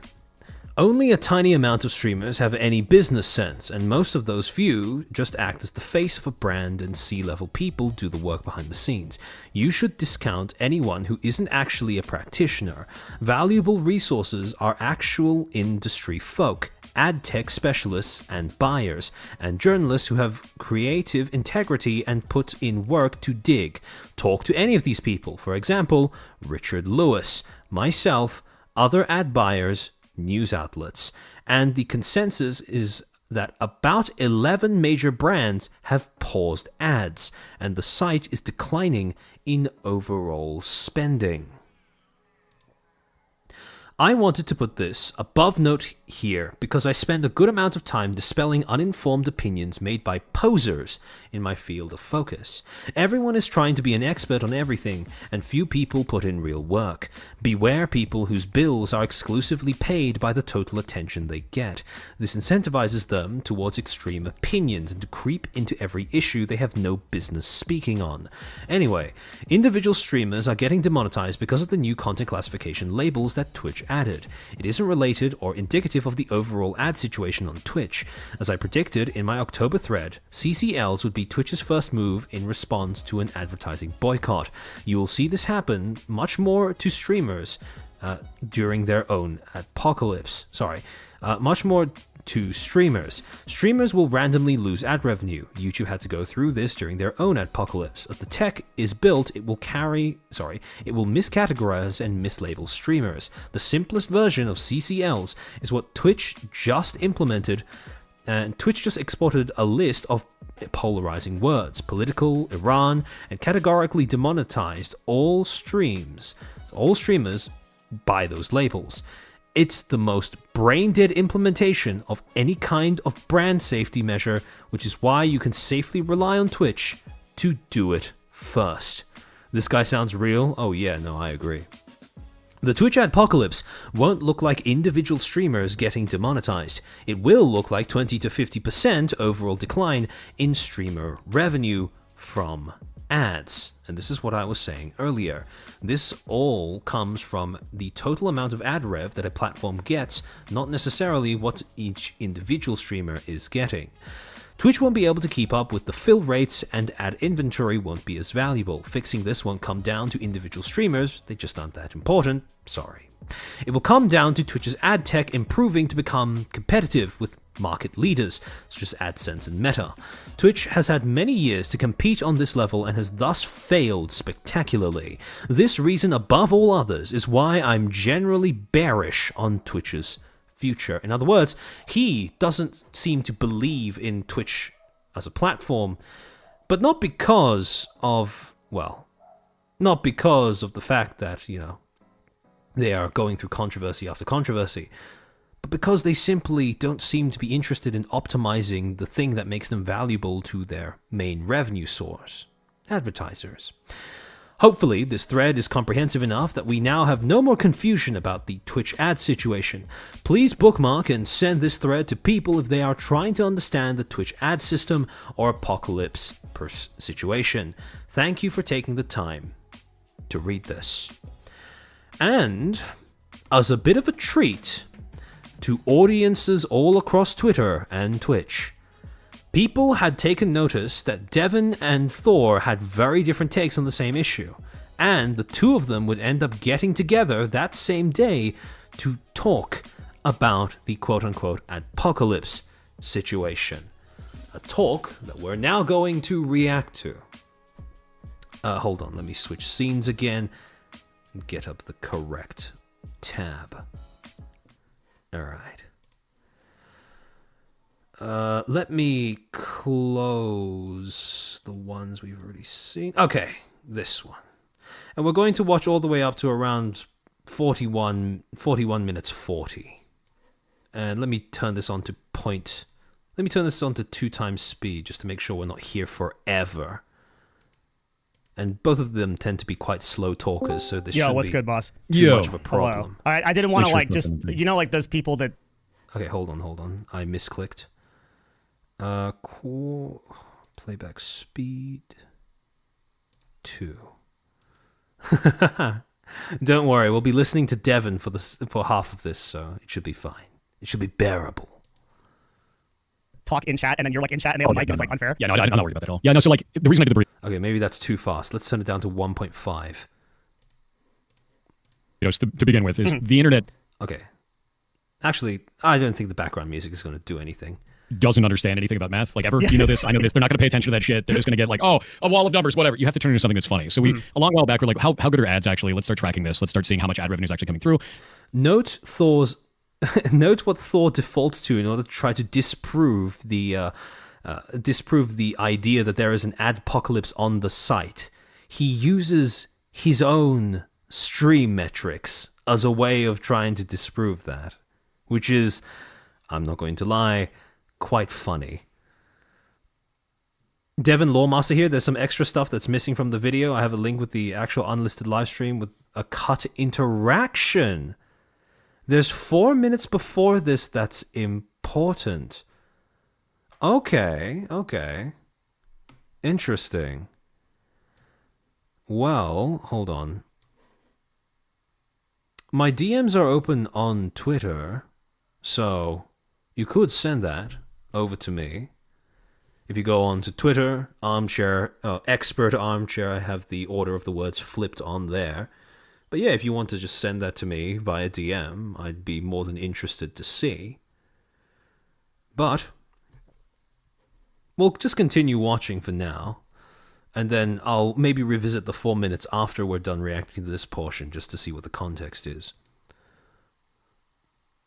And then start determining what the difference is on a per month basis to see if that lines up with the rest of the industry. This actually allowed me to see, in my small amount of data, if Twitch was performing close to the rest of what we could see across the internet, if it's following normal ad spend rates. Now understand.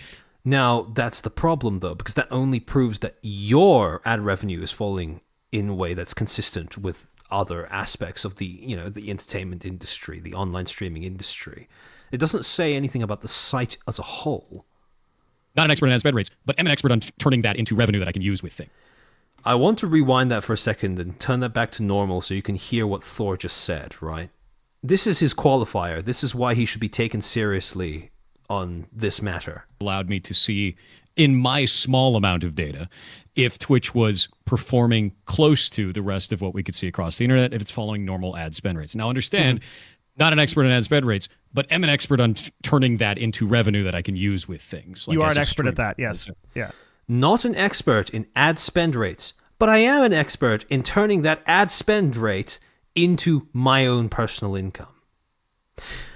This is comparable to somebody saying, I'm not a qualified water management expert, but I make a mean ice cream, so I should be listened to when it comes to predicting when the next drought is going to happen.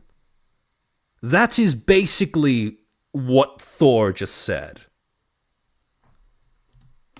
Yeah, that's the whole idea with this is I need to find out exactly how much ad revenue I'm making. What are the trends for this? I need to know when those ad spends are going through so that I can understand, like calculate far ahead, go and find out how much ad revenue am I going to make throughout the year? When are the downturns for this? When are the upturns for this? And there are a couple of anomalies in there. Like I shouted that in that post, which is kind of weird, but it showed me that this is still based on like the amounts we're getting in are still within normal thresholds for this. And an adpocalypse would generally be, oh my God, everything is going to crash. And the only times that I've seen anybody's ad revenue drop now is when it's tag based. And those tag based things are really awful. I don't think Twitch should be doing any ad revenue shit based on tags. I think it's terrible. It doesn't make any sense. It's esoteric for the user. The user then has to go like, well, why did my ad rate drop? And it's just based on the tags that are in there, which is dumb, honestly. Yeah. So like outside of that, we've seen them where they kind of misfired on some of those. So like one guy See, that would have been an excellent opportunity to really buckle down on that particular aspect of your public image as a creator ambassador and actually reply to Twitch or at Twitch or quote Twitch saying, this ain't it. You need to enforce your rules. Because just complaining about their policy changes, that's not going to do shit. They're just going to keep making more policy changes. No, what really needs to happen, and what far too few creator ambassadors have been pushing about, is actually getting them to fix the way that they apply those policies. How they actually enforce the rules that already exist. got demonetized because he had Iran in his title. And I can understand that Twitch would just add that to a list and then just be like, oh, all of these are politics. Yeah. Iran is at war right now. Let's not have that in there, right? So like I get why some of those misfires would go off, the splash damage would happen with that. But the overall numbers that we're seeing here, especially in channels that have not been impacted by the tags, is it's exactly the same year over year. And maybe there is an adpocalypse brewing. Maybe there is something that's going on down the road. Maybe there are advertisers pulling out. But my point is, we don't have the data to prove that yet. We have conjecture. And that's the problem that I have with this, where I'm like, there is no... The problem with that is the assertion that there is no apocalypse is no more true than there is an apocalypse. If what you are saying is that we lack the data to make a definitive judgment, that applies just as much to your assertion that there is no apocalypse as it does to other people's assertion that there is an apocalypse.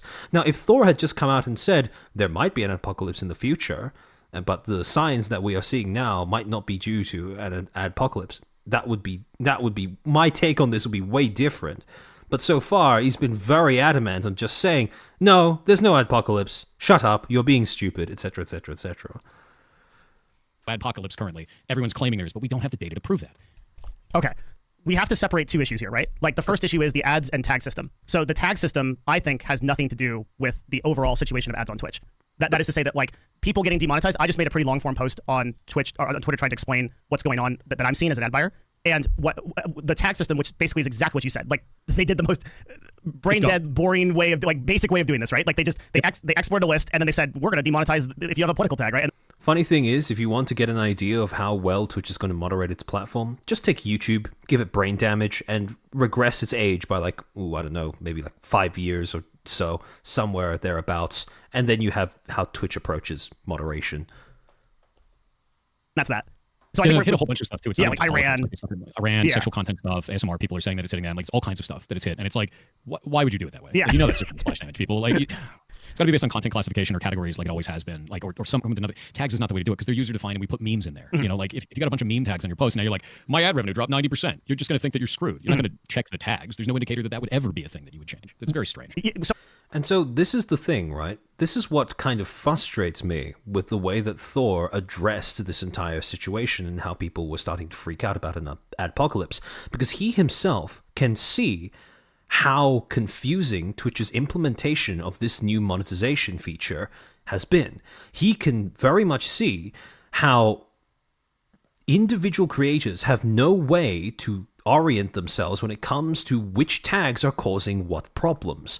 And so when they're all just finding out simultaneously on their own in isolation, and they all come together, and the only thing they seem to have in common is that for some reason their streams are no longer being monetized to the same degree, that their monetization has been throttled, that they don't know what exactly in their stream or which exact tag in their stream is getting funding pulled, it can be very easy to see how that might lead people to start thinking, oh shit, there is an apocalypse.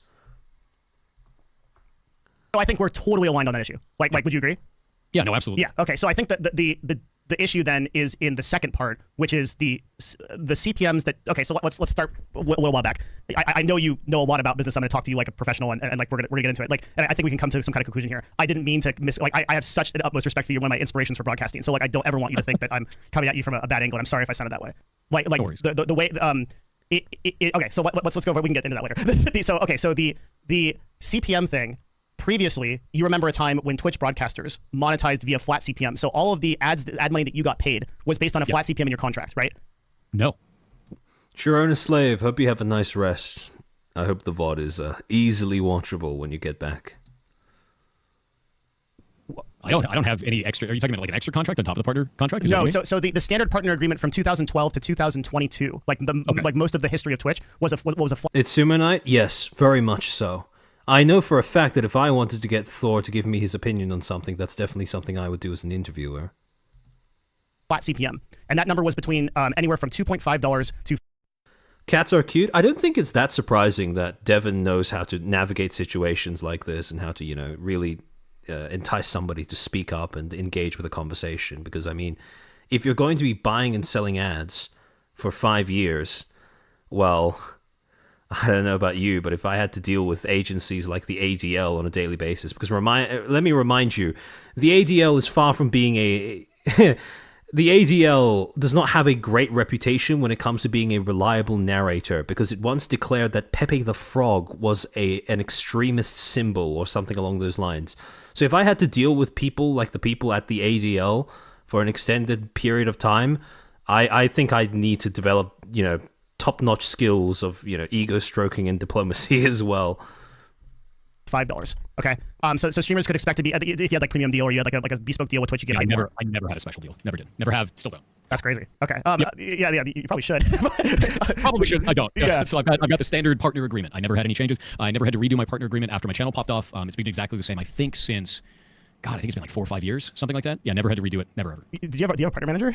I do. Yeah. Okay. My contract has never changed. I think they should give you preferential sub. That's a whole other discussion. But okay, but Yeah. I got my 70-30 because I got my sub points. That's it. got it. Okay, yeah. So from 2022 to 2024, there was a significant change in the contract, and you can check this. Like you can go back to the old partner contract, you can look at what you signed, and it will say there was a flat CPM. It will tell you your flat CPM per territory. And so what changed in 2022 is they moved from a flat CPM basis to a percentage basis of the ad revenue spend that they make. Okay.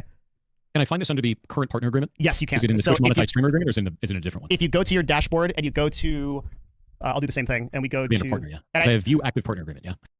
The beginning of this is basically designed to give the audience a bit more context into how these ad revenue splits actually work. And as a result, I would assume that Devin's intentions behind this is to better contextualize how well individual ad revenue from any individual creator functions as an indicator for overall platform ad revenue.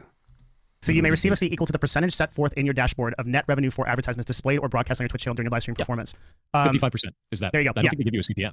They It's used to. 30%. Yeah, so now they give you 30% if you don't run 3 minutes of ads per hour, and they give you 55% if you run 3 minutes of ads or more per hour. Right, And but- I've run 4 minutes of ads basically forever because of that. Yes, and so a really important note here is that previously you were paid a flat CPM based on just the $2.5 to $5 number, and now that is a percentage, 55 or 30% of the CPM they get.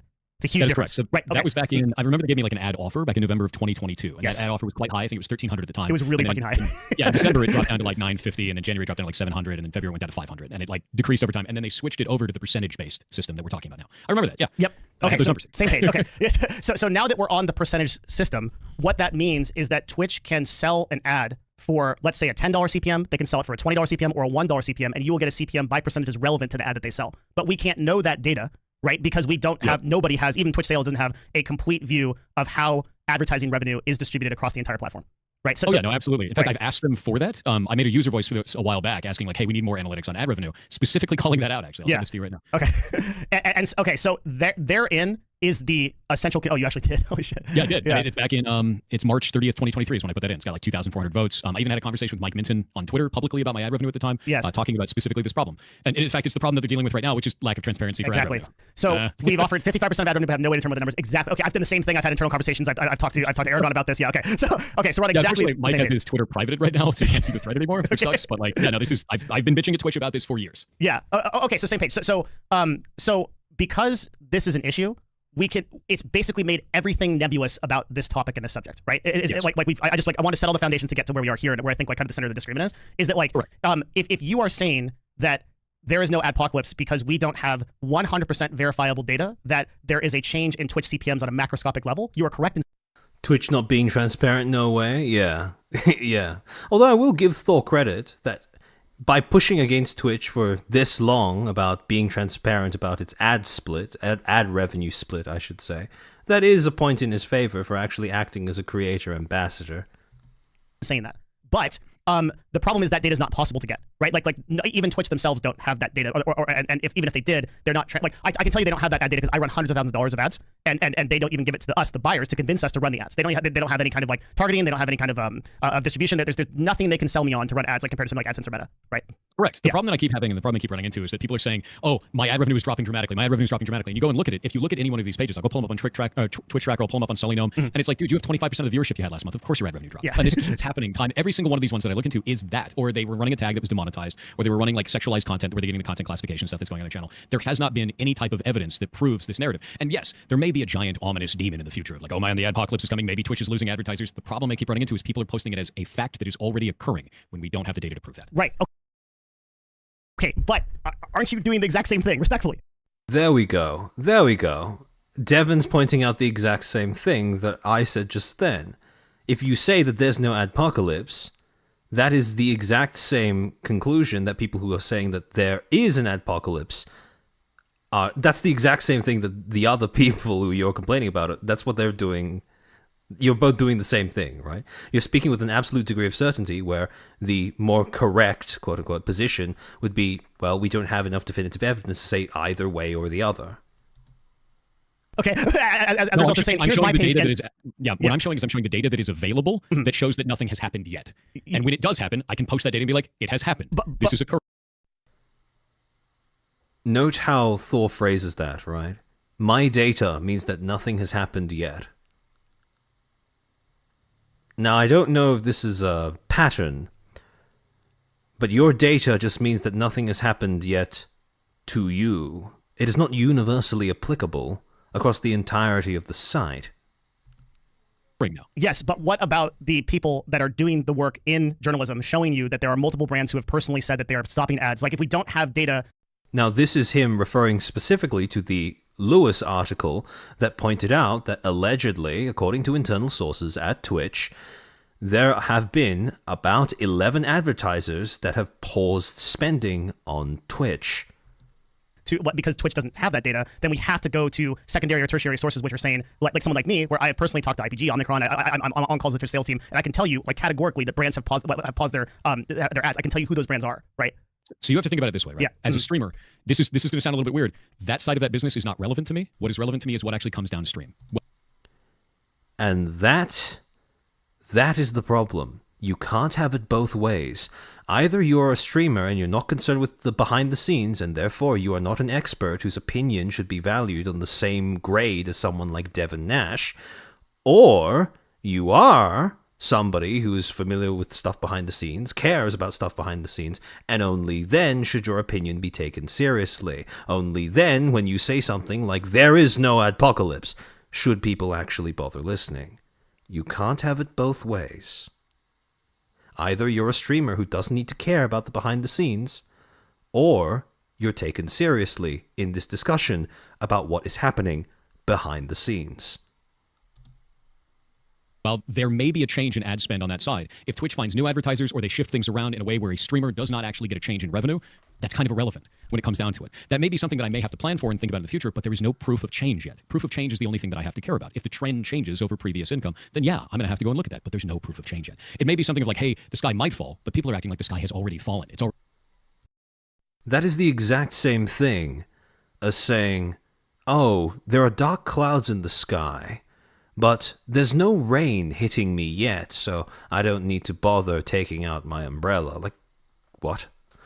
Oh, Gazzy, okay, you sent me that? I'll take a look at it after we're done with this particular portion of the stream.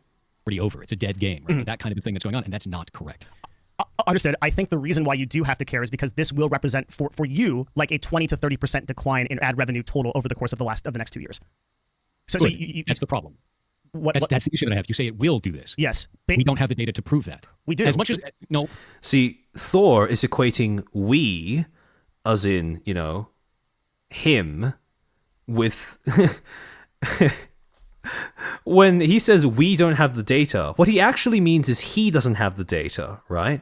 But he is assuming that he's saying it as if both he and Devon don't have the data. No, one of those two does have data. Devon has data. It's just not hard data. It's secondary and tertiary data. Secondary and tertiary data is just fine, right? If things stay exactly the same, if the things that people are saying are true, then yes, this could happen. But that's the problem with that. If things stay exactly the way that they are, and that's not how things work. We have to wait and see. So why not say there could be an apocalypse? Why did you go with there is no apocalypse? Like, what? It's easy to be like, oh, this is a dead thing. This is really, like, oh man, Twitch is going to lose all this ad revenue. It's totally game over. Nobody should be in streaming. Nobody should be doing this stuff. Do you know what I think the bigger issue with this is over anything else? What? It's trying to call that this has actually happened before it actually has, before we have that hard evidence. Because when you start to do that, you start to make people not want to spend on the platform, and it starts becoming a self-fulfilling prophecy in that way. That doesn't make sense to me to do that. When you know as well as I do, when an advertiser goes like, oh man, maybe I shouldn't advertise on that because nobody else is advertising on that. Everyone's talking about it in a negative light. Yeah, that's going to scare away. It becomes a self-fulfilling prophecy. So what you're having here is, from my perspective, is we have numbers that still look exactly the same to me on a downstream basis. We have people talking about doom and gloom as if it has already occurred, and there's no evidence to show that it has occurred, even though there's a potential that it could. Okay, let me just give you some hard evidence, okay? There's been congressional meetings that have been announced, pulling in Dan Clancy. Richie Torres has made tweets that says that they're going to call Twitch in to have a discussion about anti-Semitism and bad ads on the platform. The ADL has made a statement that objectively says that there's a huge problem on the platform, and that they're talking to their agencies. They're the same people that took out monetization on Twitter. They're extremely powerful, right? And you can go on ADL's Twitter, right? Like this is all like pretty objective statements that there is something going on. No? Yeah, no, that's absolutely something is going on. Yeah, but it's still just something. That's the issue that I have with this. It's still just something, he says, as he says, there is no apocalypse. Like, what? Like, when I'm making, like...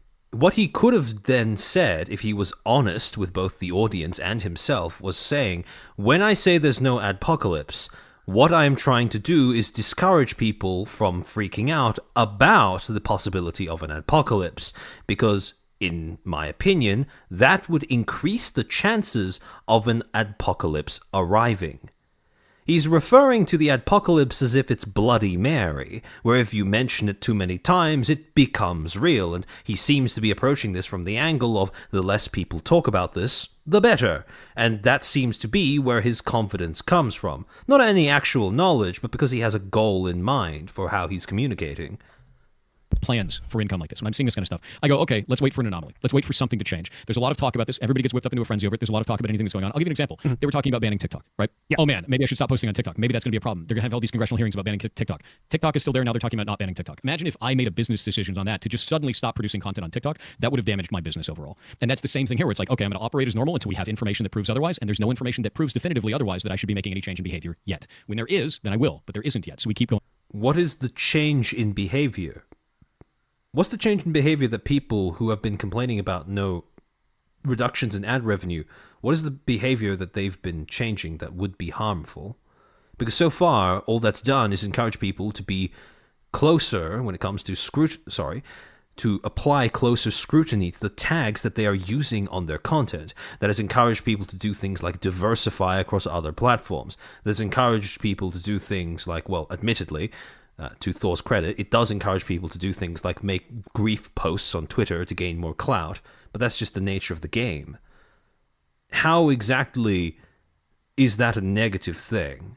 Like, yes, you can make the argument that the grief posts maybe make it so that it's a self-fulfilling prophecy, but that is no more that is no less conjecture than the people who are saying that, yes, there is an adpocalypse happening right now.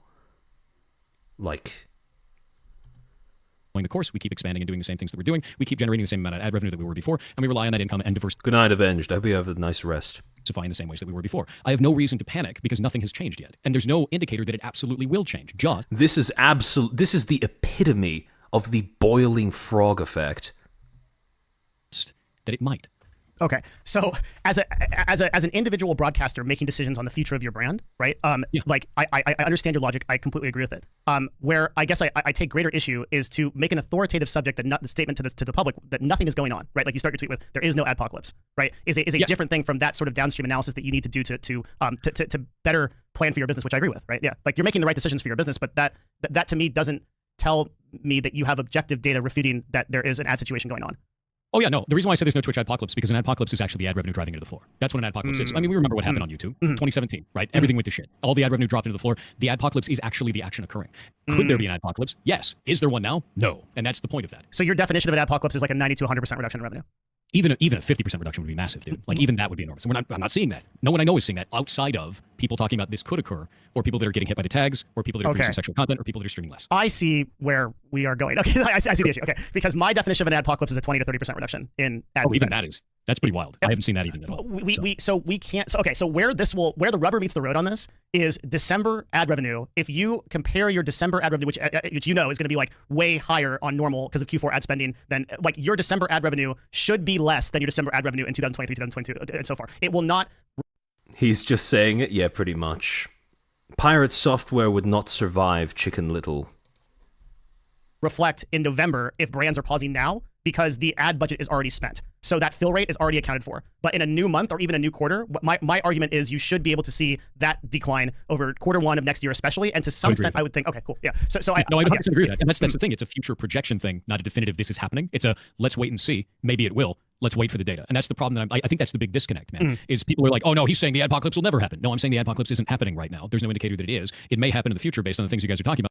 There's no indicator that it is going to be a statement that ends up aging quite interestingly, as we'll see in a few minutes. But there's nothing going on right now based on the data. If that does happen, we can talk about it then. The other thing that I'm waiting for is because so many people are now suddenly paying attention to ad revenue, they're probably going to see the decline in January and February that happens every year that you realize, right? And they're going to be like, oh, the adpocalypse has finally occurred. I lost 50% of my revenue. Yes, you do every January. That's how it works. Yeah. Yeah. Yeah. But what you have to do is you have to take like a 90-day moving average and compare it against the former year. And I guarantee you the general. The other thing that erodes Thor's standing as a creator and master is the fact that when he refers to this, there is this underlying tone of derision, right? I understand exasperation, I understand frustration, but derision, that's a bit different. When you say that, when you make it out as if people saying this are simply being irrational, right? That all of these unwashed masses are finally going to start paying attention to ad revenue and they are going to mistake the casual, normal drop in ad rev during January and February of the following year for being an actual adpocalypse, and you're using that as the basis to preemptively disregard their complaints.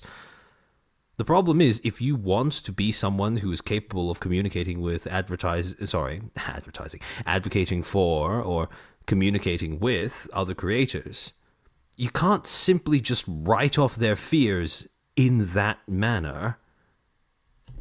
And when you do write off their fears in that manner, that paints you as somebody who really seems to be geared towards playing just for yourself. It won't do that. They're going to freak out because they're suddenly looking at ad revenue. They don't know how it works. They're going to go into January and February and just be like, the end is nigh. Yeah, the same way that why they were like, oh yeah, I'm demonetized like 2 days, and actually I just Twitch doesn't update the data until for a couple of days. Yeah, I totally agree. I think it's hard for me like to convince you that something is happening. I guess the place where I still have like a disagreement is like you're continuously saying based on the data. But I guess if the data is that there is no data, then yeah, based on the data there isn't an apocalypse, right? That's it's because there's not data yet. There's a potential for it. But that data is not possible to generate. We established that, right? Exactly. Like that's the point, though. Okay, but isn't that kind of like a workaround? Like if you have like the ADL, if you have like legitimate news outlets saying okay, like multiple brands have paused, they're like, why is that data not valuable to you? Would you say there is an adpocalypse right now, occurring currently? Would I say that like today streamers are making 20%? The ad revenue that I'm pulling in today. Is that happening right now? Is what specific? I just want to be really specific. Like, is there? Is there a 20 to 30% reduction? Because you say that an adpocalypse is 20 to 30% reduction. Yeah. Is there a 20 to 30% reduction happening right now on stringers accounts across the platform? Right now. See, what Thor did there is he asked about across all streamer accounts, which is not the same thing as saying across the platform. So... Okay, here it is. No. But I think that within a week or two there will be, because again, if you pause ads, you still have budget and fill rate. When that fill rate runs out, that will be the problem. Yes, and that is exactly the point. I think there will be within 2 to 3 weeks. There may be in 2 to 3 weeks. I believe there will be in 2 to 3 weeks. It's a projection, and that is why I say wait on it, wait to see the data. And for everybody claiming it. See, that's not what he said, though. He said there is no adpocalypse instead of let's wait and see. Because I would be willing to bet an arm and a leg that if he had said let's wait and see instead of there's no adpocalypse, he would not be getting nearly as much pushback as as at the time he received. Is here, the end is nigh, oh my god, this is awful, everything is falling apart. No, it might. It might, and we don't have the data to prove it because, as you said, the data doesn't exist. So why are we making decisions and freaking out the sky is falling on something that doesn't exist yet and stating it as fact? Let me give you an analogy. It's potential. Okay, so if a bomb drops, okay, and like a nuke hits a city, all right, okay, the initial explosion is something that like everybody can see happen, and the damage is done, and then there's a shockwave that goes out from that. I'm aware. Huh? Yeah, no, I'm aware of that. Okay. I can remember. If he said that, we'd give him much more credit. Oh, absolutely. But the problem is that would require admitting to not knowing something, which apparently it seems like is not on the table. The thing is, the explosion goes shockwave. Yeah. So So what I'm saying is like we've clearly seen the explosion, and like the shockwave is coming. It's not a might thing. Like the people have paused their ads, so that fill rate is going to be reflected in the future. It's not a prediction. It has happened. The bomb dropped. The explosion shockwave is just yet to hit us. Does that make sense? I can see what you're saying. Yeah, the bomb drop. You're saying the bomb drop for that kind of stuff. The only thing that I have seen in terms of advertisers pulling out right now is claims from within Twitch from unverifiable employees. I can't make a business decision based on that. What? Claims from within Twitch from unverified employees. Brother, how the fuck are you going to verify them? You're not a journalist. You don't have connections to these publications.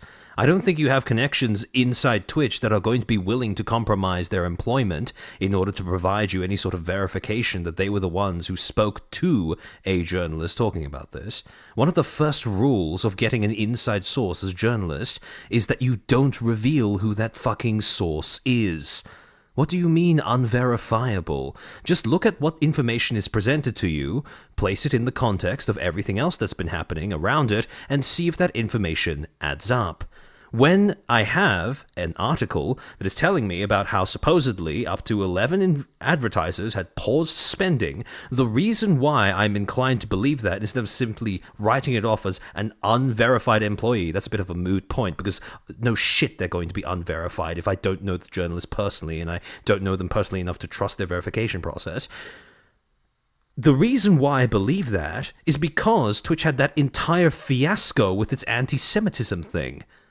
And the ADL got involved. Like, yes, the ADL may be stupid at times, like when it declares Pepe the Frog to be a supremacist symbol, but it holds sway over quite a few advertisers. So if the ADL starts complaining about something being, not advertiser friendly, I'm more inclined to trust that advertisers are getting skittish. And when he says, oh, I'm not willing to make a business decision off that, okay, fair enough. But does that mean you really have to go out of your way to then put down other people who are freaking out?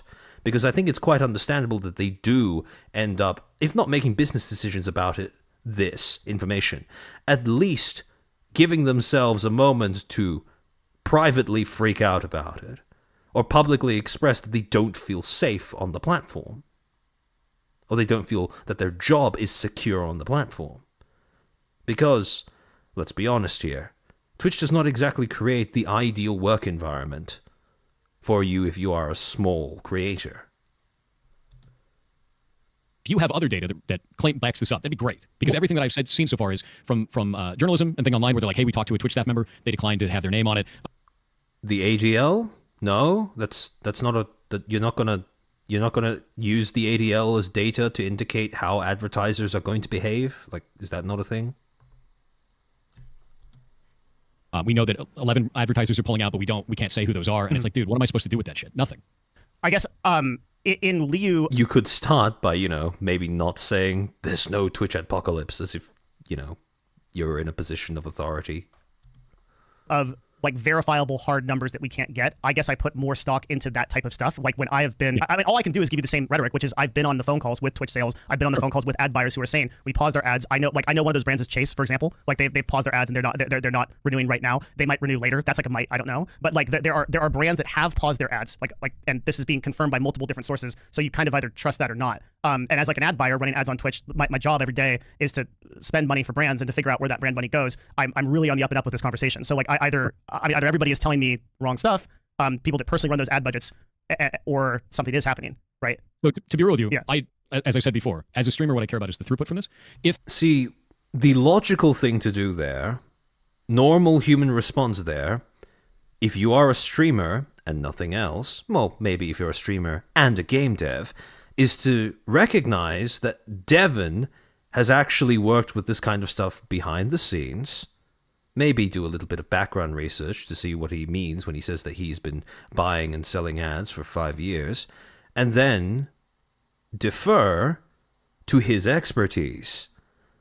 Because it is, at this point, quite undeniable. There is a very noticeable gap between the amount of information that Devon has access to and the amount of information that Thor has access to.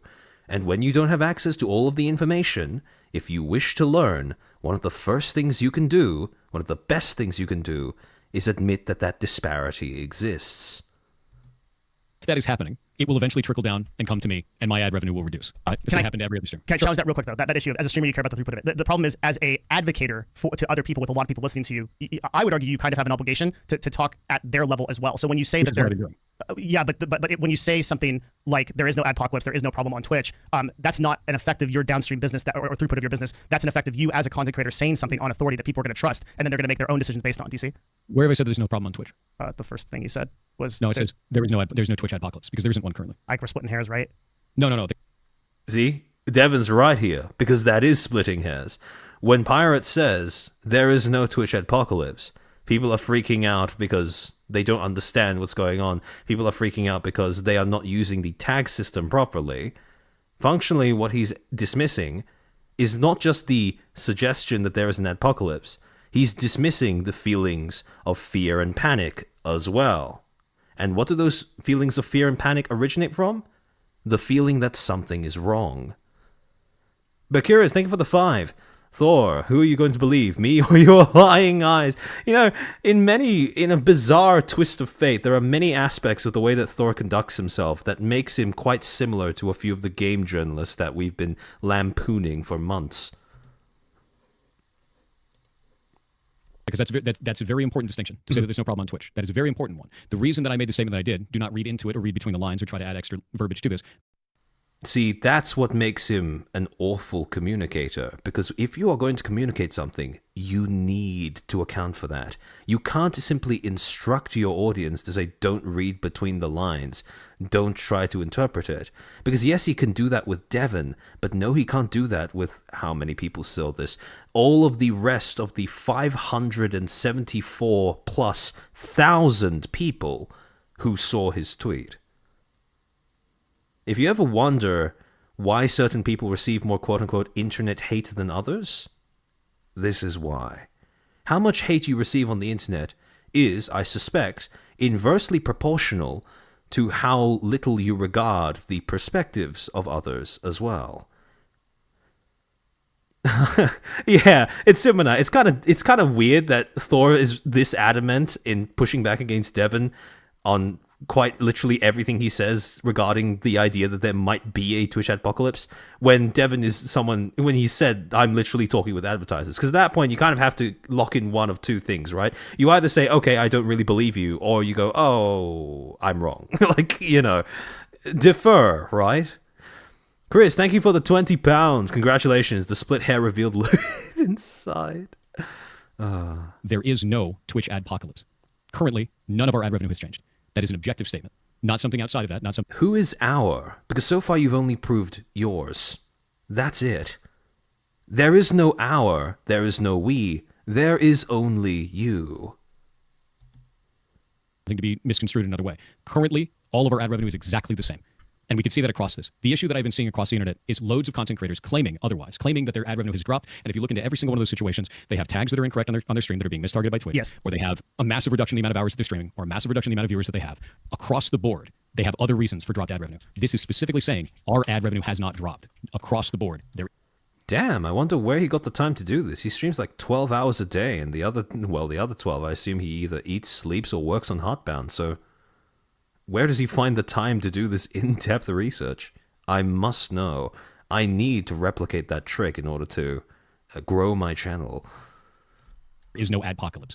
That's it. Could there be one in the future? Sure. And when people misconstrue it and take it off into the future, that's what the hell am I supposed to do with that? Well, right? Yeah. I state that there isn't one now. Here's my data. It's not happening. Do you feel like the intent that people draw from this is not going to be, there is nothing happening, income is exactly the same on the entire website? There's no issue whatsoever. There is right now. The income hasn't changed yet. If it changes in the future, great, man. Like, then we'll know. But to claim, it's cart before the horse shit is what I'm seeing here. Mm-hmm. You're having people claiming this is a definitive fact. This has already happened. Everybody's ad revenue is dead. Oh, you better jump off Twitch. People are claiming like, oh man, I got to go to Kick. I got to start streaming on YouTube instead. Like, people are immediately trying to be like, jump ship. Oh shit, everything's bad. Mm-hmm. And it's like, dude, nothing's changed yet. Why is that a problem, though? Like, I get if people are actually saying, oh, it's time to jump ship. I get that why that's a problem. But if people are just panicking, and out of that panic, they decide to diversify how they stream and how they make content, is that really a bad thing? Nothing has changed. When it changes, cool. Should we plan for that a little bit? Maybe. But like, to be real with you, to try and claim that this has already occurred, that the sky has already fallen, is absurd to me. That's okay, but you, the reason why a lot of people I think are pushing back against this take, and like why I'm pushing back a little bit, is because we have seen this concern raised from brands again with lots of journalism, and again, like we already went through all the sources and everything that have said that there is a serious situation, that the bomb has been dropped, and that people should be aware and maybe should be. It's Sumonite, nothing's changed when there are so many anecdotes? Exactly. And this is the problem when you use data as your sole reference for orienting yourself in the world. Because data can be very deceptive. If you...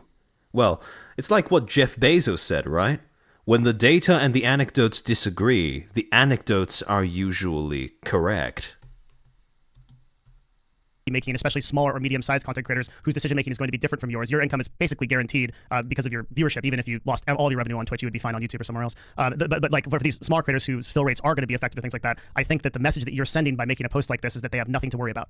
And that would be the takeaway that they would have from this. And the message I'm sending is like, hey, pay attention. Twitch is making serious mistakes, and you need to like do things like multi-stream. You need to do things like diversify. You need to do things like create content in other places so that you can have a more holistic. An interesting difference that's starting to emerge between these two people as they have this conversation is that Devon seems to be quite capable of putting himself in the mind of somebody different from himself, whereas Thor does not seem to have that capability. And protected brand. Does that make sense? I think what it comes down to is we're both right in a different way.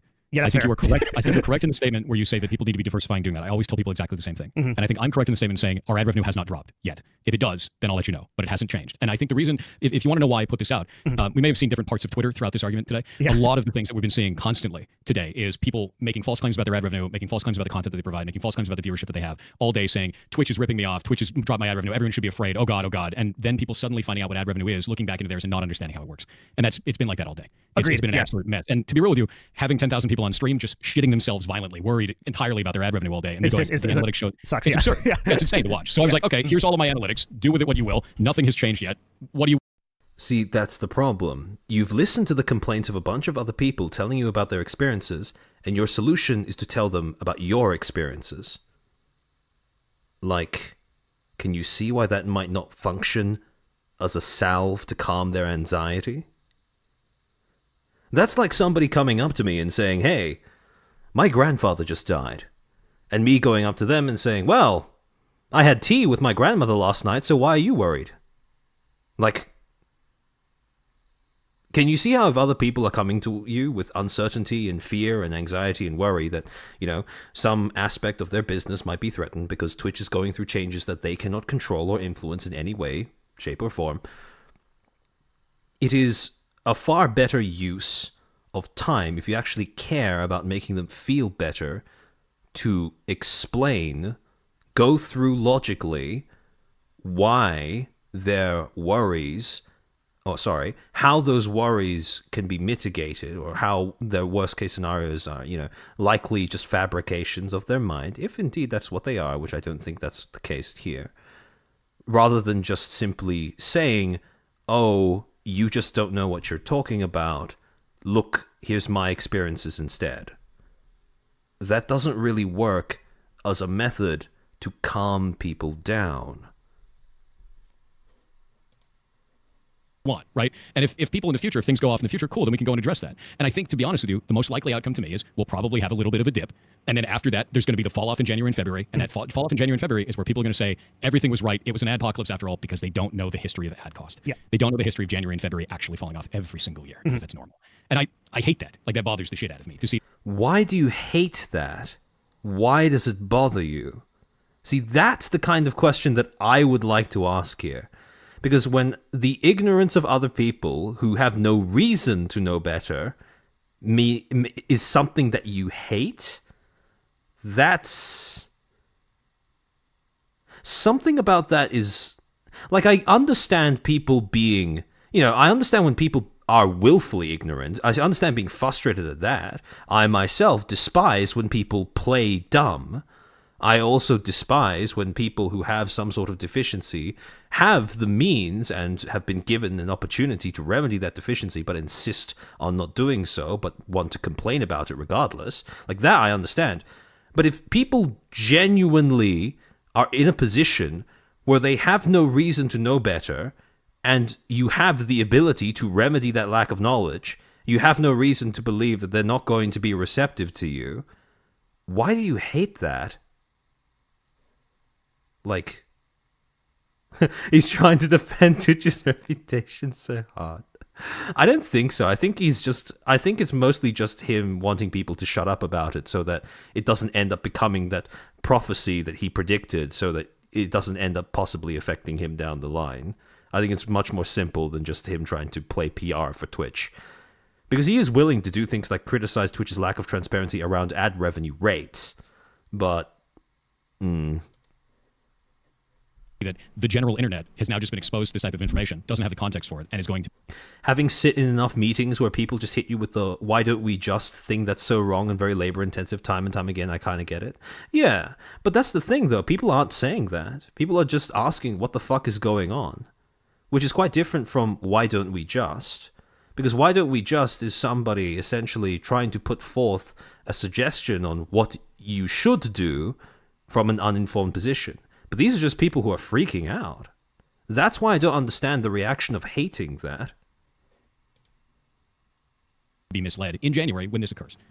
I think I'm annoyed by the exact same thing, and that's that. Like, like multiple people are coming to me and saying, like, oh hey, the stock guy showed an image of a tag, and now that's proof of an ad apocalypse, and oh wait, now he showed that the tag. Honestly, I think it's just an ego thing. He wants to make himself seem more familiar with the subject matter by pretending to be offended by ignorance.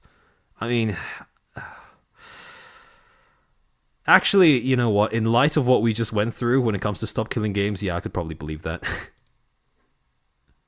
Is related to this thing, and that's proof of not ad apocalypse. So the amount of misinformation is why both of us created posts from different angles. We did. That's exactly it. And when you look at that, the tag thing is relevant, but not relevant to the overall thing. It is something that is going on, but it's not indicative of an apocalypse. The problem that I am...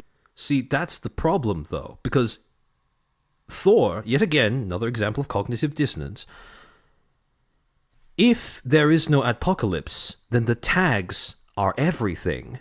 But if there is an adpocalypse, then yes, the tags are irrelevant. Right? If people are complaining about how they're not getting money anymore, and you're saying that there's no adpocalypse, well, there's only one explanation left, and that's the tags. So if people are going to be freaking out about the tags, well, if you're saying that there's no adpocalypse, surely you would be able to understand why they are freaking out about the tags. Because it's not like Twitch has been abundantly transparent when it comes to what tags end up becoming overly sensitive. Like, Iran? Okay. Yeah. Some guy who had it in his content because he was Iranian just was supposed to wake up the next day and understand, yeah, that's going to be politically and socially sensitive. Like, come on. seeing is people are taking that tagging issue and they're running with it going, my ad revenue was dropped by 90%, it's the adpocalypse. And then they're freaking out about this all over the internet. That's not correct. So yeah, agreed. Issue. Okay, and the problem I'm seeing is that people are, I guess from the reverse, is that people aren't actually taking the issue of like what an adpocalypse means on a macroscopic level seriously. And that was the purpose of my post, was to show that like, hey, the actual situation of spending ads on Twitch is dog shit. Like I've done this a lot. Here are like the 4 categories that we evaluate to make a decision on if we're going to run ads on the platform or not, right? Like return on advertising spend, demographics, things like that. Twitch is failing at all of these. If they continue to do this, you as a broadcaster and every single broadcaster will see a significant decline in advertising revenue. Because you probably remember this, is that like you've been streaming for a while, right? How many years you streamed? 7 years. 7 years, yeah. And I remember your YouTube video back, like you remember like Twitch making money off of ads. Just streamers making money off of ads is like a relatively new phenomenon. It's super new. Yeah. Like this only started happening in like 2022. Yes. I think is when that started happening. It's only been a couple of years. We used to monetize completely off subs. No, we did it all off of subs. We did it off of donations. We were completely at the whim of PayPal doing chargebacks. Yep. Like it sucked, man. And then like suddenly ad revenue is a thing now. And now ad revenue is 30% of my income. And I'm like, okay, yeah, like ad revenue actually exists now. And even then, like the ferret rescue that we run, that's completely run off ad revenue. It's like 95% off ad revenue, which is wild. And yeah, diversifying that out. I've got merch stuff coming out. I've got other things I'm doing that, making YouTube videos for that, because that's what you're supposed to do as a streamer anyway. Yes. Like you should be diversifying that shit. And this, I think this is the whole thing is literally just, could there be an adpocalypse? Sure. Do we sing the day? Diversifying is not going to be that easy. For example, let's examine what Thor did in order to get as big as he is across 2 platforms. There was a massive kick in terms of actually getting viral on YouTube. Now, he gamed that algorithm. He SEO'd that shit. He earned that attention for himself. But stars had to align for him to become equally big on Twitch over the same period of time. So, just assuming that other people can do something similar, a little presumptive. At the very minimum, it would probably pay to understand that other people are going to be a lot more intimidated by the idea of doing that, or by the prospect of doing that, or the prospect of having to do that, than you seem to be. For good reason. Thor is, despite his flaws, a success story about how to make it big as a content creator. However, from his perspective, that task is a lot less daunting than it might be for other people who don't have the same experience. And if you're going to be talking to those people, you're going to have to talk on their level. You're going to have to be able to encourage them to move in that direction of diversification, if that is your goal, while refraining from simply dismissing the fears that might propel their need for diversification. Yeah, it's Sumanite, or even being able to afford doing that. Exactly. Right? Right now? No. And if the data comes through and I'm like, hey, look, the ad revenue dropped, great. Then we can talk about that. Right. So totally agree. Orcasaurus, it also depends on what content you do. Thor is successful because his content has very broad appeal. Yeah, that too. For other people, it's not as easy as just, going for a more general appeal when it comes to your content.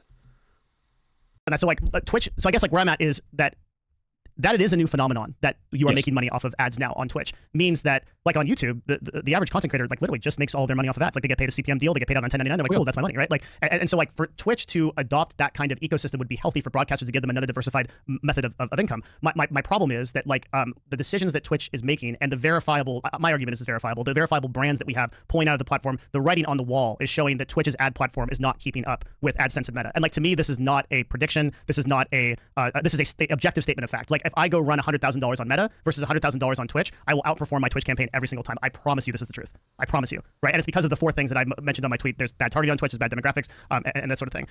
So I think that if you tell streamers that like basically there's nothing going on, to me, I would rather a broadcaster be a little bit afraid and look into their options and look into like, oh, maybe I need to multi-stream. I'm not like I need to cancel my Twitch account and go to Kick. I agree those takes are ridiculous, but they're insane. They're insane. They're insane. And I'm sure you're getting thousands of those messages on every second. Every second. What I would love to see is people become more aware of the total macroscopic ad situation on Twitch and make more informed decisions. Interesting thing that says about Thor. People who are sending in those takes are very evidently people who do not deserve a response because they are freaking out to a point where you probably wouldn't be able to get through to them anyways. So why do they occupy so much headspace? Why not just ignore them and focus on the people who do have opinions, expressions, messages, etc., that indicate that they'd be more receptive to feedback? Why not just tune out the noise? Granted, he is much larger as a creator, so I can understand if there's far more noise to tune out. But at the same time, If it irritates you to the point of just making a blanket statement like this, that effectively functions to dismiss the concerns of a group of creators as a whole, probably not a very sustainable way of approaching this kind of stuff. For their business on the basis that it is not keeping up with the digital ad spend across the industry. Okay, no, that makes sense. So let's put it this then. Would you agree that there is not currently an adpocalypse happening on Twitch? I would. Is being unable to accept any other information except your own data indicative of a lack of empathy? Yes. Very much so. Note, by the way, note how Thor keeps coming back to the same point of trying to get Devon to say there is no adpocalypse. Like, immediately after Devon brings up anything to do with, oh, it's an objective fact that advertisers are pulling out, Thor almost religiously comes back to this point and tries to get him to say out loud, there is no Twitch adpocalypse. It's a little interesting when you notice that pattern happening in the conversation. I agree with that, but I think that I would agree that there is. Yeah, I would say that I would agree that there is a potential for one to happen in the future based on what is occurring outside of that. That would be my agreement. Okay, so let's word this a little bit differently. Would you accept that there is a guaranteed drop in ad revenue in 2 to 4 weeks when fill rates end up dropping? I think that's pretty soon. And the problem is it's hard to find out if that would correlate with the January drop-off. So if I look at my ad revenue from January from the year before, we've got a 0.511, we've got a 0.402 and a 0.321 based on the data that I have there for that VPN that I calculated out. If it's lower than those, I think the worst month we've ever had was February 2023 at 0.321. The worst one ever. If it's lower than that, I would agree with it in those months. And it really comes down to that it all comes down to, does it affect me? I don't know if he meant it that way, but from the outside looking in, that is very much the message that is being sent here. I need the data before I can agree to that. And I don't have that data. There's a potential, but there's no data. How do you get that data, aside from having it affect you personally? Like, I'm just curious. Like, if you consider this as the framing of the issue, right? I need data before I can believe that something is happening, and you won't accept the expertise of someone who does have more expertise than you, then really the only data you have left is anything that happens to you personally. Because you're not accepting external data, really. And we can't get the data until we have it. Does that make sense? Yep, but you Again, he's saying we, when in actuality it translates more closely to I. don't agree. So the data, like, what's this called? Would you agree that multiple news outlets posting that brands are dropping is data of a kind, or would you not think that? Are you only hard I would numbers? say that I like hard numbers, man. Yeah. Like, really when it comes down to it. I need hard numbers. What, is 11 companies not enough for you? Like, what?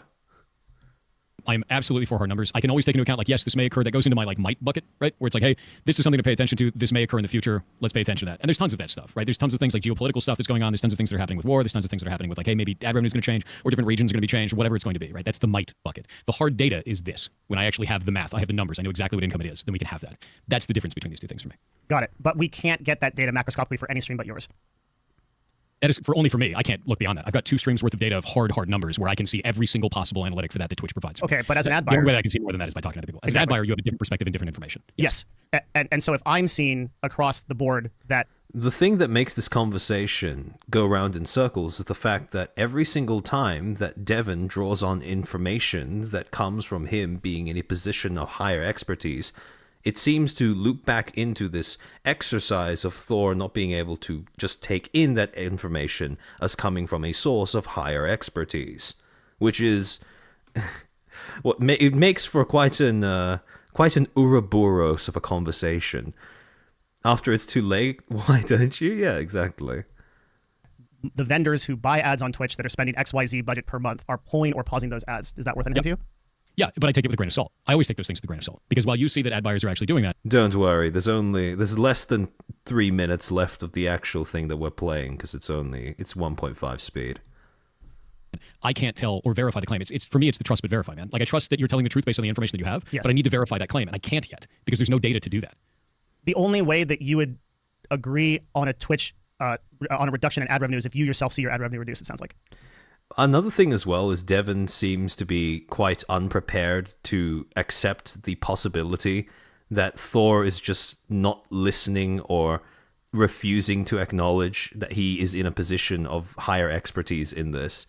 Like, he's approaching this, he's trying really hard to assume that Thor's disagreements are all just because, just because it's a reasonable position, rather than he just refuses to defer to someone who knows more than him. Myself or anyone else that wasn't involved with a reduction in viewership or a reduction in streamed hours or a reduction because this ridiculous tagging system that Twitch has just implemented. Yeah. Yeah. So then there is no way to convince you of this unless we just wait. Because it's too soon. Exactly. Yeah. But then why not say it is too soon to tell rather than there is no adpocalypse, there's nothing going on. And we've circled back to the main point. Because there's not currently an adpocalypse. I didn't say there's nothing going on. I said there's not an adpocalypse. Currently, there's not an adpocalypse. That's a bit of circular logic, right? There's no adpocalypse because there's no adpocalypse. Why didn't you say that there's nothing going on, there's not enough data? Because there's no adpocalypse, right? That's an objective fact. Like, we don't have the It's data like to a prove Mobius It is an strip. objective fact, but it's like a little bit of a red herring because like you're implying that there's nothing going on. You see what I mean? That's like the whole issue. You could take the implication from that, but He's still accommodating Thor. I don't blame him for that, right? Because like he said, Thor was an inspiration behind his own, him doing streaming, so it's understandable. I mean, personally, I admired Thor quite a bit before the stop killing games thing. And before I started actually looking into the gaps in that article. right? Like that's really what it comes down to. You have to understand I'm very direct in the way that I speak. I know people might take implications from things, but like there's no way how am I supposed to know that from a person, right? I put an objective information out. I say there is no Twitch adpocalypse. Here is all of my data. That's it. Walk away. Like, and there's no way to prove that there's an adpocalypse right now because it's too soon to call. Yeah, and we agree with that. We agree with all that. But like what I'm saying is that like when you post as a content creator, you have a certain intent and a certain like your messaging is not just directly what you say. Like you have a certain intent to what you're saying, right? It feels like to me that by making this statement, you're saying pretty objectively that like there is nothing going on and there's nothing to worry about. Currently, yeah. Yeah, no, there's nothing going on right now that I can see. The only thing that I can see is that I get my own analytics. My own analytics show that nothing has changed. I know, but you're saying sure. with authority, like you're saying stuff like look, like I run a business completely based on ads. Like I know this to be the case. People are blowing this up legit. Nothing is going on. In all these cases provided, there's normal behavior, misuse, targeting. It's a lot of people sell these cards out. Revenue works on. Like, yeah, like based on all the information we have, that is accurate. But you don't think that like you. I mean, you could have put like, what if you put like one sentence that says something like I'm aware of the concerns that are going on with like brands like allegedly pulling out of like even that would like sort of acknowledge that you believe this other side exists, right? I mean, I guess I could put something out like that, but to be honest with you, like that's more of the content that you're putting out. I can't talk about that because even if I know that those brands are allegedly pulling out, that's just me going, this is allegedly occurring. But it's not useful. You have that information. And this is that's your job, not mine, right? I'm just here to say there is no adpocalypse. Saying that things are happening behind the scenes, that's your job, right? When at the same time, throughout this entire conversation, Thor has refused to defer to Devin Nash's assertion that these things are going on. So, I don't know about that one. Because you deal with people that are actually doing ad spend. Yes. I don't have that insight. I have the other side of the insight, which is I have my analytics as a streamer. I have a lot of throughput in ads as a streamer, and I can show this information, and this is all that I have. I can't speak with authority outside of that. That would be weird, right? Yes, but do you feel like as a content creator, you're in a bit of a rock and a hard place always as a content creator of your size, because what you say doesn't just have like, even if you say everything objectively as you have, like you put out your own data, you put out your own statement and your own experience on the current subject, like everything you The thing is that's not actually objective now, is it? That's subjective because it's from your perspective. It's Thor's personal perspective. Yes, it is consistent of objective facts, but if you are going to assemble that in that manner and present that as something that applies to everyone equally, that's not objective anymore. That is subjective by definition. Say is going to be interpreted and driven towards a certain narrative depending on how it leans. And so it's for that reason that like when you say something... This is why I put out objective data and numbers, because people are always going to misconstrue you for their narrative or the other side of a narrative. They're going to try and take that, and I will always just put out data for that instead of dealing with that shit. But I know how the internet functions and that. You know how I know you do. You put anything out, they're going to use it for their own means, their own narrative. They're going to twist it in whatever way that they need to in order to prove whatever truth they need to. Put the numbers on the table, walk away with it. But you don't feel like the total narrative that you have done by making a statement like this subjective and this solid is like, hey, nothing to worry about, like there's nothing going on. I understand you didn't say that directly, but you don't feel like that narrative was broadcast by this position that you've taken. No, I don't. I don't at all. I feel like I said the Twitch adpocalypse is not happening. It's not happening right here. We don't have the data to show it, and that's it. This is a direct refutation of everybody that was saying, oh my God, my ad revenue is dropping. Like outrageous, ridiculous claims all day. There's no ad revenue drop yet. It's counting. Outrageous claims. The people who are saying that my ad revenue dropped, right? If people are saying there's a Twitch adpocalypse, my ad revenue dropped, and you realize that both of those things were true, but the connection between the two was false, right? For example, it could be true that there is a Twitch adpocalypse, but you just don't know that because of a lack of data. Just as it could be true that their revenue dropped because they used the wrong tag, but to simply say that all of that is wrong because they connected the two dots in a way that you didn't like, that's a bit much. Chickens before they hatch. The issue is that hard data can only be gathered once things have already happened. We don't need hard data for a forecast. Exactly. Could it happen in the future? Read messages first before showing anything? All right, will do, Gazzy. Will do. Does it look likely that it might, based on the information you have? Sure. Has it happened yet? No. Okay. I would say that like when this is something I thought about a lot with like content creators and like you are not in this bucket. I think that originally when the catalyst and genesis of this conversation was me being frustrated that you're coming a little bit into this bucket, which is like there is a certain level of React broadcasters and that like give an opinion and give a take on something, have an intent on something that is just not informed. Like they're giving a take on something because their business's attention, they need to have an opinion and they need to have a take on something, right? And so like when a person makes like an objective statement about something, it drives the audience and it drives viewers in a certain way. I would like content creators, especially of your stature and the respect you have in the industry, to be careful about doing that because the downstream effect will be enormous based on like what your take is. Like you have an incredible amount of influence over other people. If people take from this that they need to sit on Twitch and do nothing else with the rest of their brand, they haven't been listening to anything that I've been saying, to be honest with you. Okay. Every single time that I ever talk about any of this stuff is you should be releasing things on YouTube, you should be making shorts on YouTube, you should be releasing stuff on TikTok, you should be putting stuff hell even on Facebook, you should be putting on Instagram, you should be doing all of this. Yeah, Ryukin, that's pretty much it at this point. And if somebody sees this and goes, wow, there's no Twitch apocalypse because the data's here, I should put all of my things into Twitch and only there and nowhere else, that's not my fault. That's on them. Like that's ridiculous at that point. So because you believe that the breadth of your content is accurately just like done the rest of the work, like to get people to diversify. And I've watched your content, I agree with that. Yeah. Yeah, and I think that really what it comes down to is you'll have people that read this kind of a thing and they'll react to it in a really bombastic way. Yeah. And they'll try to pick it apart and twist it towards a specific narrative, whether that's pro or con against Twitch. They'll try to turn it into their hatred of Hassan, which is talking about right now, or their hatred of what's going on with the other side of that argument, or trying to say that one person is disparaging or another person is disparaging. Really what it comes down to is the data provided to a streamer that shows our ad revenue does not show a significant decrease. In fact, it shows a normal increase for fourth quarter, just like it does every year. Okay, and that's it. Yeah, I think both of our views are actually compatible in a funny way because like you are objectively correct that nothing categorically has happened yet, right? And I think that I am also correct in that I have seen a lot of the rumblings and the thunder and the people that I'm talking to. And from this point, it actually moves to the point where they start to agree on a lot of stuff, etc., etc. It turns out to be a pretty friendly interview. There's no bad blood between them, and again, in any other circumstance, this might be something that's, wholesome, right? However, given the context behind this particular conversation, a little bit awkward. Now, hold on, give me a second.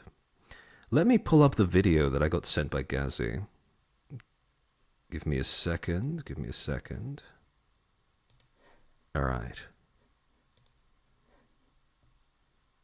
But I'm not wet right now. Yeah, pretty much. That about sums it up.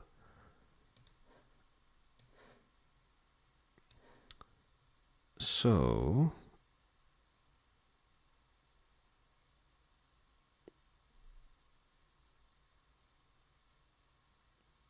$50, okay. We'll start with the fuller section. Hold on, give me a second.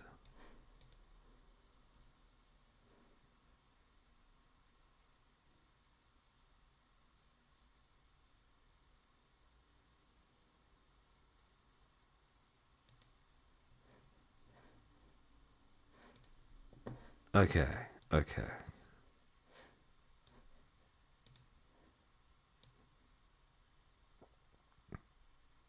All right.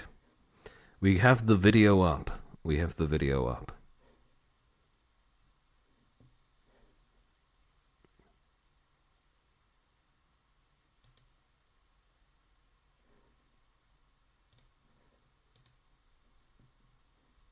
bet to any charity you want.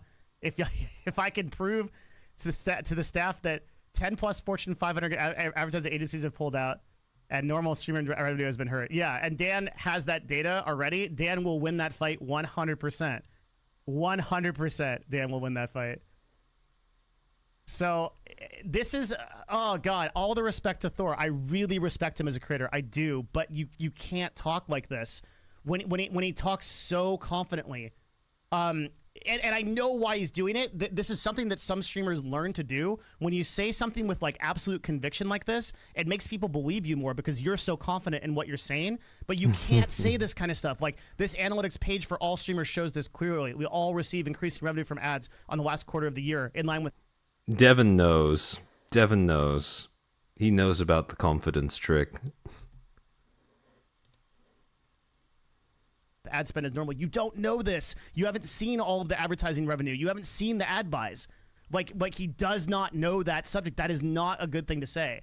And so it's just something that kind of bothers me. I don't know. Like, I guess if I have to burn my bridge like with Thor because of this, then it's like whatever. But like I hope he understands that like you can't say something like this where it's like, oh, I can see on my dashboard that the individual data shows no change in ad fill, and so thus I must assume that everything is fine. Like, of course, ad fill is going to go to big streamers first because you're going to see the most amount of ads. There's going to be the most amount of footprint on the big streams before the small streams. So generally, it's medium and small. That's not confidence. That's gaslighting. I suppose that's a valid point. Yeah, Billy. Is there a sense that tweaking can be convincing? I suppose. He suffered through that whole ordeal. Yeah, probably. Given that, yeah, I would be able to imagine that. As critters, you would never have the data on that are getting hurt and are seeing declining ad revenue. That's why you see a lot of like smaller broadcasters on Reddit that are posting their dashboards and they have little to no ads. It's because it's not the big streamers like Thor that get hurt. The ads get served first, like in a pyramid. They get served up to the top and then they go down. And there we go. That's why. For somehow there seems to be this trend developing across Twitch where if you really want to get an idea of how the platform works, you can't just go with big streamers. You have to look at both the big streamers, same size as Thor, and looking at the smaller streamers, same size as some of the people who are getting their ad rev pulled because they had a funny tag in their content.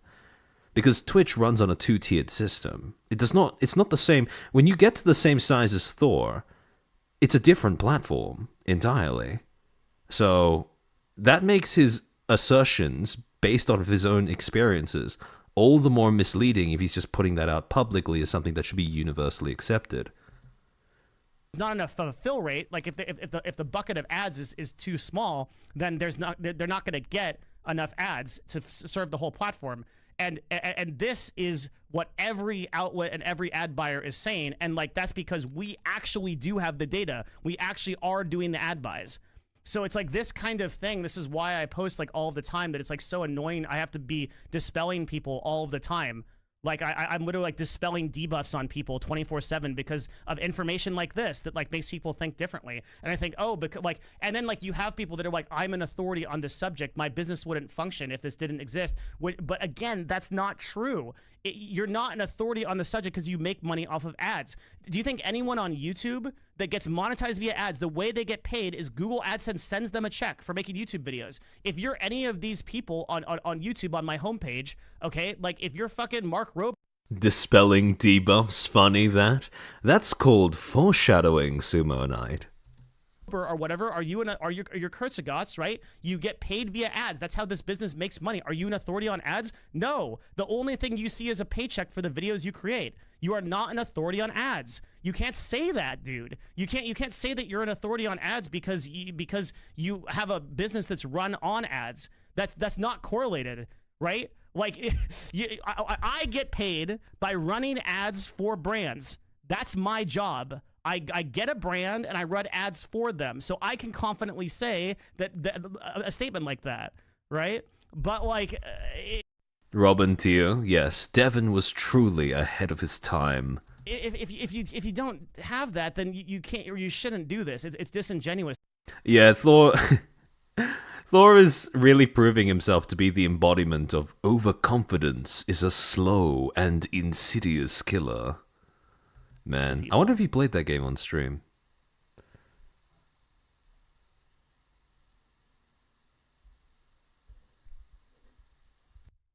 Why did you put G Fuel in the Adpocalypse video? What? Did I? Where's G Fuel? I'm not sponsored by anybody.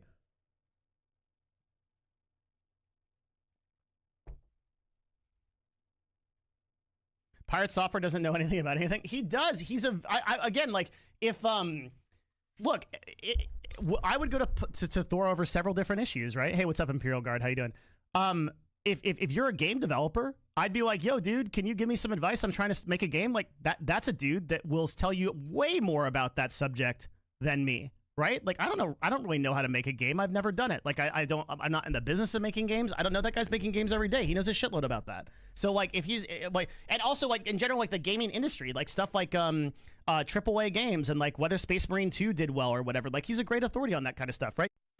Again, if you recontextualize that by looking at how those, you can very easily, a very fascinating thing when you're looking at how people perceive content creators is filtering through their perception of a given content creator according to that content creator's most popular videos, most popular content, and then seeing what information they may not have access to. That's one of the things that makes this particular situation fascinating to watch, especially from an analytical perspective, when you're trying to understand how Thor built up his public image, and, well, currently how that public image seems to be eroding quite a bit. He's a valuable broadcaster on those fronts. Evo, Darkest Dungeon, Armchair Narrator, Mod Wen. Maybe, okay. I need to do more gaming streams when I get an actual PC. Maybe that'll be fun. But if he's talking about an industry issue like this one, it's not something he should really be commenting on, in my opinion. You know, and the same goes for, again, like people that I respect, like Stock. It's not really that controversial of an opinion to hold, right? If you just want people to stick in their own lanes, stick to their own areas of expertise, that's perfectly fine. The problem with being a guru is that people expect you to, comment on things that even you don't have that much knowledge in, and then it becomes an exercise in, it becomes an exercise in how well you're capable of saying, yeah, I don't really know a lot about this, I might be getting things wrong, etc., etc., etc. And that's really difficult to do. Guy and other people like that again hang out here in this channel a lot of the time. But again, like it's they're not experts, right? Funny, you could say that he's an armchair expert. Politics streamers have been using Pirates Clip to push propaganda. There's no adpocalypse. Yeah. Some flawed professional development courses instruct people to do this, present as an expert in all things. Oh, interesting. Yeah, that's not good.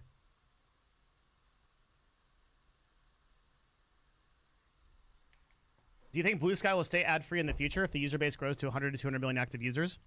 There is no universe where... Thor's coding skills is on the same level as Yandere Dev, apparently. I wouldn't be able to comment on that because I have no clue how coding works, so... Gaming streams would be fun. Yeah, we could actually backseat. True.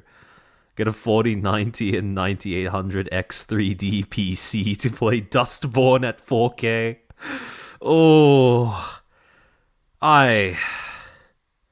if I were to get something with specs that high, and the first thing I use it to do is play Dustborn, it would be divine intervention for that PC to blow up instantly, like right in front of me, and I would deserve it. Where Blue Sky grows to 100 to 200 million active users. There's absolutely no universe where that happens. This truly was our armchair expert. Your industry. It will not affect my industry. I go where the attention is. I don't care if a platform lives or dies.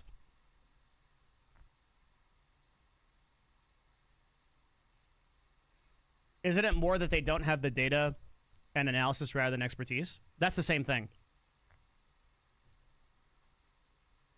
Yep.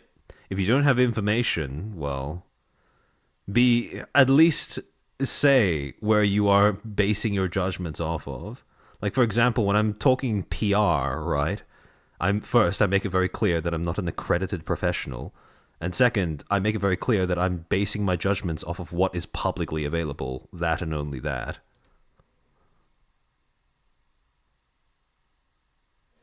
I like Thor, and he made a YouTube short about radioactive material and nuclear power, and I'm a qualified chemistry with a post-grad master's in nuclear power. Yeah, exactly. Okay, Logan, yeah, so you kind of know how annoying this is. Like, I'm in exactly the same position right now. I love the dude. like mad respect for Pirate Software, seriously. But A lot of this has to do with deprogramming, because when it comes to how you view content creators, right? And this includes me, absolutely. Every single thing that you know about us is a choice. Every single thing that you know about any content creator ever is a result of them having made the decision to disclose that to you guys. And when you add up those disclosures over the course of enough time, you put them all together, you get a comprehensive picture of something that looks like a charismatic person, right? What is happening here is he now has to reconcile that charismatic person with somebody who is blatantly speaking outside of his area of expertise, but with 100% confidence. That is very difficult to do. it's very frustrating to be an actual expert on this subject and have a guy telling me that it doesn't exist.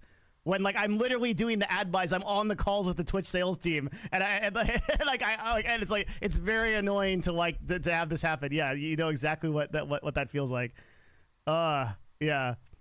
I don't think Kirnoth, unless they're doxed, that's true. Although part of the problem with doxing is that, well, depending on how exactly that happens, your brand image may or may not just die instantly. I think that if you are a guys, I just don't think that you're an authority on nuclear power because you built a nuclear reactor in Factorio. Like, why do we why are we doing this? I don't know. For the hyperspace, do you think there's a lack of understanding from Pirate because of his quick rise from 0.01% streamer to from small content creator? I think that's possible. I think that's entirely possible. Although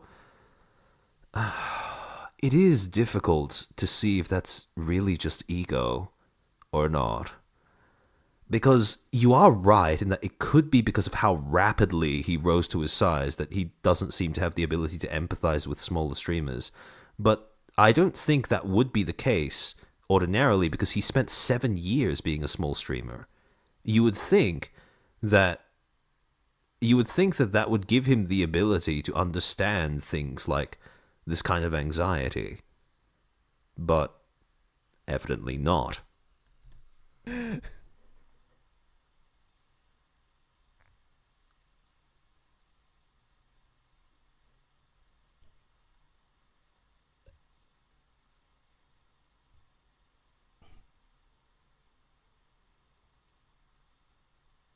Did you see Thor's latest tweet? No. This one? It's not this one? I think his stuff is valid in the sense that it's partially true, but I can see how advertisers don't want their brand associated with Twitch content, particularly if there's no way for advertisers to distinguish what content their brand gets associated with. Yeah, that's the right mindset. Okay. For those not understanding how I cannot have this take, behold the burrito index. We've been tracking ad revenue on Twitch for years and calculating the total amount of 5-layer. That squint, I think all of us have seen that squint before when we're all of us who have ever spurged out about something to a stranger that doesn't understand what we're spurging about but is too nice to say so. We've all seen that squint before. Burritos I could buy with it. It's been a great meme in the category and is now insanely relevant. We've even calculated the cost of a burrito over time and how that has increased with inflation. July 2023. Good night, Privacy was Invader. when it crossed the threshold. The index is normalized for per viewer ad. Oh God, I have to actually think about this. Okay, this index is normalized for per viewer ad minute. So and takes the cost of a burrito into. I don't know why this is like a burrito. Just show your ad revenue. Okay. We have the I think all of us are thinking along the same lines. Why are we doing burritos per minute? The burrito per minute per viewer is the best. See, the thing is, right? Being on the spectrum doesn't automatically mean that you're incapable of empathy. It makes it more difficult, perhaps, when you're like a child or a teen in some cases. But gradually you learn to understand, even at the most basic level, right? You understand things like the mechanics of how people work. So once you start observing patterns in that, you start being able to anticipate how they're going to react to certain stimuli. So you understand how you... This is essentially how you mask, right? If you're on the spectrum. You figure out the patterns in how people behave. And once you figure out the patterns, once you start anticipating them, if you combine that with a desire to, for example, elicit a certain response, for example, if somebody's, anxious and you want to calm them down, you use that as the blueprint to try and anticipate how they're feeling in that moment. Like, yes, yes, you might not be an empath, but you can still be empathetic. Indicator of I am both autistic and an empath. I'm sorry for your loss, Bibu. Twitch ad value over time. No, the best indicator of Twitch ad value is the actual ad value, dude. I can't. I don't know if I can cover this, guys. I don't know if I can. It's so painful. I don't know if I can do it. Okay. I'm going to try harder. I'm going to lock in. Okay. Oh, the pirate. Oh, hold on. Pirate's message at timestamp. Hold on. Has this been something going on in chat? Hold on.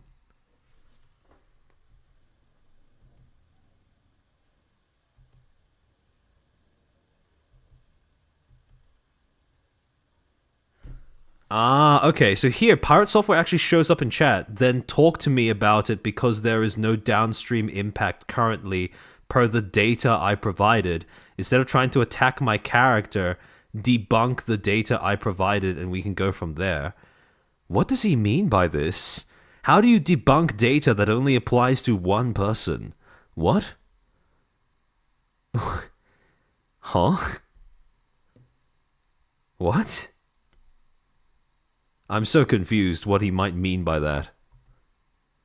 Yeah, the data is just you. That's a sample size of 1. How are you going to use that to disprove or prove anything? Like, what? What is brother blabbing about? And takes the cost of a burrito into... I don't know why this is like... Attack on his character. No, he's just saying that you're speaking out of turn. That you don't have the same degree of expertise and yet you're speaking with such a high degree of confidence. That's the problem. It doesn't mean that you're a horrible person. Just that people should probably think twice before taking what you say at face value. Burrito, just show your ad revenue. Why are we doing burritos per minute? The burrito per minute per viewer is the best indicator of Twitch ad value over time. No, the best indicator of Twitch ad value is the actual ad value, dude. There we go. I can't. I don't know if I can cover this, guys. I don't know if I can. It's so painful. I don't know if I can do it. Okay. I'm going to try harder. I'm going to lock in. Okay. Okay. What do we learn from this? All ad revenue is still following normal ad spend trends across the board. Twitch has some anomalies. One thing that is being hammered home across this and the last interview that we reacted to on a previous stream is that sometimes there is such a thing as being too nice when you're talking to somebody with the intention of trying to solicit information or iron out an idea. Has since October 2023 being very low for some reason and March 2024 being very high. Anomalies in other areas, standard data set that I wish I had answers for. Kieran Thor actually does sound autistic. Again, I don't know. The reason why I sort of bridle at that a little bit is because I don't think that Thor's conduct can be explained via autism. Because if you are autistic, that doesn't stop you from being able to be at least a little socially conscious. It doesn't stop you from being able to see things from other people's perspectives. However, on the other hand, if you are autistic and you combine that with another trait that makes it so that you don't care about either of those things, that's when you get this kind of behavior. I don't think it's anything inherently to do with being autistic. I can relate to the burritos per minute. I usually relate how much money is X to foreigners by saying how many months do we say memberships. Fair enough. But the thing is, Suisei membership, now that's a universal currency. Burritos, not so much. Or if you have an even more sanitized comparison... It could also be an out-of-touch rich kid. That's entirely possible, yeah. Subs, it means it removes the fluctuation from the equation. Okay, what does he got here?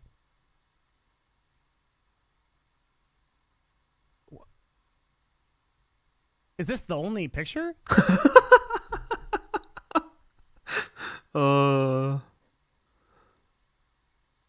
That's the face that I had when when I was watching the Stop Killing Games videos the first time around. That was exactly the expression I was wearing. Pirate Software is here? He can jump on if he wants, yeah. Oh, wait, he's here. Then talk to me about it because there's no downstream impacts currently per the data I provided. Instead of trying to attack my character, debunk the data I provided. I'm not attacking your character. I've said it numerous times. I have an enormous amount of respect for you.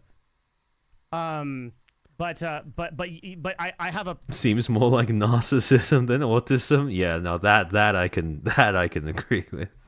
Problem. Yeah, you should. I don't want to own the mic. If you want to come on, you should DM me on Discord. I want to give you a microphone. I don't want to like be the guy with the mic while you're in chat. You should have the ability to like talk if you want it. But to be really clear, I'm not trying to attack your character. I'm sorry you saw. I was afraid that you would see it that way. But I do have an issue with honestly I have an issue with the way that you're presenting this argument as an authority on ad buys. But we can talk about it. Like we could have like a respectful conversation. You can add me? Okay. As an authority on ad buys. Again, this entire conversation would have been so much more effective if Thor had exhibited the ability to simply defer when confronted with somebody with more experience in a field that he was less familiar with. However, I think at this point, we've hammered the point home with this particular interaction between Devon and Thor. So, to go back to the slides, give me a second to switch scenes.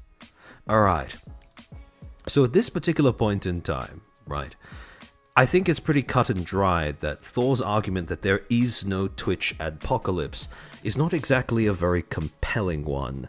And if we were to decide between Pirate and Devon, which one to take more seriously, whose opinion to, well, weigh more, I think I'd take the person with 5 years buying and selling ads than the person with 7 years of streaming experience and 20 years of game dev.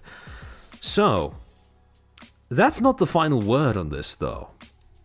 Because on December 4th, 2024, Dan Clancy and Mary, our favorite duo from Twitch, would go live for a Twitch Patch Notes episode talking about how there is no adpocalypse, how a lot of people were being confused because they were freaking out over the fact that the content labels were being used and how they were removing certain people's ad revenue without them being aware of that. And this was going to be a bit of a transitionary period where people would be essentially finding out face first what they could or couldn't do, what they could or couldn't apply onto their content.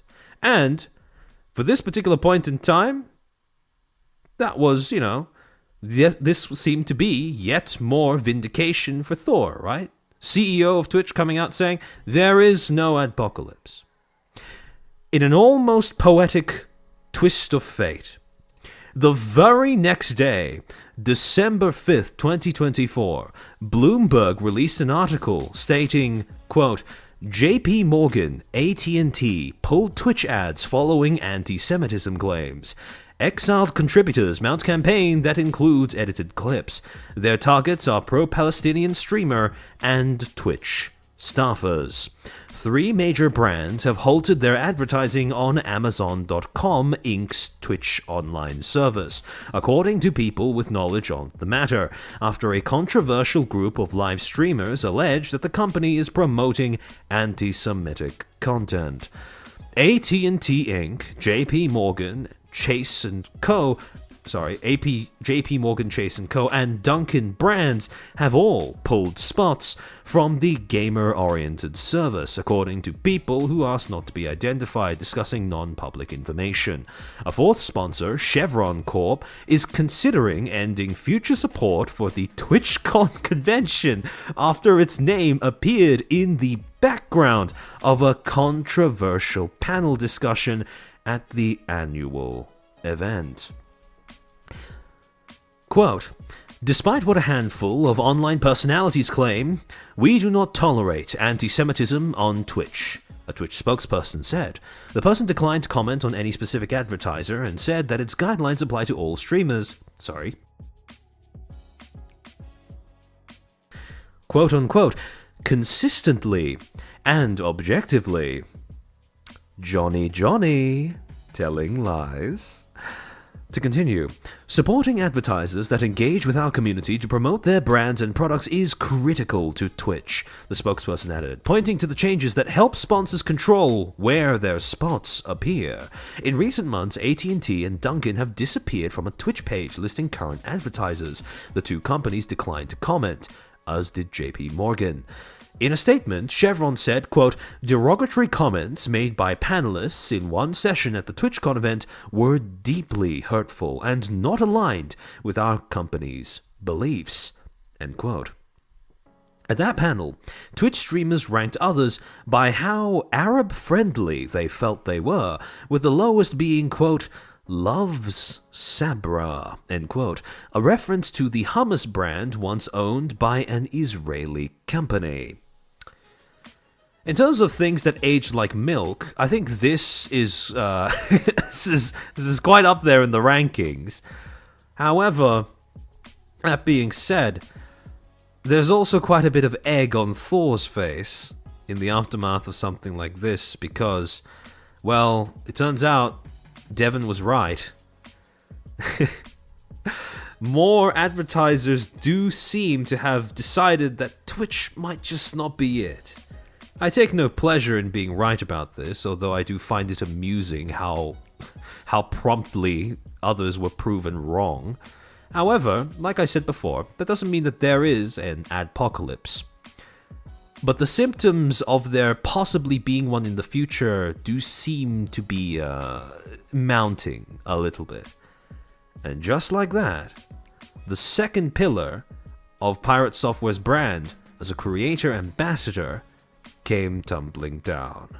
At this particular point in time, that shield, that reputational shield, was worth jack shit. Openings were wide and vulnerable. And come the beginning of the next year, this year actually, we would start to see how much exactly this shield had atrophied. Because in January of 2025, just last month, we would see what is possibly the most terminally online controversy that we have seen in months. The World of Warcraft OnlyFans controversy. Now, I am no World of Warcraft expert. I'm no player of World of Warcraft. I have never played the game. However, to give a brief summary in the most concise way I can think of based off of all of the React videos that I watched about the situation. Essentially, this was a game of hardcore WoW. Now, the thing that makes hardcore WoW, and the thing that actually gives spice to that particular game, is the fact that when your job is to grind up a character. And grind up a character to be able to go on raids with your friends. However, the thing that makes this particular game mode spicy is once you lose that character, once you die, that death is permanent. Hardcore WoW is a game mode where you play with permanently enabled permadeath, and as a result, you have every incentive to make sure that when you undertake a group exercise like a raid, you have to look after yourself as well as your team, right? A lot of emotion, a lot of time, a lot of hours, a lot of content goes into building up each individual character. That's where this content genre gets its appeal from. And on one such raid, in Dire Mole, Pirate Software was among a party of, I believe, 4 that entered dungeon. Problem is, somewhere down the line, 2 other members of his party ended up pulling too many mobs. Pulling meaning to attract aggro from enemy units. And in that retreat, when they looked to Pirate for help, Pirate being a mage, he didn't exactly prove to be the most helpful member of the team. Now, all of them fucked up, right? 2 members of the team pulled too many enemy units. They were all dying. 1 member of the team kind of just jumped around and didn't really do much besides, yell a little bit. However, Pirate just ran. Now, the way that a lot of people describe the role of Mage in this game is that they have one of the most high-impact roles on any given team, because they have the ability to polymorph enemies, meaning to basically turn them into a harmless unit for a short amount of time, or they have crowd control, plus AoE damage, which means that especially smaller enemy units that are coming at you in groups are easier to manage so long as you have a competent mage.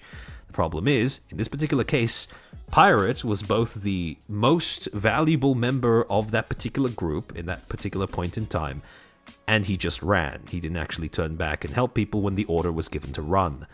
He heard the order to run, and he just ran himself. Now, this, understandably, was quite an ignominious display of sportsmanship because, well, when people say run in a setting like this, usually what they mean is run as a group, not just run, leaving behind your group. However, things escalated quite a bit further when the day after this happened, Thor took to Twitter to talk about the fallout of the campaign. Quote, "To those trying to character assassinate me online for a bad pull in Dire Maul, WoW Hardcore, this is Hardcore WoW, and a lot is on the line. When you step foot into a dungeon, here is a light breakdown of the last 24 hours. Our party went the wrong way and overpulled multiple packs with a boss. The shot caller made the call to run, then went back on that call. During the run out, another pack was pulled as we had opted to skip it previously, which is never a good thing. Communication was completely broken throughout this, and it was our second time failing the dungeon. Everyone played poorly. 2 people ultimately lost their characters for it. Each person in this group made mistakes, including myself. I have never once said that I was perfect in my play, nor that I was a god gamer. I'm just an ex-Blizzard employee that played Mage for a long time. To pin that on a single person is absurd at best, and if you're calling for death and cancellation over it, you're too invested in this content in a very unhealthy way." He's correct about that, by the way. If you see this happening and your first instinct is to send death threats and to want to cancel Pirate software over something like this, you do very much need to touch grass immediately. If you're a creator engaging in this kind of behavior, then eventually your content wave will end, but the relationships you've sullied will be permanent. Hope it was worth it for you. To those trying to defend me, don't worry about it. This too shall pass. Do not attack anyone else on my behalf. I've always hated that kind of behavior. I have no intention of stopping making things or not doing stuff as I already have been. Those who were banned will stay so. I've never liked that kind of knee-jerk reaction behavior in our community before, and I will not be changing that now. For those that don't understand why they will stay banned, we had a 10-hour-long hate raid over it live on Twitch. We had to ban nearly 4,000 accounts across all platforms. I'm starting to realize why the first round of people that Pirate Software hired was moderators. And people called for me, all of our moderators received death threats regularly throughout it all. People called for me to be killed, both in-game and out of game. They tried to get me banned from Twitch, the guild, and WoW. They tried to make disparaging comments about our ferret rescue, that we somehow hurt animals. They tried to spread rumors saying that I was convicted of felonies and many other things. The internet hate machine will not defeat me or the community that supports me. See you in WoW Hardcore tomorrow. And evidently, based off of some of the replies, this was not received very well. Jokered, just take the L. It's not that hard. 8.3 likes. Pirate Software, I hope this was worth it to you. 2.3 likes. An honest moose. This is such a baffling summary and level of missing the point. It's crazy. Where's the real I messed up? That's all this needs. The reason this is happening is because of your complete inability to say this in a genuine manner, and this is a total continuation. 2.6 likes. Pirate Software. Apparently, you have no idea how to read. Hope this helps. And he circles the section where he says, each person in the group made mistakes. I am not... Sorry, let me just read that out. Each person in the group made mistakes, including myself. I have never once said I was perfect in my play. Now, the reason as to why this doesn't come across as a genuine confession of wrongdoing is because first, you've diffused responsibility for, fucking up across all of the different people who you were with at the time, and you followed that immediately by knocking down a straw man. No one ever said that he is perfect in his play, nor that he is a god gamer. Everyone knows that he's an ex-Blizzard employee that has played Mage for a long time. We've heard that before. So, yeah, not really the kind of I fucked up that people were looking for. However, these were two just random people. There would be another creator who actually does specialize in hardcore WoW content who would end up replying to this as well by the name of Savix. And he reads the following. First off, you don't deserve any of the threats, especially death-related. It's probably a mixture of WoW players and your hate watchers coming out to take advantage of this scene, which is pathetic. However, some things need to be said. I'd like to give you some insight. Maybe you already know, maybe you don't. As a WoW creator, I'd like to point out that most people aren't really mad about you roaching out. Now, roaching out is slang in this community for running away without caring about your friends. That's a behavior we see often and meme on. The deaths suck. It happens. Was it possible for everyone to be saved? Yes. 100,000%. But that's not the point. People are upset because of the way you close things out, as well as being a complete asshole. I'm not speaking about what happened way before or after. I'm talking about when you guys were in the heat of the moment. Some might laugh at this, but in a death situation, lots of players panic hard. And some even show their hidden sides. I really mean this. And on that day, we saw some odd behaviors. It's no secret. It's truly not about the roaching. It's the cynical intent you had to push yourself to lie, such a dishonest move, and you tripled down on this live. You mentioning the shot caller, cold run, so you ran.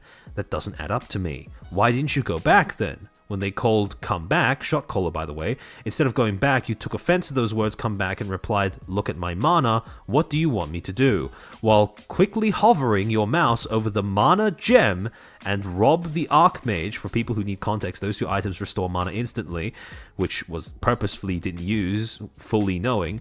You knew what you were doing. You wanted to play the smartass and not look like a coward, so instead you lied to us all.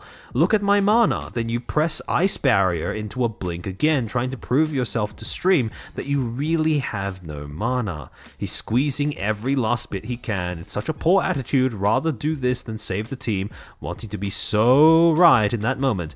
You're not fooling any classic WoW players with that move. Saying there is nothing I can do, you kept digging to save your ego instead of simply using those items to help out or tell the truth. Such an evil act, and for what? Look smart on stream for a few hours, trick a bit of viewers that didn't play WoW, like, show some decency. It's okay to be wrong, just say the right things, man. Alan, welcome back to the stream. Thank you for the 2. Damn, you're still streaming? I just came home. Yes. Now, he goes on.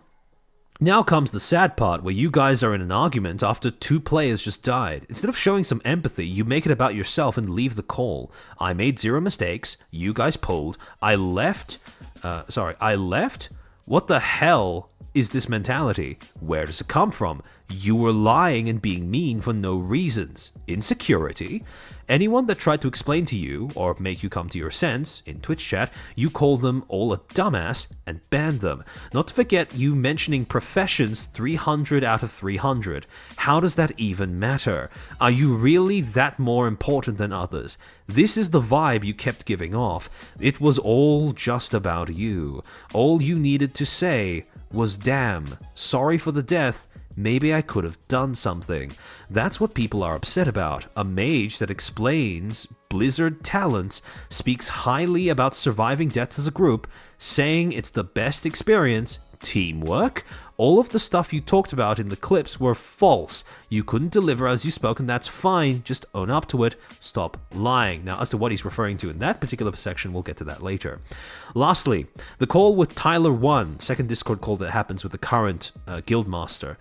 Everything should have been hashed out there. None of this would have happened then, yet you leave the call again when it comes to Yamato's turn to speak up. Yamato was the one who initially called to run and then initially essentially gave Pirate shit for running.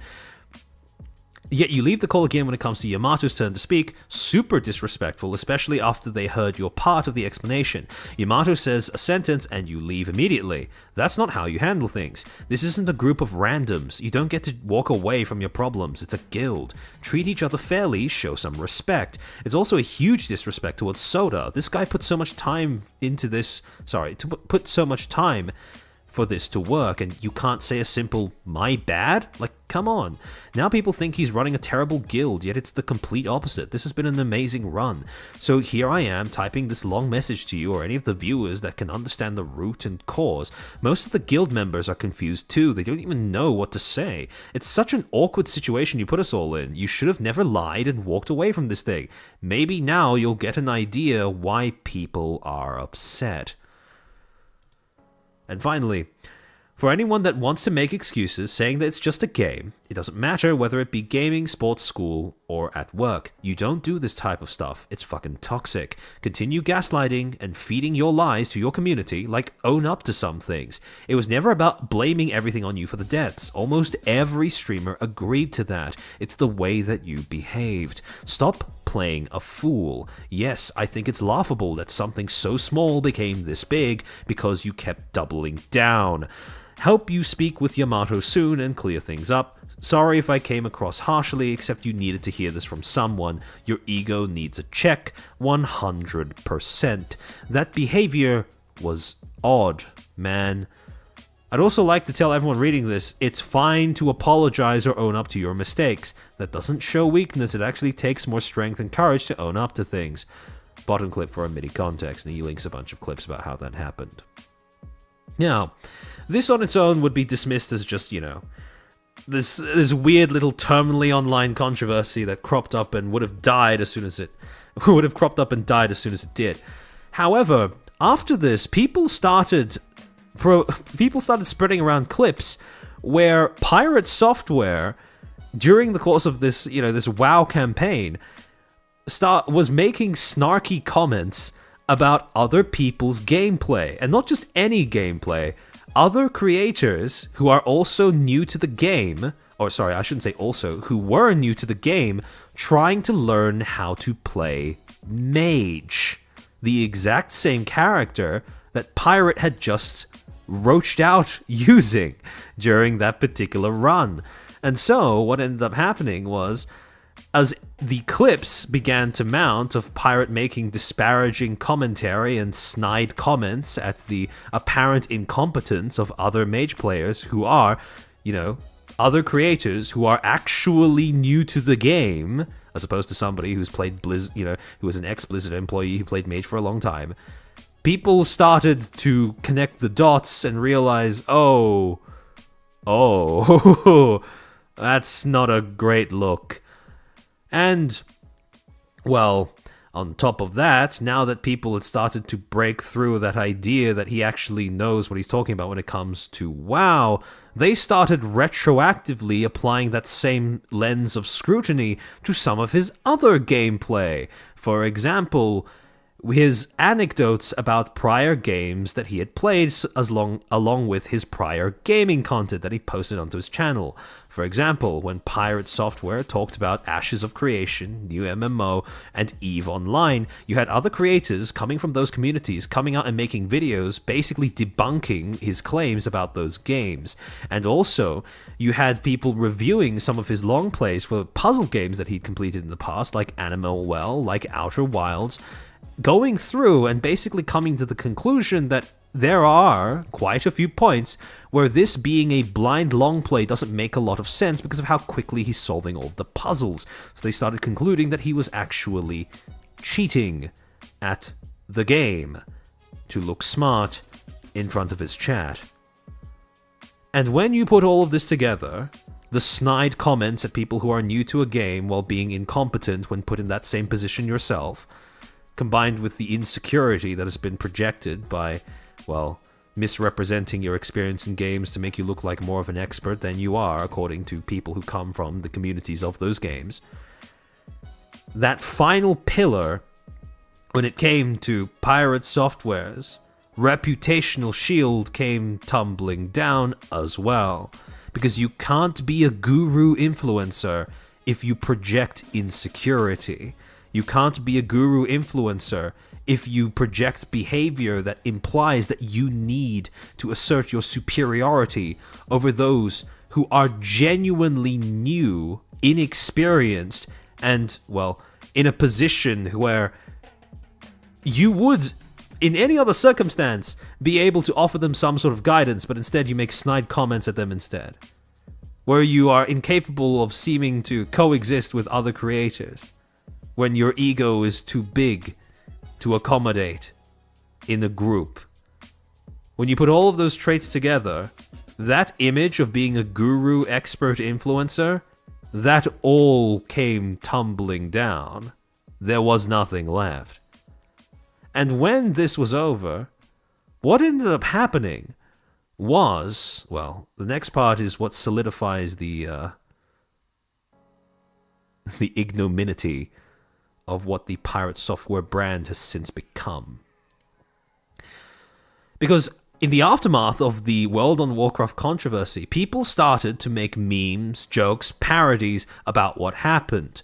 People started to gravitate onto the Pirate Roach meme. People made parody songs using AI about how Pirate Software roached out. People started making songs about using prior things that Pirate had said as snide comments about other mage players, and started stringing that together into an actual song, like Constera did. Constera is actually quite, he's quite a notable song maker when it comes to the Twitch streamer sphere as well. And you also had people making full-on animations, just recapping the events and making fun of him, poking fun at his his gameplay, especially after he talked such a big game about being an experienced mage player and how he had talked down to other newer players who were trying to learn the role. And the culmination of this, the culmination of the Roach meme, was that a small indie dev by the name of Brandon Ferrantino decided to stage an elaborate bait.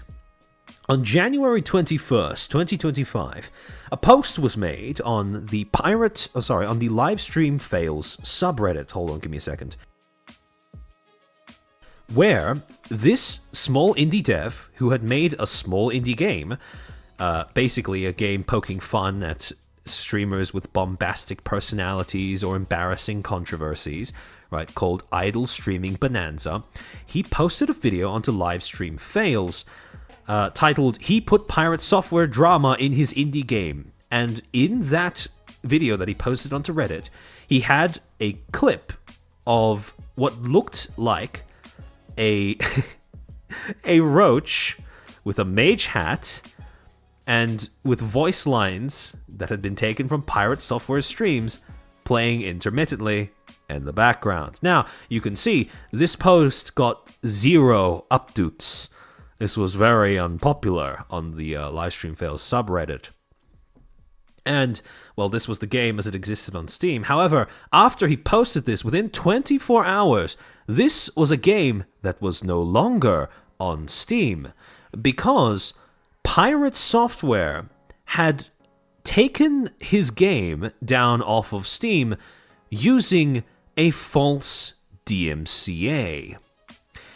Now, in this video, the dev himself goes on to talk about how this happened, starting from around 8 minutes 40 seconds and for 4 minutes thereafter, and we'll switch back to the reaction screen. Hold on, give me a second.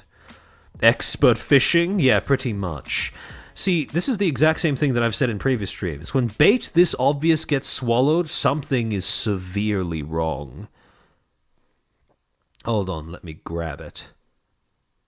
Okay, There we go. Let me just close the other tabs.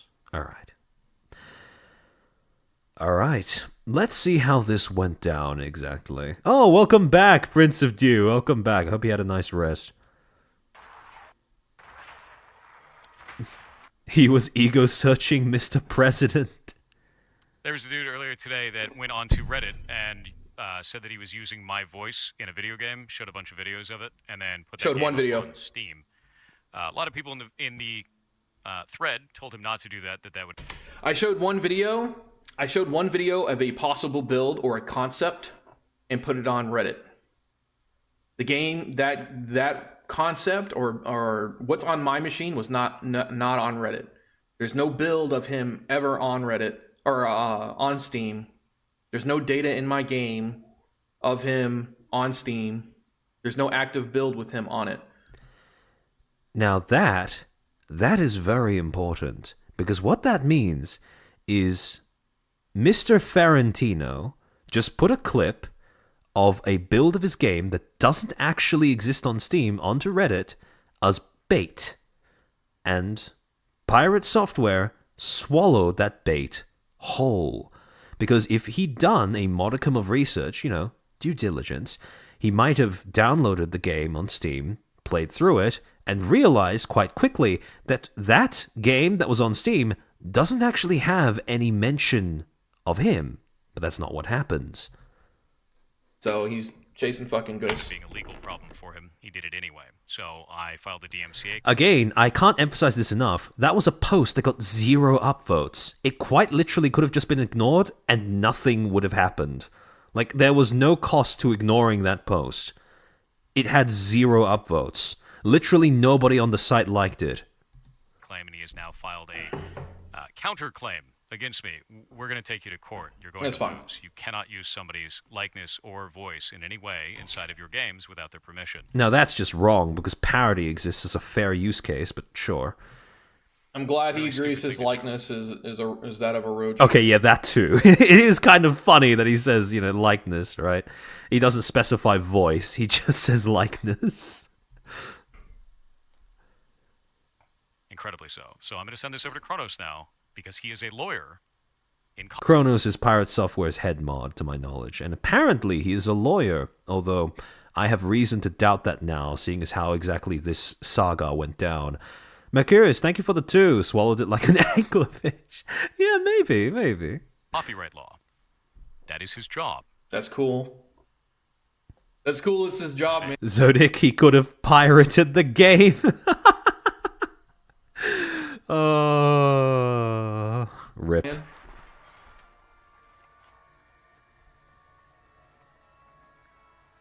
Kronos, we have 14 days to respond to this.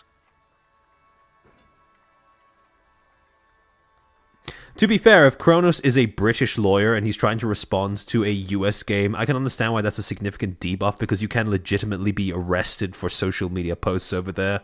So, to be fair to Kronos, it was never going to be if he was set up to lose from the beginning if he believed in himself, so.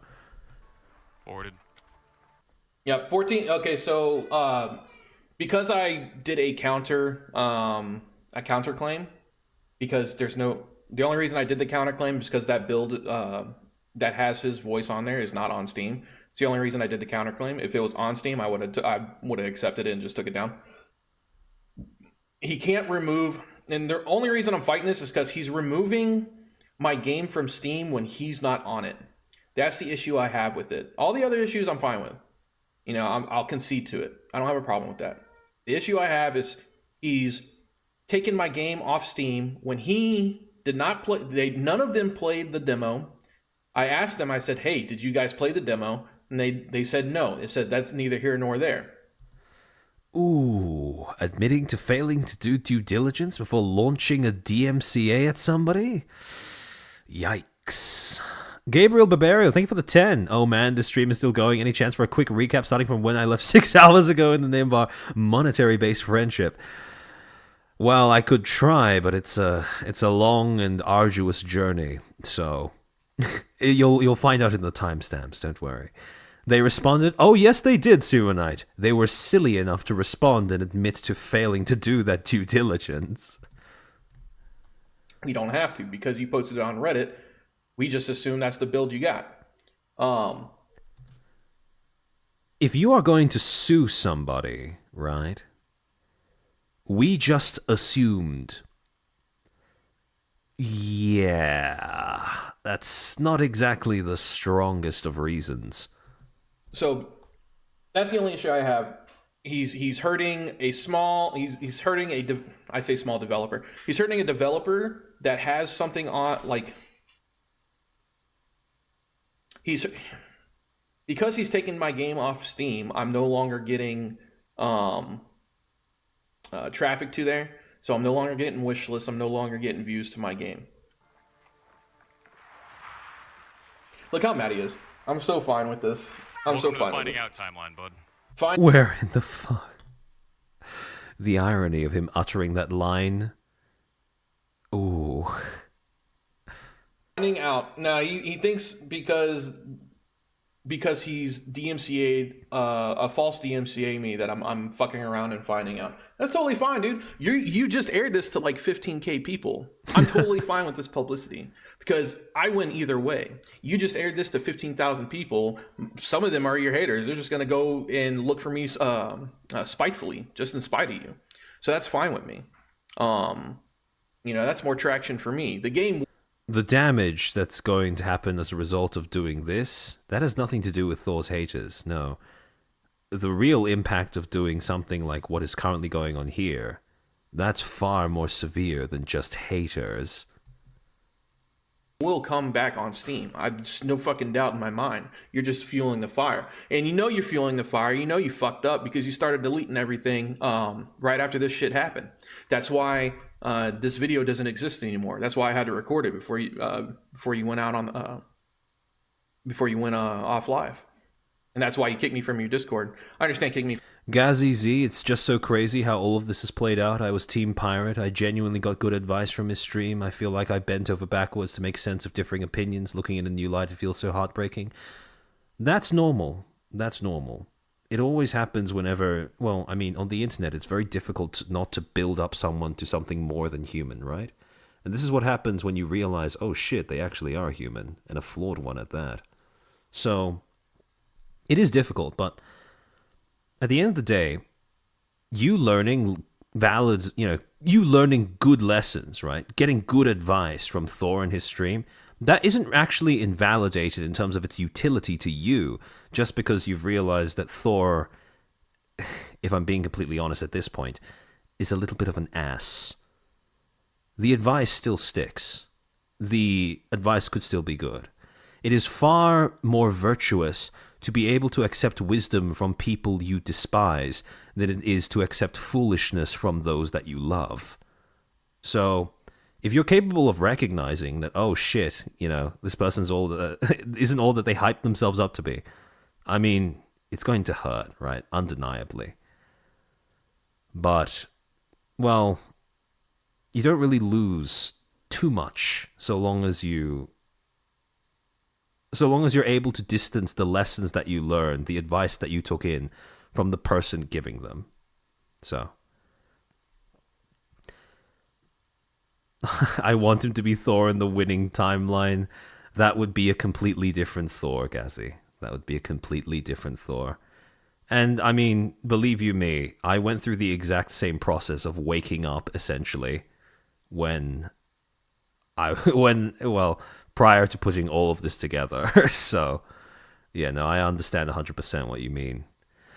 Star Heaven, thank you for the 10. So basically boils down to Pirate Software got mad at a joke nobody even noticed and actively damaged the man's livelihood without even looking into it. Love your content, man. Keep at it. Thank you. And yes, that is an accurate summary, although there is a very important part of this that has yet to come into play just yet. And that is the fact that, well, this isn't just a random guy. This is a small, independent game developer. This is brand suicide. That is what we are watching right now. From your Discord, I was kind of there to fucking just talk to your mods and get unbanned. Or not unbanned, but the DMC taken care of. But that's why you're fucking deleting everything, man. It's all good though.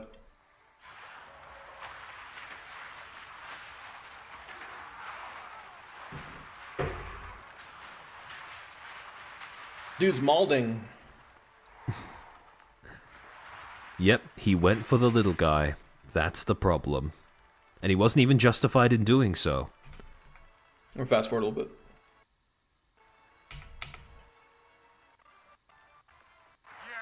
That lawyer would know more. Another one. He put it up on Steam and showed that my voice was going to be in it. And that's it. I think That's the thing, though. He didn't. voice is copyrightable. That's It's not. It wasn't on Steam. You're wrong. I'll say it That's over and where over again. copyright The lawyer build would was know not more on than Steam. He which was is not on gross. Steam at all. Yep, Carlos, what a great face of indie game dev. That's exactly what I mean. This episode, this terminated the brand. There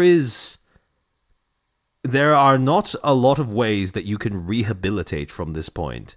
Anybody who becomes aware of this, in addition to the prior context, you know, able to create that pattern of behavior in their mind, able to assemble that timeline, that is poison to a brand. Only on Reddit. So if he's got a problem, go after Reddit. Go after LSF.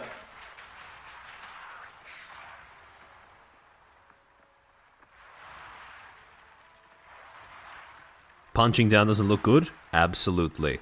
Even worse so, if you are punching down on somebody that you built your brand on supposedly representing, right? It was the same thing that happened, ironically, when the WoW drama was happening. It was the same thing that was happening, right? Because he was punching down on other mage players that were actually new to the game. This is infinitely worse.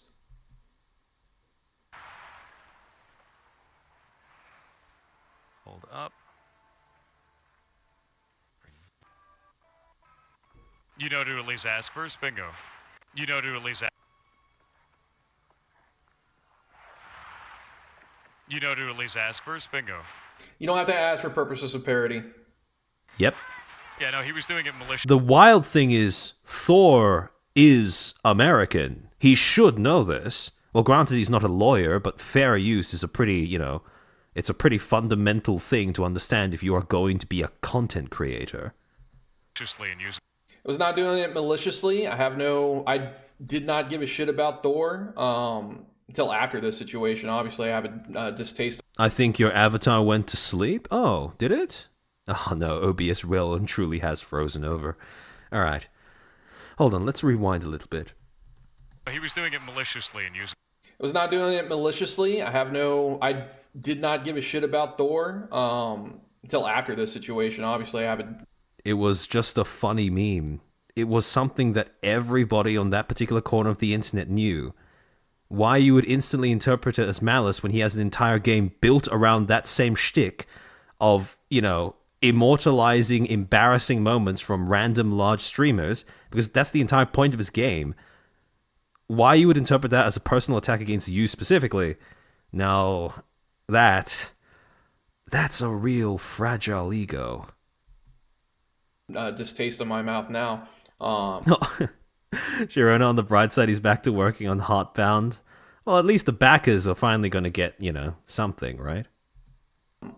My game is based off of streamers. Yep.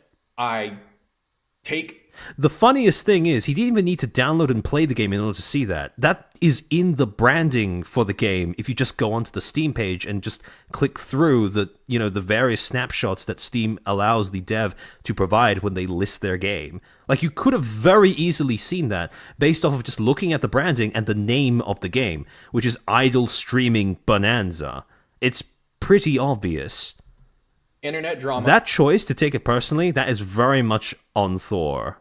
That is relevant at the time, and I update the game, and he was relevant at the time because of his World of Warcraft. For reference, he has some of the other streamers that he's included, Dr. Disrespect, who is whose parody name is something to do with diddling. Pokimane, who is named after the cookies that she tried to sell to her audience, and XQC. It's just strange. Fumbles. Same with Dr. Disrespect. I put him in the game, talking about his recent scandal too, about messaging a minor and why he got banned on Twitch. And Pokimane with her fucking cookie bullshit. So My voice. Gloated about it all over Reddit. Evo, thin-skinned, arrogant, and narcissistic. Oh, yeah, he really, he rolled a 20 on that one. I didn't gloat. All I did was, hey, Pirate Software is making a guest appearance in my game. Hey, Pirate Software is not playable in my game. As a joke. People told him not to do it, and that it was a dumb Wasn't a fucking gloat. idea, and he did it anyway. Roly-poly games. If I was in Pirate's shoes, I would have grabbed the dev's game on itch and played it on stream, and if I wanted to be mean, I would use my 20 years of experience to critique it constructively. See, that requires imagination and the ability to embrace becoming the joke, right? That's probably why it didn't occur to Thor to try that. Because, yes, it would have required you to, be essentially in a self-aware manner, right? Play up the 20 years of experience thing, rather than just using it as an actual, serious credential. Like, actually leaning into the meme, right? Yeah, people on Reddit are going to tell me what to do. Like...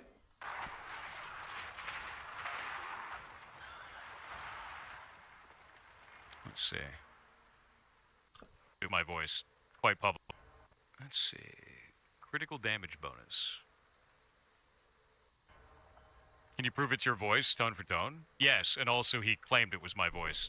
It Quite was public. 100% his voice. So, it's really not that big of a deal, right? Yeah. Yeah. Yeah, it makes it premeditated with evidence. Premeditated. Okay, now, he's just whipping out the legal jargon to make it sound worse than it is. This was no murder. This was no assassination attempt. This was just somebody shitposting on Reddit. Shitposting in a way that didn't get any updates. It would have just been ignored. Even receiving legal dispute from other people. Legal dispute on Reddit. Who I have no fucking clue who they are. This guy's fucking retard. You're the only person Pally responded to out of thousands of people, I'm aware. That's totally fine. You took the bait, hook, line, and sinker, because you're the most predictable person on the planet. Oof.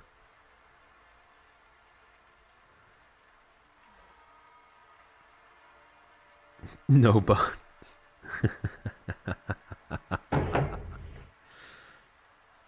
It's not murder. It was a suicide.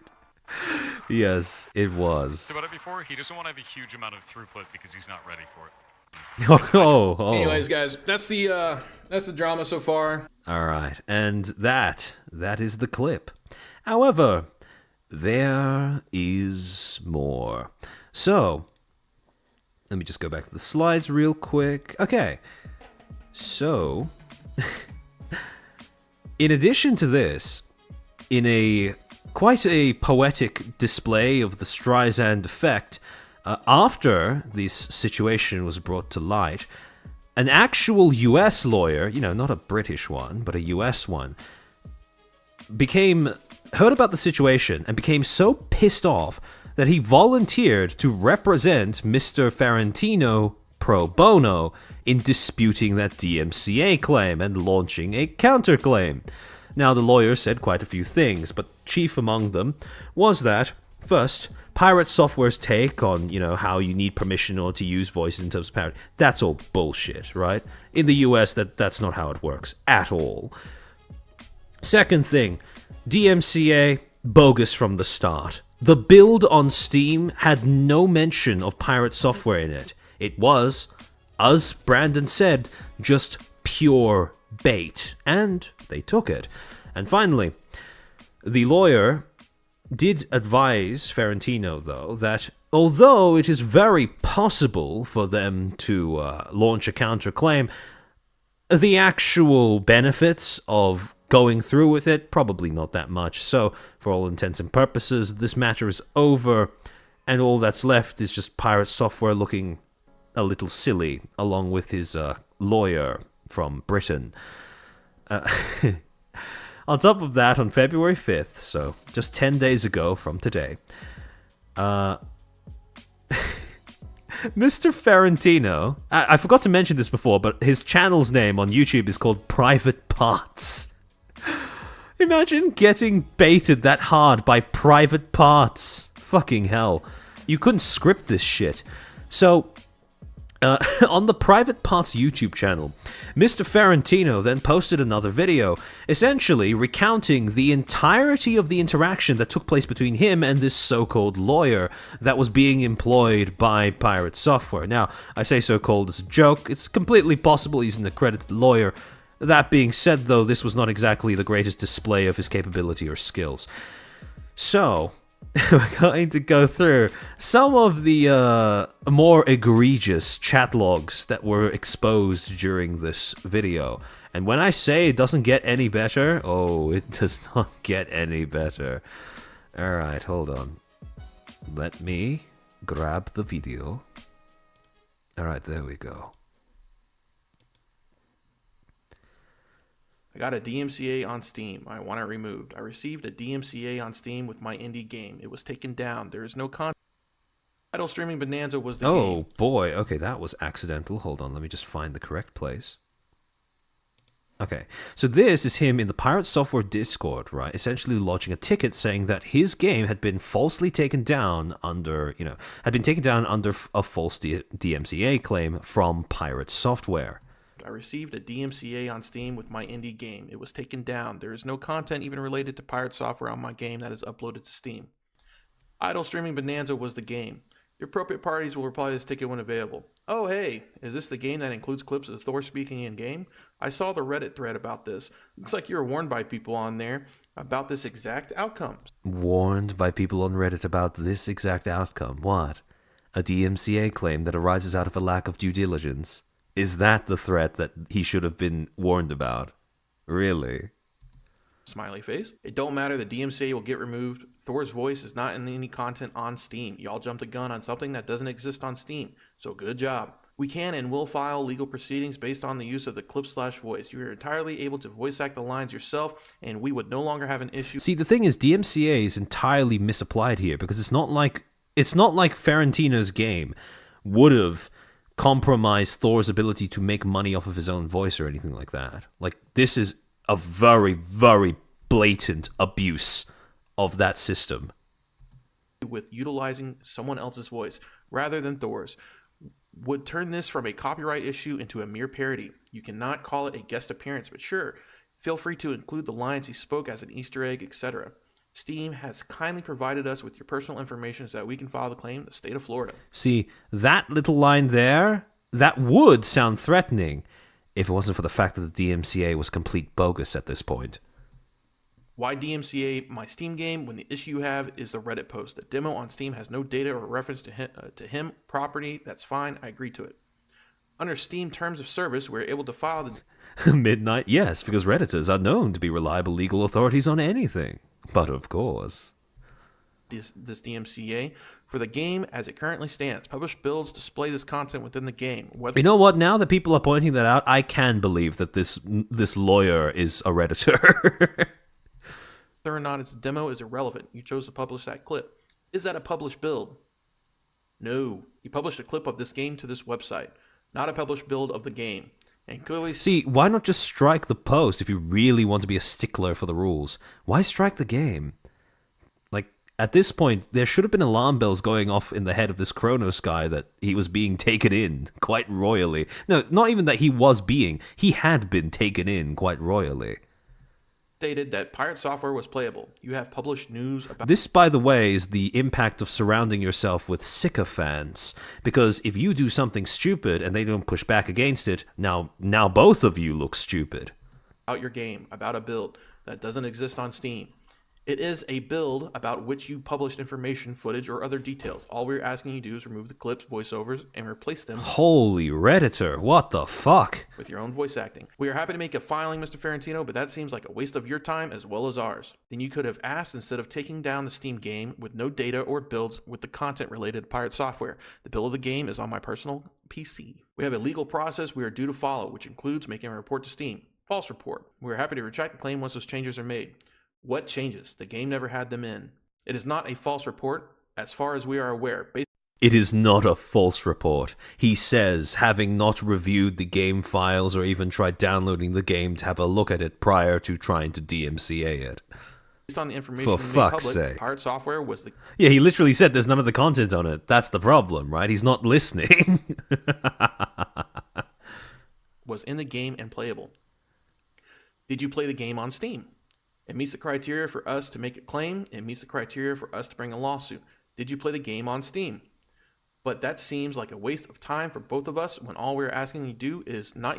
Did you play the game that you are about to strike? Did you at least review the game that you plan to strike? Nah, it's a waste of our time. Look, is this guy a real lawyer? Because I don't know. This doesn't look like very lawyerish behavior to me. Use recordings of Thor's voice. That is not remotely relevant to the matter at hand. That's not remotely relevant, he says, while striking down a fucking game from Steam in response to a post on Reddit. Fact of the matter are that a build of your game contains content which is not yours. It is because the DMCA will be removed once the builds are shown that the content doesn't exist.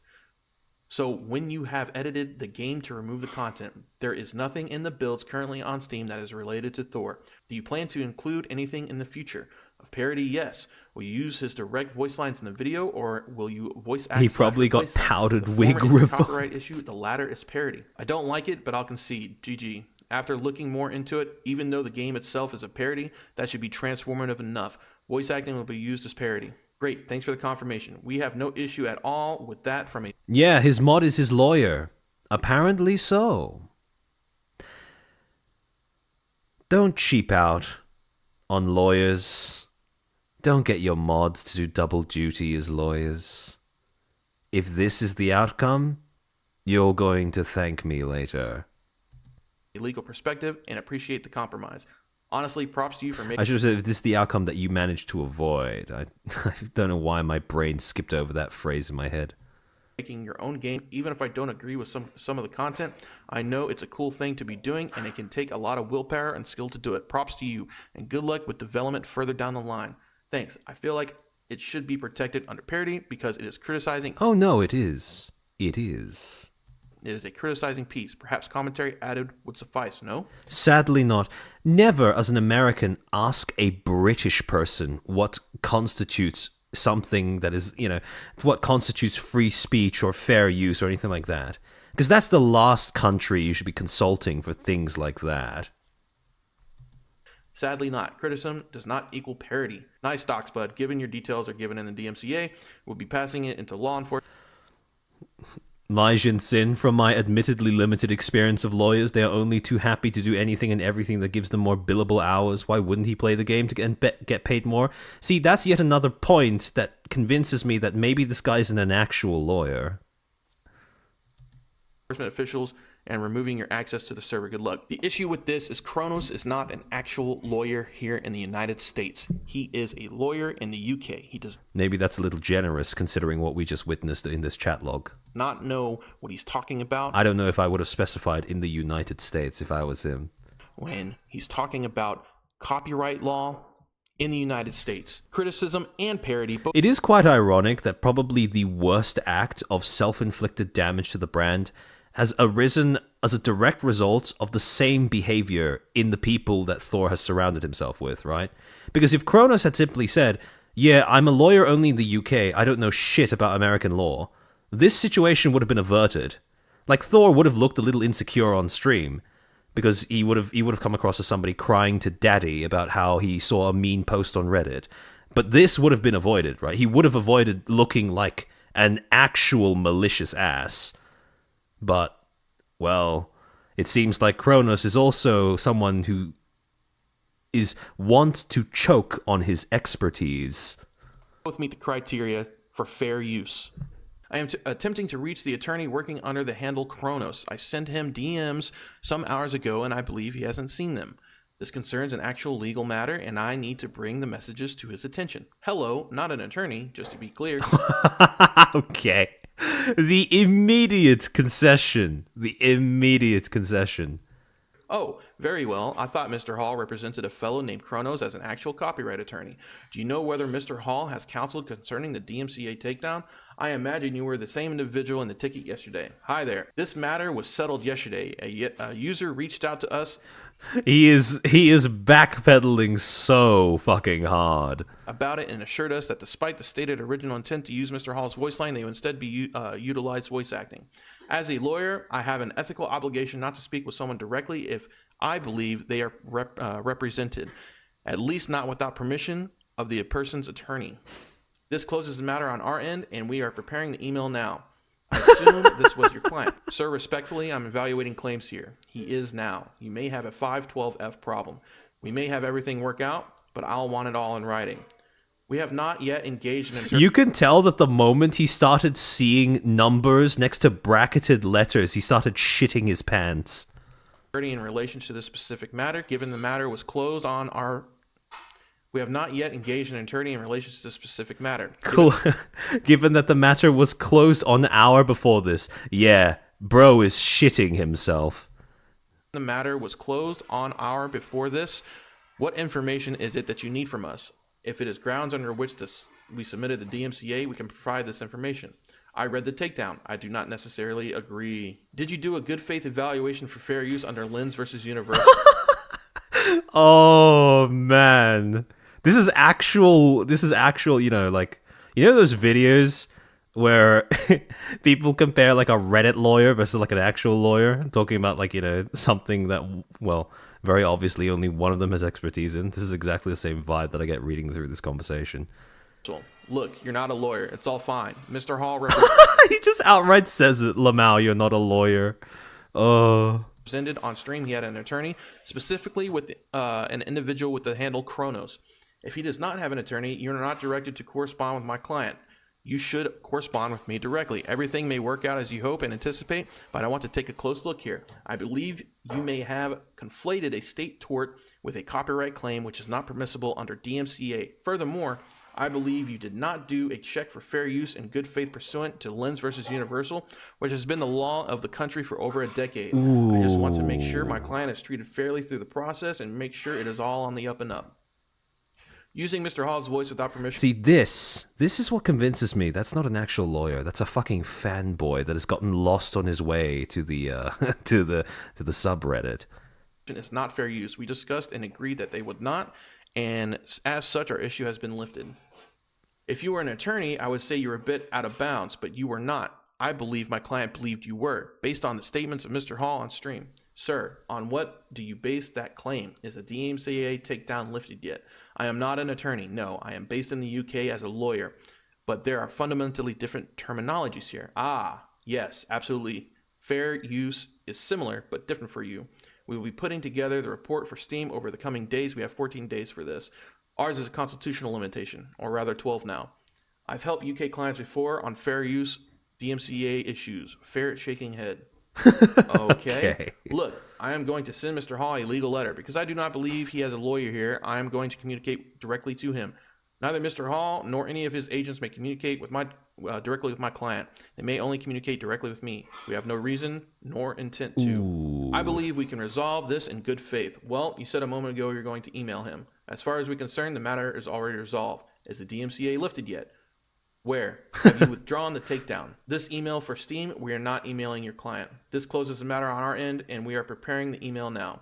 We have to respond to the platform to which the DMCA was filed to inform them that the matter is closed. Yeah, he folded like fucking wet laundry. Let me put it more clearly. I'm going to demand you immediately withdraw, or I may seek damages under Lens versus Universal and 512F. That is not a threat. I am investigating a situation, but you are not correct, nor should you be dispensing legal advice as to the 14 days being an absolute shield to liability. I will send legal correspondence. I do believe my conversation with you is at an end, as you are not an attorney, nor does it seem you are authorized to handle legal matter for Mr. Hall. I will direct correspondence to him directly. We will be withdrawing the DMCA. Ooh, you know that one stung. You know that one stung. What I would give to be a fly on the wall when Thor himself had to go through this chat log after the fact. Once we have prepared the documentation to do so. We then need to email this to Steam, the platform on which the notice was filed. I do not know what the process is on their end. I recognize that you'll be sending a letter to Mr. Hall and will inform him accordingly. Very well. I would note that you only need to send a very, very short notice to Steam saying that you withdraw. And while you do not, it hurts my client in a pecuniary way, illegally. If you... Yeah, he did. What he did was very illegal. Very illegal.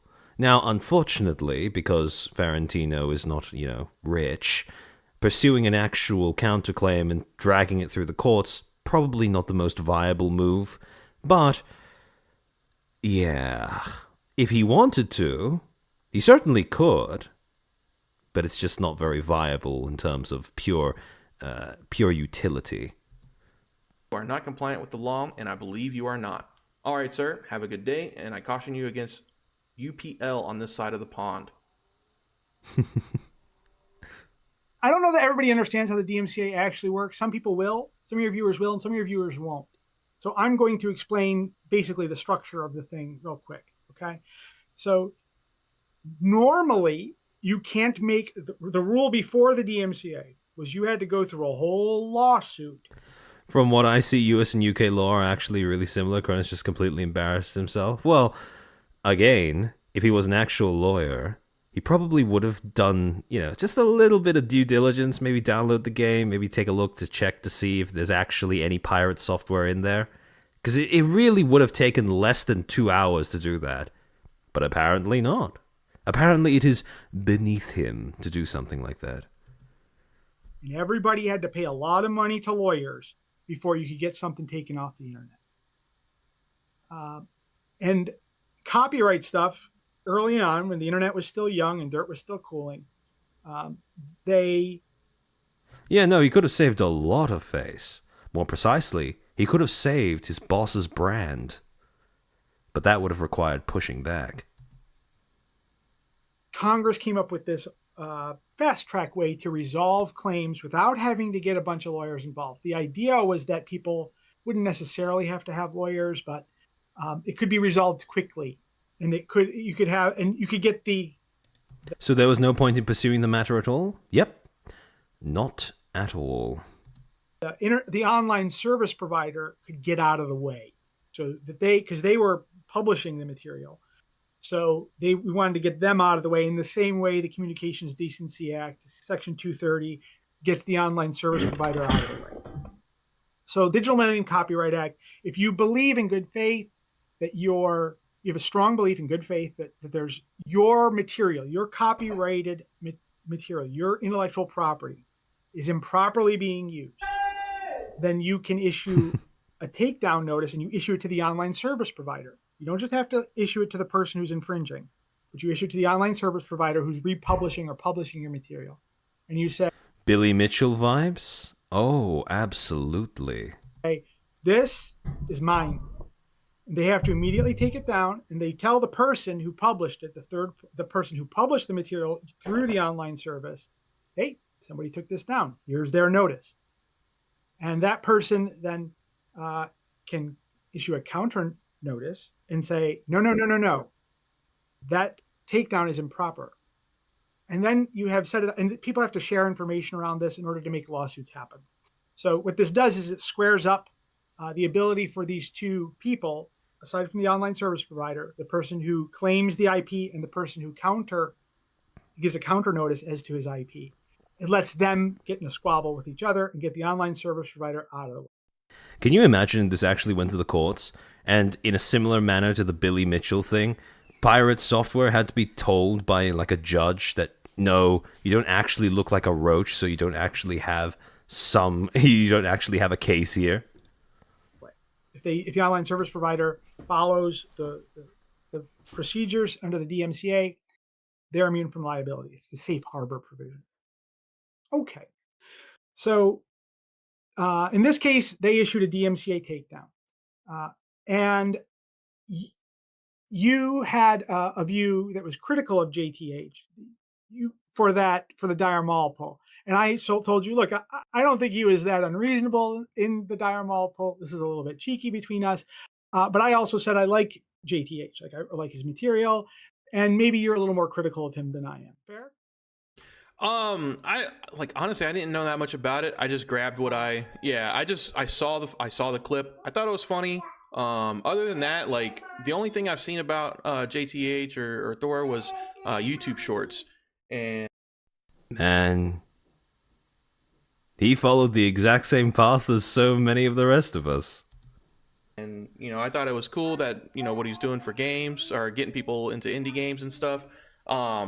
Just because I necessarily like the person doesn't mean I'm not going to put them in my game, or you know what I mean. So if they just had like a funny moment or just a L take, then I'm gonna put them in there. That's pretty much it. But I didn't necessarily have a critical view of him though.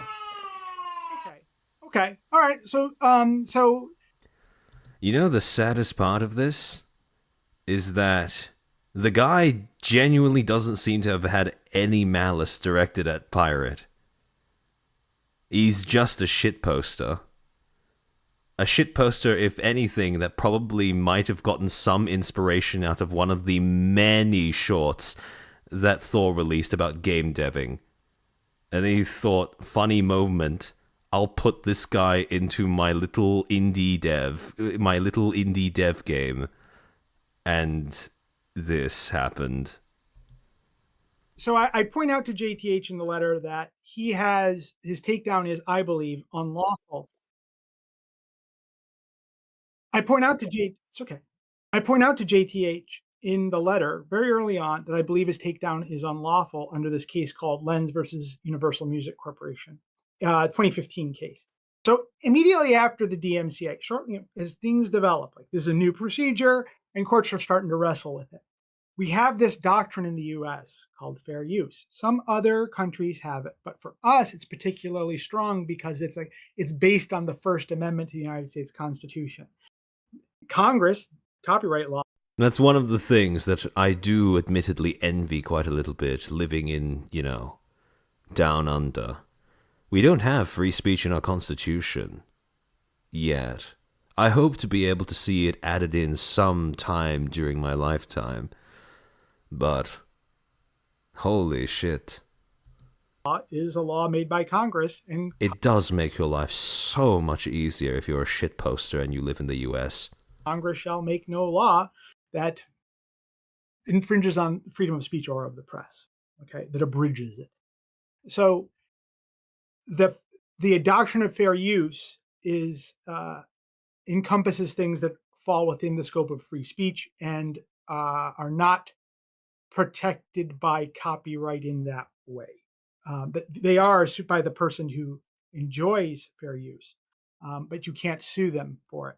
So it's an exception to the copyright law, and it's based on the First Amendment and the freedom of speech in the U.S. law. Okay. We told in the letter, we say, look, you got to withdraw your DMCA takedown in 24 hours. There's going to be a This reminded me of another Australian YouTuber whose house got firebombed. We love Geordie here, don't worry. Well, the media doesn't, and the people he pisses off don't, but the rest of us do. Problem. And I said it because so that way we can talk about it. Because right now, as soon as you do a DMCA takedown, it causes a person harm immediately. So it's ripe for abuse. It's a very powerful instrument because you can get someone's stuff taken off the internet. Normally, we would call that kind of thing a prior restraint or a kind of censorship because it's pursuant to U.S. law. It's a kind of government state action, and it's like a kind of censorship. That's another reason why the First Amendment gets involved. So I explained to JTH then that if he doesn't do that, then I believe he's going to be liable under a particular provision of the DMCA that allows someone to say, hey, you did that wrong, and we're going to collect, you hurt my guy, you hurt my client, and we can collect damages for it. So there was part of the thing that made me upset was that when JTH said he had a lawyer, an actual copyright lawyer, I then looked at your discussions with this fellow, and he was behaving in a way a lawyer should not. Ooh. Yikes. Too much Reddit gold and what it does to a motherfucker. An attorney in the United States, it should not behave. So I can't, as a lawyer, we're restricted in terms of our ability to speak to people who are non-lawyers if we know they have a lawyer. So I believed, because of what he said in the stream, he had a lawyer. So I approached this fellow myself, and I've given you the chat logs of that, which you can share if you want. But I approached this fellow who I believed was the lawyer, Kronos, and said, hey, so where do I send this correspondence? I have legal correspondence. I need to send legal mail to your client, who I believe was his client at the time. The gentleman immediately identified that he was not an attorney. And I said, oh, because in the US, lawyer and attorney are basically synonymous. If I say I'm a lawyer and I'm not admitted to practice law, that's bizarre, and that can get me in big trouble. Yeah, there was one more thing. So I've been pretty active in this case in terms of talking and Ran Cossack, this lawyer is a good guy, yeah. One of the few people in that profession that I've seen that actually has a soul. Openly about your case. We're doing this right now, for example. And a lot of times lawyers don't do that in cases. And there's good reasons for that. But when publicity is affecting your client and there's an uneven power in publicity. For example, maybe that lawyer was in university during COVID. That wouldn't really surprise me. If a prosecutor says something that isn't true about your client. I mean, I was, so. Then, and says something egregiously not true that suggests your client committed a crime, or the record doesn't support that, or your position doesn't support that, then you, as an attorney, you need to correct the record. You need to come into the public space, and you have an obligation to do that. And there's a really good case on point, Dominic Gentile versus State. Not an excuse. I went through it and passed the bar exam like the rest of us. Oh, no. It is not an excuse. But I can see this particular fellow, Kronos, having only been able to scrape by on the skin of his teeth using ChatGPT and, all of those things. Bar of Nevada. Gentile, Dominic, I know him. We're colleagues in the First Amendment Lawyers Association together. So that's a really important point. Like, normally attorneys, you shouldn't talk. You should avoid it because you can end up saying something to get your client in a jam. Or you, as the attorney, you might become part of the lawsuit. You might become a witness. You might become...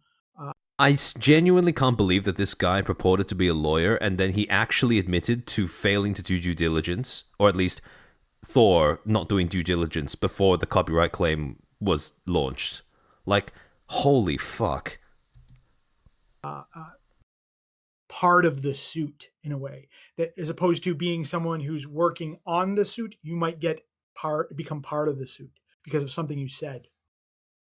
So normally attorneys don't talk, and normally I don't either. But when you have, in this kind of situation, the power of publicity is very lopsided. You don't have a ton of followers. He has millions of followers. There's been statements that are incorrect about the law, objectively incorrect. Ooh, yikes. And that's why I got, normally I wouldn't, even in a case I cared a lot about, I normally would avoid the public spotlight as much as possible. I would be less involved. But in your case, I've been more involved than I usually am, even in cases with, because we have, even with cases where there's this great disparity in power, because the people who care about your case and are following it, and the people who would be affected by it and not buy your video game because of the story, They don't read the papers, most of them, not anymore. So you got to go where the people are at in order to effectively communicate. So that's why I've been very much, even in YouTube, I've been taking on some explaining your position very well. That's why we're doing this video here.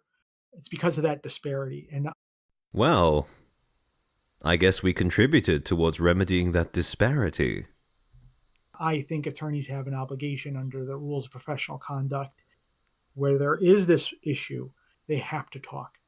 This all boils down to idle streaming bonanza being DMCA'd as a sad attempt to shut me up. I also conceded to not using Thor's voice in my game under advice from a lawyer I believe to be an actual attorney able to practice here in the States. However, using Thor's voice lines could still be potential trouble as I would have to argue fair use in a court because it becomes a case-by-case basis. Mara's opinion was a 60% chance of winning if I were to pursue. Unfortunately, it would be a battle of wallets. That's the last of the milk. It's been a fun ride, and yeah, I'll catch y'all later. I actually kind of like this guy after seeing all of this stuff. I always respect a shit poster, and especially one that manages to stick it as well as he does. So, to put all of this together, the final nail in the coffin. Like I said while we were watching that video, this was more than just a PR disaster. This was brand suicide. And it was brand suicide because for all the, face of indie game dev, for all the claiming to inspire other people to make games, this was the thing that not only broke one of the pillars of the pirate software brand, no, this blew up the core of it. Go make games? Yeah, that's not gonna fly anymore. And in light of what has now happened, this entire thing, riddled with too many holes to keep standing. And so, what have we learned from all of this? Well, hopefully, something about understanding your brand image, understanding a little bit of a theme that has developed accidentally over the course of this stream, and while I was putting the stream together actually, is the idea of keeping promises. Funnily enough, that's where this all started, and now that we are at the end of this long journey, it all comes back to keeping promises. Because if you take away nothing else from this stream, I want you to understand this. Brands are fundamentally a promise to your audience. And those who cannot keep promises to their audience are not entitled to keep them. And that about wraps it up. Almost 10-hour stream. We might still get there with a little bit of yapping, but yeah. If you are somebody who was a Pirate Software fan, understand that nobody is entitled to your attention. No creator is, myself included. If you are going to give me anything, your time, your attention, your money, make sure that I've earned it from you. Don't feel obligated to give it. Because at the end of the day, entitlement is cringe regardless of who it comes from. And nobody's entitled to an audience. Nobody's entitled to anybody else's wallet. Just because you want to make something doesn't mean there has to be a market for it. And, well, hopefully this sort of hammers that point home. Stop aborting games. That would be quite the campaign slogan. The Twitch interview was longer. Oh no, it... Of course it was. But not that much longer. Not that much longer. I love your conclusions, just like the Zion video. Thank you, Paul. Thank you. I try. Good stream. Hey, thanks, Sumanite. I appreciate it. That is something I needed to hear. Thanks, Chairman. No problem. It's weird. It was really weird for me putting this whole thing together because I was approaching it from the perspective of a fan that has essentially had the wool pulled off of my eyes. So, Yeah, no, this was strange. This was a strange experience to go through from that moment to now. Oh, it is not an easy thing to do, to, you know, relinquish that I suppose the rose tinted lenses when it comes to, you know, a creator that you admire, but ah well, it happens. Zodic, I'm wasted, watching is fun, but man, oh no! Please get something to eat as soon as possible. And thank you so much for watching and sticking around for as long as you have. Rest up, rest up. Rest up and bless up. Lol, this stream is just A-locking. Thor. I try to make it more than just that, but yeah. I'm disappointed. I really wished... Yeah.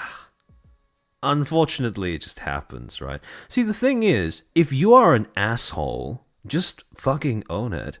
Like, if you are a spiteful person, just admit to being spiteful. If you are a vindictive person, just admit to being vindictive. If vitriol drives what you do, just fucking say it. People don't give a shit if that's the core of your motivation. They just care about it being upfront.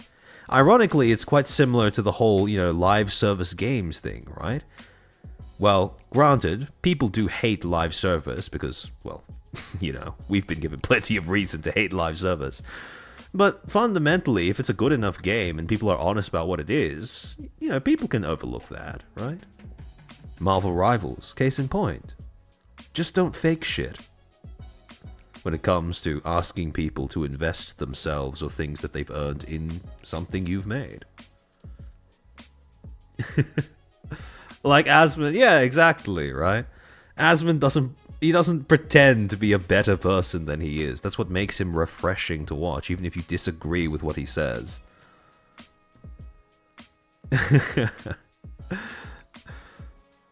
Spine and vitriol, Kendrick? Yes, yes.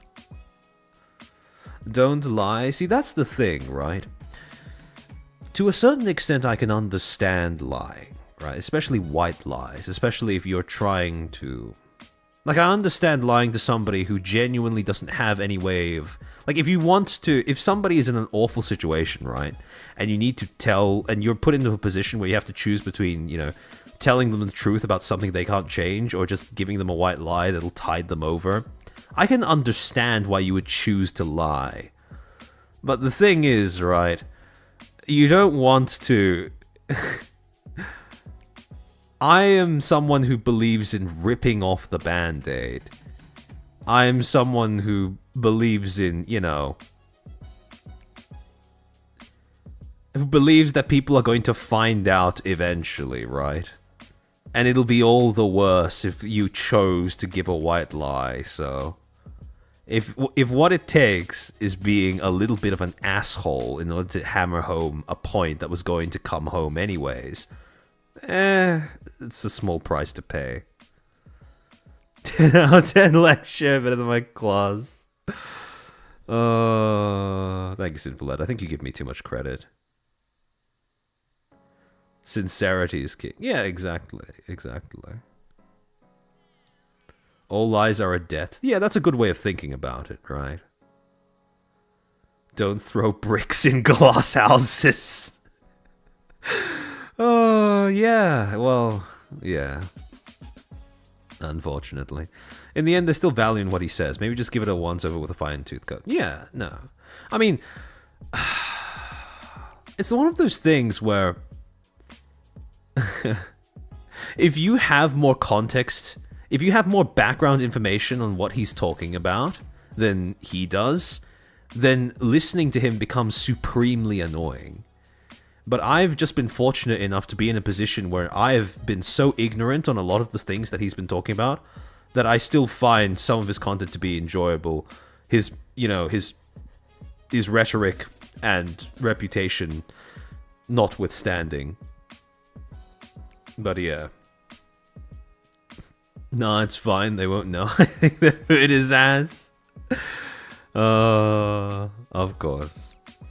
I get a person in charge of a company trying to act like a better person. If you feel like your image will impact others' jobs, then that's understandable, even admirable. Yeah, exactly, right? Because if you're representing other people, of course, you're gonna have to be a little more than human, right? It's when you take that weight and you start throwing it around. That's when it becomes a little bit.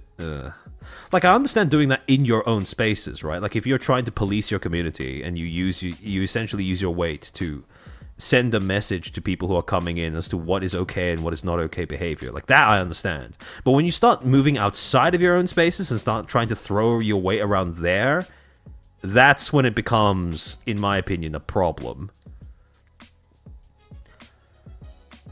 As a dev, Pirate's knowledge about it is sort of outdated, so it's a bit annoying to hear. Well, I mean, it doesn't surprise me, right? The last time that he was working at Amazon Games, that was like, what, more than 5 years ago now?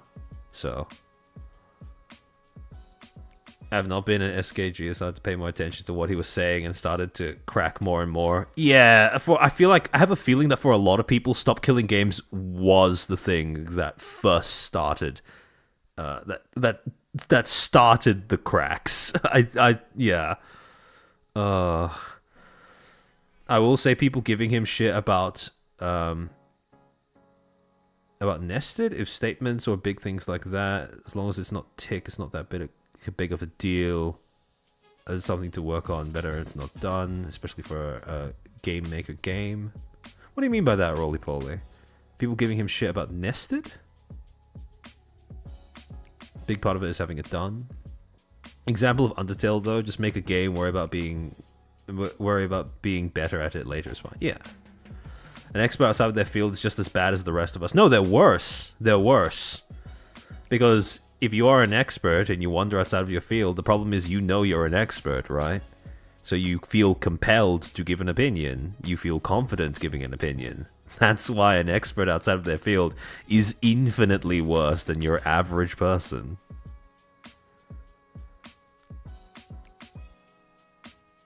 Same, SKG started it for me too. Yeah. Oh, so like Yandev has nested. Oh, I see. See, that's something I just don't understand because I've never coded in my life. I had someone come through with the name Leet YOLO Swag, and because I didn't recognize what his name was, I ended up reading it out in a way that got the VOD temporarily restricted because it thought I said a slur. Point taken. Yeah. I mean, again, experts who know that they are only experts in a specific field, they're fine, right? Because they know that the moment they stray outside of that field, they're basically the same as everybody else, right? I guess it all comes down to understanding when to defer to someone who has more knowledge than you, I suppose. Because, well,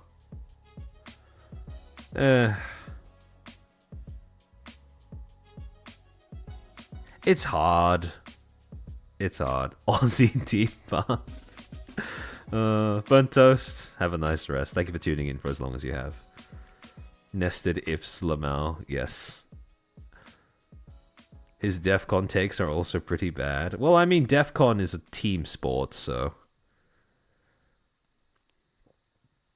Oh, so nested ifs is where it goes through a huge chain looking for a specific call before it can continue on. Oh, that sounds that sounds like a traffic jam, but in programming form. What's next? So you're gonna make a hit piece on short video? I try to make it so that these streams don't come across too much like hit pieces. It's just that by the time I end up making these streams, there's been so much examples of people blowing up their own reputation that it ends up looking that way. But the Jordan Peterson, oh, I don't know about that one. See, Jordan Peterson is another example of somebody who comes out with like objectively helpful advice. It's just that sometimes idolizing is just I don't know if it's it, if that's it. Don't give bad takes when you don't know. Don't give bad takes when you don't know what you don't know. I can do you one better, Amarandia. Just don't give takes when you don't know what you don't know. It reminds me of Neil deGrasse Tyson saying a bunch of things outside of his field. Yeah, exactly, right? if you're an astrologist, like, and somebody asks you about something to do with like biology, then obviously that's not your wheelhouse. So. The issue he acts like he's very deep in some of the things he's talking about, or exaggerate what he's done before. Yeah. Man, becoming old is realizing that all of the people that you used to idolize are just, well, it's not even that they're just people, it's just that becoming old is realizing that all the people you just idolized were really, really good actors. That's I mean, that's why I like VTubing so much. Because it's right in front of your face, right? You all know that everybody's like... There's no expectation that the person in front of you is 100% of who they are. Because, like, they're a fucking VTuber, right? It's a fucking... Pink rabbit or star woman or fucking piece of furniture with sunglasses. Like... We're just, you know... We're all performers. Sure, some of our performances include quite a few bits of who we are, like, you know, off stream, but for the most part, I welcome the upfrontedness of just walking into a stream, turning it on, and knowing that you are watching essentially an animated figure just, you know, talk. I like Louis Rossman when it comes to people, like, you can actually, like, knock on wood. Yeah, because he shows his flaws and owns them. Oh, absolutely. That's one of the things that makes Louis so easy to watch as the years go by. Because, well, it's reassuring. It's reassuring. To be honest, Peterson is way out of his depth 9 out of 10 times, and he's got super bad takes. His life advice about cleaning rooms was his rise to fame as a whole generation. Yeah, because that was good advice, right? It might have come from somebody who... perhaps has a bit too much of a temptation to speak about things that are outside of his wheelhouse, which is something that I think that, well, I mean, I know for a fact that that's something that a trap that I've fallen into in the past, and I can understand that, but yeah, once it gets to a certain level, it becomes kind of impossible to ignore. Seems like you'll be getting more dissection material. How vCard got into a world of hurt when they added the words game to their trading cards. Yeah, I think there are quite a few topics that this week alone has provided. So, I'm going to have a lot of things to review over the course of the next week. I'm considering taking a 1 week break. I'm trying to flesh out a collab for some time during the next week. Because it's actually weirdly it's weirdly on theme with the whole point of, you know, deferring when you know that somebody else has more expertise than you in something. But yeah, I'm trying to get that sorted, so you'll hear about it in the community tab and on Twitter later on when I get that fully fleshed out and everything's locked in and stuff. But yeah, no, I'll be putting out a poll on my community tab soon to get an idea of what you guys would be interested in next, because I think we do have a backlog of, I think, 3 or 4 other topics that we can plan ahead for, so... Or you can just not idolize anyone. That's true, in my case. Although that does get harder the more you like a persona, right? Because remember that on the internet, right, everything is curated, including people. So when I communicate with you guys, this is not 100% of who I am in real life. This is a curated image of who I am in real life. A curated image that is designed to act as a product that I am selling to you through the creation of my content. So, when you understand that everybody on the internet, especially creators, is, you know, they're doing that on a constant basis, it becomes really difficult not to fall into that pattern of wanting to idolize somebody. Because you are given, you know, repeated exposure to the most curated version of somebody, right? So, it can be difficult. It can be difficult to not do that. You've been grinding hard. Remember, I only stream once a week, right? There are other streamers who do this far longer and far more regularly than I do. So I don't know if I've been grinding hard, but I appreciate the fact that you guys seem to appreciate the consistency. I disagree because sometimes it's good to have a goal. That's true. That's true. I paid you in time and YouTube Premium, however much that thing gives you. The time is more valuable, and I appreciate that. Just a healthy reminder that everyone is just human at the end. Exactly, exactly. Are you telling me you're not a chair in real life? Yes, yes. Quite a difficult thing to understand. Lies, if you have 4 legs and extra pair of feet for Billy. True, true, true. Don't call me out like that though, reindeer. There's people who there's new people watching. Ryukin, are you telling me sorry. Itsu and I, the difference is that they don't make 3-digit PowerPoints. I suppose that's true. The it's dangerous to put people on a pedestal. Exactly, exactly. Creators need to be careful not to let themselves be put on one too. Yeah, right. It's also really, when you're a creator, right, and you're, one of the most important rules of being a creator on the internet, especially if you're consciously trying to curate your own brand, is it's actually quite similar to drug dealers in that one of the core tenets of being a creator who can keep doing what you're doing is don't get high on your own supply, right? Like, if you are building a brand image, understand how that brand image works and don't fall into the trap of becoming your brand, like actually becoming your brand in off stream as well as, you know, on stream, because that leads to some real mindfuckery real quick if you're a creator.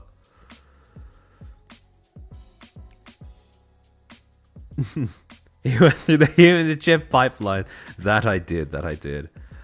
But chairman, we are Footstool. You make a valid point, Sharona. You make a valid point.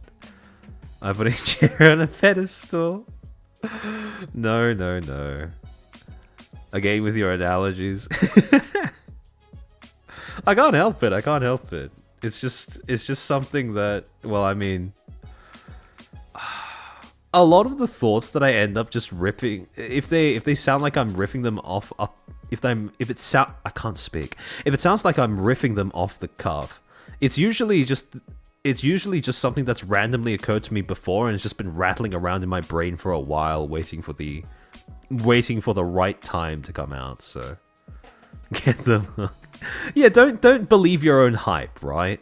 Like, understand that it's going to be your job to hype yourself up to your audience, but make sure that you can actually live up to that hype, and make sure that you don't make the mistake of thinking that you are more than just human, right? Because whenever that happens with a creator, it's always very sad to watch.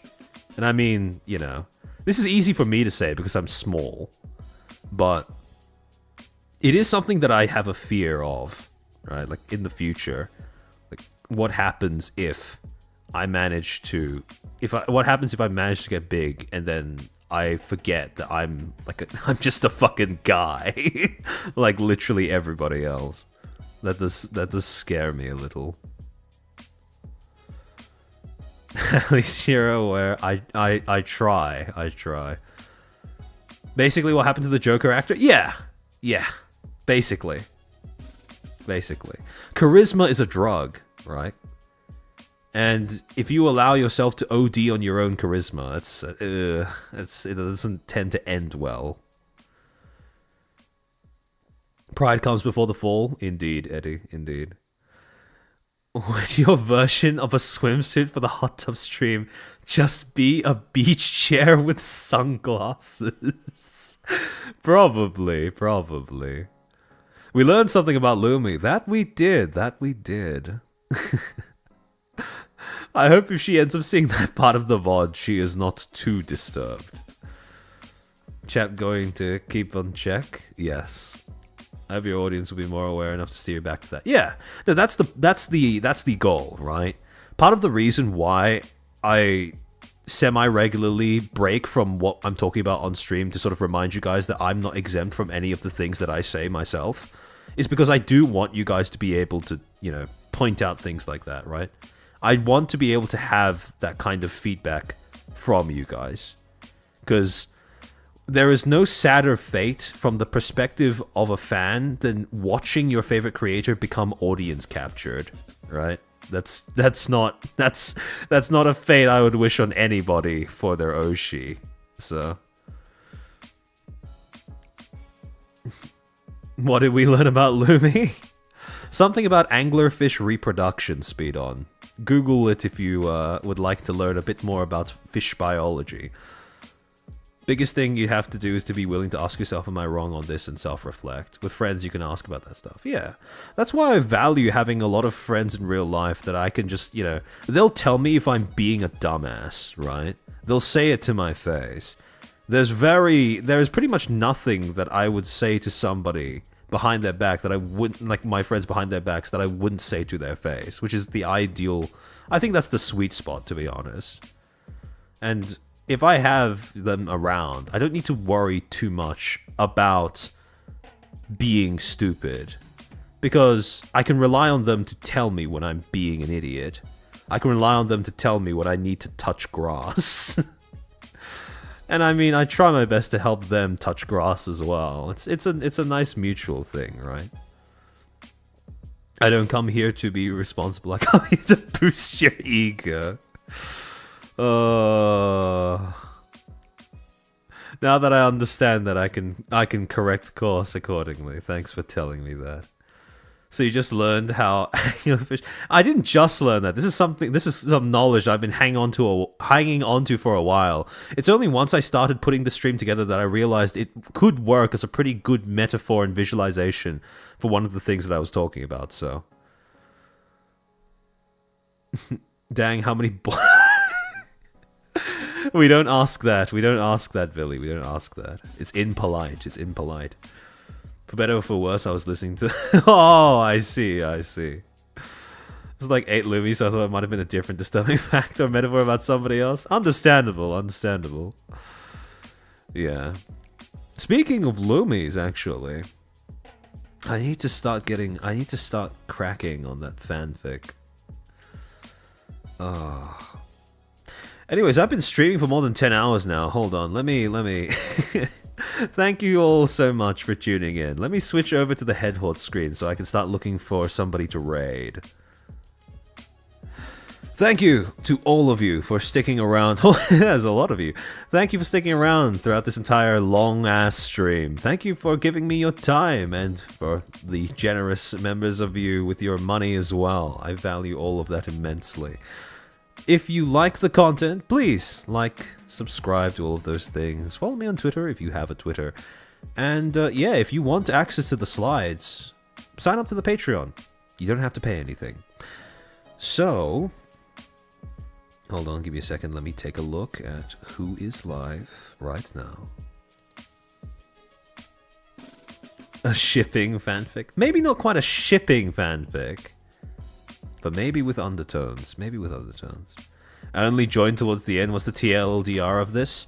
Pirate Software has destroyed his own brand. That is the TLDR. Everything else is just tracking exactly how that happened. It was a good stream. Oh dear. Chrome seems... Okay, hold on. Let me see if Chrome... Oh, fuck's sake. Chrome is frozen up again. Alright, looks like we're trapped together for a little while longer. Goodness. Man, I really do wish that, I don't know if it's a Chrome... I didn't even play a YouTube video this time. I don't know why it's freaking out. Oh no, chat is frozen. Fuck's sake. Alright, hold on. The scuff is really bad. Hold tight, guys. I'm going to pull you up on my phone so I can actually read what you're saying. Raid Briar Mare. Small Sayu Subathon. Raid Sayu. Hold on, let me see if Chrome will actually allow me to do anything first. Okay, it's completely frozen. Even the BGM is gone now because even that tab has been taken over by the scuff. YouTube coding is no joke, though. Well, I mean, it's certainly going to be the butt of a few jokes. Browser scuff, thank you as always, Chairman, your stream being on a Saturday/Sabbath is quite poetic. It's the right time to learn about something to humble myself. I'm glad to hear that you guys enjoy it as much as you do, and you actually find it to be informative as well. That's the aim. That's the aim. Alright, Sai has a subathon? Alright, I'm going to be sending you guys there then. I hope you enjoy your time over there. I'll be heading over there for a little bit myself later on as well. Remember to behave in Sayu's chat, although I don't think I need to tell you that at this point. And yeah, thank you for tuning in. More content to come. Stay tuned. Keep your eye on the community tab. We will be putting out a poll to find out what the next scheduled stream is going to be about. And yeah, thanks for watching. Otsu Chair. Otsu Chair.